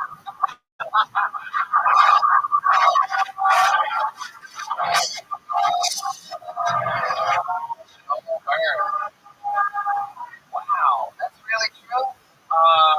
She tries, but it's but I don't love it. Yeah, and then you give it the full 100%. You know what I'm saying? Whoa! Oh my goodness! Wow, look at this 40 Atlanta sports set over here. It's going crazy.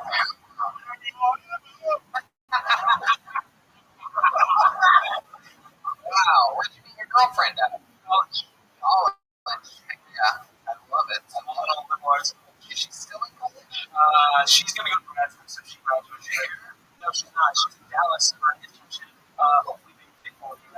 Yeah, probably not. Just swimming with the Dallas Cowboys right now. Just kidding. Okay.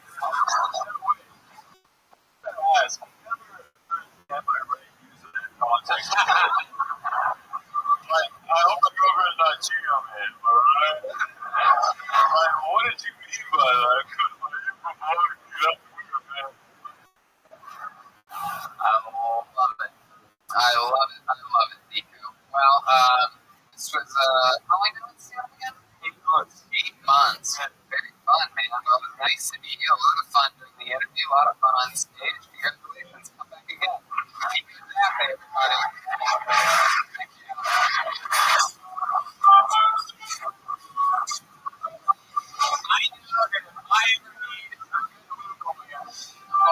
Guy. I like that he's not following the parents, but he's going to law school to keep his own trying to get his adventure of God. Great. How about one more time for me? I love it. We have a regular on this show. It's a brand new minute every single week. And before we bring him up, I want to tell you about People's Choice Beef Jerky, LA's original small batch beef jerky. People's Choice Beef Jerky is a family business from California that's been making quality jerky for over 85 years. Unlike mass-produced beef jerky, People's Choice Beef Jerky is made and sliced and cooked by hand. That's right, People's Choice Beef Jerky is handmade in small batches. And I want to tell you about their newest release, the Nashville Hot. Actually, let me tell you about it. Yeah. If you like spicy foods, you'll love Nashville Hot. The Nashville Hot is made with thick cuts of 100% USA beef, cooked with cayenne pepper, chili powder, garlic powder, and smoked paprika. It is slow cooked, creating a flavor profile that's spicy and satisfying. And this is authentic craft jerky, whole pieces, cut, chewy steak-like texture, not that soft stuff that you can actually taste the meat. You know that? It's in a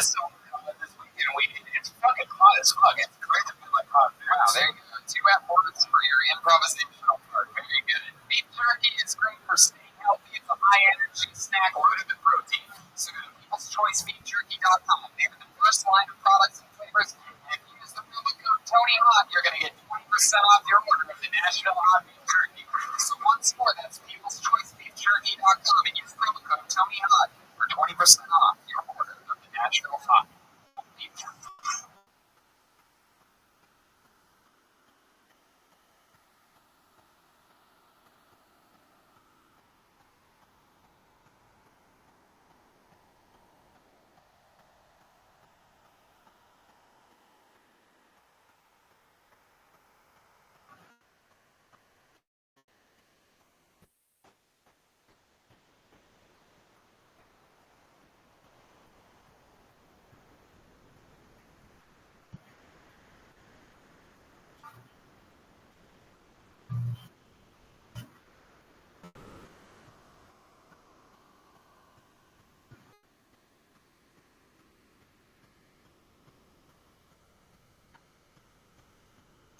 Here's when you come back into the show. We're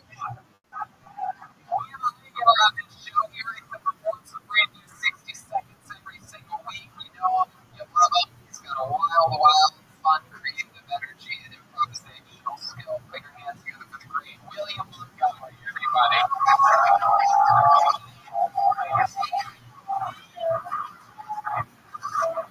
people, make some fucking noise! I got a set of scene. Still working in the NFL. I found myself doing a TiVo the other night. I was feeling prayer what to do.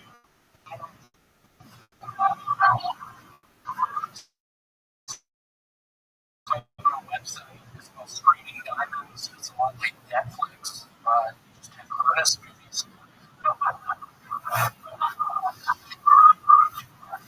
I don't know if it's been stealing the plastic containers out of my mailbox, but fucking bring them back! When I lived in the Philippines, don't be alarmed at the color of my skin. I'm not getting anything. That's not a live joke. It's a joke. Let's go to the Philippines. It's a nightmare.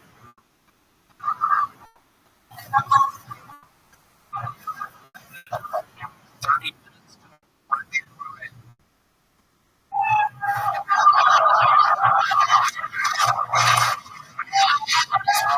William Montgomery. It's exciting to be up here. Jeff Ross and I were in the Flipper remix of the Dolphin. Wow. William, that seems like a pretty clean lie. Flipper remix? Are you talking about a remake of a movie or a remix like a song of a TV show? Flipper 2. I don't know if y'all remember Mambo number 5. His cousin actually is the director of the movie. Oh my goodness. That's all true. I know. It was so weird. I love it. Wow, what was it like being on set with Jeff Ross? And, we were just going for a couple afternoons. The guy was just fucking giving, like, we're hungry. What are you going to give us? He was giving us all the joys. Like, what are you doing now? He's like, we're in the fucking Philippines. And what is your city? I was like, let's fucking get out of here. My goodness. It was amazing. We were doing there, what, 2 years? 3 years? Almost 4 years. I got malaria. Yeah, what was that like when you got malaria? What do you remember were your symptoms? No, that was the chicken food. Malaria Martinez. I don't know if you've ever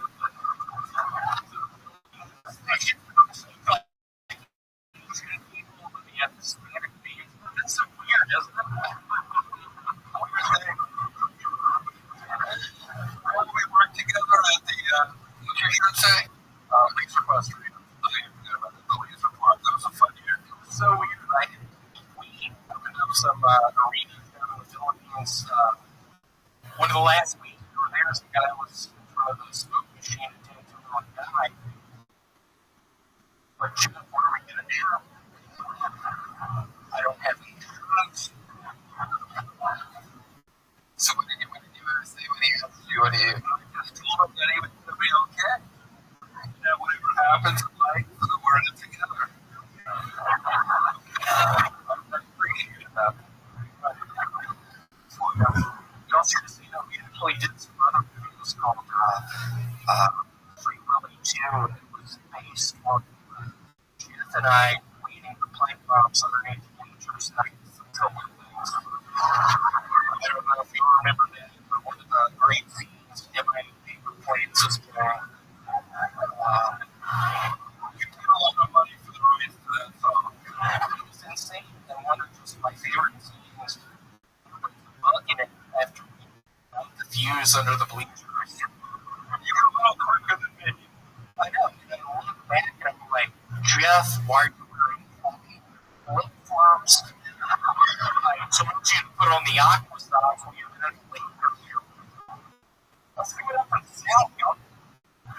Wow. I had no idea you guys had this entire history.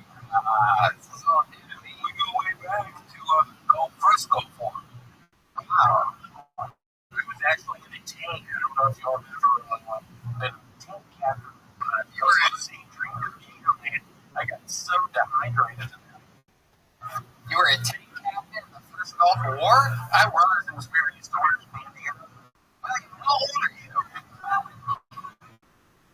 How old are you, William?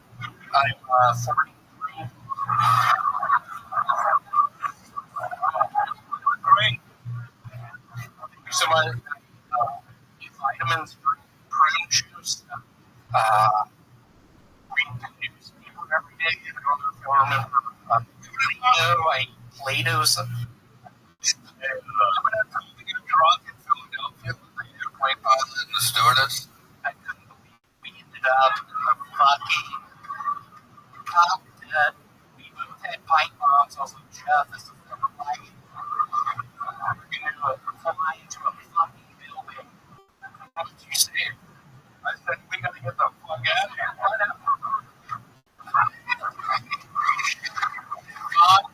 Yeah. It was a nightmare. I was on edge. Just those two pipe bombs, we somehow made it through airports. What happened when that lady frisked you? I started laughing. I'm getting tickled. I don't know if y'all have ever seen Jeff laugh, but it is.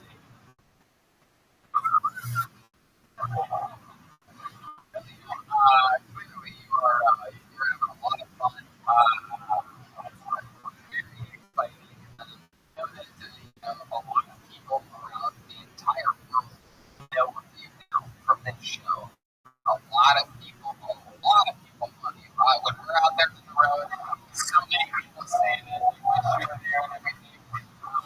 But with great, especially taken from Rabbi and I, with the bit of internet fame comes a lot of haters, and we know that you had some of those recently. Is there any internet trolls that perhaps you'd like to call out right now that have been on there that you're asking that there are now probably 3 Cracker Barrels, 5 people. You put your parents' house the other night. Sent a picture of your parents' house. Of your parents? Have you ever thought about that?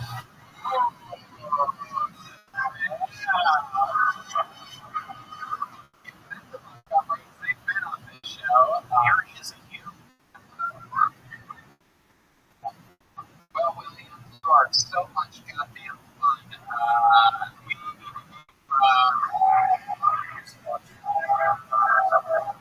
need to figure out a way to get you out of that goddamn self-scoring unit show. Los Angeles all the time. And I'll be honest, last thing I'll say, literally two old guys in self-storage. Some other fucking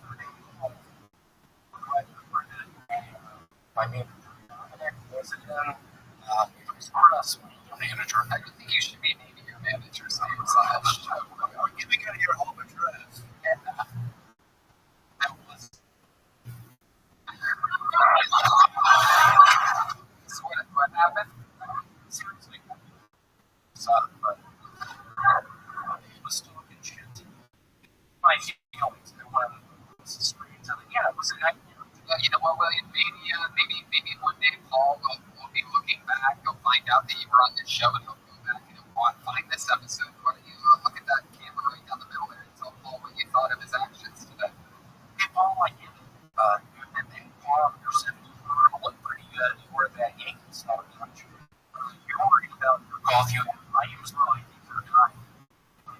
So today, when you were talking shit, I sucked it up because I just prayed to God for having fun and just sort of being, unless I absolutely bring it life. I was solitude and Microsoft, but just wanting to cry.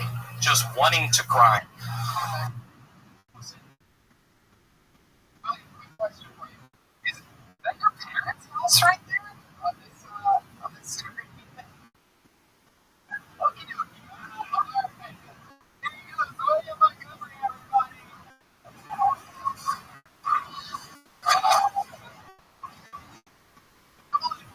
Okay, goddamn artist. Oh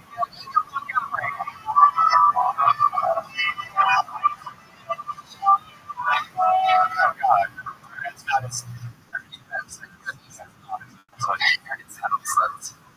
Close call. You guys think we should go back to this weekend one more time? By the way, shout out to our friend from Kansas, Trey Thompson, who actually made us bucket for us a few days ago with his art teacher girlfriend. We took it from Lawrence, Kansas to Des Moines to Omaha, and it ended up in my fucking suitcase today. And since it did, I figured why not use it during this. And all the people that made buckets, like we had like 3 buckets. Sign off is so cool. Yeah, you bring the bucket on the road, and at the end of the episode, we'll sign it for you and give it to you. So you have a little souvenir. It's like, oh, cool. This one is. It's got all your recording. Yeah, it's really fun. And it's, it stays on. And a lot of these buckets fall apart by the end of the episode. Not this one. Durable, sturdy, fucking American made bucket. Buckets for a lot of comics and shows on their bucket list. It's true. It is true. And put a name out. Put your hands together for Danny Carranza. Everybody. Danny Carranza.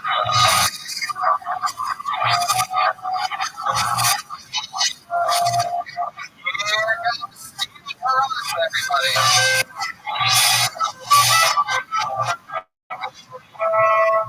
Hello, everyone. All people tend to give me the same expression that I think that they give a shooting star when they see me in public. Let's see. Well, my roommate actually think that Jesus was probably a magician because he couldn't make and he actually asked me for the money. I said, no such thing. No, never to do that. And I told him, well, what's going to be a solution instead? And he said, well, actually, I'm just going to pray. So he said, yeah, dude, every time I need something, and I can't get it, I just go to my room and I just pray. And that's it. I'm like, so you actually, I don't know, step up and get a fucking job. And he's like, no, I just pray. And I'm going through. And that made me think, I can't believe there's actually classrooms like that. It's crazy. Alright, you're on to everybody. Danny Carranza agreed we to do his reach on Sonic the Hedgehog. That's right. Incredible. I was going to say, what? The Russell Peter, man. Take a step this way so you face the audience. You mentioned a shooting star. I thought you were talking about Peter. Yeah. I love that. Yeah, it's crazy. Right? You watch your dude with your little dude. It's an incredible look, Danny. Is it true that you're from Rancho Cucamonga? Whoa, look at that. Oh, okay. I see how it is. Wow. I mean, you're quite the, I feel like I know you from somewhere. When I first moved out here, I first moved out here a couple years ago. I told you that your character that you would play. I said, okay, I don't want to do this shit anymore. I'm going to go to LA. And so like in a day and a half, I just came here with my dog and I was homeless for like 3 months. And I would just basically just spend it all the time just hanging out at the beach. And like taking my dog to down beaches, helping with him, came to see you because I told you that like Tony's like everything's like but it's been so goddamn hard. Like there's been so many things going wrong. Just recently, shit's been free, and 2 weeks ago, Joel like lit my ass on fire to be a fucking comedian. Not wait to kill Tony. So fucking cool. So how long have you been in LA? And then you made that thing? Like 2 years. I've been back 2 years. Let's check it with the love you for just a second.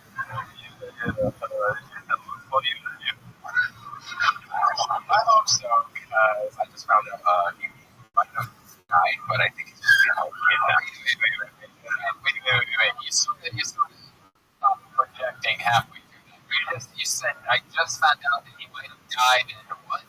Or like the guy that I gave him to like take care of. Like, I don't think he wants to get him back.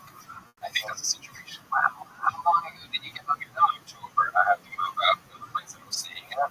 That's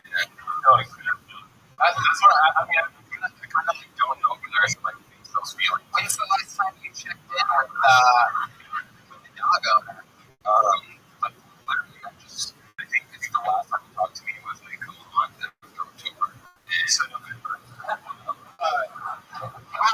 How old is the dog? 3 years old. So, and how did you say it died?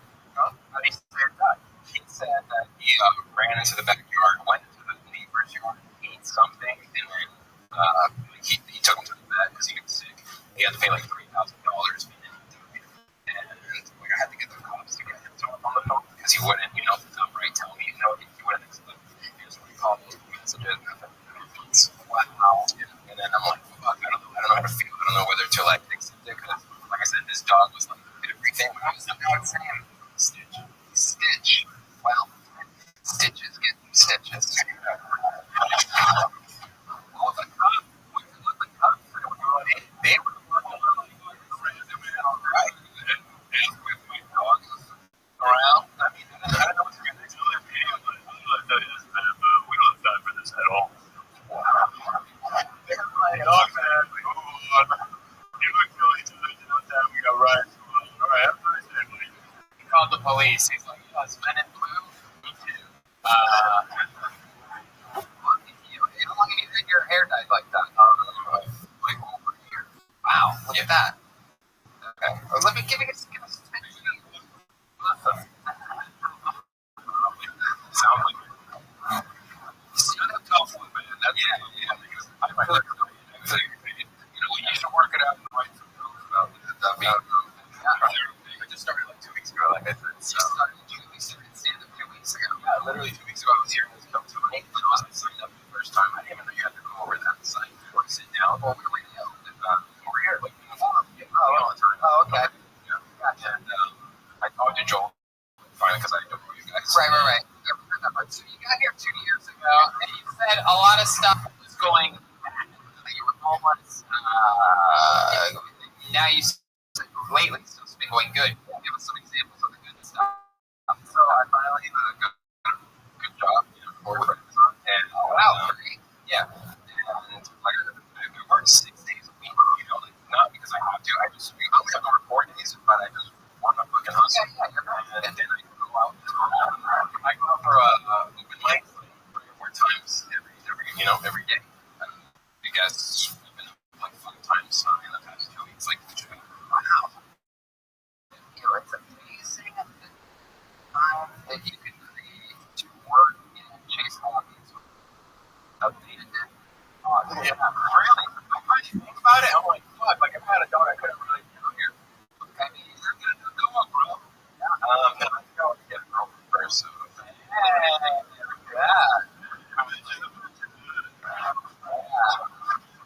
love that. Have you ever thought about ordering one on Amazon? I haven't. Not advanced yet. I'm dropping it. I'm on the job. I live like a program.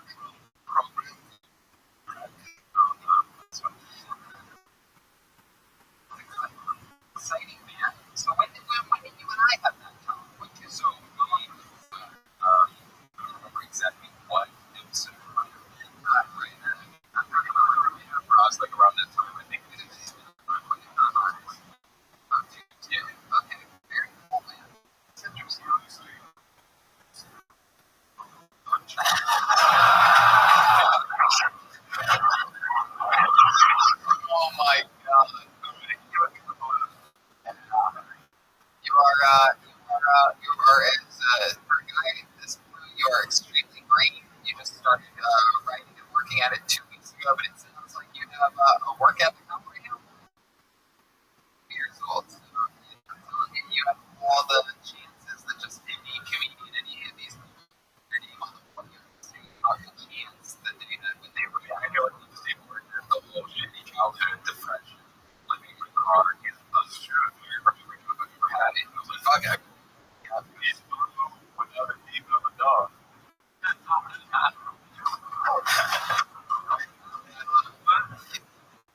Said he's Without a thief of a dog. I'm ready to do without a thief of a dog. He's blue without a thief of a dog. Without the thief of a dog. Without the thief of a dog. Yeah, what's up, man? We have a special treat for you. We have Danny. We actually have him on the phone right now. We have 5 stitches. Is there anything that you'd like to say to comment?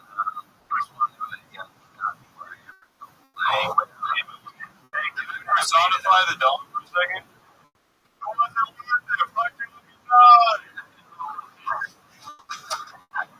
more time, good luck for Danny.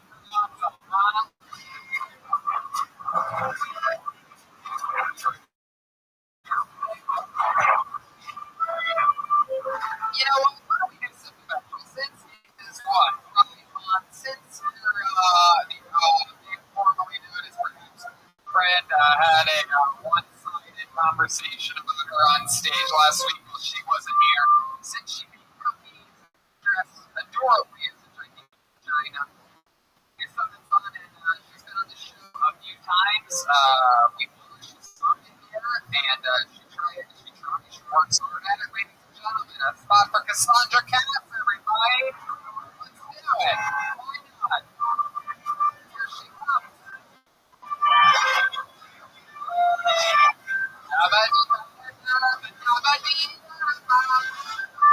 Come on, you're probably comedian of the night. Let's see how loud this one can get. Cassandra Katz, everybody. Hi, my name is Cassandra Katz. You might have seen me or even whispered about me. I want to introduce you all to my vagina.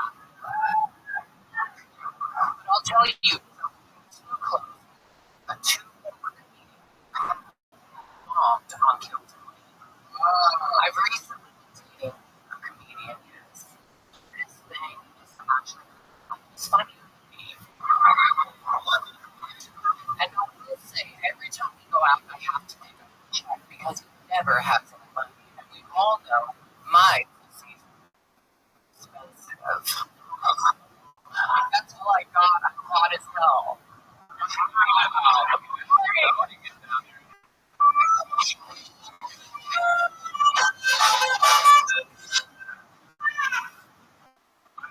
pussy. Yes.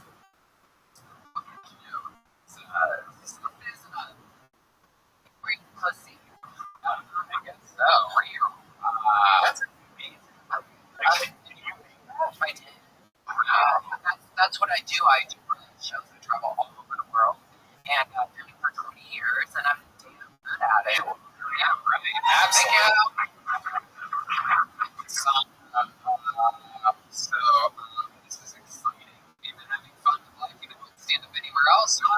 Yeah, I actually got the honor of, taking our Ken Wrestles. And he's an amazing human being. He invited me to great friend of the Kill Tony. Yeah, he's a Wrestling with my sexuality, right?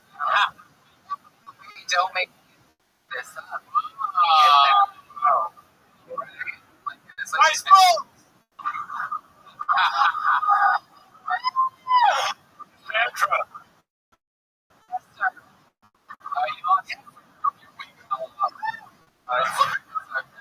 I guess I'm a ball pussy. I think we finally found where the clip is. So, you're waiting to sign. It's like a whitey.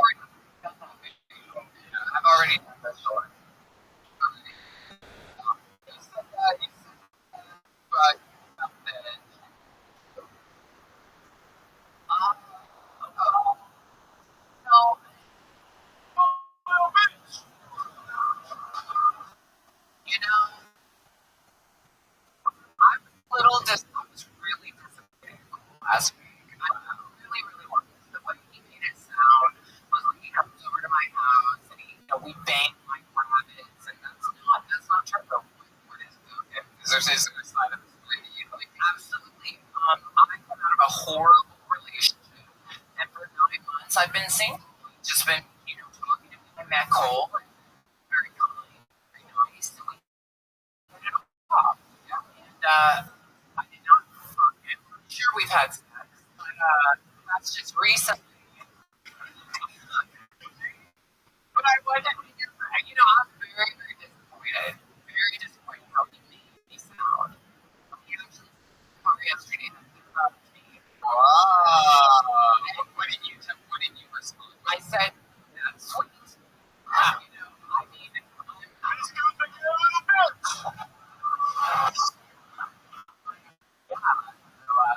Yeah. So, but I don't know. I'm just enjoying life. I love that you guys go on dates. Yeah, we've been out and about. I mean, we went to, where did we go to? What was that? Wabo, I guess. Did you pick up the number? No, we we're going to babysit, right? Well,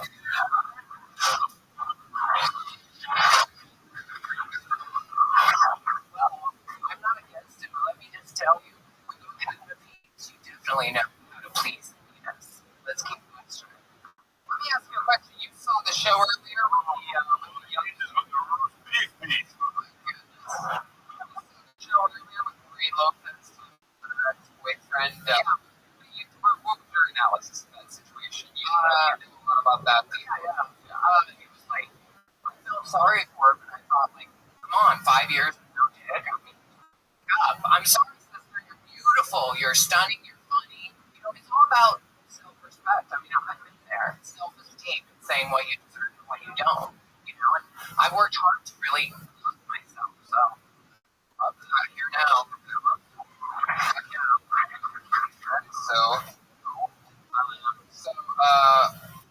It seems like, did you make your friend downgraded, one could say, after last week's performance, talking about on stage? Yeah, I was like, because I've been really busy with filming a new Netflix show. Thank you had to use Sabrina, so you like big pussy? I would. I would so much. I wish. Yes. Welcome back to we have I can't build the whole focus. Yeah, well, our mother was died. My mother was if we call it, they will come. Right. Oh my goodness. Coming off a silent deathly. What's the Netflix show? I can't talk about it.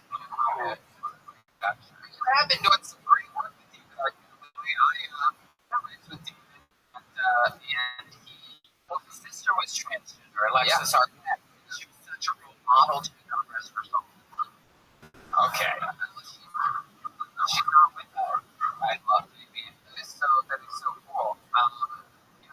He's very serious about wrestling. I mean, he's really he is committed. I'm telling you, he doesn't play in the back room. He's super intense. He's super. I respect him.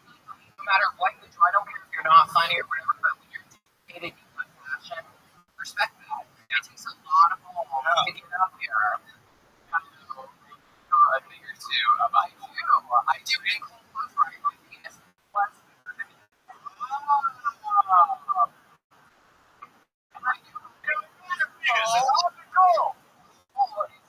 And like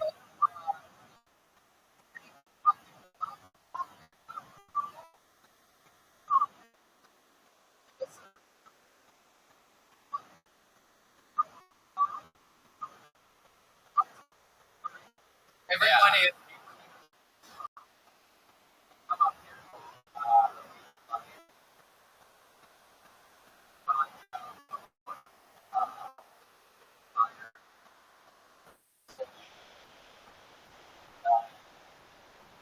I want to say that.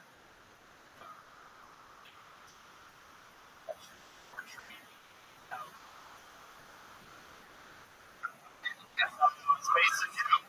Yeah, do face the camera. Okay.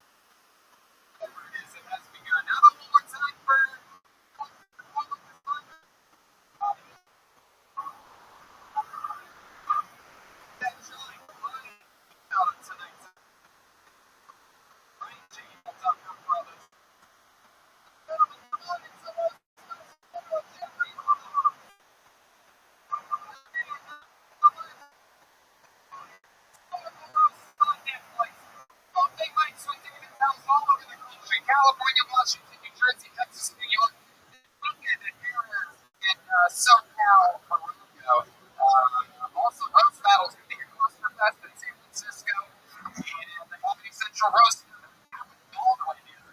So you're going to see him on all that. But if I'm going to start the roast right now, go to RebMrTrudeau.com for tickets. Thanks. And we love you, Jeff. Thanks so much for being here. Always a pleasure. Thank you. How about one more time for the great and powerful Thanks, everybody. Maloney Keith. His brand new album is at the top of the charts on iTunes right now. It's a self-titled album, Regan Watkins. Hit #1 over the weekend. He's a new guest on Jeremiah Walker. This is Pete Holmes. He's on YouTube at Jeremiah Watkins. He's on social media at Jeremiah Stand-Up. Anything else, Jeremiah? Regan Watkins will be headlining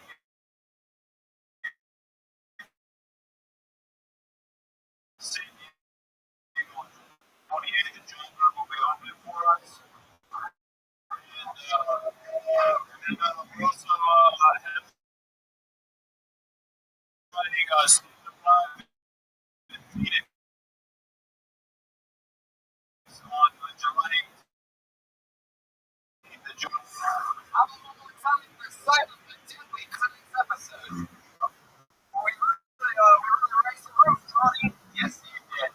Come on, how about one more time for three children minutes, everyone? We did it.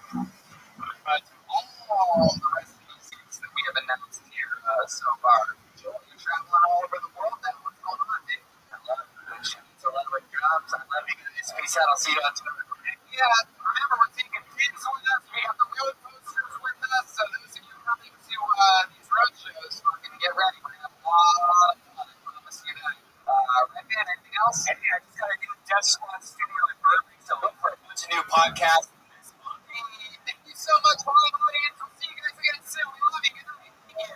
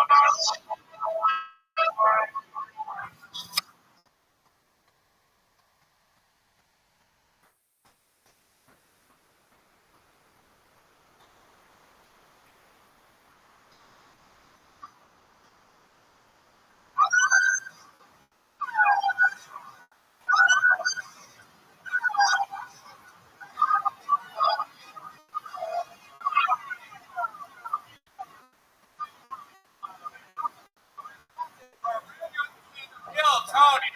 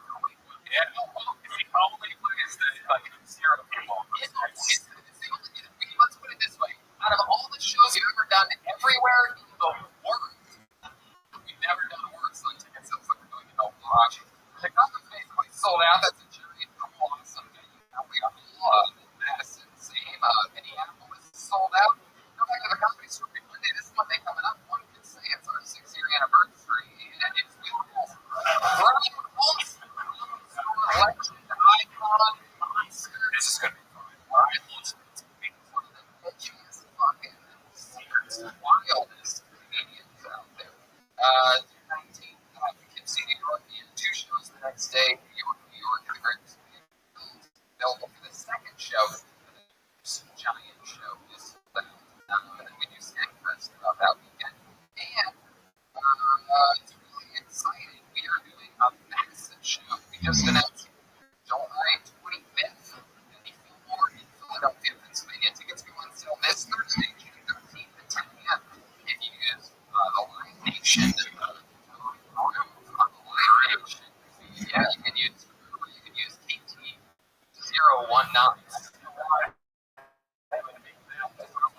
KT019 for those of you that are passwords for anyway, you go on sale for public the next day this Friday, June 14th. That's for the Fillmore in Philly, our biggest, probably the biggest show ever. That's going to be 2,600 people, which is about 2,600 people that we're going to have in Milwaukee tomorrow. I don't know about Brentwood, but we are probably here.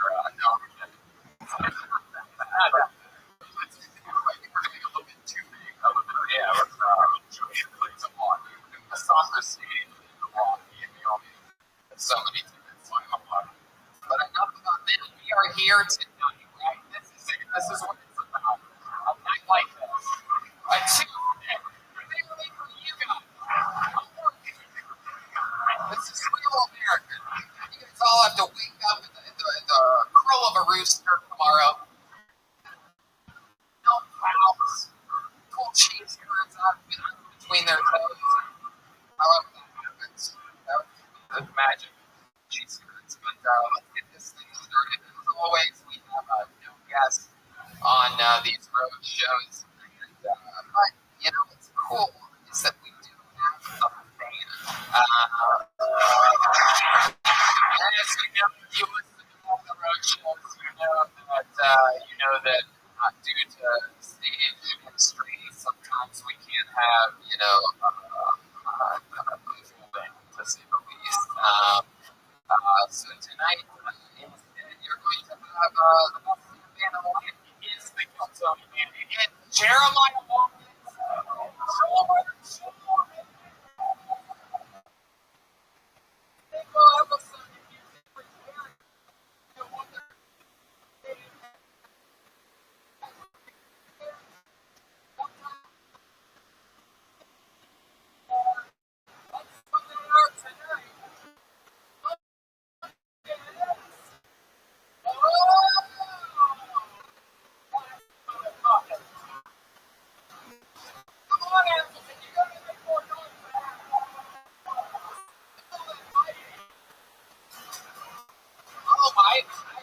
European tourists, perhaps? I mean, I'm not positive on this one, to be honest. But you know, man, nice to see you. Welcome to Kentucky. Hello, Gusto. It's been a long time since we've seen each other. I've been traveling a lot. Are you German speaking? Yes, sir. Oh, that is so cool. So, this clearly is, I have no idea how YouTube can be from. What's your name? Ricky Ricardo. Oh, wow. Really? Yeah, no relation. We're foreign exchange students. In college. Granted, All right. Gustav and Ricky. Gustav's been on this show before, right? And Ricky, first time? I've been here before too. Oh, okay. Oh. Cigars. It's been taking me 6 years old. Is she named Michael Jackson? I didn't say it right there. Hey. It's a small stage. We're all up here tight tonight. Cool fucking room. I love this venue. We're at the Skyline Coffee for the first time in our lives. Very easily the last time in our lives as well. This is great. I hope and dream to have the type of career we have to perform here for the rest of the life. No, I'm kidding, guys. I'm kidding. I want to come back here.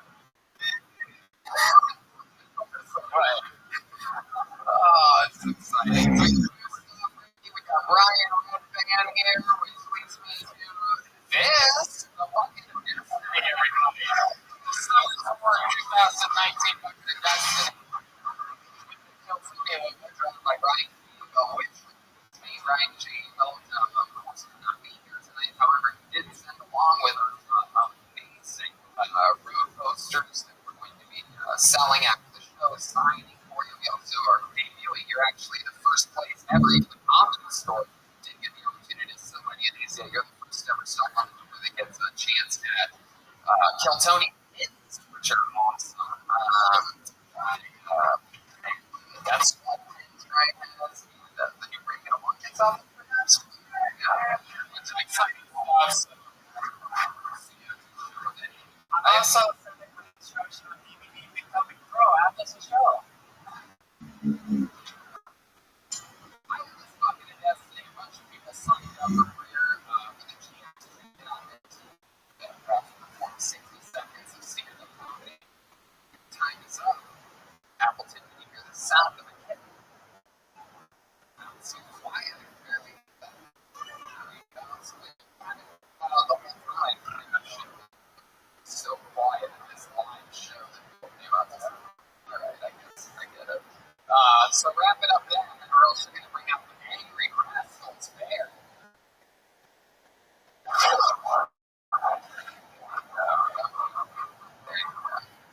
Rascals wasn't the reference? Is that not the Guinness Book of Appleton? I heard there was no on that. There was. Sometimes they don't talk about the population. Yes, not. Sit down and some touch. Who's told me you should hear that? No, lady. What would be the right reference? Do you think? What do you think the gayest part of Appleton is? The guy next to it. I kiss parents. Somehow you look more like a European traveler. Stand up and think about look at these two.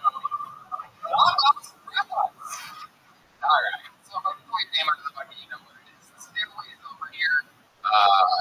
You can we talk to you about anything in the world. We find out more about you. How long you've been stuck in Wisconsin. We'll turn that on the names part of the sentence. Really interesting. Yeah. Very small footprint. I think only 16 or 17 people signed it. The Milwaukee bucket of names. Yeah. Anyway. So let's do it. You get ready to start the fucking show. You guys really excited about this? So they're paying you in from Los Angeles this morning. We could have gone straight to Milwaukee. 5 minutes, 45 minutes. But instead we keep you. First meeting going up tonight. Could be their first time, could be their local comedy, but point is, you're going to allow them to hold during their 60 seconds. Their hands together. For Jonah and Timothy, you're so.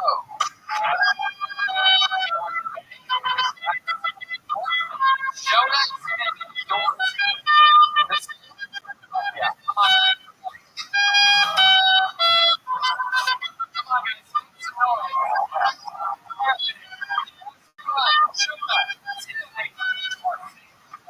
Thank you. So, I'm biracial, I'm half black, half white. But I look like, transitioning. And, 39, I have, 6 children. After my 6th child was born, let's go. Like the numbers, but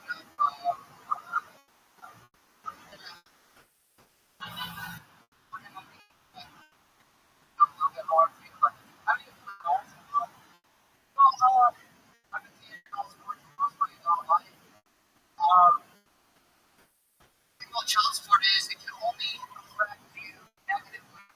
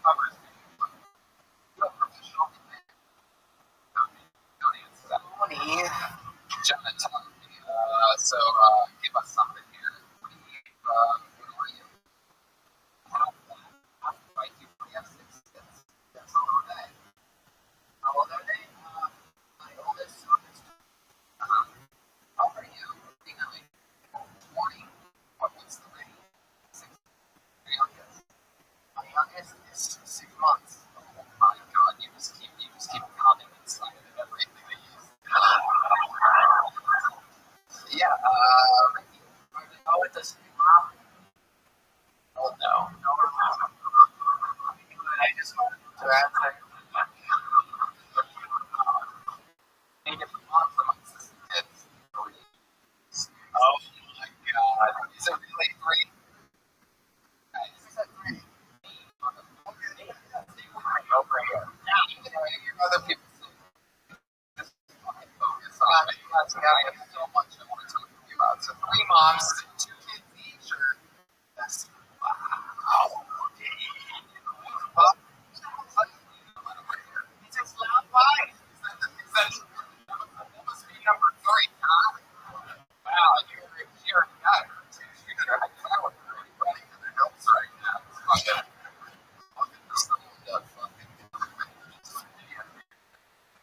more.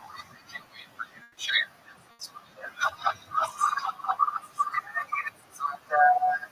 Is what do you mean? I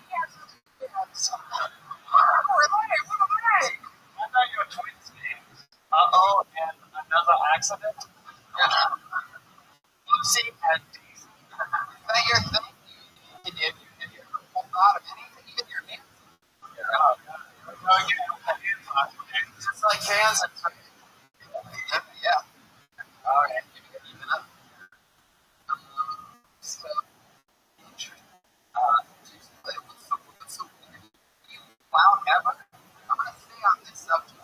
I find it very intriguing. The fact that, like, no matter how many times you make babies, you're just like, oh, I should fucking pull up. No, you can.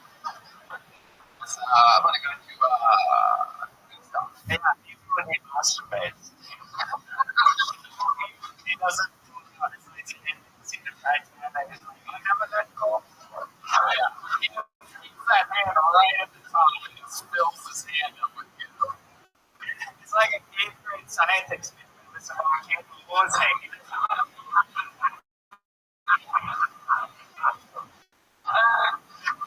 Oh, God. Do you ever pull out? Or is it just you just let that thing? Just like a goddamn animal. Yes, it's going. Really, so it's the same point when you pull out, which we know is but when you do, it's like something that you like come on and like a side of the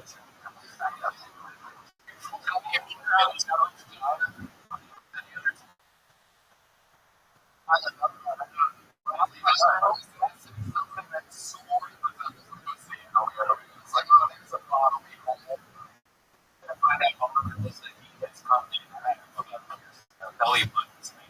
Their belly buttons, right? Oh, that makes such a sense.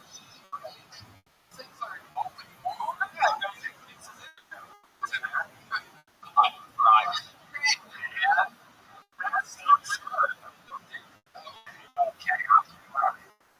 Okay. So, what the hell? So, with that one right now, she's, so, the other 4 are out there. Ellen Appleton. Yes. That's your only often or not? Like, they're older now.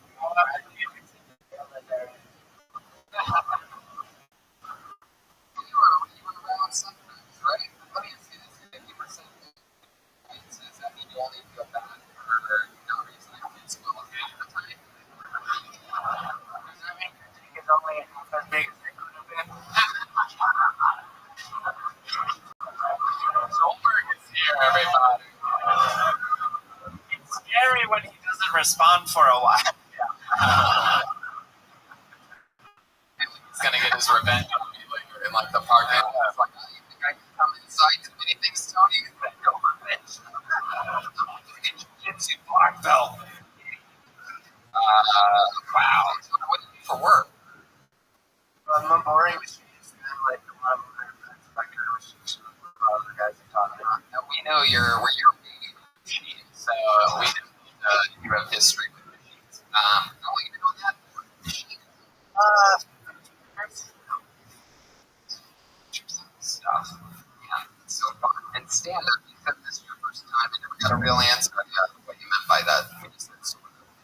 I did a podcast that was inspired by you, but Wisconsin type of thing.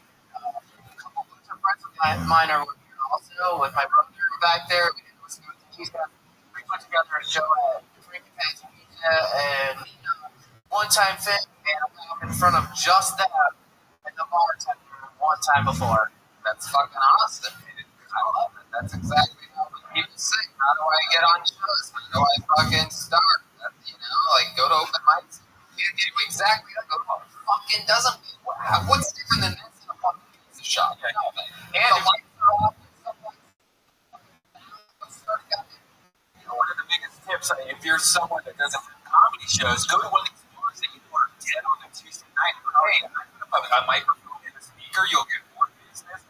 Make your own shows. That's how you make your own money. One of the best tips ever. We did 6 years ago. We took Monday free. Pacific Comedy Store. There's other rooms that dark. And it inspired, roast battles started a few months after that. The same room, everything. I mean, it's just, that goes on. Even you, Allington. You could have your own show. Wow. That comedy club here is like, shut up. I make fun of everything if you haven't. I do it in all the other cities too. If you're working, the staff sort of looking at me like these areas. So Jonah, I'll tell you this, man. We spent a lot of time with you. You're an interesting fucking dude. Keep fucking, doing it, man. It seems like something you love to do. One thing that I didn't like, I'll say this, is that it felt like you wrote a set for Kill Tony. It felt like you tried to make the jokes that you thought we were gonna make right from the beginning. When you said, I can't even remember what it was. You were just making stuff off of what that rhythm sort of sounds like. And we wanted to. I was waiting for you guys to tear me apart, like real bad. No, we wanted to know about these fucking 6 kids. Yeah. And he was like Eddie Bravo, get you mad. Yeah. But no, if you brought up a encouragement at the end, we built you up like a cup. There you go. Series, gentlemen, kicking off Kill Tony.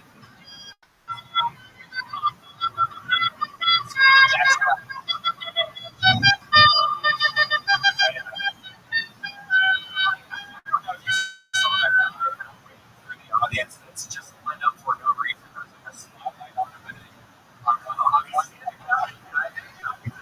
I should have that guy from Superman 4. That's the bad guy. Man. I feel like it's not even happening. There's something.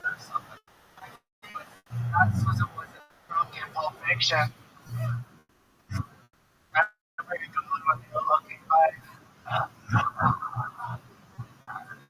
Unlike the last comedian I pulled out, the name out of the moment and keep it moving along. And then you guys were doing like county, COVID, lousing, something like that.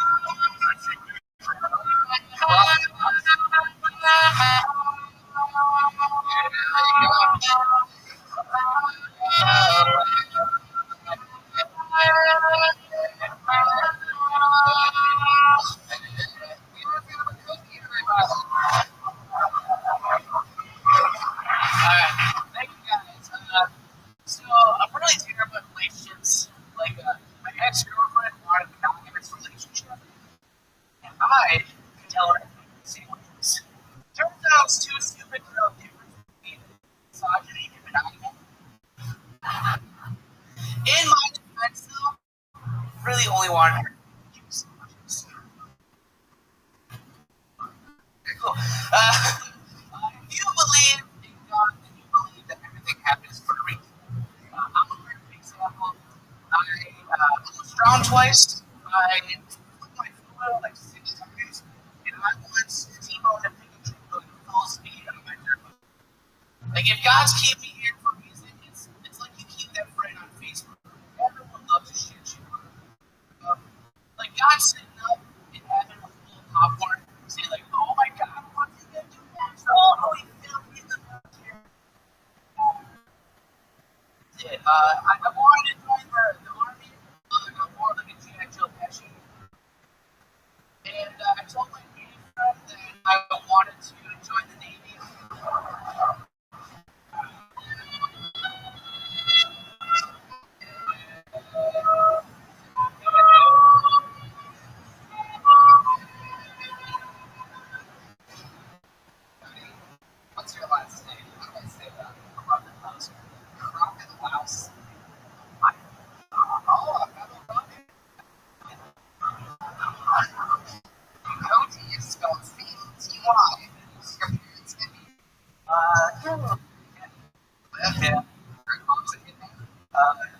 that's a Yeah. What is the what you're something.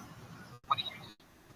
Contact, you tell me, How long have you been studying for? like just for a year, as this is my year, 5 years now. How old are you? 27. 27 years old. What a great service. Girlfriend? Boyfriend, Really?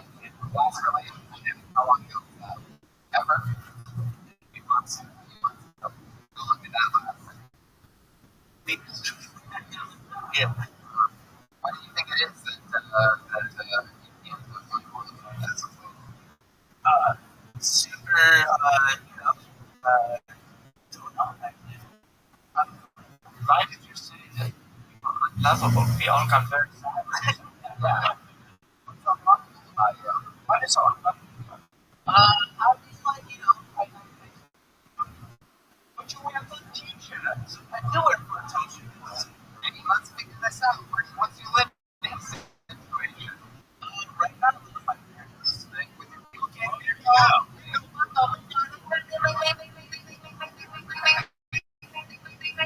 I mean, We got the problem. What's up? exactly. So you come home to your parents' house, showing them smoking weed, and then fucking your dad. That's what happens. He's the cool one out of the two, you know. What's up, man? I'm working at Bill. You hear go to you.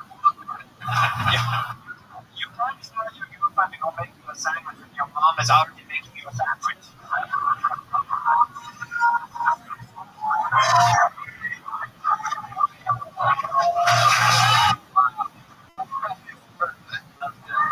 My God. See, so life, No.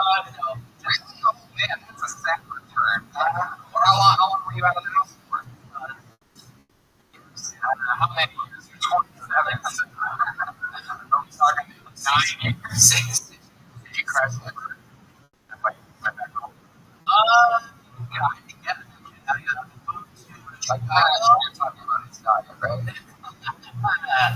Wait, I think I said that. I moved to trying to like do comedy. I fucked up and spent like too much money with too much underage. I had to like move back. Just no, the country sports is fucking awful. Just waste of the time. Yeah. Just awesome. Yeah. I'm a Florida man. No safe to say. So, how recently did you move back in with your parents? January. So that's interesting. Has anything changed? Did you notice a difference this time moving back in than it was 6 years ago? Yeah. It was still the same. Just the way it was. They knew you had No, actually, I guess the difference is that I haven't been through out because now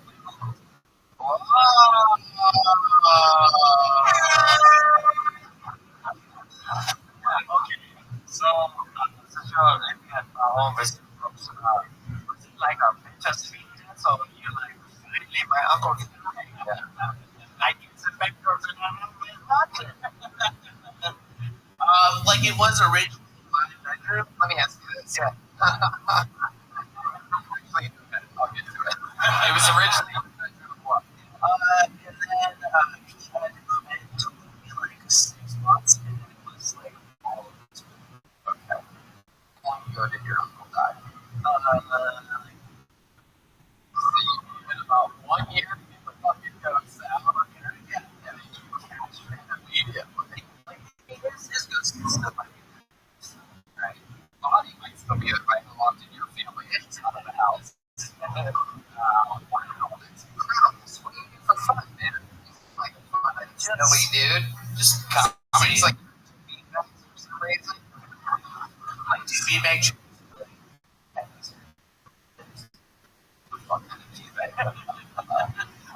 just fucking do comedy. That's it. Just like work and then writing. That's it. Yeah. You're right. You have an interesting writing process. There's activity like after work that I can do to just humble my heart. You're that guy. Yeah.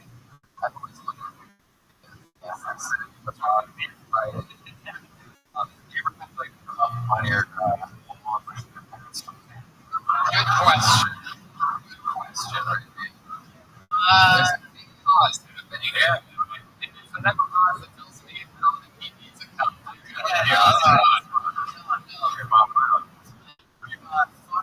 Funny story. We did recently bring girl up to school, and my dad had me do his thing. My dad knows that, like, this base doesn't list the player. Yeah, Jeremiah is having fun. So we go home here. My dad noticed that I have a flashlight. In the morning, he asked me, he's like, "Hey, did you bring someone home last night?" I was like, "Yeah." He's like, "Oh, thank God." I heard that. Silly thought that it just got around. Flashlight in the missionary. Yeah, yeah.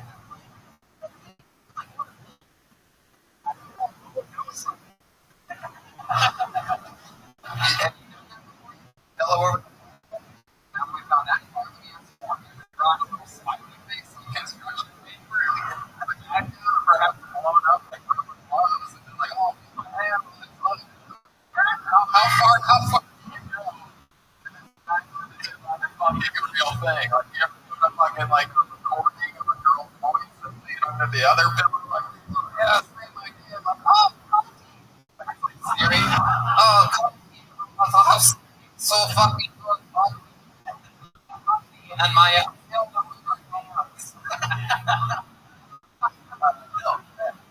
wow. You have to try to Last comedian I know for a fact actually has had sex with a fleshlight. It's the only known that there was two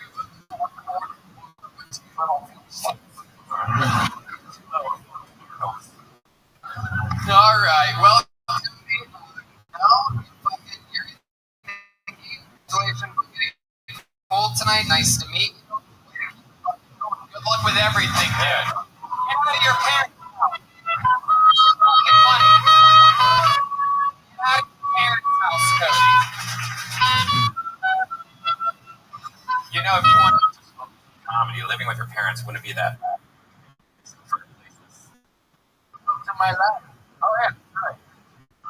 Places. Lead down. I just do comedy. Fuck. I honestly think a better way to do comedy fast would be to see the fuck survive and jokes until you're fucking not in the goddamn anymore. You end up living with your parents having goddamn 3 days of fucking bologna sandwiches every day. The fuck do you have to work for? Awesome. Everything's fucking right. That as soon as possible. Look at the types of jokes that fucking guy wrote. What are we talking about? Fucking shit there.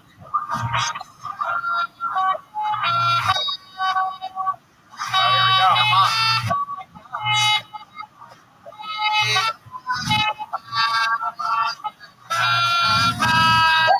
One more time for Dale.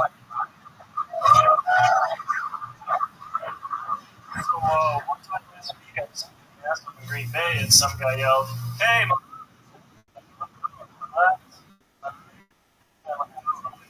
that's right." So they say weird, but I guess it's the only interesting thing about me. So sometimes I get asked, drapes, and I'm like, well, if you're asking if I have a nice clean cut head, yes, I do. Where they so and some people say, the big push in 2019 is a blowjob killer. Well, it's kind of been blowjob deterrent for a while. The thing that's blowjob deterrent is you dick. And time guy towers to you. I mean, tie dye, beard. Well, I do show up ladies. So, that's the topic. What?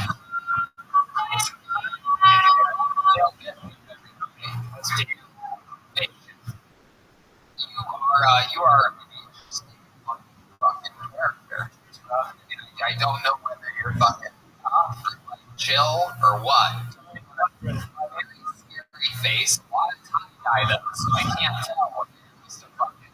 I didn't know the Nazis had a hippie department.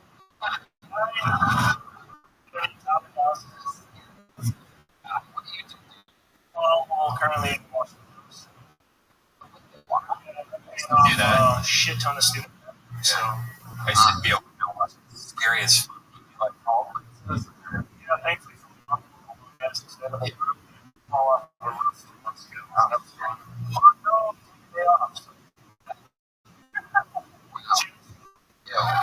That's incredible. What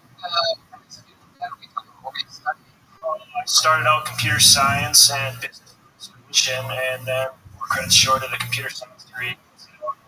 Tax and just stuck with business because that was easy.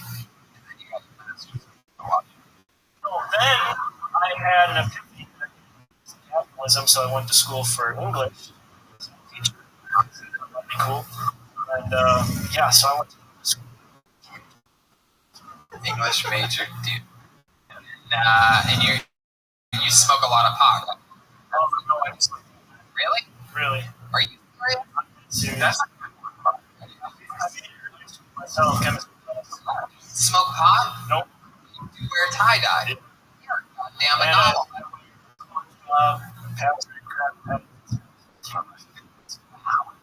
Incredible. Mine. So what do you do for fun? Games, watch videos on YouTube, watch comedy on YouTube. Hang out with little kids and stuff, you know. Maybe I don't have the same passion, you know, tied up video games, candy, 2nd grade. Maybe his last name is Bishop.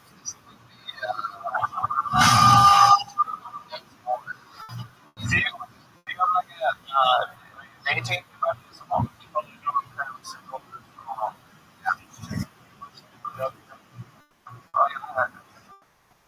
What were you saying about saying you got my attention and you lost me at the same time. It's kind of a joke that I appear to not have good hygiene and to have a giant bush. So it's my first time anyway, so I'm just.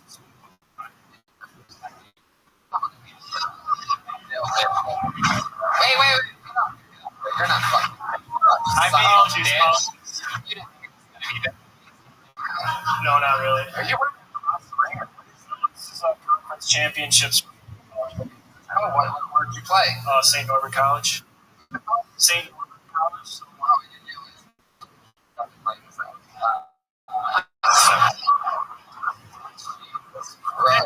Quarterback. Giants. You like No.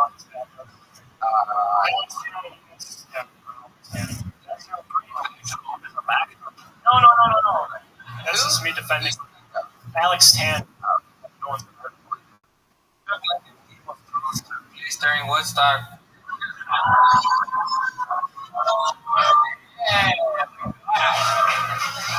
What are you guarding the wall?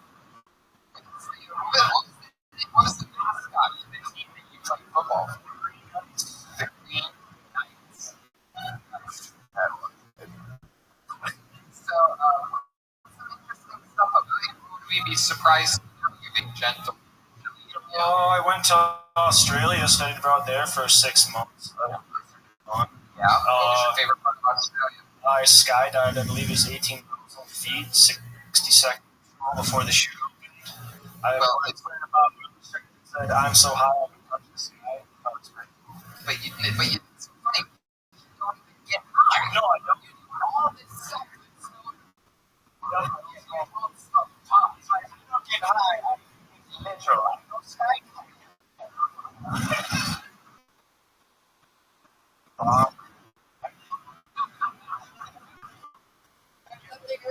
Have you ever tried weed or shrooms or anything like that? Or you just, I don't believe. It's about following the law. You're very strict on yourself when it comes to following the law. Why do you think it's military dad? Jail sucks. You did it Handcuffed once. for what?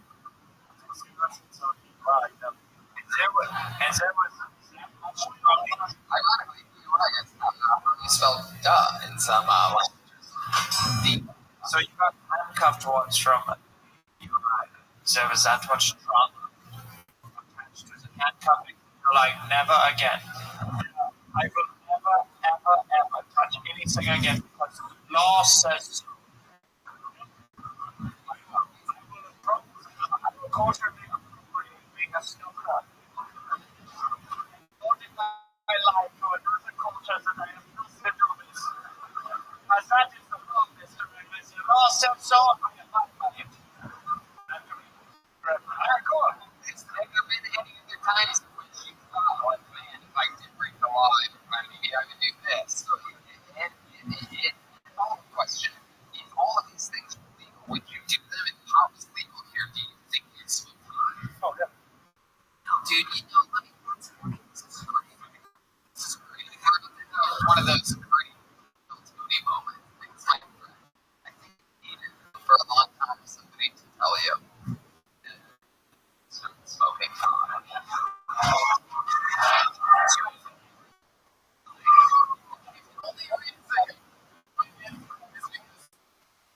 SWAT is gonna kick your door the second that you lighted 3 times. what color was your friend? Well, it's Wisconsin college. So like undercover cop. Yeah. Like you're a grocery store, like, hey, wow, you're not 70. Oh, wow. You guys smoke it, but I like to follow the law. You guys know something? I got this shirt because my skydiving because I smoke pot. You're all underwater. Idiots. I'm related to SpongeBob's. I tell you what, let's smoke some Franklin's against you know most places, if you have a little bit of weed, max, you I smoke at 3 degrees and I'm not in the washer, so I don't need $8. There's a future is claim. Should smoke the age.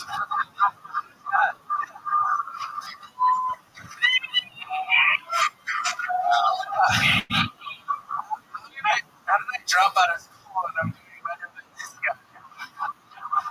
I got CTE probably. I played football 13 years, so that's my guess. She said, CTE. Oh, movie Will Smith made. oh, sort of. Since you're on a window washer, you call plants Vindex. Just asking. Los Angeles, you would smoke weed. I went to the States. Yeah, it's legal. What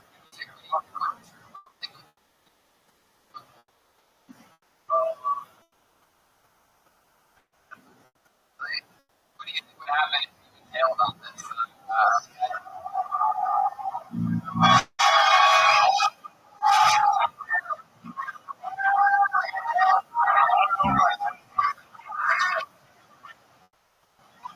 Suspect is in state. What if you arrested me right now? We really was an undercover cop and I took the bait. What about AMT? Would you like to try some? Sure. Yeah, look at that. Wow. Hey. EIT, you know? Exhale it now. Okay, I have some. Don't hold it in for that long. Go ahead. Exhale. How did you hold it that long, by the way? I've tried. I guess. Okay. I have some. I'm not the existing. All right. Welcome to the show. Congratulations on your first doing stand-up. And going to the HT. There you go. Scale culture.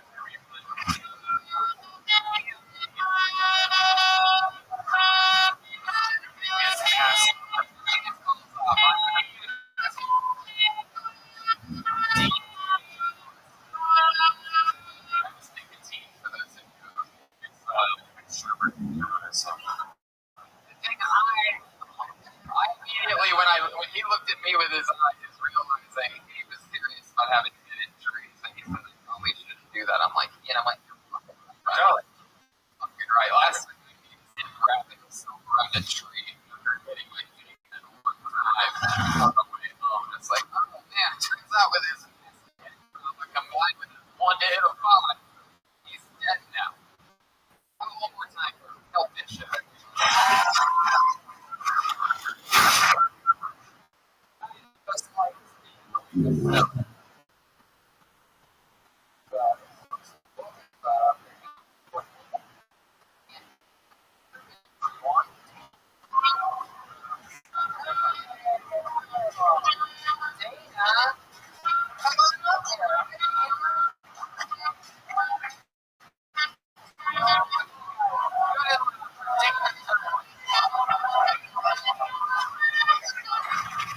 Drinking tonight, Abigail? Yeah, I'm 26 years old. I didn't actually have my first drink until I turned 21. Where's my prize? I was told I'd get a prize for that. Thanks for not doing this normally. When I say that, somebody liar. A couple things about that. One, have you looked at me? Isn't that hard to believe? I look like a Wikipedia on the weekends in high school. I look like a 17-year-old who just got her first job at Applebee's and is taking it very seriously. Take me too seriously. I know that. But the thing is, when you're growing up and you see your family and they ask you questions, and when I was in school age, she asked me if I drink, and I said no. She got what a great kid. What a role model. But then when I got to college and she was asking me, I still said no. Buddy, you know what?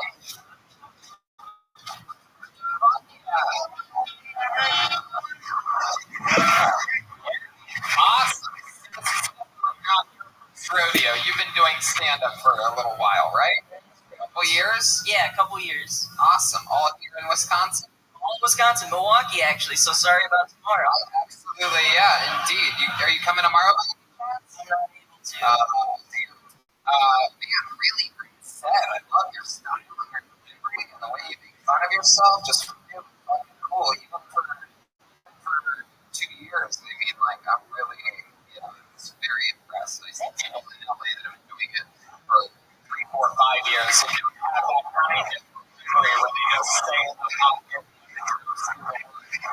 Really awesome stuff. 2 years from Milwaukee. What is it about Milwaukee? What's going on in Milwaukee? What's wrong with them? Well, it is where I was born, so I just never left. And I mean, they call it a big city, but it's a small town feel. That's what I like about it. Small town feel, like they don't listen to podcasts. God do it.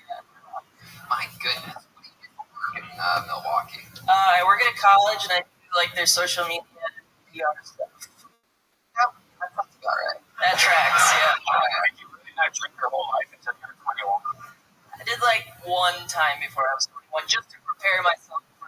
What was the reason? You just because of the law? Law here is bad. Is it when they serve Pepsi and all these restaurants and not Coca-Cola? Is that? It was a little bit the law. It was also I was just one of that really tight girl. That's so. I really have never heard anything like what the last guy fucking said. Yeah. There's a part of it which I'm like, what's he thinking about? Because the law, like he must be a massive stoner. I don't know. Maybe he's trying to keep his job or something like that. Like I don't know. Maybe he's lying to us. But anyway, do you smoke pot? You seem like you smoke pot. You like to smoke pot. Right? You're like the person who takes 2 little tokes and then reads her book, and that's the only way she can fall asleep, right? Something like that. I don't do it regularly, but I've done it. Yeah. What do you do for fun? What are you in? I mean, I work on comedy. I just like seeing movies and check out the new spot in Milwaukee. Yeah, whatever that is, a restaurant, a bar. What are some spots in Milwaukee that you see lately that are cool? Well,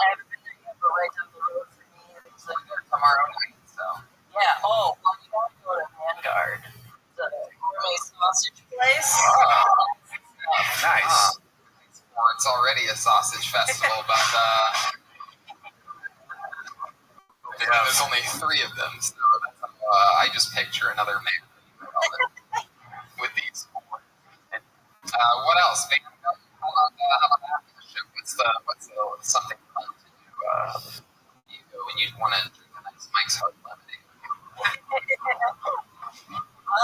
You can go to Landmark. It's a bowling games. Just drink it. Is there pool tables? Pool tables, of course. There we go. I'm gonna mark that down. All right. So, what's your love life like? Because I'm gonna be honest with you, and I know I don't like to, but of course I do the same thing with men. I never make excuses, but I find you intriguing because you seem like the kind of girl that acts like she's dirty and right. Fire that makes me that there's a little beast under there somewhere just fucking like you can only feel like you, for example, I feel like you only do it from the top position. Like you, it's ride or die with you. You look like you're transitioning, but I'm not sure which gender. That's not what I was saying at all. That's what you meant by on top of the bottom, right? I don't understand. I'm sorry. Come on. I know exactly which gender you are. It's an honor to be here with someone who looks like Judah Freelander's little brother. That's an honor. Or like Clark Duke, you know something. Okay, let's go back to what I was talking about. Oh, dokie. That's one thing that only you know about where you keep it moving on. So, what I was just, It's a deeper than the bedroom. yes. Am I close to right about that? I mean, Or am I way far off and you are as conservative as you are? somewhere in between. I feel like you have a sex.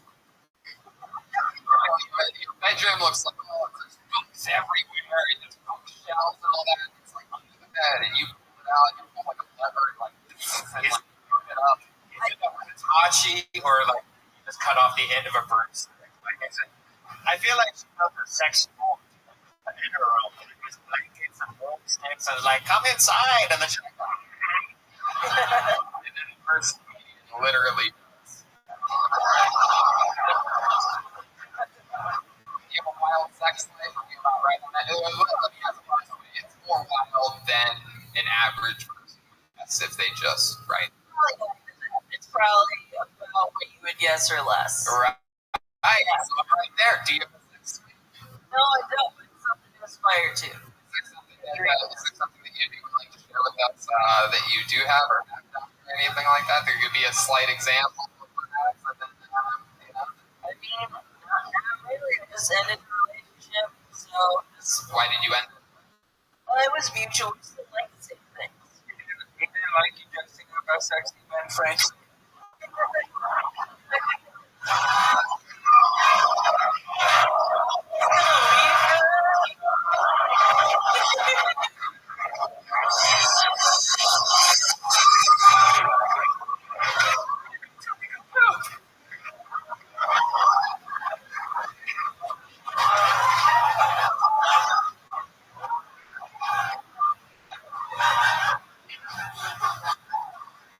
Can I just say that's way more hurtful than the transition joke I made earlier? I said sexy.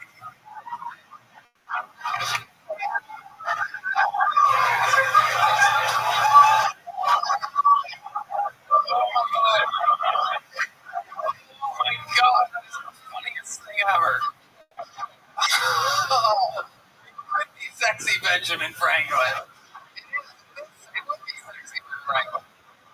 Oh man, you were so much fucking fun, and the cool part of this is that from the second you got up here, it became maybe it's just me, but I think the whole show picked up a big both with your. Thank you so much. It was Dana Herman, ladies and gentlemen. That was a great surprise. Yeah. It was like pure electricity. But she discovered it whenever she got up there.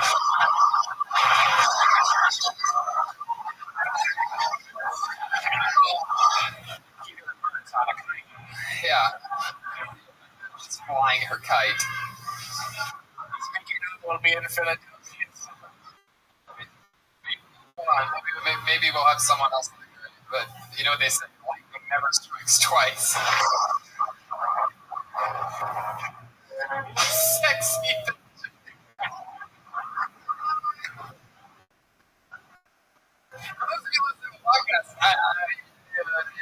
Watch it. I went into the men's room when Joel made that shit. I went all the way in, made eye contact with a guy being in the urinal, and then walked back out again.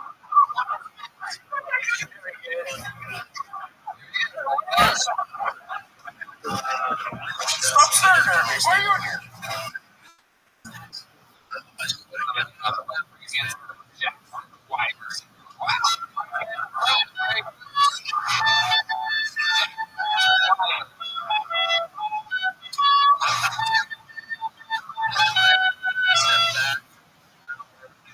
College now. Love college. His favorite part of college is recently all my friends and family are starting to say I look like a black man.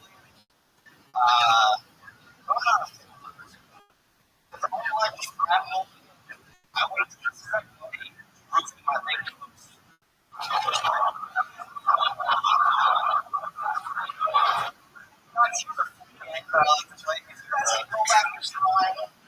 See X-Men live ever. Any live. How big is the majority people about 9/11?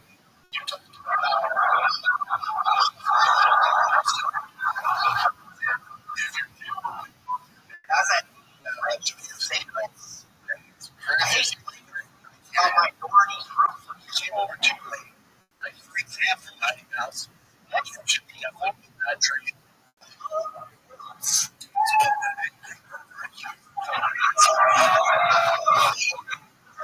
Thanks.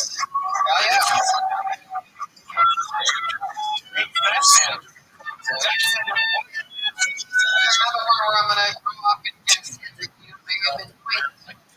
right? Yeah, like 2.5 years. Really great session. Been really second dates it made me simple or audio only, but that's helps just really that made me think I really people in the second moment. Like it was cute. That's awesome. How old are you? 21. 4 years old.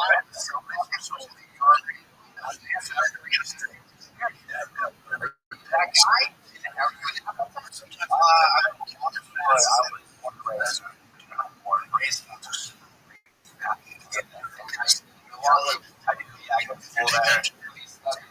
Communication.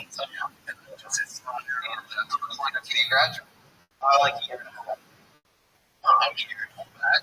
Tell us what you're doing. Any question?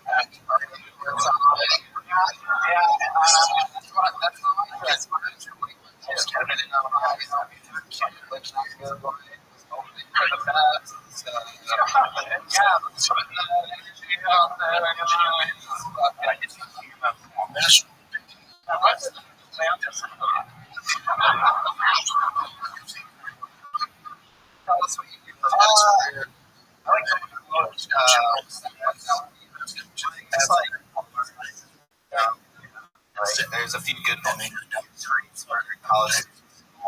I think you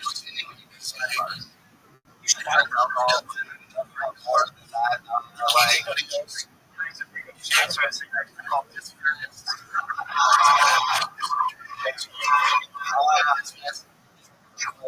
I like whiskey sours a lot.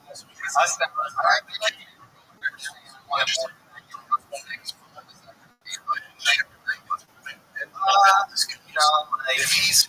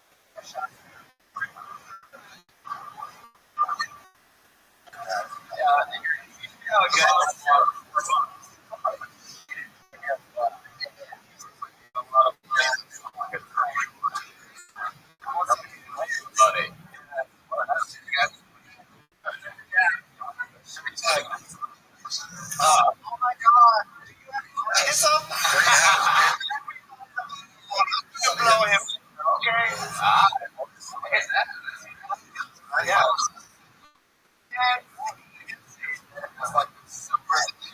With both water and your person. Is your parents divorced? Crackers? I watched. Still together? Still together. Really? Two sisters.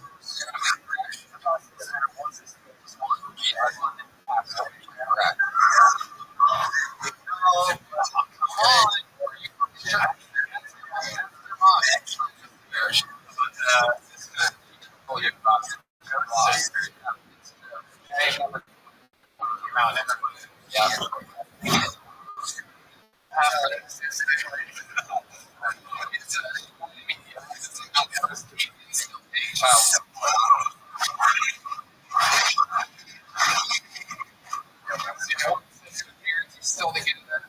Yes, mom is like an HR person for an insurance company. I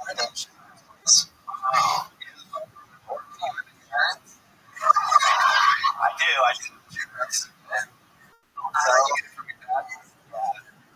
That's good. I should really one good thing.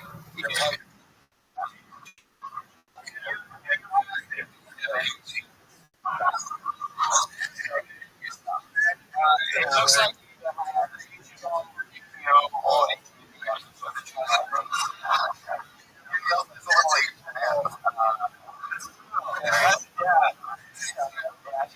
it's like my whole closet. Damn fucking section.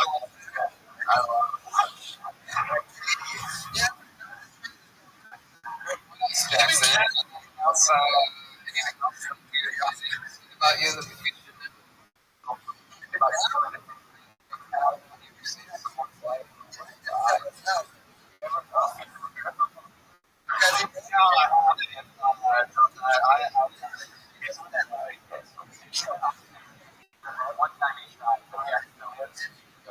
Zero.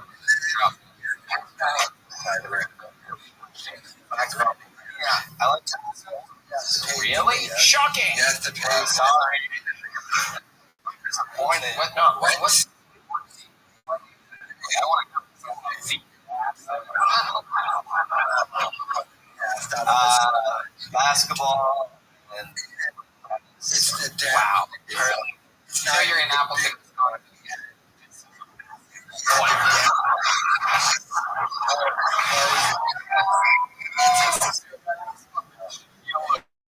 Yellow over here.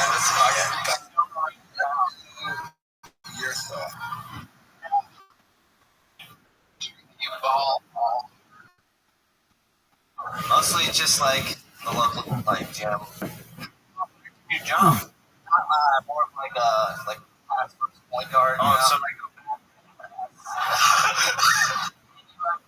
Example of jumping as late as you possibly can from a position. Watch out for make already right there. Shit. Just want you to look out face like good vertical leap straight. Excited about that? Joel's gonna measure here. Well, he lifted up. He was jumping. Jump rope or something. You stop. About how he has a 20-inch vertical. Jump is just. It's pretty crazy, yeah. Have you ever won one of these basketball games to play? I'm an intramural athlete. I'm not like intramural. That's where they let both sides play the game, right? Yeah, sometimes. I'm on a co-op team. Definitely, yeah. Are you the? You're on a special team. All right. And a really fun set. So much for coming here. You going back to Milwaukee? What tonight? Tonight. I don't have a ticket, but I want to go. I bet you do. Yeah. I'll be on the guest list, and you can again. And we'll see if you get lucky 2 nights in a row. How about that? That'd be pretty awesome. The only guest list. A little bit of room left. It's a list, really. Jackson, if you'd like to bring 400 friends with you, feel free. It's book. I guess I think put a name on the guest list. Jackson plus 412. Jesus.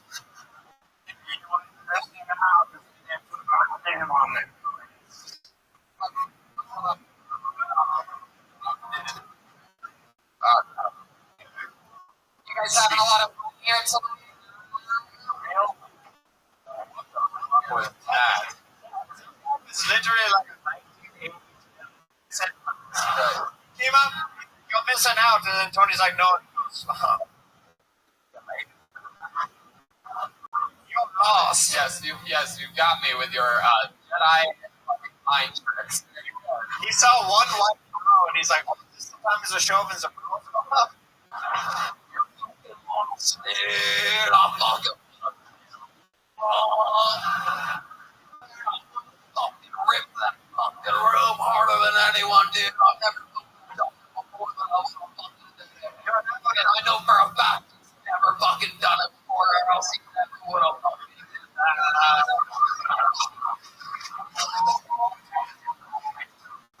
I love it. It's like they get 23 drinks in them and they start thinking that they can do whatever they want. How many of you like doing comedians to get on the show? How many of you like comedians do bad on this show? We probably should have let that guy up. All right, pull another name out of the bucket. It's for Josh Mark, everyone. Josh Mark. Hey.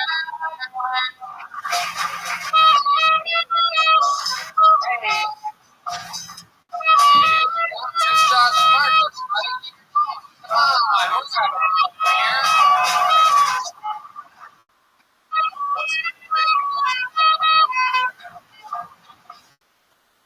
One more time.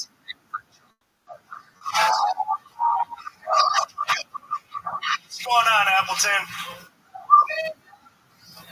A couple fun facts about myself.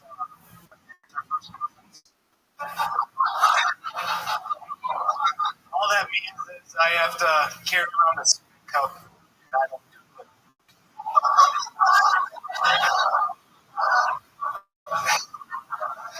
I look like Steve Avery, like a young Steve.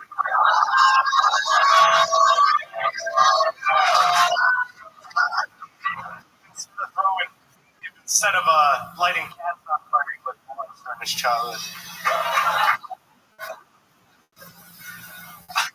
I once watched a billy hang itself in my grandpa's house. I don't even care.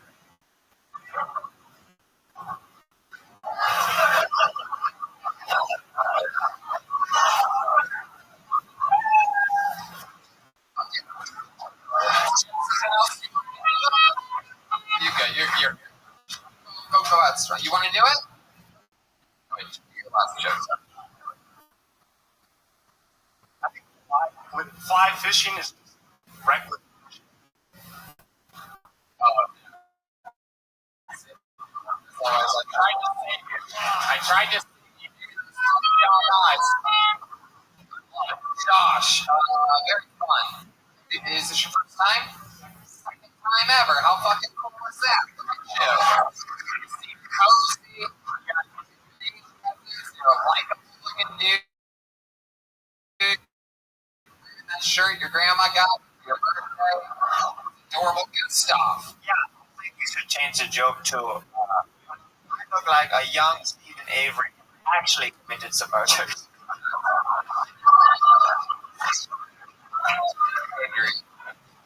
Which reminds me, by the way, and I guess I'll ask you, I love fucking Baby and all that shit. Is the character's Manitowoc here yet? Manitowoc is like right down Highway 10. Really? How far? 45?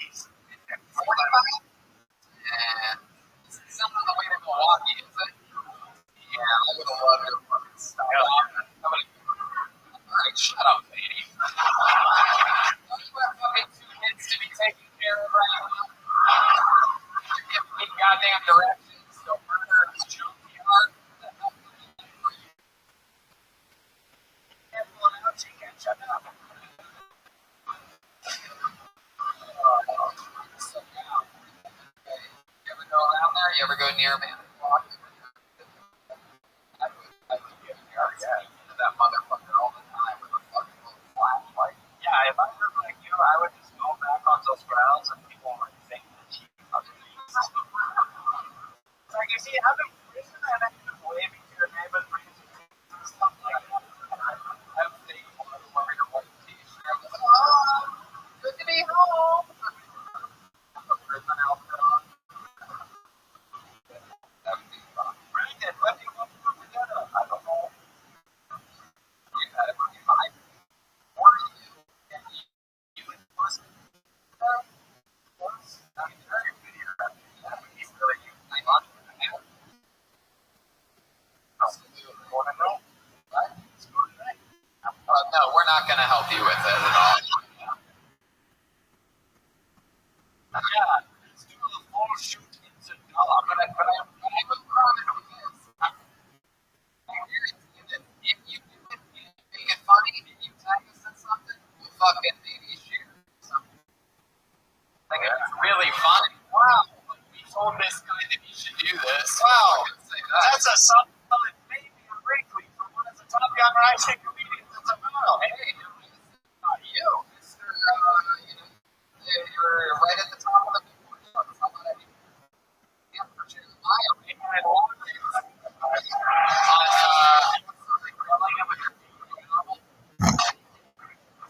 Anyways, so John, tell us about you, man. What do you drive for a living? I used to drive a straight truck. Wow, you drive a gay truck? Hey! All that That's an extra experience. Gay truck jokes. Fucking,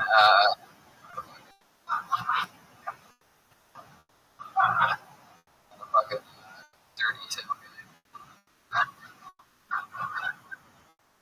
A lot of heavy ones. The trains.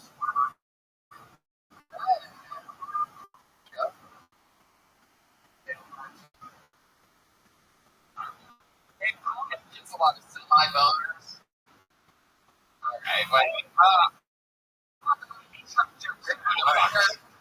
how many lonely ladies have you been kicked out of? I just like does look like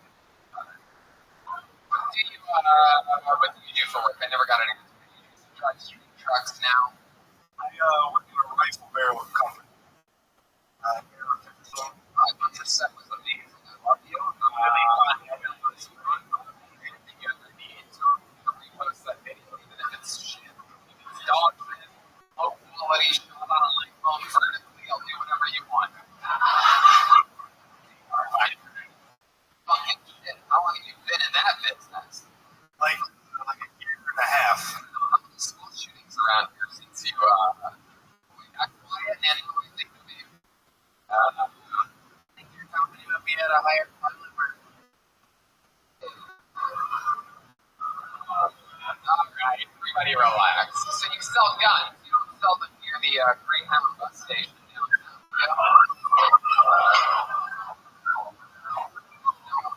Okay. What dogs are doing in this conversation? Come on. Is that what you think Greyhounds fucking sound like? So, what, a lot of guns. You sell guns to cheap people. You sell a gun to someone that looks like you.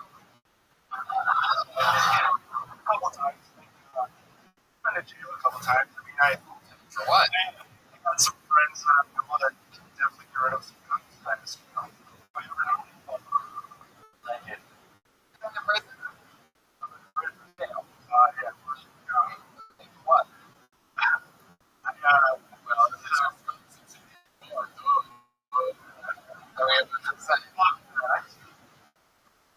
Why is that?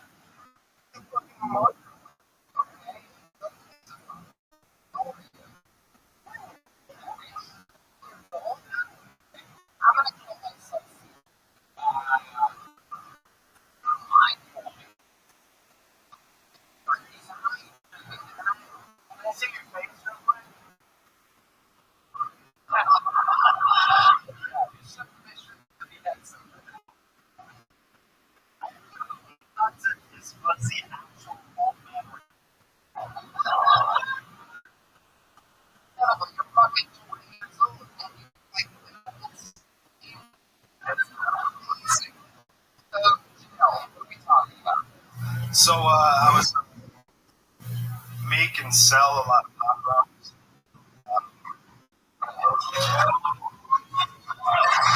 So, you in Washington County, if you like to throw it up on a scale and weigh it up, and then say, Look at the brownies. You got arrested. no, you got the brownies in, sure they kept the pan, threw it all on a scale.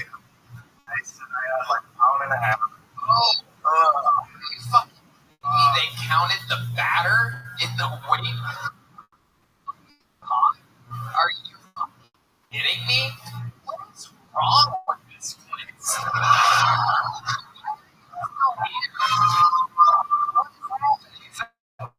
Like some weird thing that your parents told you, that your parents told them, that you must put down the.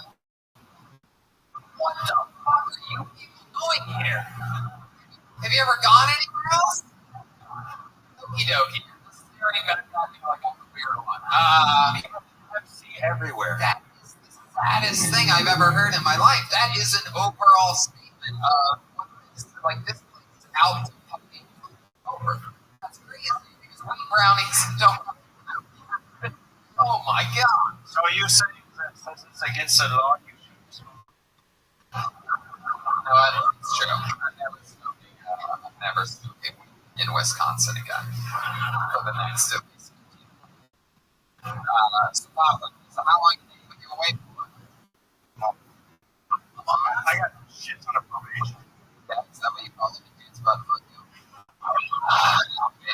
Somebody came back to me, put away for a pop round. So if you look at my car right now, there's like edibles in there, there's joints, weed. If we got pulled over, it'd be like, shit, awesome. Exactly. They probably yell at you about the brownies. Brownies. And you're like, oh, they're hot and saturated. California, the cars. Yeah, you have like underage cops. Like, Oh, wow, cool. There's some edibles and stuff in here. What am I missing? Wow. Can we get out like this? This is awesome.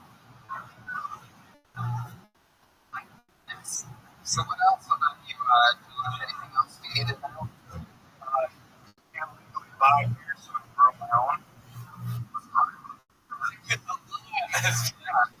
Is that against the law? That's true alcoholic guys, yeah. Not allowed, I will make my own. Strange enough, in Wisconsin, you make your own. It's at home. You don't take it out. I don't even know.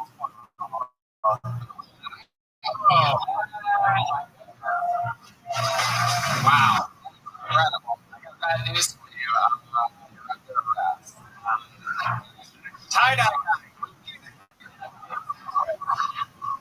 Have you ever Just tried to go to like a grocery store and buy a 12-pack of beer. Yes, sir. 42-year-old man. You could have definitely had this. Absolutely. At a certain point, it costs too much to buy new beer bottles. So I just go to the store, I buy some new Blair, I see the beer bottles out, I just fill my. Just drink the beer you bought. I do, but I like my beer. Well, you be cool, but like my beer, man. Alright, well, there you go. He fucking makes his own beer. He's 20 years old. Doesn't care about the law. Fucking like your son, man. Second time ever on stage. Right. I would kick myself if I did not have to get that beer on stage right now. Why would like you fucking pen? There's no chance in hell, motherfucker. Are you kidding me? I have no reason to do that. It's just nicotine anyways. Yeah. This thing is kidding me at the crop. Look at this fucking thing. Does this look like fucking pot to you? Your fault? You're crazy. Crazy guy. No, I'm not gonna. Like, no. Here's what it is. You know what you would do every single comedian at the end of every single set for the rest of Kill Tony. Well, before I go, I'd be a guest. I'd really myself, even though I visit people like I can't pick myself. If I didn't answer, put that Tony. Stop. Yeah, would you like a Zantac? There he goes, Josh. Everybody, second time ever on stage.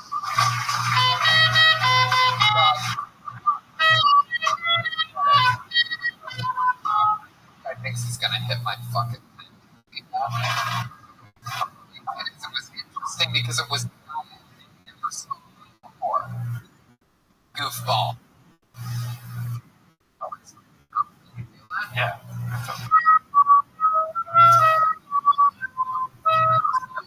Must be all that.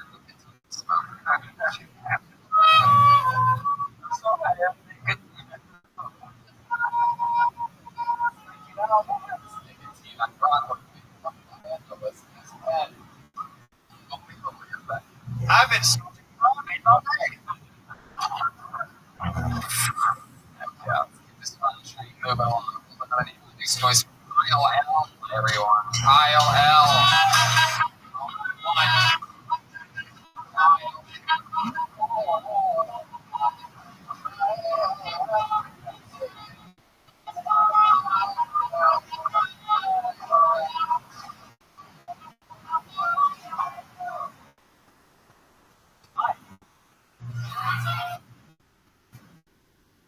So, have you ever like walking through the parking lot of the grocery store or driving down the road? Do you see like obnoxious fucking person in this car? You're like, what's up with that piece of shit? The worst bumper stickers I ever see are the ones that's like 26 corners. They're like literally like 10 of them on the fucking car. Like, what's up with that? Fucking tryhards. Why can't we just like settle for like 2, 3, 4? Let people know like some try running 2 miles, 3 miles, 4, 5, 6. No, let's get real. Like, so, 3, you can think of something. You need that many pockets sitting, or maybe that's what you're supposed to do. How many times I jerked off in one day. Wow. Fuck yeah. Yeah, but Kyle L.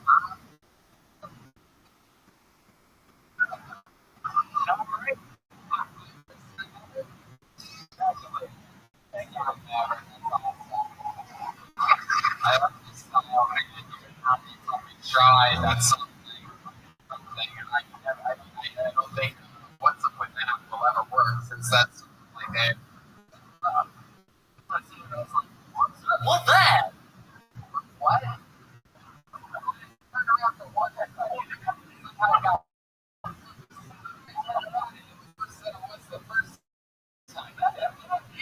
I like this version.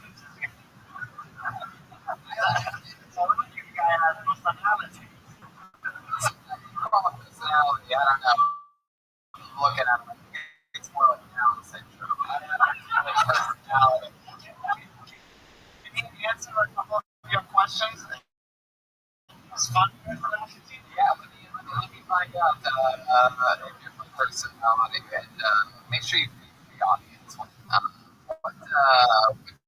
do you remember most about what's your favorite memory from your childhood? Remember, it's your fun. What do you do for the fun? I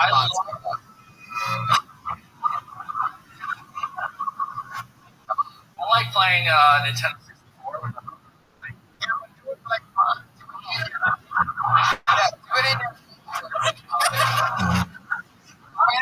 Like this.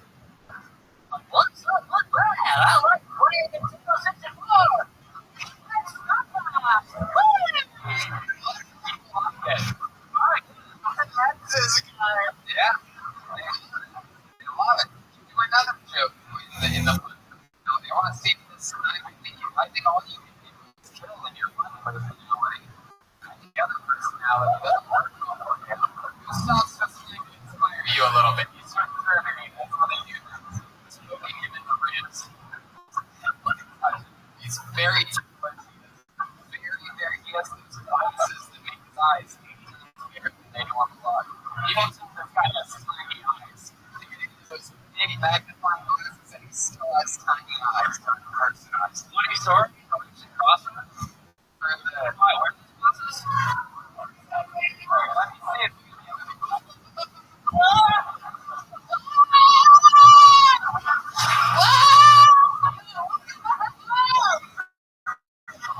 Let me see if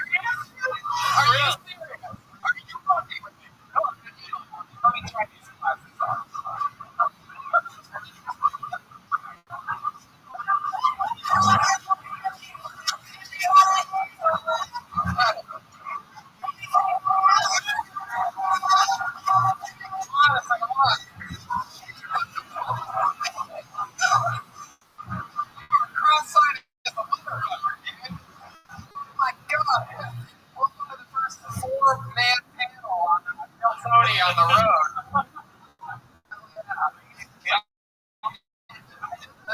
I did the show in Appleton. There was at least like 400 people in the audience. The whole thing. Please come in Milwaukee with us. I'll be there tomorrow. Just like 12 kids. I used to tell my parents, like some of my friends, my mom's friends, when I was in school. And like I told them in like front of her, my mom was like a real sweet lady. And she just not like that. Like it's true. I hear you.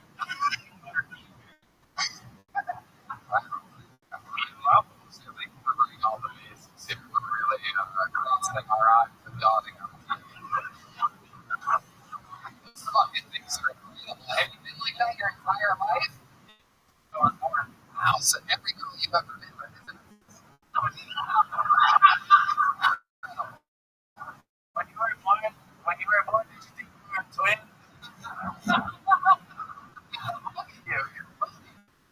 You're normal. You're a smooth guy. Not like sort of you're a smooth person. Think of it.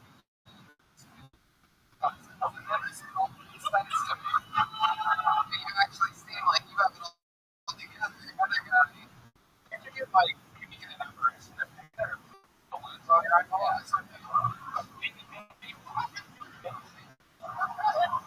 Surprised you didn't just have a full weight out of you as a kid.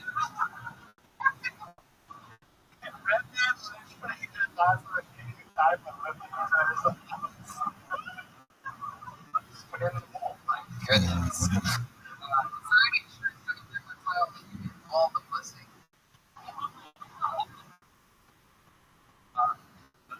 You ever eat the girl's dinner for you? It doesn't taste like anything.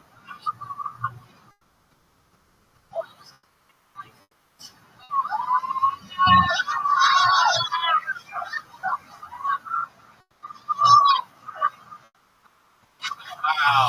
Dude, there's nothing cross-eyed motherfucker. You are an unstoppable beast when you do that. You know that? Are you aware of it? You're really just not the killer. You're like that at the end of the game. Everything afterwards is going away. It's levy. It's like, go on.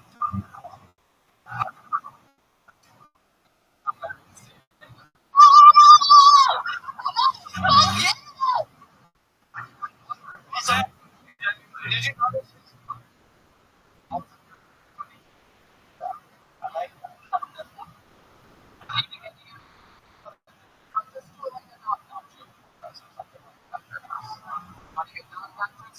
I don't really know that many. Well, just fucking try one. Just say no.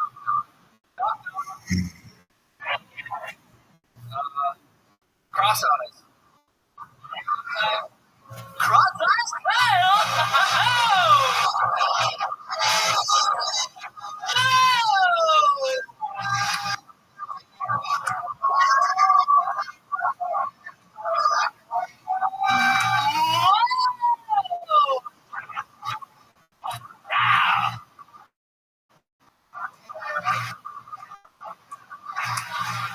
Jonah, usually comedians, but this is an exception. What the hell? We've created a monster. I know what he had. My eyes are my life. No big deal.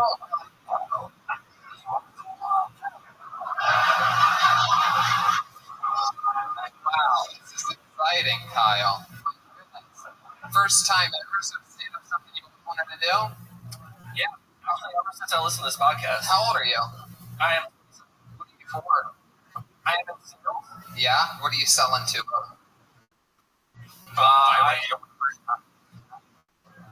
I'm just saying the deals. You see these deals here?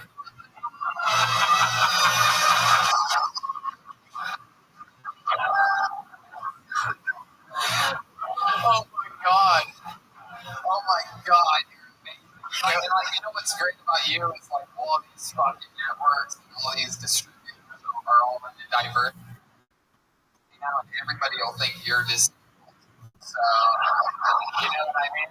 I feel like I can give you a killer 1 hour Netflix on like fucking 4.5 hours. Let's do it.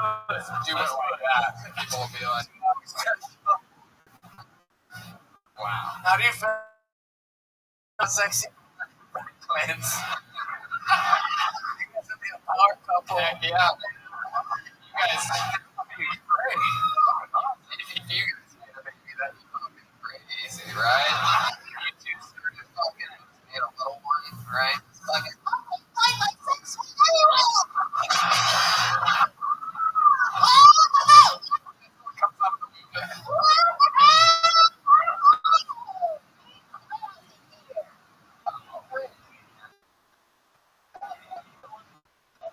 Smell like fish buckets of money. Only me, okay, bye. Did I find out what it is that you're selling? An answer out of that? So, Packaging. You don't want to tell me what you sell. It's for a corporation or something like that. No?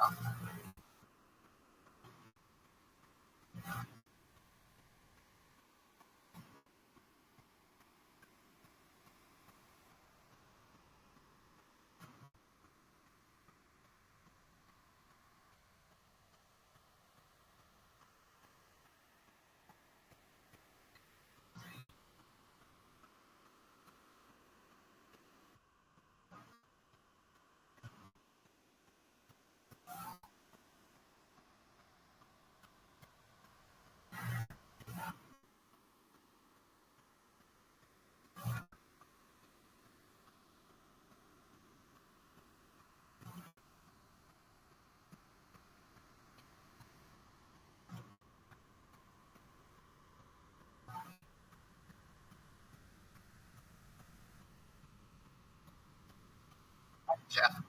Right. Two eyes.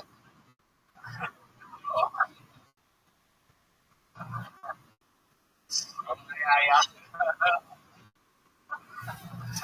Well, what's that again? And you're signing it tomorrow. You're gonna. I mean, I guess. Yeah. I guess I'm just like taking glasses off me cross-eyed the whole time. And But you're already coming, right? Yeah. Well, sign up. Yes, please. And because you did tonight. Oh, no, you did. Full eyesight. That's right. Have a long time, everybody. Made his debut here tonight. Had a lot of fun with him and sang it well. Silly fuck. Kyle. You nailed it. That's exactly where my hand was. We should go to the movie one more time. We're going over our time already. We got there late. Out of Los Angeles. And, we started late. And, you can thank some of your minds for that. In here late and fuck with us. So, fun episode. Final comedian of the night, first by the name of Joe Brown. Joe Brown. Here it comes.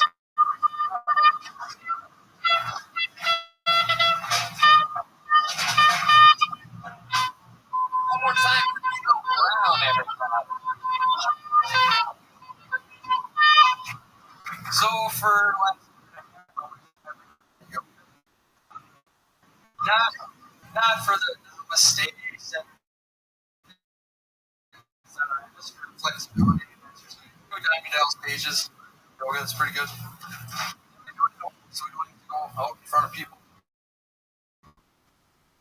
And because I know what would happen if we went to one place. She catch me looking at one of the ladies in there, Can't help it. She's in front of me. Look at our dog. Makes me look at the dog. They,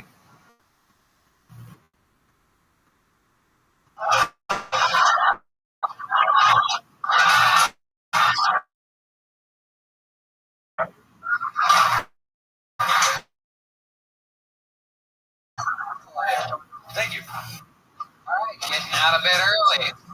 Cutting out at probably about 20% of your set on the table. I'm guessing you do the class. Yeah. That's fun.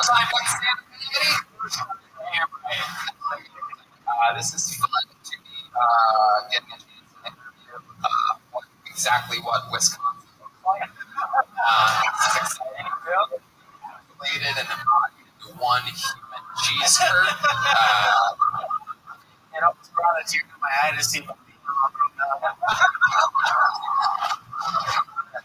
Damn. Real references, man. And they keep coming. I'm going to keep making them. They all look like them. This is almost recent. All right. Joe, first time, is that all true? You were married? I'm married. Oh, wait. Right. And, wow. How old are you? 37. 37. Wow. What do you do for work? I meetings and all big stadiums and buildings. You steal other people's lunches on the job site? Steal 17 years, 17 years. Pittsburgh on vacation. Wow.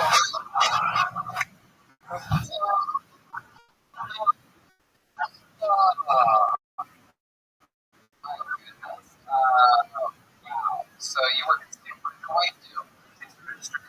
Registered nurse. She specializes in any specific type of nursing. Behavioral. Psychological support. You get the kids. 2 kids. Okay. One's about to be 18, and one's about to be 10. 18 to what the boys. I mean, it's not anything you do. Yeah, what's he gonna do? I don't think he knows. Oh, he doesn't. Still living young. And he went to college or anything like that. No, he is. Also In high school. Yeah. I get it. And so you don't know what the plans are yet. Do you have a job yet? Not yet. Oh shit. I think everyone's like, sure he has a fucking job. We're team. I know. Look how red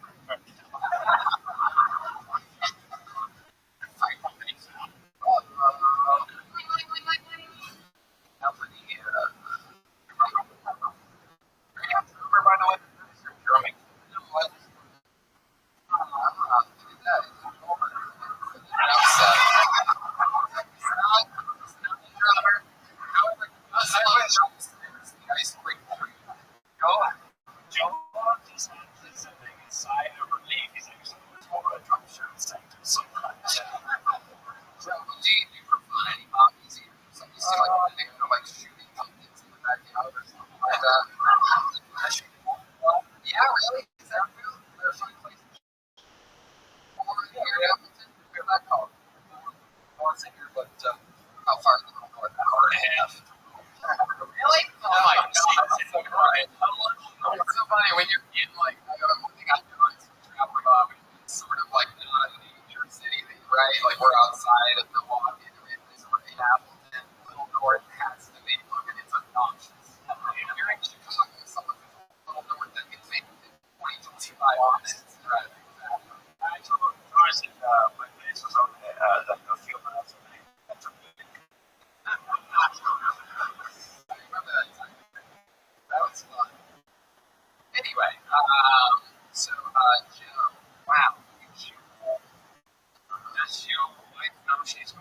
Wisconsin. Use it all for the cookie. You should like you also empty it. Yeah. All right. What else? Play like all the kids. Yeah, what are some of the games that you like to play with kids? I know it's not Twister.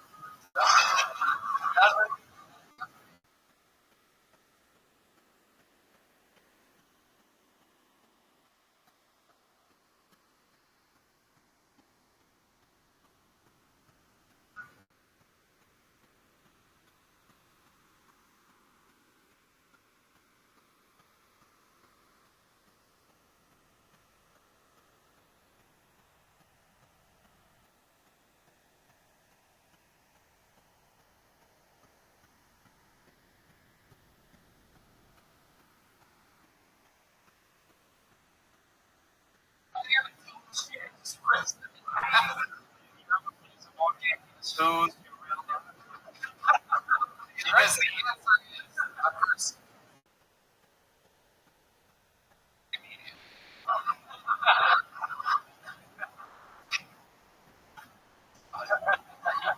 you know many people next. Not very often is a comedian get his entire episode of Kill Tony dedicated to him, but you know what? 6 kids, 3 baby mama, you fucking never did it. You came inside a world here tonight. Mark Flat. Jim Brown, you have the same name and it's one of my favorite television judges. You know my friend Bill Good. They call you Judge Joe. Like Judge Green, King of the Hill.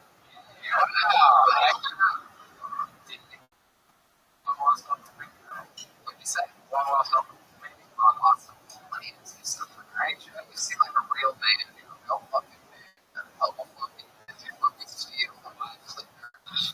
Special sexual needs that you have in the bedroom. Anything that you do, fucking should move that brings the fucking nuts and bolts on your wife. It's called a roll. I don't want to hurt her. I feel like I'm already calling you Chuck. What is it? Is there something you like to do? Is there a special thing? No? Pretty normal. Just be happy and not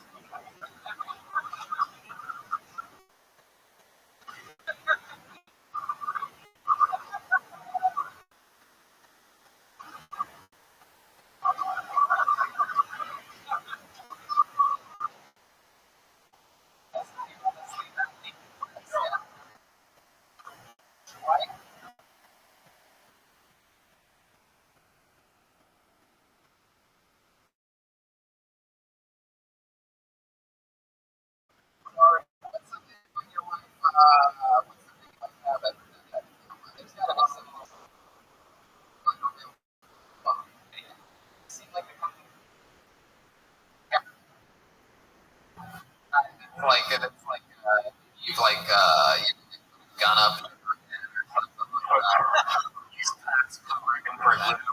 There you go. That's more like it. getting warmer.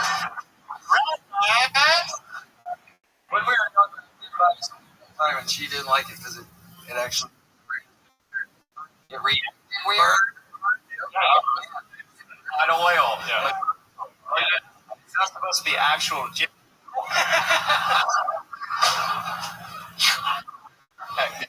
was oil. Fries on his fingers.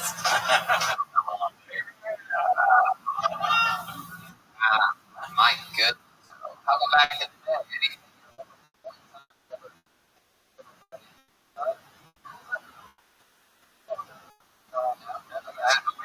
Hotel sex, that's always good. Oh, away from home. Sounds good. Heck yeah. You put a do not disturb thing on the door. You fill out your next morning breakfast menu. When I was like 22, this is how I used to be. Like, I agree with you to have hotel sex, but we would get a double bed and we'd buy a whole bottle of and we'll just use the whole bottle of these each other. Baby oil sex on the one bed. Poor bed. Whole gallon. So, I don't know why, but that was our like.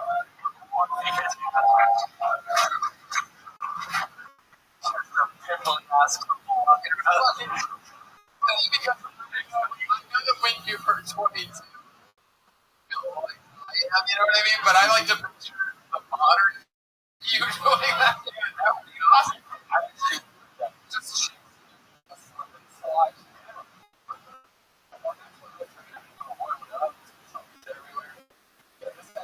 it's whole life going up. You know what I'm saying? Yeah.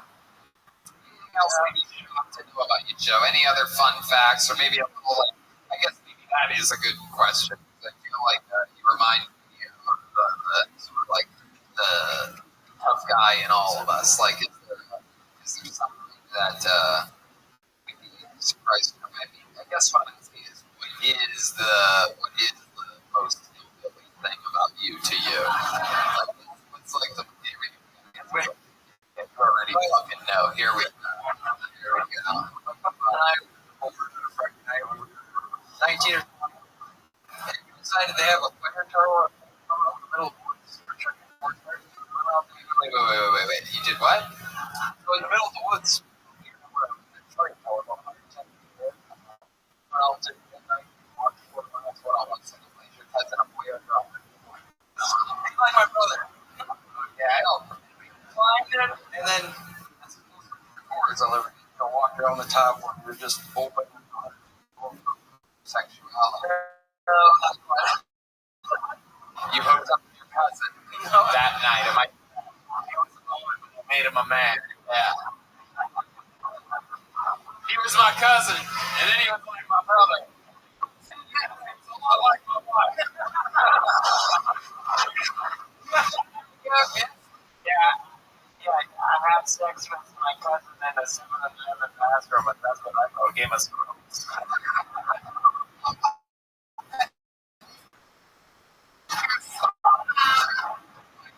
Well, Joe, first fucking time, you got it. You're a likable guy.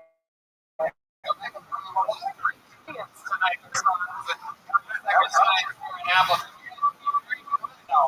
Small but fucking like yellow one more time, good and loud for Joe. That's what it looks like. That's what it feels like. The first ever. Tell your friends, tell your neighbors tomorrow night we are in Milwaukee, Wisconsin, in a stunning turn of events. We are there, and we're going to go on to very few tickets left for Chicago, if any at all. St. Madison, Minneapolis is sold out. Comedy Store will still have the MC 19th and Grand Sea Theater on the 20th in New York City. That's a very big report. Philadelphia, Pennsylvania, July 25th. Our biggest show ever. Way to follow me and doing it. Our smallest show ever here tonight in Minneapolis. Small might be again. One more time to clap for the leader of the band, the great Jeremiah Walker. He's on top of hell yeah.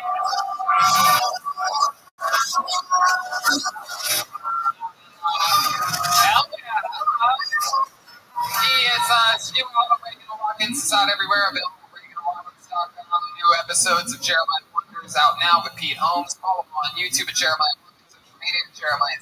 Anything else, Jeremiah? Yeah, a couple of regular walk-ins headlining things that we added June 28th ago. And also July in Phoenix. And also Monday as well. Hell yeah. Guys, we just did a little trick on you earlier. You did a simple drum set just to surprise you because it's the smallest venue that we've ever taken into around the country. How about one more time for Joel? Joel.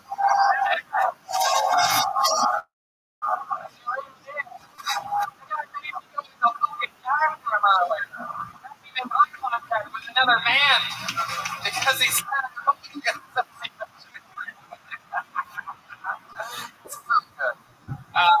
so much fun stuff.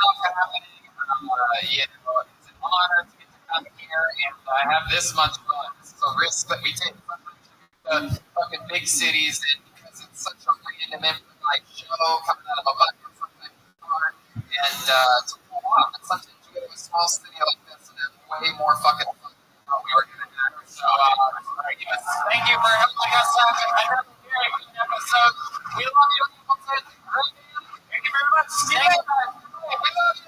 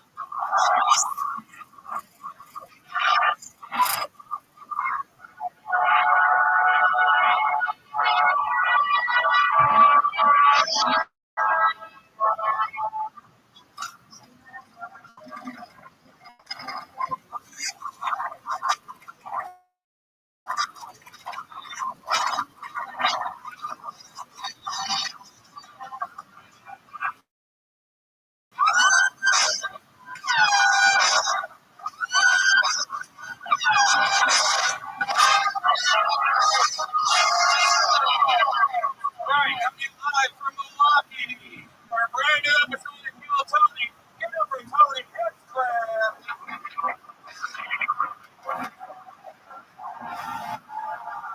Milwaukee, you ready to do this? How you guys doing out there? You guys ready for this?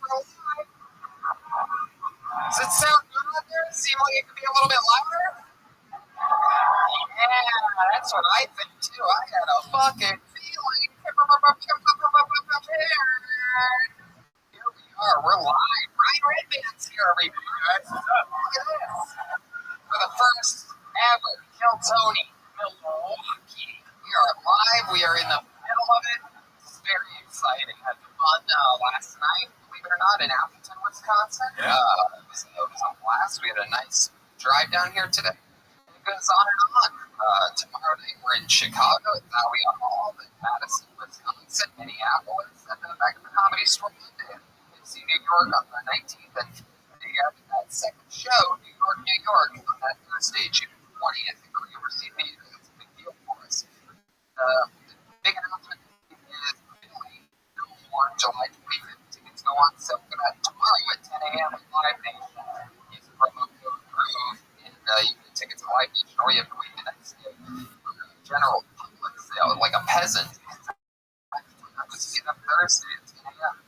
So it's Milwaukee. It's been a long time since I've been here. It's going to be your first ever Hill Tony in Milwaukee. It's beautiful.